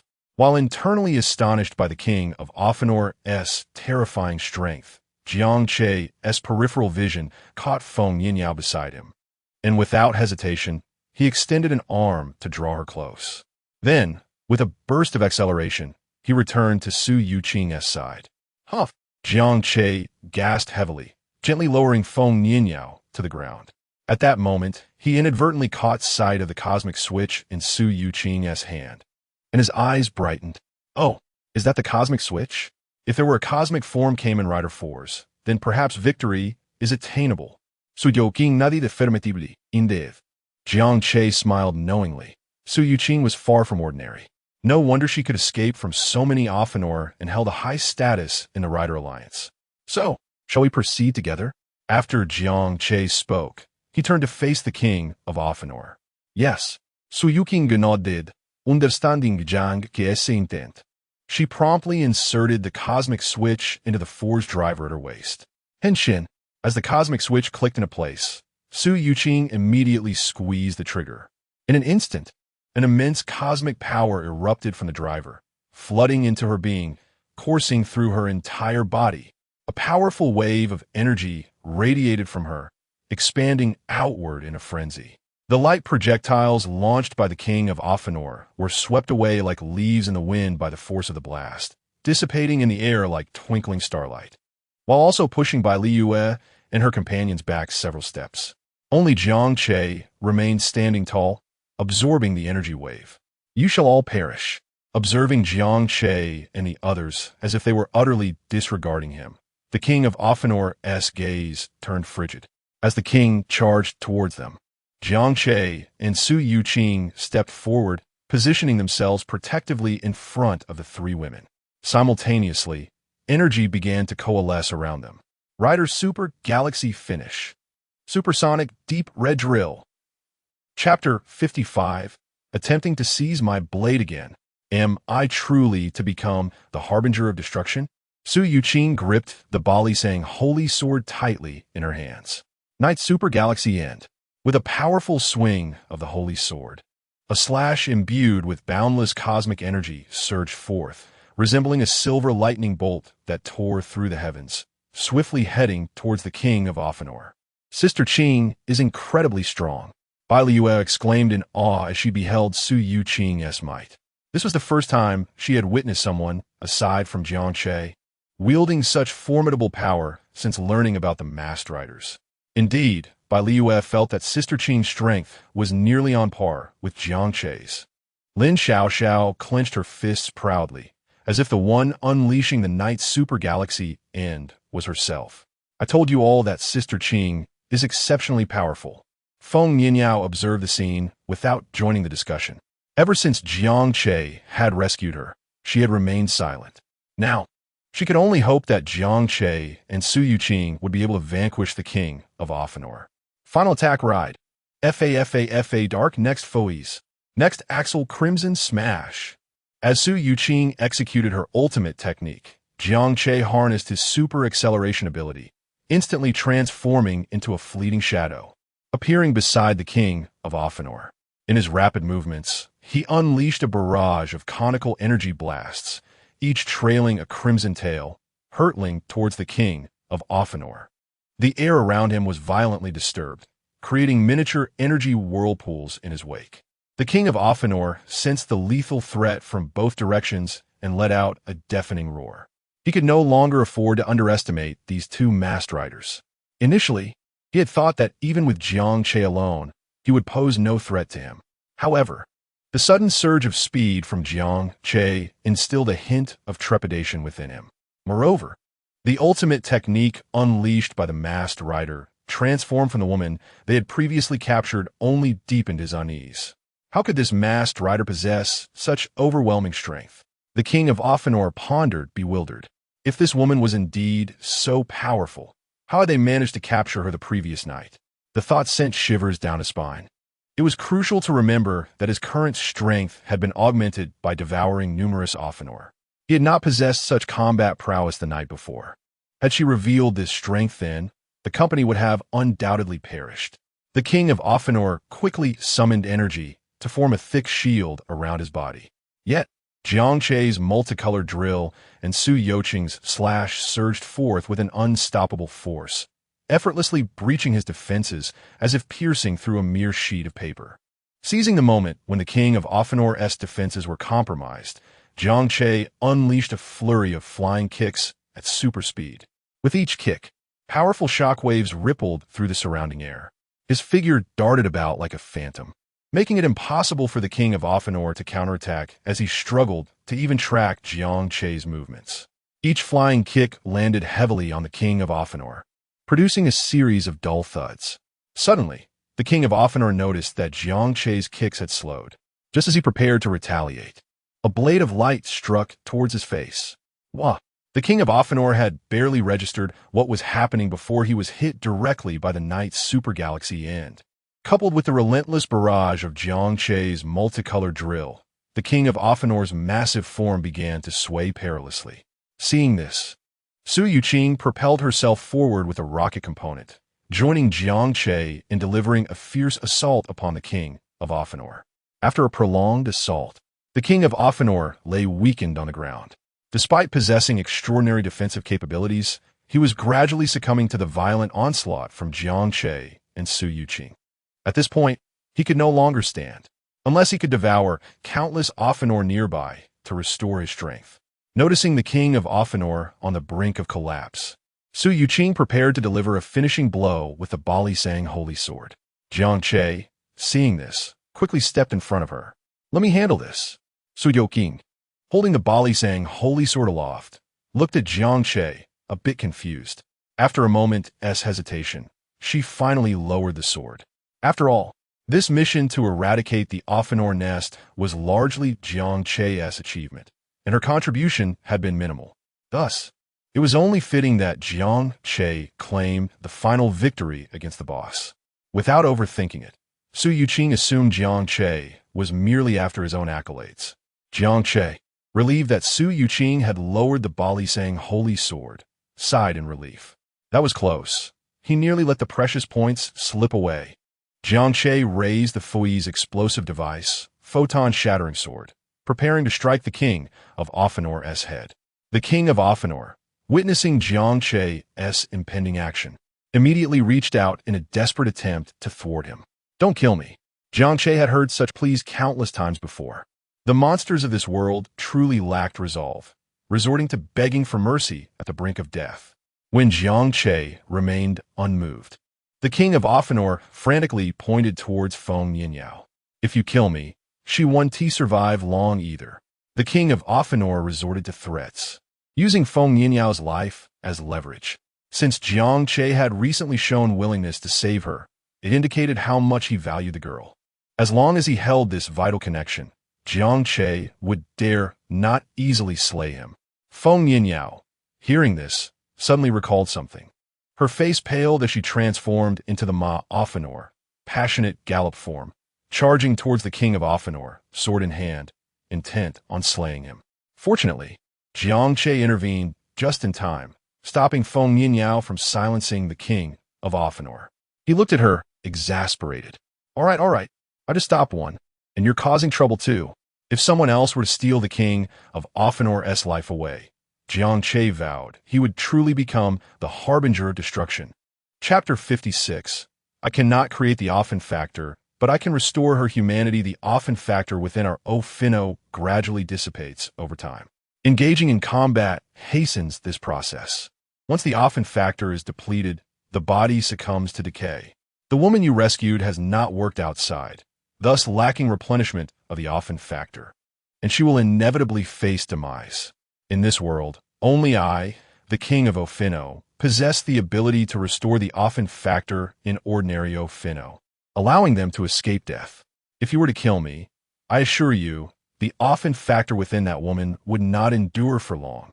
As Jiang Che intercepted Feng Yinyao, the king of Ophion spoke slowly, his laughter tinged with arrogance. while revealing his abilities to Jiang Che and the others. He intentionally concealed certain truths. He refrained from disclosing that he possessed the power to grant immortality to Ophion. Otherwise, once he bestowed this gift upon that horse Ophion, he would become expendable, and Jiang Che would undoubtedly eliminate him. The king of Ophion recognized Jiang Che's murderous intent after the latter unleashed chaos within their company. This young man harbored a far greater thirst for blood than he did. Jiang Che showed no mercy in slaughtering their Ophion. Compassion is innate in humanity. Yet Jiang Che lacked it entirely. Even as he dispatched his own Ophion employees, he would taunt the women, proclaiming, "Monsters feel no pain." The mere recollection of Jiang Che's words sent shivers down the king of Ophion's spine. Pray, how could we monsters be devoid of sensation? To maintain his own value for survival, the king chose to conceal a portion of his powers. You monsters truly deserve death. How dare you transform humans into monsters? Balua glared at the king of Ophion, her face ablaze with anger. Jiang Che had previously explained the origins of the Ophion to her, and she had recently witnessed the terror they inflicted. Had it not been for Jiang Che, she and her family, along with her uncle Byron, might have been turned into Ophion themselves. In such a scenario, they would either succumb to the monstrosity and harm humanity, or, like Feng Yinyao, resist becoming a monster, ultimately perishing in that guise. How tragic. At the same time, she felt a flicker of gratitude towards Jiang Che for providing her with a belt that granted her the ability to transform into a masked warrior, enabling her to protect herself and those around her. Jiang Che was the best. Lin Xiaoxiao and Su Yuqing shared similar sentiments. Their expressions filled with fury as they gazed at the king of Ophion while also casting worried glances at Feng Yinyao. They felt a pang of sympathy for her. Having endured such hardships, faced with the gazes of the other women, Feng Yinyao's face remained expressionless. No one could discern her thoughts. Silently, she reverted to her human form. Jiang Che, I am prepared to die. Feng Yinyao spoke softly yet resolutely beside him. No! Lin Xiaoxiao and Bai Liyue exclaimed in unison, their voices filled with concern. After getting to know Feng Yinyao, they found her to be a genuinely nice person. Yet, just as they began to accept her and hoped to forge a friendship, she spoke of her impending death, a reality they found difficult to accept, one they were reluctant to confront. But I do not wish to become a monster. Feng Yinyao turned her gaze towards Bai Liyue and Lin Xiaoxiao, tears welling in her eyes. She, too, wished for a different fate. Yet, the choice was beyond her grasp. It was better to survive, for perhaps a way to reclaim her humanity would be found in the future. Observing the weeping Feng Yinyao, Su Yuqing sighed helplessly. She had seen many monsters, including those who had transformed from humans, but longed to return to their former selves. However, most chose to align themselves with humanity, refraining from using their monstrous abilities and opting to live as ordinary individuals. Feng Yinyao's desire for vengeance against the monstrous kind, even at the cost of her life, was a rarity that Su Yuqing had never encountered before. She admired and empathized with Feng Yinyao. If you fear your monstrous identity being discovered and rejected, you may join our Night Alliance, she offered. Nevertheless, Feng Yinyao merely shook her head in response to their consolation. Witnessing this scene, the king of Ophion chuckled. This was secure. There was no need to die. He turned his gaze to Jiang Che, seemingly awaiting his decision. He could not fathom that Jiang Che, who was ruthless towards monsters, would extend any mercy towards humans. I am sorry, but your plans have failed, and thus you shall perish. Without a moment's hesitation, Jiang Che plunged his sword through the body of the king of Ophion. You! The king of Ophion felt agony as he gazed at Jiang Che with despair. He had not anticipated that Jiang Che would act so decisively. Did he not care for that girl at all? Huh! Then let him watch as she accompanies me in death. As the king sensed his life ebbing away, he instinctively sought to save himself, yet found himself powerless. He could only stare intently at Jiang Che. Su Yuqing, Lin Xiaoxiao, and Bai Liyue watched Jiang Che, uncertain of how to respond. They had never expected him to be so resolute, so much so that they were momentarily at a loss. Jiang Che, thank you for safeguarding my dreams, Feng Yinyao said, her smile finally gracing her face. She harbored no resentment towards Jiang Che's actions. Rather, she had hoped he would do exactly this. At last, she could find a place to quietly pass away. Observing the sorrowful expressions of those around her, the elated Feng Yinyao, and the king of Ophion lying lifelessly while fixated on Jiang Che, he smiled and said, "Do not be too quick to mourn." Who said I had run out of options? At his words, everyone froze in astonishment. Options? What options? Could Jiang Che truly create the Ophion factor to allow Feng Yinyao to continue living? Su Yuqing suddenly had a spark of inspiration and looked towards Jiang Che. The others too began to feel a flicker of curiosity. Could it be that Jiang Che really had a solution? Impossible. How could you possibly create the Ophion factor? Do not deceive yourself. The king of Ophion, lying on the ground, harbored no faith in Jiang Che's words, patiently awaiting the end. He had come to terms with his fate, resigned to the fact that someone would accompany him in death.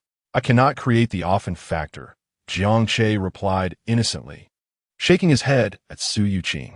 Disappointment washed over the crowd once more. Yet at that moment, Jiang Che spoke again. However, I can restore Feng Yinyao to her human form. As his words hung in the air, everyone stood momentarily stunned, as if they had not quite grasped what Jiang Che had just said. It was the king of Ophion who first burst into laughter. Ha ha ha! Do not deceive yourself.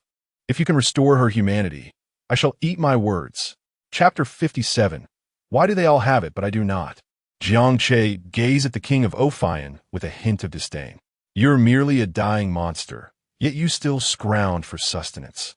The king of Ophion was momentarily taken aback, struggling to comprehend the remark, but soon grasped Jiang Che's intent. No, my friend. I am the king of Ophion, the big boss. How could I be the one to deceive? After uttering his words, Jiang Che chose to ignore the king and withdrew a vial containing a crimson liquid. Restoration potion eradicates the Ophion factor within, reverting one back to human form. This was a reward granted by the system after Feng Yinyao's affinity increased. Now, he finally had the opportunity to bestow it upon Feng Yinyao. According to the system's guidance, this potion could indeed transform her back into a human. The king of Ophion's hopes were about to be dashed. Here, drink this, Jiang Che said as he handed the restoration potion to Feng Yinyao. Without a moment's hesitation, she accepted the vial and drank it down decisively. While Jiang Che claimed it would revert her to human form, she herself found it hard to believe. How could there possibly be a method to turn an Ophion back into a human? She assumed Jiang Che was merely indulging in a bit of cruel amusement at the expense of the nearly defunct king of Ophion. Thus, she complied with the act, preparing to feign a transformation into a human to torment the king, ensuring he could not die in peace. After all, Jiang Che had safeguarded her dreams. Playing along with his performance was a small price to pay. To her astonishment, as soon as she ingested the potion, an expression of exhilaration washed over Feng Yinyao's face. However, the thrill abruptly ceased, leaving her frozen in disbelief. How is this possible? She murmured, stunned. She genuinely felt the Ophion factor within her dissipating rapidly. In mere moments, she sensed that the Ophion essence had all but vanished. Most importantly, she was alive. She and T turned to ash, unlike other Ophions, who disintegrated into dust upon depleting their essence. She remained intact. I'm not dead. Feng Yinyao looked down at her body, discovering it whole and unblemished, her skin as delicate as ever. There were no signs of deterioration. Could it be? She suddenly raised her gaze to Jiang Che. Was it true what he said? Could this potion truly liberate her from the identity of an Ophion and restore her as a genuine human? At that moment, their eyes met. Jiang Che, having transformed back, was looking at her with a smile, affirming her thoughts. Have I truly reverted to human form? Feng Yinyao closed her eyes, attempting to revert back to an Ophion. This time, however, her body did not respond as she expected. She did not transform into that of a mere Ophion. Realizing she had indeed returned to a human state, she immediately leapt into Jiang Che's embrace.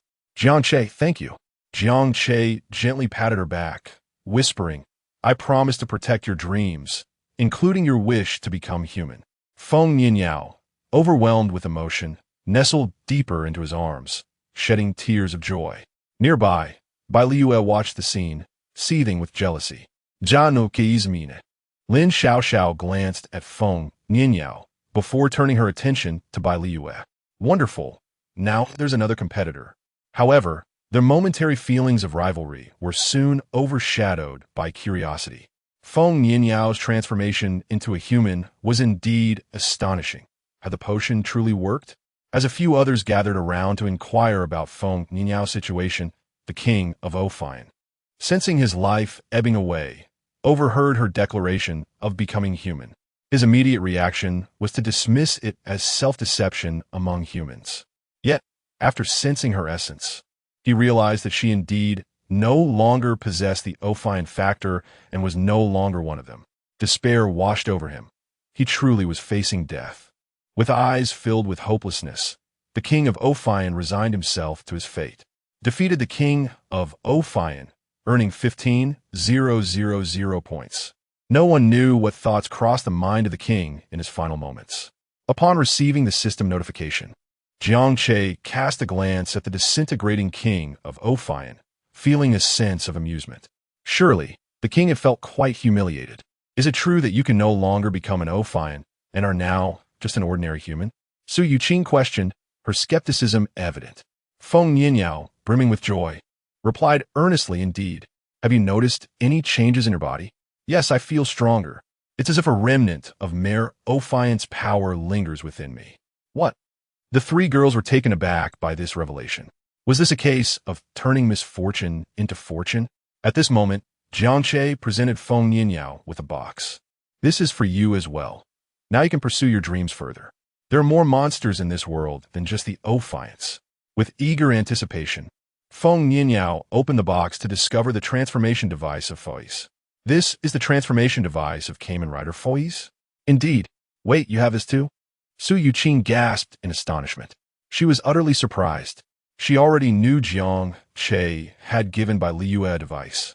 But now he was bestowing another transformation device upon Feng Nianyao. Do you possess other belts as well? As Feng Nianyao grasped the belt, it automatically bonded with her, integrating itself into her being. So, I will also be a Kamen Rider like you? She exclaimed, exhilarated, never having imagined she would shed her monstrous identity and become a Kamen Rider. Lin Xiaoxiao gazed enviously at Feng Nianyao playing with the Fois device. Reflecting on Jiang Che's generosity towards Bai Liue and now Feng Nianyao, she couldn't help but wonder if she held no significance in his heart. Lost in her thoughts, she shook her head. What am I thinking? You've only known each other for a few days. Why would you think Jiang Che cares for you? Here, this is for you. Just as Lin Xiaoxiao was caught in her self-doubt, Jiang Che handed her a pink holy sword. She cautiously accepted it, initially intending to maintain her composure, but upon laying eyes on the sword, she could hardly contain her excitement. This is the sound gun, Sword Shinin. Chapter 58. A mere 12 Apostles of the Zodiac. Let's get it done. Do you have this too? Lin Xiaoxiao was utterly astonished. She swore she had merely contemplated it in her mind, never genuinely desiring Jiang Che to gift her anything. To her surprise, Jiang Che presented her with a sacred sword from the Holy Blade series. While its sound and quality did not match her own wolf smoke sword, it undeniably offered her an additional combat capability, allowing her to tackle various battle scenarios and compensating for her lack of a new form. Most importantly, it was rumored that gathering all the Holy Blades would bestow unparalleled power. However, no one in this world had ever managed to collect them all.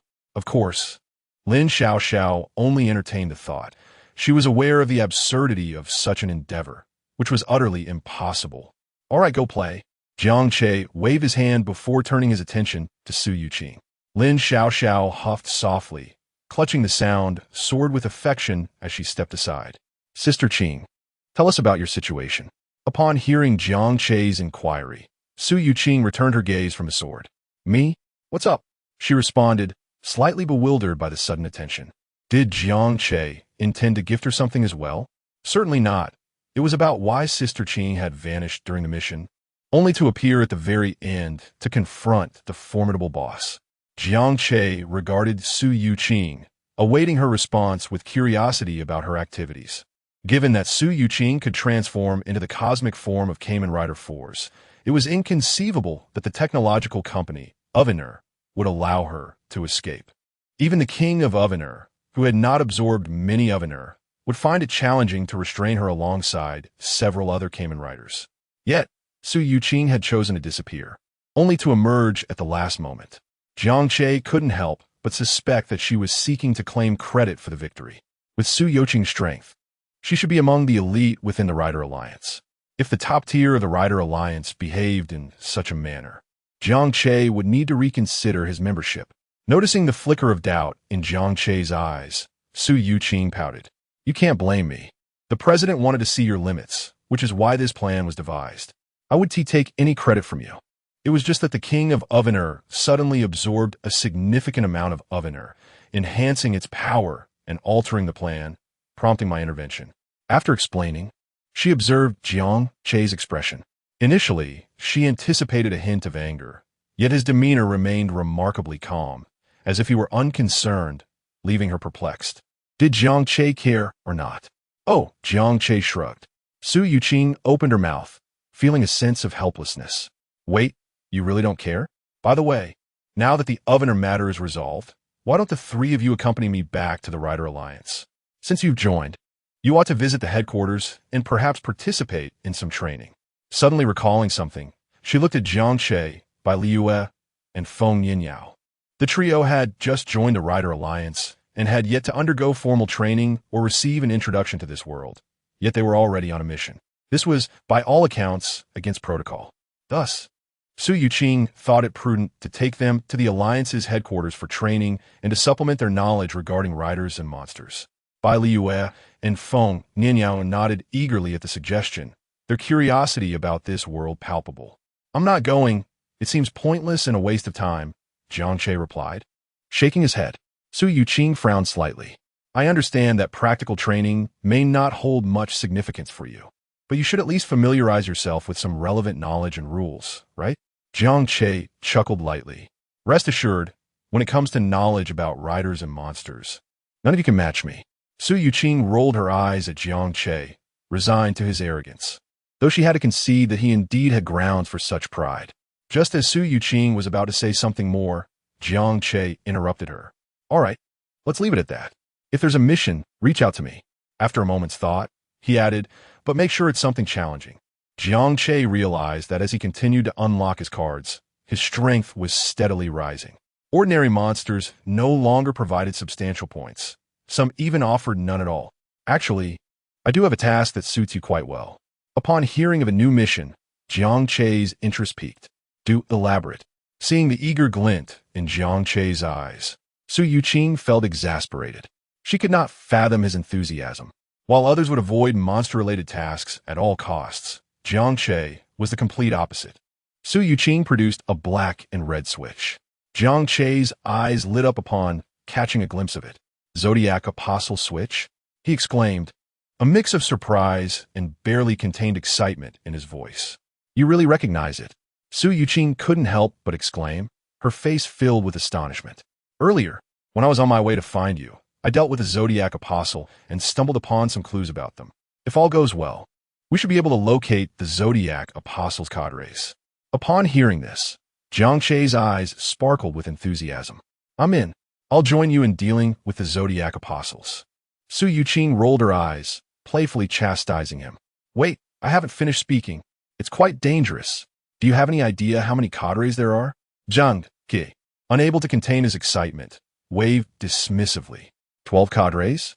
What is there to fear? Let us just do it. His tone was resolute, exuding an audacious spirit that was fearless. Su Yuqing stood frozen, her mouth slightly agape. She had not anticipated that Jiang Che would be aware of the number of Zodiac Apostle cadres. Could it be that he was genuinely familiar with riders and monsters?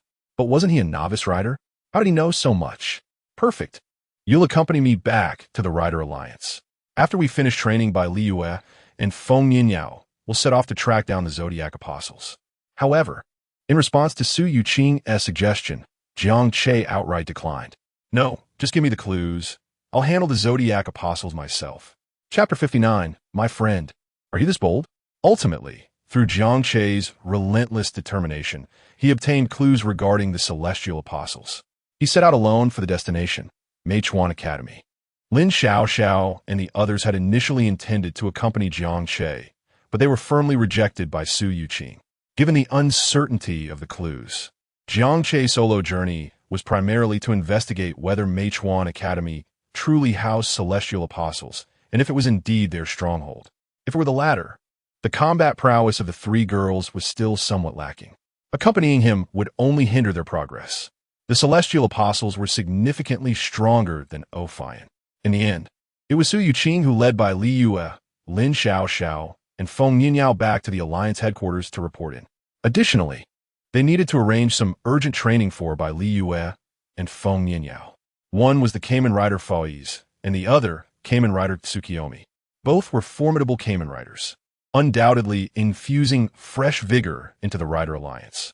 After a heartfelt farewell, Jiang Che embarked on his journey to Stone City's Meichuan Academy. As for his identity, the Rider Alliance had officially arranged it. In less than an hour, he was settled as a transfer student. However, the clue provided by Su Yuqing left Jiang Che feeling somewhat helpless. It was merely a badge from Meichuan Academy, which had been extracted from a celestial apostle. The following day, Jiang Che took a night train to Stone City, arriving early at the gates of Meichuan Academy. Standing before the grand entrance, sunlight illuminated his face, reflecting his curious expression. Could it be true that this seemingly ordinary university housed such monstrous celestial apostles? He hoped so, for he did not wish for his journey to be in vain. Just as Jiang Che took a few steps onto the campus, he heard a malicious voice call out beside him, "Hey, new guy." Confused, he turned to see a guy with dyed yellow hair and a few followers squatting by the roadside, surveying him with an air of arrogance. Upon noticing Jiang Che's glance, the yellow-haired boy, along with his companions, stood up and swaggered toward him. "I've heard you're the new transfer student. It's not so easy to fit in here at Meichuan Academy. You need to know some rules." Jiang Che furrowed his brow, pondering the poor atmosphere at Meichuan Academy. Was it customary to demand knowledge of the rules on the very first day? Moreover, given the yellow-haired boy's demeanor, he likely bullied others frequently. If celestial apostles truly existed in this school, surely this yellow-haired fellow would have been dealt with long ago for causing trouble.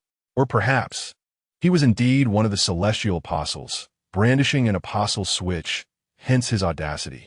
With this thought, Jiang Che began to formulate a plan. If the yellow-haired boy was indeed a celestial apostle, then his luck was quite fortuitous, arriving at Meichuan Academy and immediately uncovering the whereabouts of a celestial apostle. Jiang Che calmly regarded the yellow-haired boy and inquired, "What rules?" The boy grinned, raising his phone. Jiang Che, with remarkable eyesight, instantly discerned the contents on the screen. It was an app displaying Jiang Che's photo and information, along with a glaring line of red text. Defeated 0. Have you seen this fighting app? If you want to establish yourself at Meichuan Academy, you need to improve your ranking through battles. Today, you're lucky to have encountered me. I'm giving you a chance to fight me. If you win, I'll acknowledge your skills. If you lose, you'll be my subordinate. A fighting app? Jiang Che was bewildered by the yellow-haired boy's words. However, one thing was clear. The boy wanted to fight him. Winning would mean he was skilled, right? Jiang Che swore that if the yellow-haired boy transformed into a celestial apostle, he would make him regret his arrogance. In this world, who wouldn't shout Emperor Rider upon seeing him? Without further ado, Jiang Che nodded slightly and replied, "All right, let us do this." Little did he know that the very first encounter upon entering school would be a challenge to a fight. Was this truly the way things were here? The yellow-haired boy, taken aback by Jiang Che's swift agreement, momentarily froze before a gleam of excitement crossed his face. He had blocked other new students before, but never had he encountered someone so eager to engage in a fight. Instantly, the boy's gaze turned wary as he rolled up his sleeves and lunged at Jiang Che, throwing a punch toward his face. Jiang Che, calm in the face of the yellow-haired boy's sudden assault, subtly sidestepped, effortlessly evading the attack. Simultaneously, his right hand shot out like lightning, seizing the boy's wrist and twisting it forcefully. The yellow-haired boy yelped in pain, collapsing to the ground involuntarily.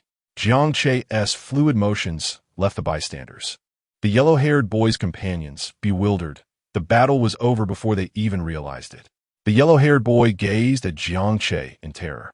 coming to the grim realization that he had picked the wrong target and was up against a formidable opponent. The strength and skill displayed by Jiang Che were overwhelming, leaving him to ponder why he had thought to confront him in the first place. He vowed to return and file a complaint about the app, suggesting the addition of a combat power system to assess opponent strengths before engaging in fights. Jiang Che, still gripping the yellow-haired boy's wrist, furrowed his brow. With his current combat prowess, even without transforming, he far surpassed ordinary humans. Defeating this scrawny boy was as effortless as a walk in the park. Observing the boy's pitiful cries, Jiang Che tightened his grip, eliciting more screams. "Classmate! No! Brother! You are my brother! I was wrong! Please let me go!" With every slight adjustment of pressure from Jiang Che, the yellow-haired boy cried out in agony. Jiang Che frowned, realizing that despite having a card of the Dark Emperor in his other hand, the boy had yet to transform into a celestial apostle. Was he truly just an ordinary person, simply seeking trouble and inadvertently crossing paths with him? Watching the continually screaming boy, Jiang Che deduced that the yellow-haired fellow was indeed just an ordinary person. "My friend, are you truly this bold? I had thought you were a celestial apostle. How can one so insignificant aspire to act like a leader?" Chapter 60. The fighting app and its rewards. Damn it. Stop looking. Can't you see I'm in pain? Get over here. Huang Mao, realizing his pleas for mercy fell on deaf ears, grew furious as Jiang Che appeared distracted. His gaze shifted to the nearby subordinates. "What are you all doing, just standing there while the boss gets beaten? Do you really think a one-on-one fight is just that? It's a group of us against one person. If it were truly one-on-one, why would I even bother gathering underlings?" Upon hearing Huang Mao's call, his followers began to shout in response. One particularly small-statured boy yelled, "You dare to hit our boss? Brothers, let's join forces. Avenge the boss." Yet as he spoke, he discreetly retreated to the back of the crowd. Encouraged by this, the others surged toward Jiang Che. Jiang Che regarded the approaching group with an unwavering expression, devoid of any interest. If they had been skilled fighters, he might have found it somewhat engaging for the sake of points. However, they were merely ordinary, impetuous university students. For him, fighting them was akin to tormenting elementary school children, a lack of challenge entirely. Firmly rooted in place, like an unyielding mountain, Jiang Che calmly observed as Huang Mao's subordinates charged him. As they drew near, he sprang into action, weaving effortlessly through the throng, delivering precise strikes to their vital points. He exercised remarkable restraint, ensuring his blows incapacitated without causing serious harm. In mere seconds, Huang Mao's followers lay sprawled on the ground, groaning in agony. After dispatching them, Jiang Che turned his attention back to Huang Mao. The latter hung his arm limply, a pained expression etched on his face, his eyes wide with disbelief. Is this a poet? How effortlessly he dealt with all of them. Could this transfer student be from a martial arts family? Hitting them was as easy as slaughtering chickens. My girlfriend is calling me for a date. Would you like to join?" Huang Mao stammered, flustered upon noticing Jiang Che's gaze. Regret washed over him as he reflected on his earlier ambition to recruit followers. The moment he learned of a new transfer student, he had rushed to the school gate, eager to bolster his power and establish his presence. Yet, he had not anticipated encountering such a formidable opponent and had suffered a swift defeat. "No, please don't hit me," Huang Mao cried as he saw Jiang Che extend his hand, instinctively closing his eyes in fear. However, after a moment, he felt no impact. "Huh?" Huang Mao opened his eyes to find Jiang Che examining his discarded phone. "What sort of app is this? It even has rankings?" Jiang Che pondered, growing more puzzled as he navigated the content. Huang Mao, eager to avoid further punishment, quickly explained, "This is a fighting app unique to our Meichuan Academy. Students register their information upon admission, and then they are required to download this app to challenge opponents and enhance their rankings." Jiang Che's lips curled in a smirk. No wonder his prior online search yielded comments about the Academy's simplicity. "So, does everyone use this app? Are there no pacifists among you?" Huang Mao glanced around before whispering. "Of course, there are those who dislike fighting. I am one of them." Jiang Che raised an eyebrow, skepticism evident on his face. "You dislike fighting? The moment I stepped into the school, you tried to attack me, and now you tell me you don't like it?" Huang Mao chuckled awkwardly. feeling the weight of his own contradictions. This school is deeply intertwined with this app. Higher rankings yield numerous benefits, and to thrive here, one must continually fight to improve their status. I've heard that reaching the top ranks can even grant unique abilities. I only gathered some followers for self-defense. To avoid being bullied, he lamented. Upon hearing about the potential for unique abilities, Jiang Che's expression shifted. If Huang Mao's claims held any truth, he might have indeed come to the right place. With Huang Mao's assistance, Jiang Che downloaded the fighting app via the school's network. As he entered his information, he discovered that an account had already been created for him upon enrollment, containing his details. Glancing at the comprehensive data, he remarked dryly, "This information is quite thorough." Fortunately, his profile had been altered by the Alliance, rendering most of the details fictitious. Just then, a voice interjected nearby, laced with derision. "Aren't you that big shot from Class 4, Huang? Why are you lying down in broad daylight?" "You." Huang Mao shot a glare at the newcomer, speechless with fury. The individual turned to Jiang Che, a gleam of challenge in his eyes. "You're quite impressive, showing some skill. Though Huang Mao and his crew are laughably weak, the fact you took them down alone suggests you must have had training." The newcomer introduced himself. "I'm Zhao Yu, rank 15 among the freshman class. I'm here to challenge you." "Surely, that's enough of a courtesy?" "Janguk is Mirk Dinwardi, rank 15? It sounded impressive, with his curiosity piqued by the app's potential. Especially regarding those unique abilities linked to high rankings, he felt a flicker of intrigue. Seeing Jiang Che silent, Cao Yu made his mind, abandoning further pleasantries as he launched an attack. The rules of the fighting app were simple. There were none. Within the academy's confines, combat was permitted at will. Zhao Yu's speed was remarkable, and his techniques were executed with finesse, clearly the result of rigorous training. Yet, to Jiang Che, Zhao Yu's strikes seemed sluggish and easily countered. As Zhao Yu realized his attacks were effortlessly neutralized, frustration mounted. The transfer student was far stronger than he had anticipated. No wonder Huang Mao and his gang fell so quickly. In his impatience, Zhao Yu's attacks grew more aggressive, revealing more openings. Seizing the opportunity, Jiang Che capitalized on a moment when Zhao Yu swung a heavy punch that missed its mark, unbalancing him. Jiang Che swiftly closed the distance, delivering a side kick to Zhao Yu's waist, propelling him backward. Zhao Yu hit the ground and lay still, seemingly dazed. So he isn't a star sign apostle after all? Chapter 61. If I cannot defeat you, I shall transform into a monster. Zhao Yu was sent flying by a kick, crashing heavily onto the ground. The onlookers were left in utter astonishment at the spectacle. From the moment the yellow-haired boy approached Jiang Che, numerous passers-by had taken notice. When they learned that Jiang Che was a new transfer student and then witnessed him swiftly defeating both the yellow-haired boy and his lackey within a minute, their astonishment deepened. Although the yellow-haired boy did not rank highly on the fighting app leaderboard, his reputation was bolstered by a few underlings. Consequently, it was shocking to see him and his lackey so swiftly vanquished. The news spread like wildfire throughout the school, drawing many curious spectators. By the time they arrived, they witnessed Zhao Yu being hurled through the air. Everyone was left speechless by the spectacle.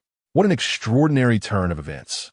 No one had anticipated that a transfer student would triumph over so many on his very first day, even defeating Zhao Yu, who ranked 15th among the freshmen. Such prowess was simply astounding. Meanwhile, Jiang Che's phone suddenly chimed with notifications.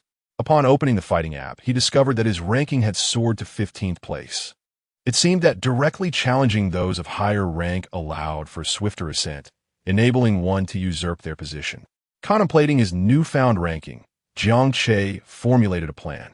The surrounding students engaged in hushed conversations, speculating about this formidable transfer student. He was indeed remarkable, having ascended to 15th place almost immediately. It seemed that the academy was in for some exciting times ahead. Perhaps he possessed some extraordinary abilities. Otherwise, how could he have so effortlessly defeated Zhao Yu? Do you think this young man could potentially rank among the top in our grade? Surely not, for even the top few freshmen are exceptionally gifted. One could question their humanity given their extraordinary strength. Jiang Che furrowed his brow as he regarded the incapacitated Zhao Yu, feeling that he might have struck a bit too hard. Would he end up being extorted later? Sensing Jiang Che's concern, the yellow-haired boy quickly adopted a sycophantic smile. Don't worry, buddy. This injury is nothing to fret over. Just leave it be. The medical staff will attend to him shortly. As long as you don't inflict severe harm, such as breaking bones or causing fatalities, you won't be held accountable. Upon hearing the yellow-haired boy's words, Jiang Che nodded and cast a glance at him. It appeared that the yellow-haired boy sought to ingratiate himself after witnessing Jiang Che's prowess. Take me to meet the top student of our grade. Any top student will do. As soon as Jiang Che spoke, the yellow-haired boy beamed with delight. In his view, aligning himself with someone as formidable as Jiang Che would make his school life considerably more enjoyable. After all, Jiang Che was recognizing him by asking for assistance. All right, I'll take you there. The yellow-haired boy's sentence was abruptly interrupted when one of his underlings poked him in the back, whispering, "Boss." He said he wants to meet the top student. What do you mean by that? Are you worried my buddy can't handle it? The yellow-haired boy shot a fierce glare at his underling before attempting to foster camaraderie with Jiang Che again. Suddenly, mid-sentence, he realized something was amiss. Terror washed over him as he looked at Jiang Che. Did you just say you want to challenge the top student? Jiang Che nodded affirmatively. Wait, buddy. You're aiming for the highest challenge right after arriving at our school? The yellow-haired boy felt his mind go blank. Was it too late to retract his earlier words of brotherhood? To challenge the top student right away seemed foolish. If he continued to associate with Jiang Che, he feared he would face dire consequences if things went awry. However, if Jiang Che were to succeed against the top student, then he would be in a position of immense power. Yet, he was unwilling to take such a gamble. How about we take a break today? You could go on a date with my girlfriend instead. I'll cover the expenses. The yellow-haired boy, adopting a philosophy of avoiding unnecessary trouble, tried to dissuade Jiang Che. Jiang Che regarded him with a smile. If you don't take me, I'll beat you until you do. The yellow-haired boy's face fell. Had he known better, he would have sought out this alliance. But I can't even find them. They rarely show their faces around school, and I'm just a nobody. After saying this, the yellow-haired boy furtively glanced at Jiang Che, hoping his words would suffice to deter him. Observing the expression on the yellow-haired boy's face, which seemed genuine, Jiang Che reluctantly relented. It appeared that the yellow-haired boy truly had no access to those of high rank. Very well, Jiang Che conceded, and the yellow-haired boy sighed in relief. Buddy, let us go. I'll treat you to a meal. Forget it, you eat by yourself. I have other matters to attend to. Jiang Che chuckled softly and turned to leave. At that moment, someone called out to him. Are you interested in joining our student council?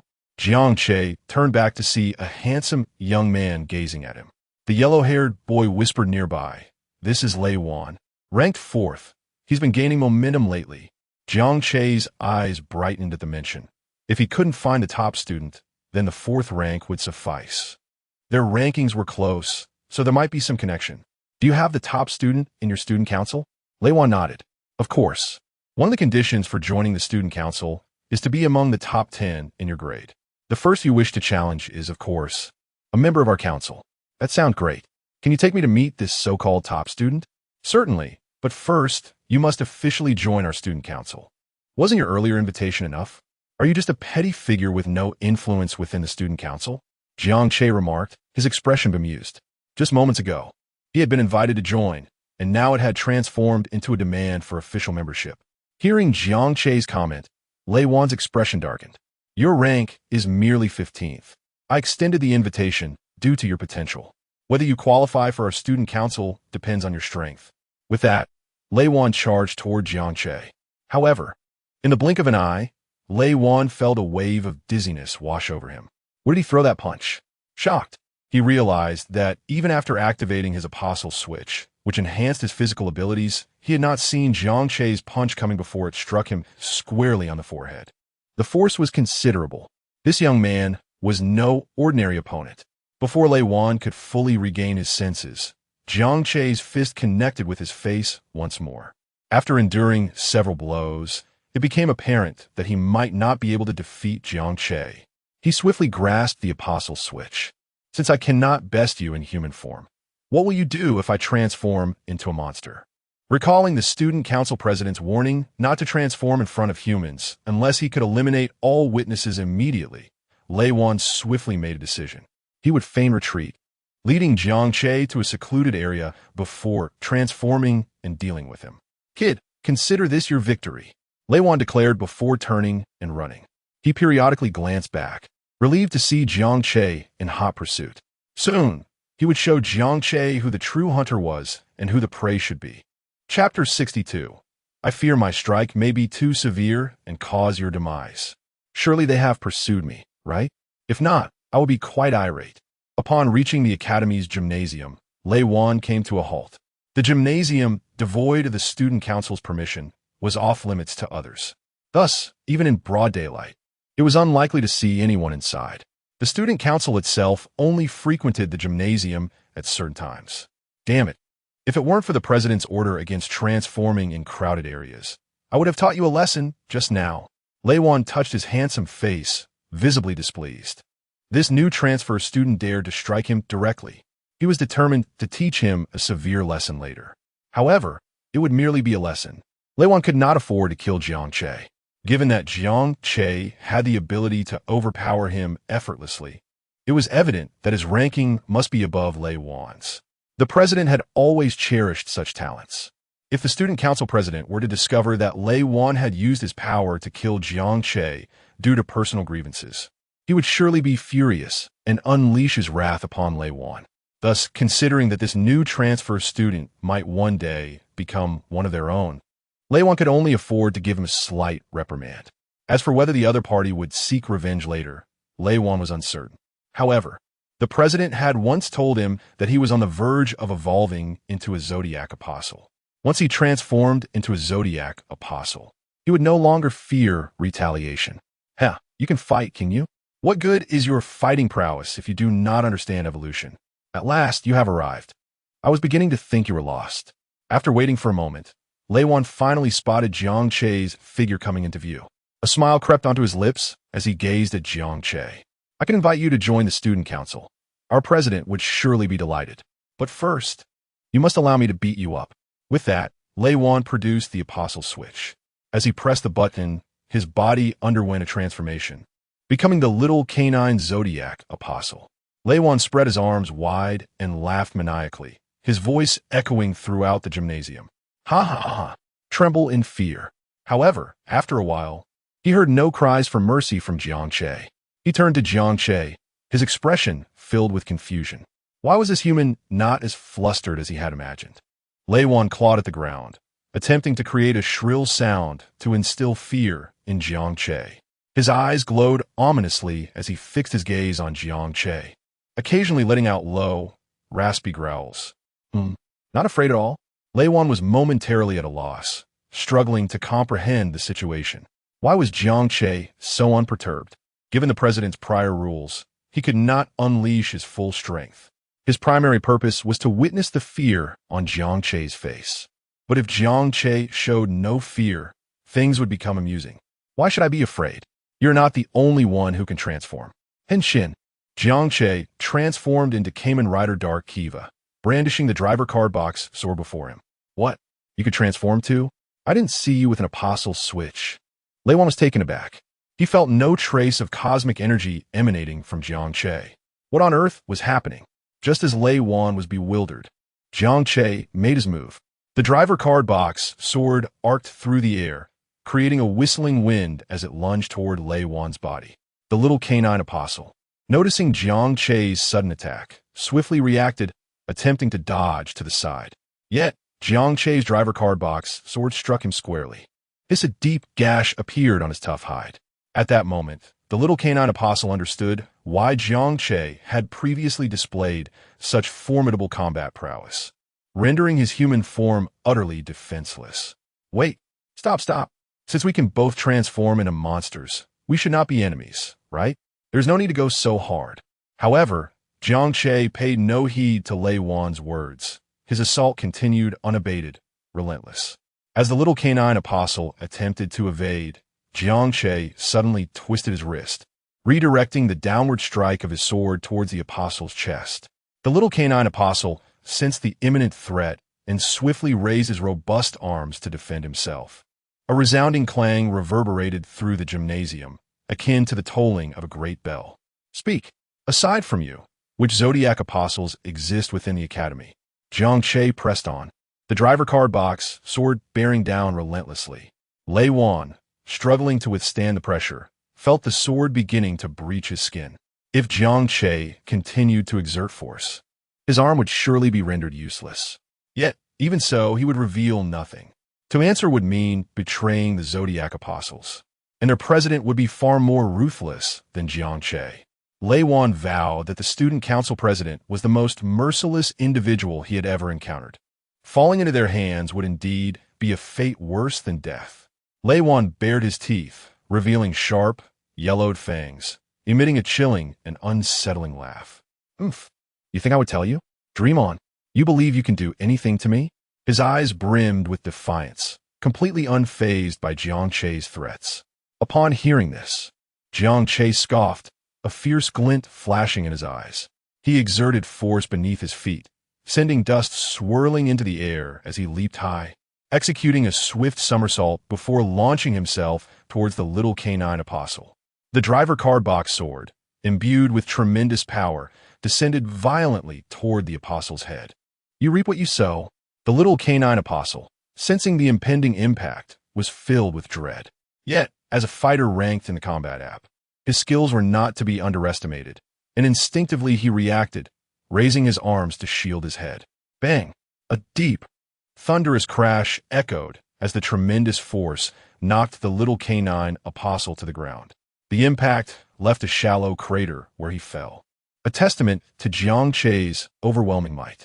Upon landing, Jiang Che pressed his right foot firmly on the little canine apostle's chest, pinning him to the ground.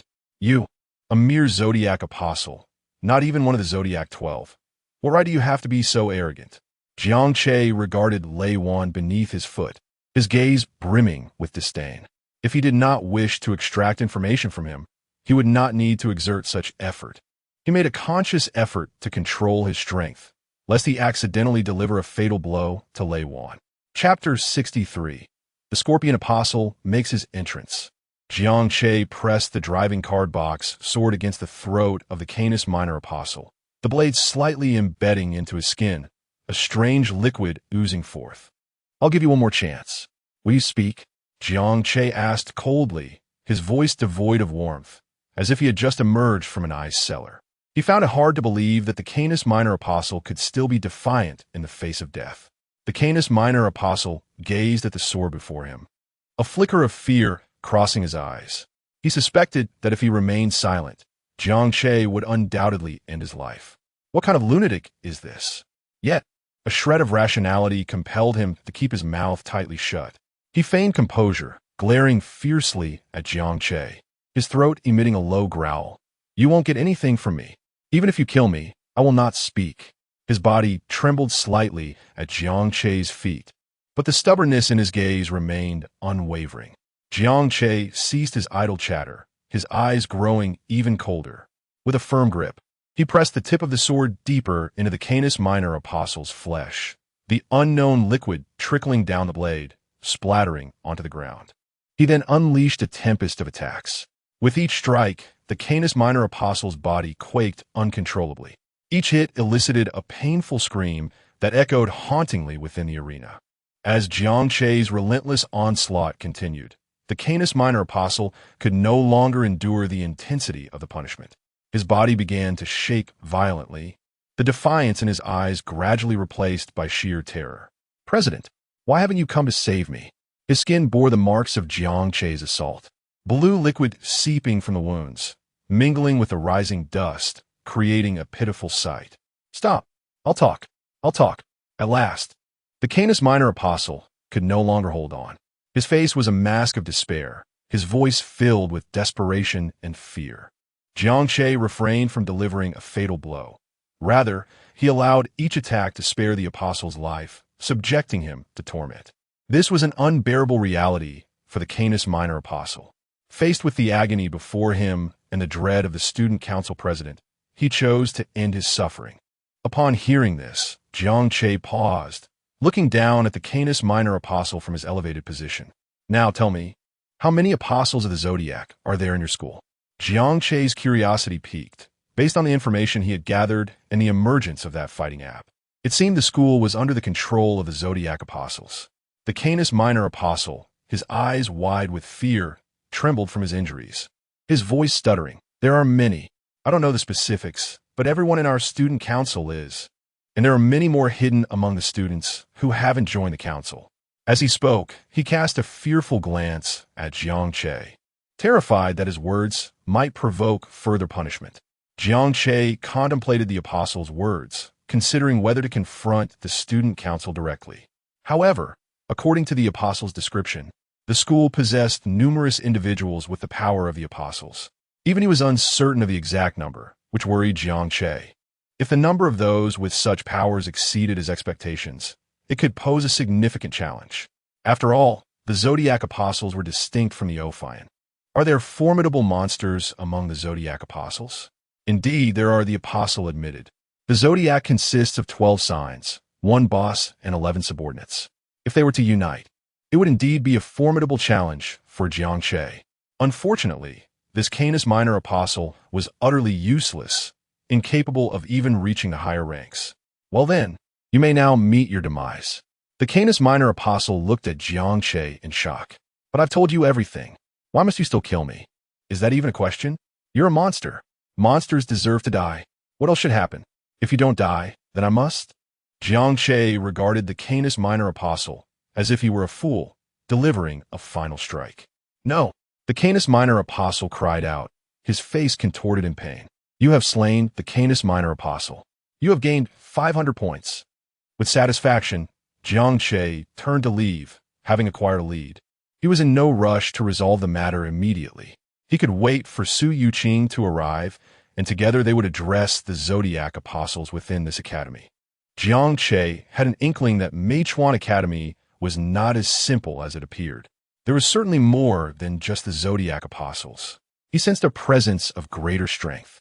Suddenly, Jiang Che furrowed his brow and turned around. What is this noise? Is he not dead yet? When he glanced back, a smile crept across his face. I thought you had returned from the dead, but it seems you have evolved.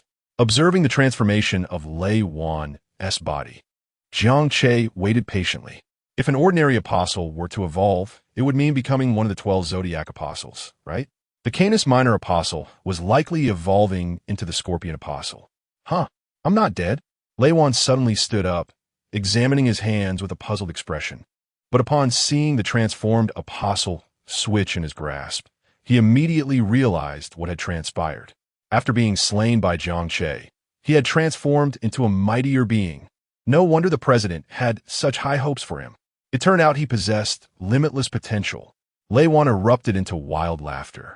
He could vividly sense that once he activated the Zodiac Apostle switch in his hand, his power would multiply exponentially compared to when he was the Canis Minor Apostle.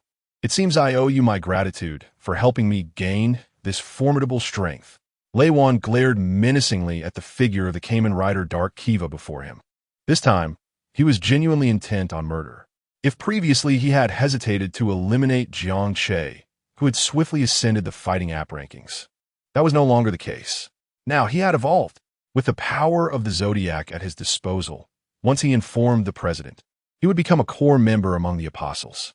He could eliminate anyone he wished, and the president would surely not stand in his way. Actually, I must thank you, Jiang Che remarked, gazing at the transformed apostle switch in Lei Wan's hand, envisioning the bounty of points it could yield. What? Lei Wan failed to comprehend Jiang Che's words. But that was of little consequence. Who would heed the words of the dead? Without a second thought, Lei Wan pressed the Zodiac Apostle switch in his grasp. Scorpion Apostle, make your entrance. Chapter 64. Supernova, it begins now. Nothing you say matters, for before me, you are already a dead man. Levon chuckled darkly. He ceased his words and directly launched an assault on Jiang Che. Before he could defeat Jiang Che, Levon had already begun to envision his victory over him. The thought of how Jiang Che had just treated him filled Levon with an uncontainable rage. Just wait. I too shall make you experience the agony of being interrogated. He had even prepared his question. Which came first, the chicken or the egg? This would surely torment him. With his muscles tensing like a coiled spring, Levon leapt high into the air, his right foot descending like a battle axe, imbued with tremendous force aimed straight at Jiang Che's head. Levon exerted great effort, hoping to knock Jiang Che senseless with a single blow. However, Jiang Che, quick of reflex and calm, deftly sidestepped, allowing Levon's kick to whistle past his shoulder. Unfazed by the threat, Jiang Che maintained an expression of indifference. "Oh, quite impressive. Come again." The miss only invigorated Levon further. Seizing the moment as Jiang Che landed, Levon's left leg shot out like lightning, targeting Jiang Che's abdomen. Jiang Che let out a soft grunt, positioning his card sword defensively to precisely block Levon's attack. Clang! Levon's eyes flashed with a fierce intensity as he realized Jiang Che had withstood his strike. "I never anticipated your strength. I thought I could easily dispatch you. Clearly, you were holding back during our earlier skirmish." Jiang Che smiled. "Whether I held back or not, you'll find out soon enough." With a swift motion, Levon unleashed a stream of dark green venom toward Jiang Che. Jiang Che nimbly tapped the ground, propelling himself backward several meters to evade the toxic assault effortlessly. The venom splattered on the ground, corroding it and releasing wisps of green smoke. "Is that all you've got?" Jiang Che's lips curled slightly. "It seems the disciples of the Zodiac are not as formidable as I anticipated." Levon was instantly incensed by Jiang Che's taunt, letting out a furious roar as he charged once more. His legs spun like a whirlwind, executing a dazzling flurry of kicks aimed at Jiang Che. Unperturbed, Jiang Che wielded his card sword with precision, blocking each of Levon's strikes. In the midst of the defense, Jiang Che seized an opportune moment to insert an attack card into his Dark Emperor driver. Attack drive, invisibility. In the next instant, a faint blue light enveloped Jiang Che, rendering him progressively transparent as he entered a state of invisibility. Levon suddenly lost sight of Jiang Che, panic rising within him. Damn it, how can he disappear like this? He cast a wary glance around, searching for Jiang Che's presence. Yet, all he could hear was the sound of his own rapid breaths and heavy footsteps. Nothing else was visible. "Where are you? If you have the guts, don't hide," Levon bellowed. Just then, Jiang Che's voice echoed from behind him. "Here I come." Levon spun around sharply, yet still failed to catch sight of Jiang Che. Before he could react, Jiang Che appeared to his left, his card sword glinting ominously as it swung toward Levon's arm. Levon hastily raised his arm in defense, but a deep gash was sliced into it, blood oozing forth. "Damn it!" Levon gritted his teeth, furiously flailing his fists toward Jiang Che's direction. However, all his attempts missed as Jiang Che repeatedly vanished and reappeared, delivering heavy strikes.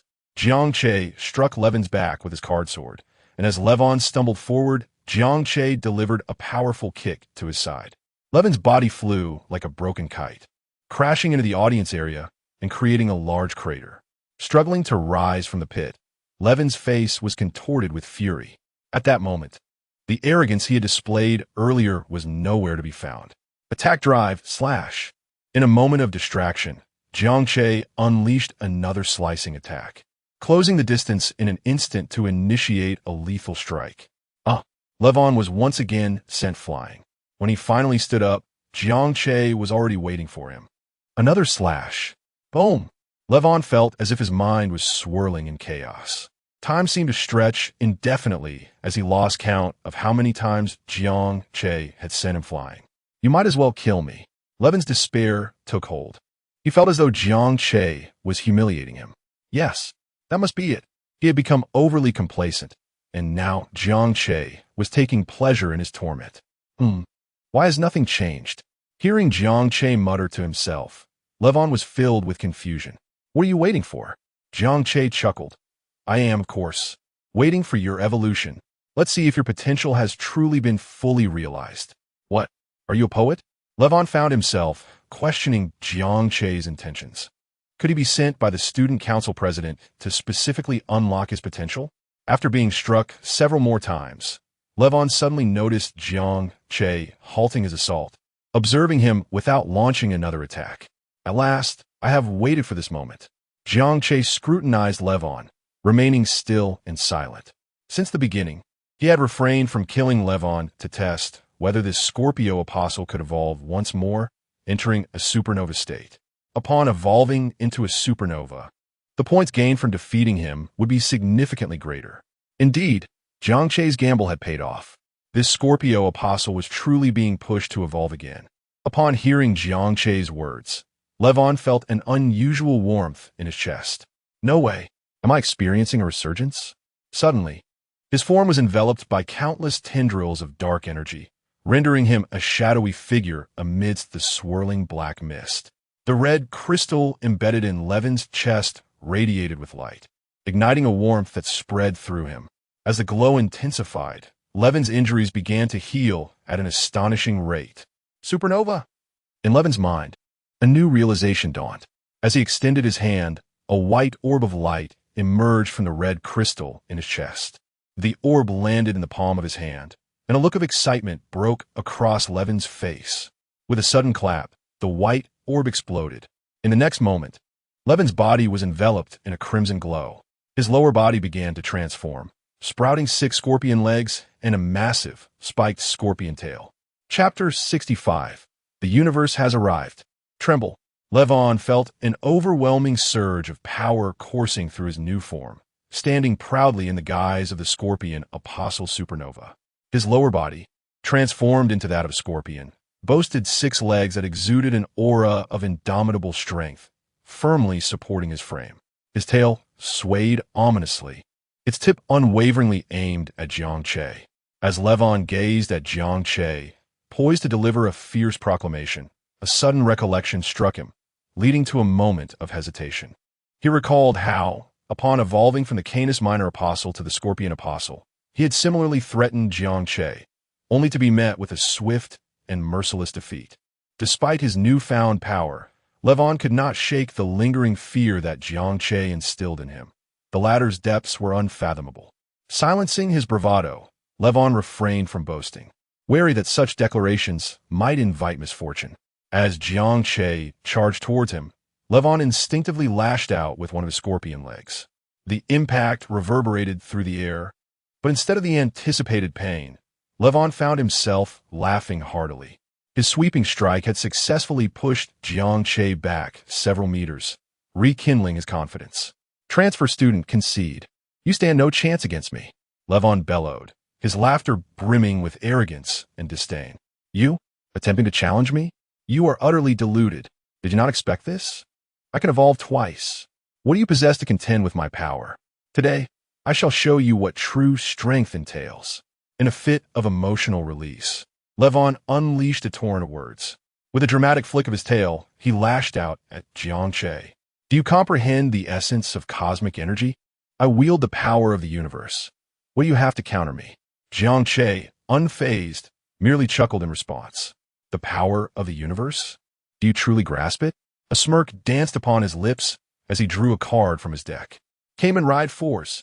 Steam erupted around him, dispersing Levon's tail. Jiang Che clenched his fists and spread his arms wide. The universe has arrived. Kamen Rider Force makes his entrance. Levon momentarily froze, astonished by Jiang Che's transformation. Was he also evolving? Doubt clouded his mind, prompting him to exercise caution and unleash another attack with his tail. Jiang Che, however, remained relaxed, summoning a rocket component to equip on his arm, deftly dodging Levon's assault. The tail's sharp spikes grazed Jiang Che's armor, yet before he could regain his footing, Levon's tail struck again, its poisoned tip aimed directly at Jiang Che's throat. Reacting with lightning speed, Jiang Che positioned the rocket component in defense.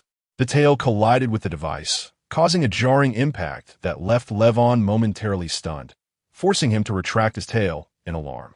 Seizing the opportunity, Jiang Che surged forward, propelled by the rocket component targeting Levon's chest. Even if you can evolve, what does it matter? Do not underestimate me. Levon scoffed, his 6 legs skillfully maneuvering to evade Jiang Che's strike, retaliating with another sweep of his tail. Jiang Che nimbly leaped into the air, executing a somersault to avoid the attack, while simultaneously preparing to strike down at Levon with his rocket component. Levon's eyes narrowed with determination as he raised his tail defensively, successfully blocking the assault. Despite this, he winced at the pain radiating from his tail, yet he stubbornly declared, "Is that all you've got? With fervent incantations, Levon unleashed a barrage of red lasers that scorched everything in their path, filling the air with a pungent aroma. Jiang Che leaped high, skillfully dodging most of the lasers. Is it your best? Then prepare to face oblivion. Losing patience, Jiang Che accelerated his rocket component, soaring to the highest point of the arena before executing a rapid descent. Equipping the drill component, he cried out, Kamen Rider rocket finishing kick. With a piercing sound, the drill component pierced through Levon's body. How is this possible? Levon gasped, aghast at the gaping hole in his form. Despite the searing pain, he scrambled to escape, thinking, the president will surely save me. Yet, Jiang Che swiftly blocked his path. You truly are more resilient than I anticipated, surviving this long, he remarked, scrutinizing the Scorpion Apostle supernova before him. Please, I beg you, do not kill me, Levon pleaded, his eyes betraying a flicker of fear. I will never fight again. Spare my life, and I shall change my ways. Jiang Che remained silent, advancing with the rocket component poised to deliver the final blow. Do not come any closer, Levon cried out, frantically waving his tail in a desperate attempt to create distance. But the wound in his body signaled the slow ebbing of his life force. In a moment of clarity, Levon spotted a glimmer of hope behind Jiang Che. President, save me. He waved his scorpion legs, trying to catch the attention of the figures emerging from the shadows. As Levon made a commotion, Jiang Che turned to see a group of 11 individuals, men and women alike, approaching. The leader, upon hearing Levon's cry, was initially elated, but his expression darkened upon witnessing the grievous wound in Levon's form. Seizing the opportunity, Levon bolted towards the group, fueled by the hope of rescue. If I can just reach the president, he will save me. Despite the life slipping away, Levon fought against the odds. Observing the Scorpion Apostle make his way past, Jiang Che smirked, drawing an attack card. Oh, you think you can escape? Attack drive bombardment. Chapter 66, The Aquarius Apostle. Healing Resurrection. Aquarius. Save him. The president of the student council, witnessing Jiang Che's sudden action, urgently called out to a girl beside her. Upon hearing this, the girl immediately took out a switch and pressed it, transforming into the Aquarius Apostle. She then dashed towards the Scorpio Apostle, Supernova. However, Jiang Che had already initiated attack mastery, bombardment. The card box gun in Jiang Che's hand relentlessly fired bullets, striking the fleeing Scorpio Apostle, Supernova, who had turned its back. No, President, save me. Kill Scorpio Apostle. Supernova gained 5,000 points. The already near-death Lei Van succumbed to Jiang Che's bombardment, perishing instantaneously, even before reaching the student council president. When the Aquarius Apostle arrived at Lei Van's side, he had already lost all signs of life. She attempted to channel healing energy to revive the Scorpio Apostle, but to her dismay, it proved futile. Swish! The Aquarius Apostle seized the tail of the Scorpio Apostle, Supernova, dragging him back to the student council president. President, I am too late. The voice of the Aquarius Apostle was devoid of emotion. The student council president glanced at her, commanding, then save him. The Aquarius Apostle shook her head. He is dead. It is beyond salvation. Yet the student council president reiterated, I do not wish to repeat myself for the fourth time. Save him. The Aquarius Apostle regarded the student council president, her thoughts obscured, a flicker of conflict dancing in her eyes. Her abilities were primarily centered on healing. The Scorpio Apostle, Supernova, before her was clearly deceased. While she could revive him, the cost would be significant. Even if successful, it would leave her severely weakened for an extended period. Moreover, she did not even know this Scorpio Apostle. Reluctance welled within her. To expend her vitality for another? No. She was a monster, not a harbinger of justice. Yet, after a moment's hesitation, the vessel upon her shoulder began to glow, channeling life-infused cosmic energy into the lifeless form of the Scorpio Apostle. The Aquarius Apostle visibly weakened as she did so, though she was averse to the act. Defying the student council president was not an option. The repercussions would be dire. The president's strength far exceeded their awareness. Observing the Aquarius Apostle's reluctant yet fervent healing efforts, the student council president withheld his comments. He could easily discern her internal struggle. However, the Scorpio apostle was one of their zodiac apostles. Were he an ordinary apostle, he would never have compelled the Aquarius apostle to expend her life force for revival. He had long awaited the assembly of the zodiac apostles. If this hard-won Scorpio apostle were to perish, who knew how long until another appeared? He had no desire to continue waiting. As the Aquarius apostle endeavored to revive the Scorpio apostle, the student council president's brow furrowed, his expression darkening. Glaring at the still lifeless Scorpio apostle, he suppressed his outrage.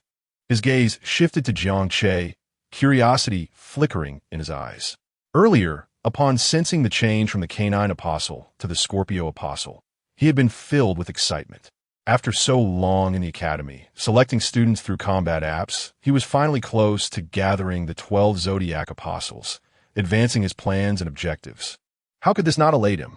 Later, upon learning about Lei Van, he discovered that he had engaged with a transfer student. The events that unfolded within the gymnasium had led to the transformation into the Scorpio apostle.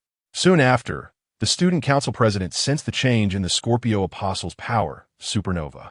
It dawned on him that the transfer student must have done something to instigate this transformation. Most likely, it was Lei Van, now the Scorpio apostle, who had been unable to contend with the transfer student. Thus, the student council president hastily summoned the other 10 zodiac apostles to the gymnasium. To his dismay, they arrived too late.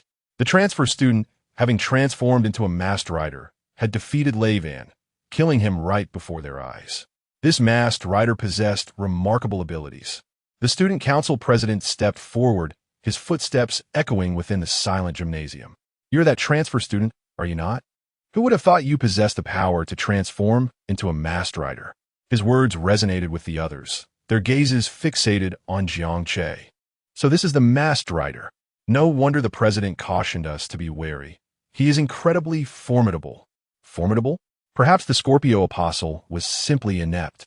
After all, he had only just evolved and struggled to control his newfound powers. President, allow me to assist you in dealing with him. The other apostles were eager to prove themselves against Jiang Che. They had all risen through the ranks by engaging in fierce battles, and each considered themselves an elite. Having received the apostle switch from the president, evolving to their current state. In terms of combat prowess, none were willing to concede to the others, save for their leader, the student council president. Witnessing a worthy adversary emerge from their opposing faction ignited a fierce desire for battle among them. They looked towards the student council president, eager to see whom he would select to confront Jiang Che. However, the student council president produced the apostle switch before them. The head coach is warming up. The others were momentarily stunned, their expressions filled with astonishment. They were taken aback, questioning just how formidable this masked rider must be, compelling their president to take the field personally. Why do I not sense any extraordinary strength from him? Is it truly necessary for the president to intervene? Surely he is strong. Otherwise, he would not have so swiftly dispatched the Scorpio supernova. Perhaps the president is simply enraged, wishing to personally eradicate that masked rider. Indeed, an angry president is a terrifying prospect. Yet, the reality unfolded quite differently from their assumptions. Clank, rather than activating the apostle switch, the student council president tossed it at Jiang Che's feet. Though you are a masked rider, our powers stem from the same source, the energy of the cosmos. Why can we not be allies? Furthermore, I am acquainted with another masked rider. Perhaps you two could become friends. The student council president regarded Jiang Che, his tone calm and unassuming. Chapter 67. The apostles of the zodiac. Jiang Che furrowed his brow, astonished to discover that these zodiac apostles were colluding with the Kamen Riders. Like Jiang Che, the 10 individuals surrounding the student council president wore expressions of bewilderment, completely unaware that their president had ties with a Kamen Rider. It was no wonder he acted with such impunity within the school. Jiang Che's gaze instinctively followed the movement of the apostle's switch as it rolled, and he observed it with a contemplative air. As the switch gradually rolled to his feet, Jiang Che remained silent. His lack of refusal implied tacit acceptance. However, the expressions of those across from him transformed into smiles, for they understood that Jiang Che having slain the Scorpio Apostle Supernova, possessed formidable strength. If such a person were to join them, it would be an unparalleled advantage. No one wished to gain another such powerful adversary. Jiang Che slowly bent down and picked up the Apostle's switch from the ground. The moment his hand made contact, he felt a faint tremor and the terrifying cosmic energy emanating from it. So, this is the Apostle's switch? Jiang Che examined the object with curiosity, pondering what zodiac apostle he might become if he pressed the switch. Yet, he deemed it unnecessary. Even transforming into the Sagittarius Apostle would pale in comparison to his own Dark Emperor Knight. Why would he choose something so trivial? He was no fool. However, beneath the sharp visor of the Four's rocket head, Jiang Che's mocking and disdainful expression went unnoticed by the others present. The student council president, witnessing Jiang Che pick up the Apostle switch and hold in his hand, immediately displayed a satisfied expression. He took a few steps forward, a hint of persuasion in his demeanor, and began to elaborate passionately. Transfer student, just think about it. Joining us, the Zodiac Apostles, offers benefits beyond measure. The president spread his arms wide, his excitement growing. You see, everything I do is aimed at leaving Earth and soaring into the cosmos. Even if the apostle you become isn't exceptional, I can still take you to the universe. As he spoke, he paced back and forth, his eyes alight with fervor. In the cosmos, we can uncover technologies that transcend imagination, allowing our powers to undergo a qualitative leap. We will no longer be bound by any constraints. We can do as we please. We could become the masters of the universe, wielding supreme power and glory.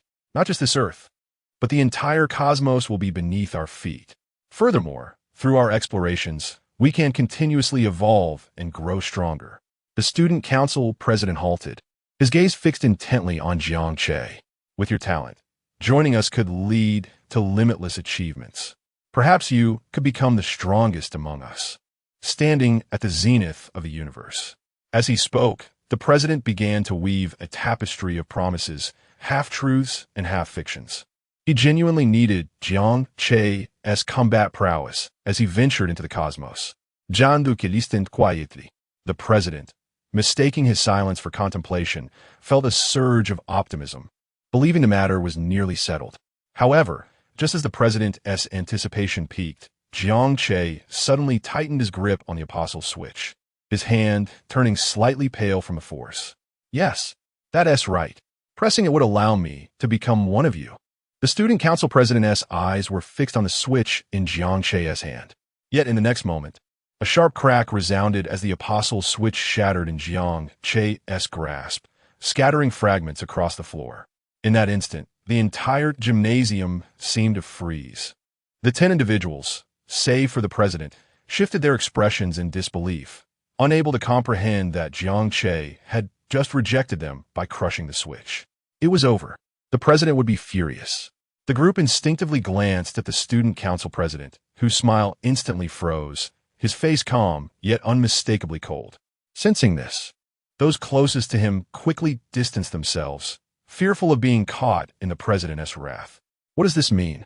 The president's voice became shrill with anger. Do you realize what a magnificent opportunity you have squandered? Jiang Che flicked his hand, brushing off the remnants, and gazed at the enraged student council president with indifference. What worthless zodiac apostles dare to confront me? Did you think I came to Meichuan Academy for some trivial skirmish? I'm not interested in you. Upon hearing Jiang Che's words, the student council president's expression darkened further. Gritting his teeth, his eyes blazed with fury. Do not think that by rejecting us, you can walk away unscathed. Your decision today may haunt you for a lifetime. Jiang Che not only declined his invitation, but also dismissed him entirely. With a cold laugh, he met the president's gaze without fear. Stop your prattling. If you want to fight, then let us fight. The president stared at Jiang Che, his eyes filled with complex emotions. Anger mingled with confusion. He could not fathom why this transfer student, faced with such enticing prospects, would still refuse. Do you believe you can oppose us? The president said slowly. Our strength far exceeds your imagination. Jiang Che remained silent, merely raising the rocket component and surveying the crowd. At that moment, the Aquarius Apostle suddenly coughed a few times. It's done. The Pisces apostle assisted the Aquarius apostle, and the gaping wounds on the Scorpio apostle's body vanished. His eyes gradually opened, gazing around in disbelief. Huh, I'm alive again? Once he regained his senses, he immediately looked toward the student council president. It was you who saved me. Thank you, President. The Aquarius apostle, however, cast a dark glare at the Scorpio apostle. Remember, you owe me your life. He then turned his attention away from the Scorpio apostle, focusing on Jiang Che. The Scorpio apostle seemed to understand something. His eyes filled with gratitude as he looked at the Aquarius apostle. You're still alive? Upon seeing Jiang Che, his anger flared. Having been killed repeatedly by Jiang Che, he was thoroughly exasperated. Now that the president and his entourage were present, he felt confident they could take Jiang Che down. Attack. Kill him. Then we can commence our plans. I will lead you to the cosmos. With the Scorpio apostle revived, the student council president had no desire to waste further words with Jiang Che. Once he dealt with him, they could initiate their new scheme. Upon hearing the student council president's words, everyone displayed expressions of excitement. One after another, they drew their zodiac apostle switches and pressed them. Chapter 68. A hero will not retreat in the face of danger. As Jiang Che observed the crowd before him simultaneously pressing the starlight apostle switch, his resolve for battle intensified. Just then, a phone call disrupted his focus. Who could it be at such a critical moment? Jiang Che retrieved his phone, the screen illuminating the name Su Yuqing. Hello, Jiang Che answered. Soon, Su Yuqing's voice resonated through the line. I have arranged everything with Bai Liyue and Feng Yinyao. You should be at Meichuan Academy by now, right? Jiang Che acknowledged her statement with a simple Su Yuqing continued, please wait for me for a moment. I will rush over shortly. In the meantime, familiarize yourself with the campus and look for any clues, but do not act recklessly. Jiang Che glanced at the transformed star apostles before him and thought, perhaps it is a bit too late. If he arrived late to report, then so be it. As long as she was safe, he would proceed to brief them and head towards Meichuan Academy. With that, Su Yuqing hastily ended the call. Jiang Che sighed, his gaze drifting to the star apostles. We mentioned late. It referred to Su Yuqing's delayed arrival. Given the current circumstances, by the time she arrived, he might have already vanquished the monsters of Meichuan Academy. That would indeed be too late. Look at him, even at such a moment. He still has the audacity to make a phone call. The student council president, at the forefront, remarked with a teasing tone, clearly angered by Jiang Che's nonchalance in the face of impending combat. With a swift gesture resembling a throat-cutting motion, the student council president transformed into the Sagittarius apostle. Jiang Che observed this action and thought to himself, as expected, if not for the Sagittarius apostle, the others would hardly be so compliant. To his surprise, upon his arrival at Meichuan Academy, he was already confronted by a boss and a dozen executives. This sensation was exhilarating. 12 zodiac apostles stood opposite to Jiang Che, their eyes fixed intently upon him. Just moments ago, we offered you a chance. Yet, you are utterly useless. One taunted. It seems we must take matters into our own hands. I can hardly wait for the president to lead us into the cosmos. The student council president cleared his throat, and the crowd gradually quieted.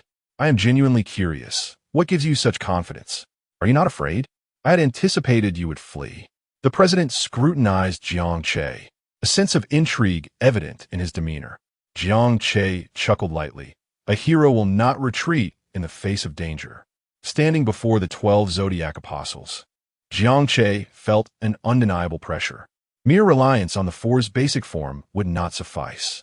He silently recited his thoughts. Consuming 1,000 points to exchange for Kamen Rider 4's Power State Control Card. Remaining points, 63,000. Consuming 1,000 points to exchange for Kamen Rider 4's Flame State Control Card. Remaining points, 62,000. Consuming 10,000 points to exchange for Kamen Rider 4's Magnetic State Control Card. Remaining points, 53,000. He noticed he was still short. Glancing at his remaining points, he decided without hesitation to exchange for the Cosmic Form Experience Card. Consuming 10,000 points to exchange for Kamen Rider 4's Cosmic Form Control Card. Remaining points, 43,000. A mere 10,000 points seemed trivial to Jiang Che. Before him stood 12 zodiac apostles. If each could yield around 5,000 points, it would total approximately 60,000 points, an assured profit. As Jiang Che's aura surged, an inexplicable sense of oppression enveloped the gymnasium. Initially, the zodiac apostles remained unaware, still immersed in their banter. However, as the pressure grew, it felt as though invisible hands were gradually constricting the space around them. Only then did they realize something was amiss. Wait, this is... The Gemini apostle halted his laughter, brow furrowed, a hint of confusion crossing his face as he sensed the fluctuations of cosmic energy. The other apostles fell silent, their previously jovial expressions replaced by solemnity. They surveyed their surroundings, and eventually, all gazes converged upon Jiang Che. The smile of the Sagittarius apostle froze instantly. He shot up, eyes wide with disbelief. Fixated on Jiang Che, his face a portrait of shock. How is this possible? He blurted out.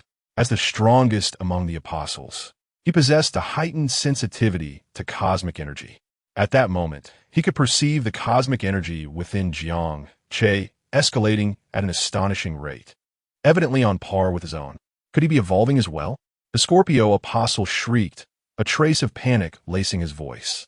The power Jiang Che exhibited, growing stronger in the face of adversity, left him feeling bewildered.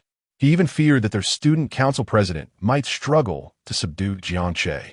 It was utterly terrifying. The other apostles mirrored his alarm, their earlier ease dissipating, replaced by an unsettling anxiety. They had never anticipated that Kamen Rider would prove so formidable, more so than their own zodiac apostles. Jiang Che lifted his head, gripping the Bari Santo sacred sword. Having transformed into the cosmic form of Kamen Rider 4s, he felt his strength swell immensely. 12 mere zodiac apostles? Time to eliminate them. Impossible. Kill him. The Sagittarius apostle regained his composure, recognizing the gravity of the situation. To avert unforeseen consequences, he hastily brandished his longbow, issuing commands with urgency. Hesitation gripped the Scorpio apostle, Supernova, who refrained from charging at Jiang Che as he would have previously. After facing death at Jiang Che's hands multiple times, his demeanor had transformed into one of extreme caution. He contemplated retreating behind the other apostles. Suddenly, the Aquarius apostle appeared behind him, forcefully kicking him forward. The Scorpio apostle, caught off guard, was propelled toward Jiang Che. Damn it, there is no turning back now. The Scorpio apostle thought, propelled by the force of the Aquarius apostle's kick. The tip of his tail shimmered with a deep green glow. With a swift motion, a stream of venom capable of corroding biological tissue surged toward Jiang Che. Huh! Such a trivial skill dares to flaunt itself before me. The Emperor Rider? Jiang Che sidestepped effortlessly, avoiding the attack. Is that all you've got? He taunted, observing the hesitation among the other apostles, save for the Scorpio apostle. If you refuse to make a move, then I shall take action. Jiang Che declared, positioning the Bari Santo sacred sword across his chest. With that, he vanished in a flash, charging toward the Scorpio apostle. Having already bested him once, Jiang Che was certain he could do so again. His speed was so tremendous that the apostles could scarcely perceive his form, only catching a glimpse of a fleeting shadow.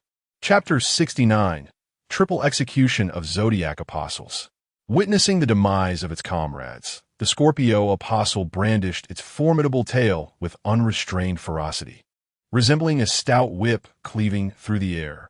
The rapid oscillations etched ephemeral afterimages, forming an intangible barricade intended to thwart Jiang Che's advance.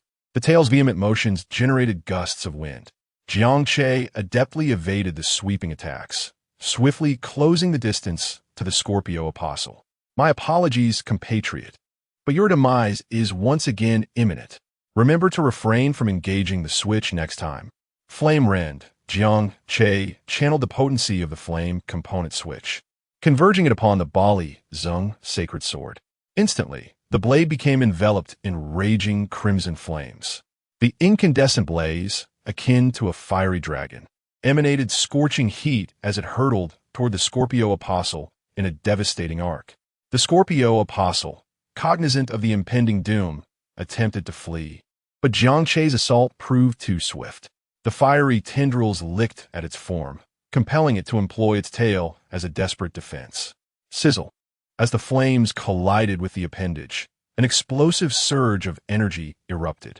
The resultant shockwave, akin to a tempestuous tidal wave, propagated outwards, distorting the surrounding atmosphere and repelling the advancing constellation disciples. In the ensuing moment, a distinct aroma of charred flesh permeated the air, emanating from the Scorpio apostle's tail. Jiang Che's Bali Zung, sacred sword, cleaved through the appendage with ease, proceeding to rend the apostle's very being. Upon impact, the Scorpio apostle became engulfed in a raging inferno. Spare me. The terrified apostle frantically unleashed crimson beams of energy. The Pisces apostle, in a desperate attempt to quell the flames, discharged a torrent of high-pressure water. Jiang Che, casting a sidelong glance at the Pisces apostle, retorted, "Dare you disrupt my indulgence in roasted scorpion?" Despite being unable to discern Jiang Che's countenance, the Pisces apostle experienced an inexplicable chill running down its spine. Jiang Che activated the freezing mechanism, encasing the Pisces apostle's aqueous assault in ice before launching himself skyward. Executing a graceful arc, he brought down his blade with devastating force. In an instant, the blazing form of the Scorpio apostle was bisected. Scorpio apostle eliminated supernova. 2,000 points acquired. The severed remains of the Scorpio apostle twitched spasmodically before succumbing to stillness. One down.